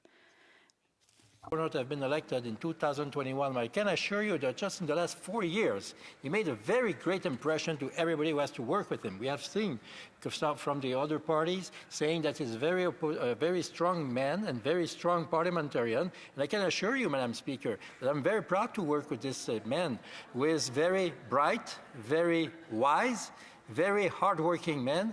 And we understand why. Because he has worked before in his life with the late Honorable Jim Flaherty, the former famous finance minister under the Stephen Harper government. So, Madam Speaker, let's go back to the heart of this debate on this bill. As you know, as I said earlier, there are sometimes agreements that are reached between the government and companies who do not pay their debts or their taxes. And there can be agreements that write off these debts. And there's a difference between someone who has a small problem, who receives some assistance, and billions of dollars in assistance. In recent months, the CRA, last year, wrote off $18 billion. It's terrible when you think about this. We know that small companies, SMEs, are literally hunted down by the CRA to make sure that they pay all the taxes they owe. And when we know that hardworking Canadians with low incomes, if they miss $200 or $300 on their taxes, and the CRA will jump on them right away. And sometimes the information we get from the CRA is not correct. And then we learn that these large corporations have been forgiven for $18 billion in loans. $10.9 billion has been forgiven, and also a lot of it has been waived. So $18 billion, Madam Speaker. We could do a lot with that money. And now the government is pushing this aside. These companies owe this, but they're not paying it. And this bill aims for greater transparency so that Canadians can know which companies have reached an agreement with the government to not pay more than $1 million of what they've owed. We're not seeking out small companies or individuals who owe $200 in taxes, but companies that owe more than $1 million in taxes that have reached an agreement to forgive this. I think that taxpayers in Canada have the right to know who they are, and then judge soundly the decisions that were made by the Canadian government. The more we're transparent, the more society comes out on top. There may be some agreements that are conventional or where information needs to be protected, but this bill doesn't intend to reveal corporate secrets, but how rather taxes are managed and how they aren't paid. So we have to be able to agree on this, and that's what this legislation intends to do.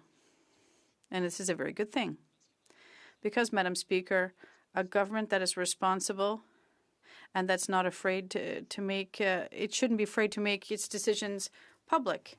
It allows people to have healthy and honest debate when the government's decisions are judged. And Canadians deserve to know why some companies aren't paying all their taxes like they, as citizens, have to do.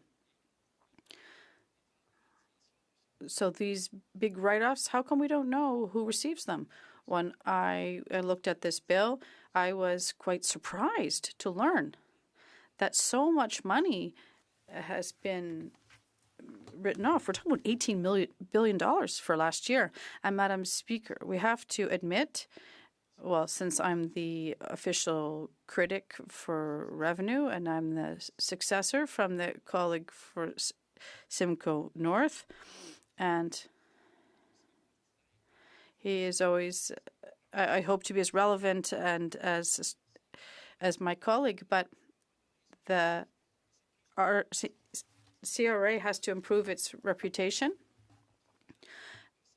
Taxpayers have to make sure that what they're paying the government is exactly correct. But the Auditor General's report, tabled roughly a month ago, explains the current situation at the CRA, and we've learned that it takes roughly 2 times more to get them on the phone than expected.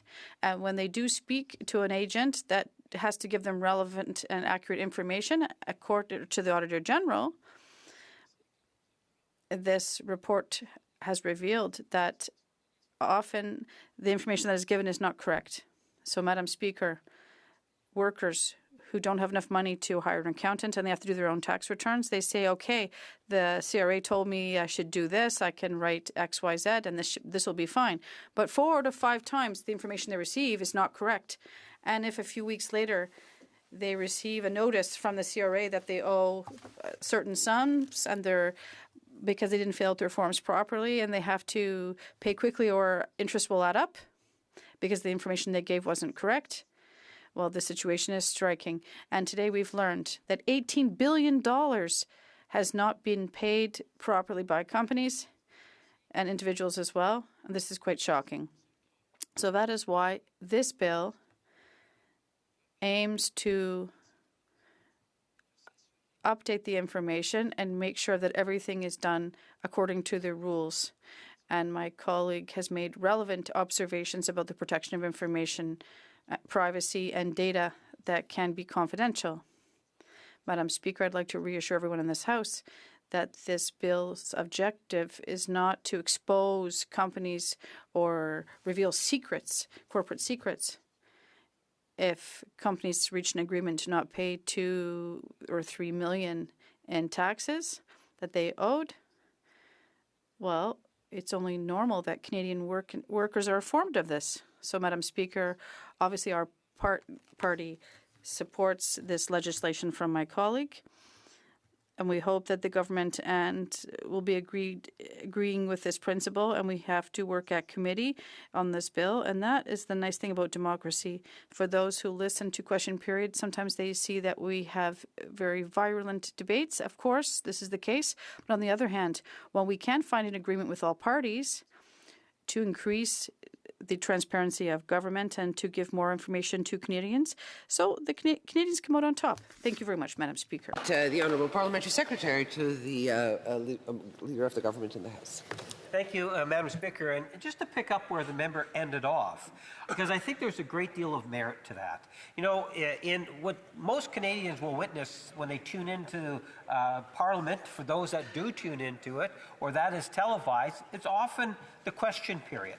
And what you see in question period isn't necessarily reflective outside of question period, where you can see a lot of cooperation. If I may, Madam Speaker, just based in terms of what I've heard, both from the introducer, the member from Simcoe North, and the parliamentary secretary. You get this sense that maybe they've had a great deal of discussion about the issue of taxes and Canada Revenue Agency. At least that's kind of the sense that I'm getting. And if you take a look in terms of the process, what it tells me is that at times the process can work to the advantage for the advantage of all Canadians when you get things positively taking place in our standing committees. Because best I can tell, you have a member who plays an important role in terms of opposition going to a committee and then finding through a committee experience an area where we're somewhat vulnerable and at the end of the day bringing forward legislation that would provide more transparency and accountability. And it seems to be very reasonable. I listened to the parliamentary secretary's comments, and on behalf of the government, he expressed some concerns, some genuine concerns that the government would have. And I suspect that this bill will, in all likelihood, be going to committee, and I would hope that members on all sides of the House will look at ways in which we might actually be able to improve the legislation so that by doing so, Madam Speaker, a couple of things have actually happened. One, a member has brought forward a private member's bill based on issues that were surfaced here in Parliament, and by raising the issue, bringing it forward in a private member's bill, which is programmed, I must say, Madam Speaker. In essence, because he was low in the numbers, this bill will likely ultimately be able to pass through the system. And he's taken advantage of that, as I would and any other member would, to try to make a real difference. So it's encouraging to see this type of legislation coming forward. And I do hope ultimately to see it go to committee, some amendments made to it, because it sounds like there will be a need for amendments. My colleague made reference, for example, is the $1 million figure. That seemed to be something that potentially could be reasonable. We'll hear more about that when we go into committee. There's a great deal of concern about privacy. When I was talking with the parliamentary secretary, I had asked him, did you have a question? Because I also had a question that I was interested in, and it was related to the partnership issue. And what impact on privacy, or does the member have any concerns in regards to privacy protection? I also have thoughts, Madam Speaker, in regards to if we release information, could it be in certain situations to the detriment of workers potentially, to the community as a whole? For example, there might be something that might be of national security in a particular company. It could be something that might ultimately prevent a company from going in a certain direction, which could cause more harm. So I think that having see potential concerns addressed at the committee level, because there's only going to be 2 hours of debate at most, Madam Speaker, on this issue, I think there's a great deal of value to it. You know, the members started off talking about CRA, and CRA was being referenced earlier today on the budget legislation. And in my question I had posed, I highlighted the important work that CRA actually does. I know there's a lot of criticism that's leveled at CRA, and understandably so, and especially in certain situations, Madam Speaker. But as a collection agency, if I can put it that way, on behalf of the government, I do believe that CRA is one of the very best in the world in terms of the service that it provides for all of us, Madam Speaker. And when I say all of us, I'm not talking about parliamentarians, I'm talking about Canadians as a whole. We have some very difficult times that we go through. Not only whether it's a corporation, a partnership, but also individuals. You know, a few years back, we were hearing a great deal about individuals having issues with CERB payments. Issues such as the wage loss program, where there was no doubt abuse that had taken place.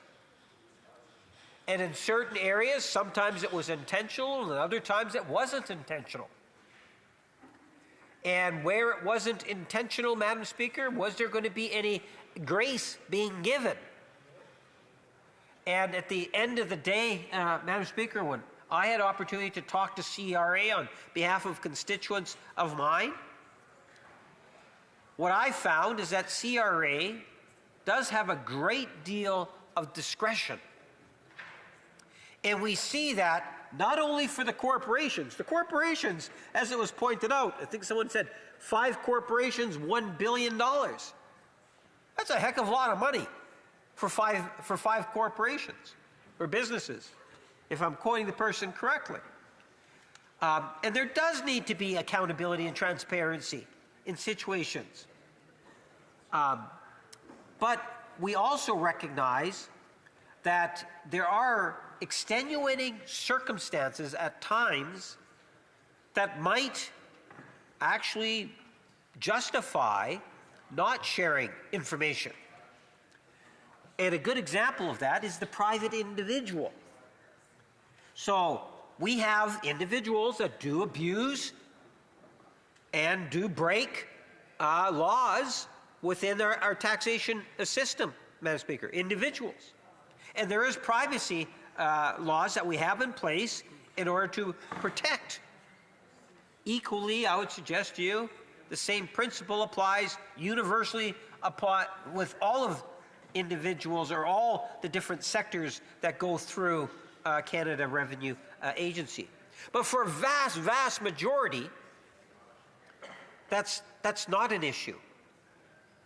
So I'm very sensitive to the area in terms of how it is that we can protect the integrity of the system while at the same time provide additional transparency and accountability. You know, I've spoken on this issue previously in regards to investment when it comes to deal with tax avoidance and evasion. You know, we have, over the last number of years under the Trudeau government, had substantial monies. You're talking going into hundreds of millions of dollars, looking at ways in which we can recuperate even more money in those two things, in those two areas, Madam Speaker.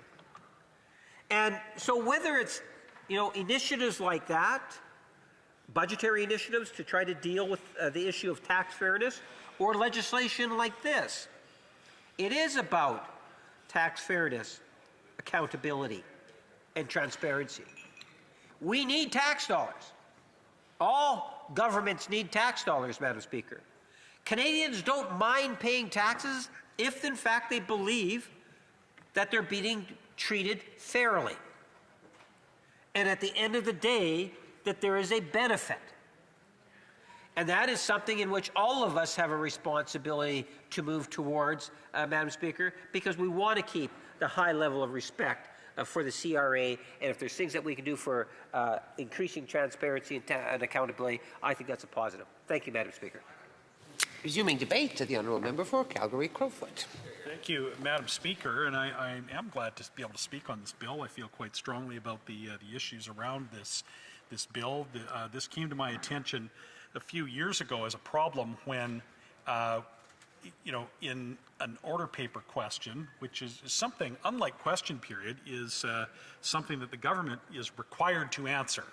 They are not allowed to just tap dance around and refuse to answer an order paper question. To do so, to refuse, would actually be a contempt of Parliament. So order paper questions are a good way to actually try to force real answers from the government. And in response to a question about the nature of tax losses, write-offs by the CRA from large corporate filers who have had their tax obligations to the Crown, to the people of Canada, written off.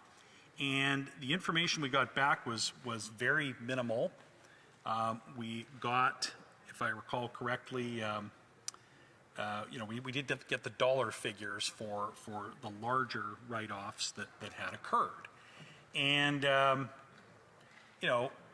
it actually generated some speculation in the media about who these corporate entities might have been, but they weren't named. And but at least we had an idea of the scale of what large write-offs had occurred at the Canada Revenue Agency.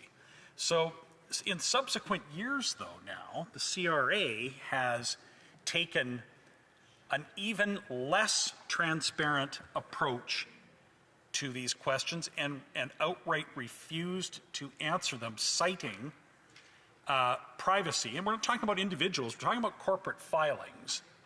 And citing privacy, meaning that it would be possible, the concern was that it would be possible to guess the identity of these corporate filers that are having their taxes written off. Well, so this bill is a great step forward to clarifying and giving legal direction to ensure the publication of this important information. But I'd like to stress, Madam Speaker, this is a pretty small step in terms of the problem out there of ever increasing write-offs. Like, why is the agency failing to collect taxes?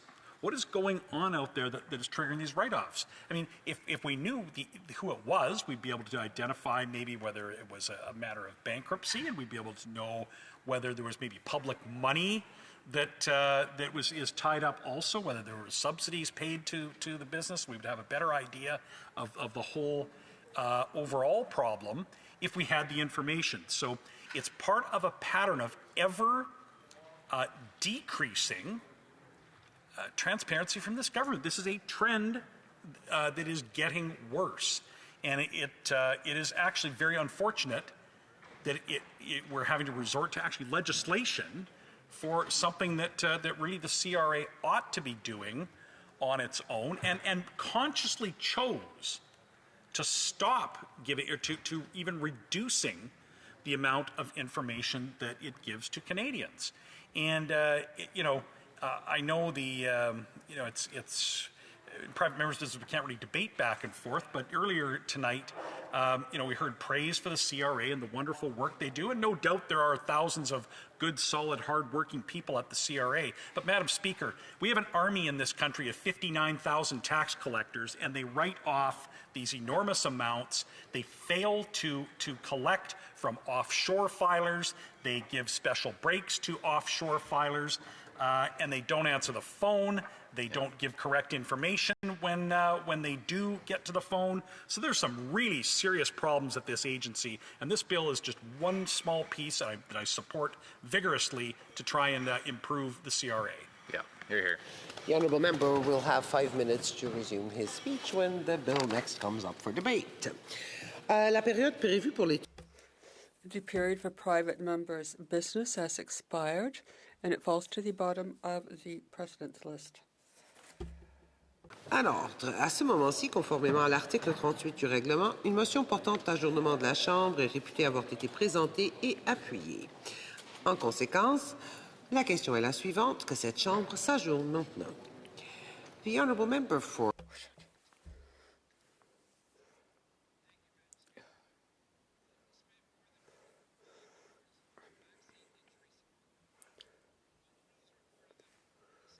dollars of that money went to one consulting firm, Auxero. Yet, out of the 3,300 claims from Canadians, more than 1,700 were still waiting for answers. Now that the government has cancelled Auxero's contract after admitting the program failed, how much money has the government recovered from Auxero? Parliament Secretary to the Minister of Health. Madam Speaker, let me be clear. The allegation regarding Axara's management of the vaccine injury support program are unacceptable. This program was created to support vulnerable Canadians, and it is evident that it hasn't operated in the way that Canadians deserve. This is why, from the moment our new government became aware of these issues, we acted decisively. The Minister of Health directed that every option be considered. She instructed the Public Health Agency of Canada to expedite its audit of both the program and its third-party administrator. That audit is underway, and we will make its findings public as soon as they're available. We need to see the full results of that audit, but our commitment is unwavering. We'll take whatever action is required to ensure vulnerable Canadians receive the support they need, and that all Canadians can trust that their tax dollars are being managed responsibly. If the audit recommends stopping payments to the current administrator, we will do that. If the audit recommends recovering funds or taking further action, we will do that as well. As the minister has said repeatedly, nothing is off the table. We also know that the previous government, while well-intentioned, stood up this program in haste. It didn't review how similar programs operate in other jurisdictions, including right here in Canada. When the Minister of Health recognized this gap, she directed officials to redesign the program using best practices. We learned that Quebec, along with every G7 country, administered this type of program internally, not through a third party. And that's exactly what we're doing. As announced in August, beginning April 1st, the Government of Canada will assume full responsibility for delivering the vaccine injury support program. Operational details are still being finalized, and we will share them as openly as soon as they're available and they're ready. What matters most is this: we're fixing what was broken, we're restoring accountability, and we're ensuring that Canadians who need this program can trust it. The Honourable Member for Riding Mountain. Well, Madam Speaker, there you go again. Some more Prime Minister's speaking points. I really don't understand the Parliamentary Secretary's approach to this answer. It was a very simple answer. And, you know, meanwhile, there's 1,700 people out there with serious injuries, and this government has decided not to answer anything. So I'll ask the question again. How much money has the government recovered from Oxero for their mismanagement of the vaccine injury support program? Just the number, Madam Speaker. Honourable Parliamentary Secretary.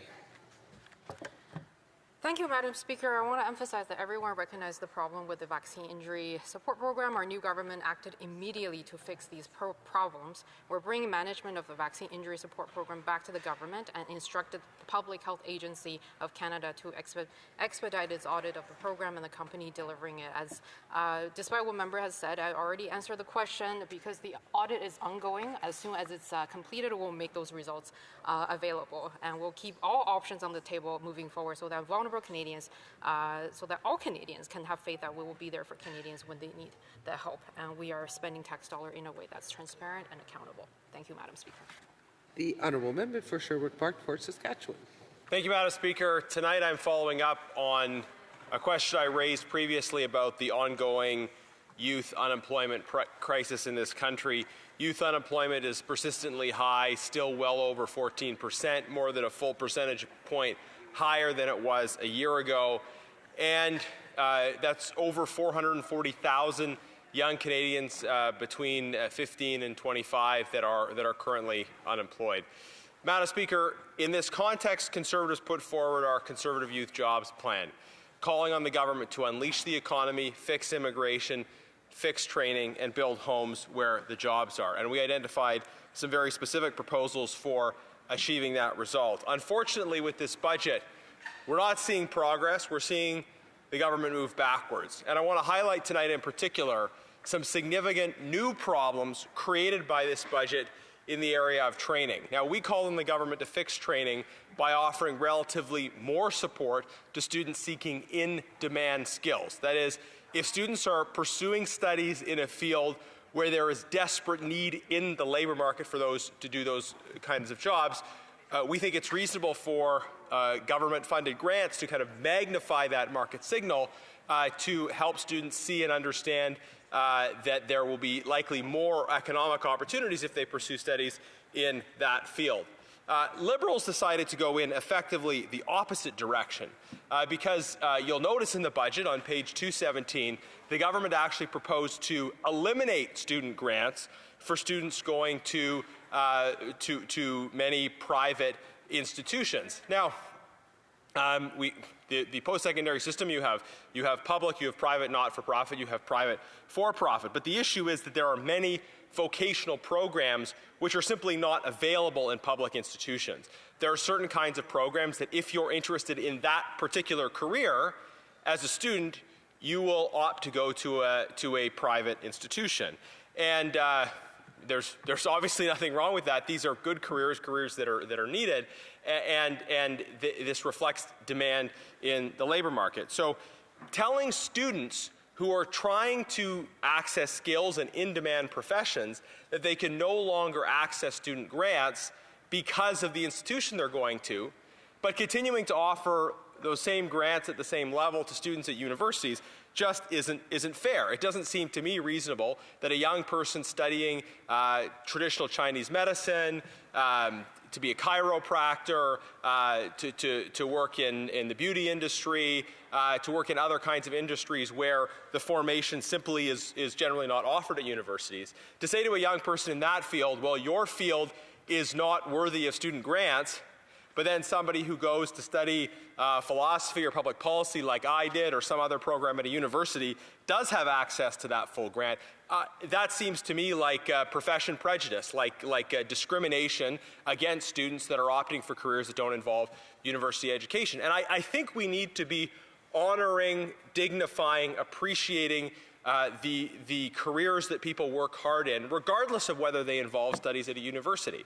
And yet this government is proposing a differential, discriminatory system with respect to training, which is if you study in those critical, in-demand professions where the formation is only available at private institutions, then you lose access to student grants. But if you're studying any kind of university program, regardless of how relevant it is to the labor market, then you do get those grants. Conservatives think that that's unfair. We think that this budget moves in the opposite direction and introduces more discrimination and unfairness in the training system. What is the government's response to why they put that discriminatory provision in the budget? The Honourable Parliamentary Secretary. Madam Speaker, I thank the member for Sherwood Park, Fort Saskatchewan, for raising this important issue. We share his concerns for Canadians, especially young Canadians who are looking for good jobs and a strong future. Our government is making generational investments with youth at the forefront. We know that a strong economy starts with a strong workforce, and that means creating opportunities for young people to gain skills, experience, and confidence. Budget 2025 delivers on this commitment. We are investing $1.5 billion over 3 years in youth programs, the largest youth employment investment in a generation. Through the Youth Employment and Skills Strategy, we will provide wraparound supports for 20,000 youth in 2026, helping them overcome barriers and succeed in the labor market. We're also expanding programs that work.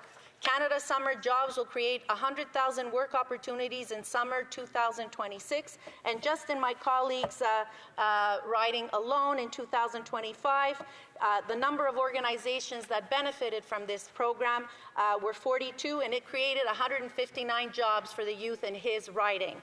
The Student Work Placement Program will deliver 55,000 placement for students in 2026-27, connecting education to real-world experience. And through the new Youth Climate Corps, we're investing $40 million over 2 years to train young Canadians for climate emergency response and community resilience. These measures reflect that what youth told us during budget consultations. Their top priorities are lowering the cost of living, housing, and access to mental health supports. We're listening and acting, and the results speak for themselves. Youth employment rose by 21,000 jobs in October, the first increase since January.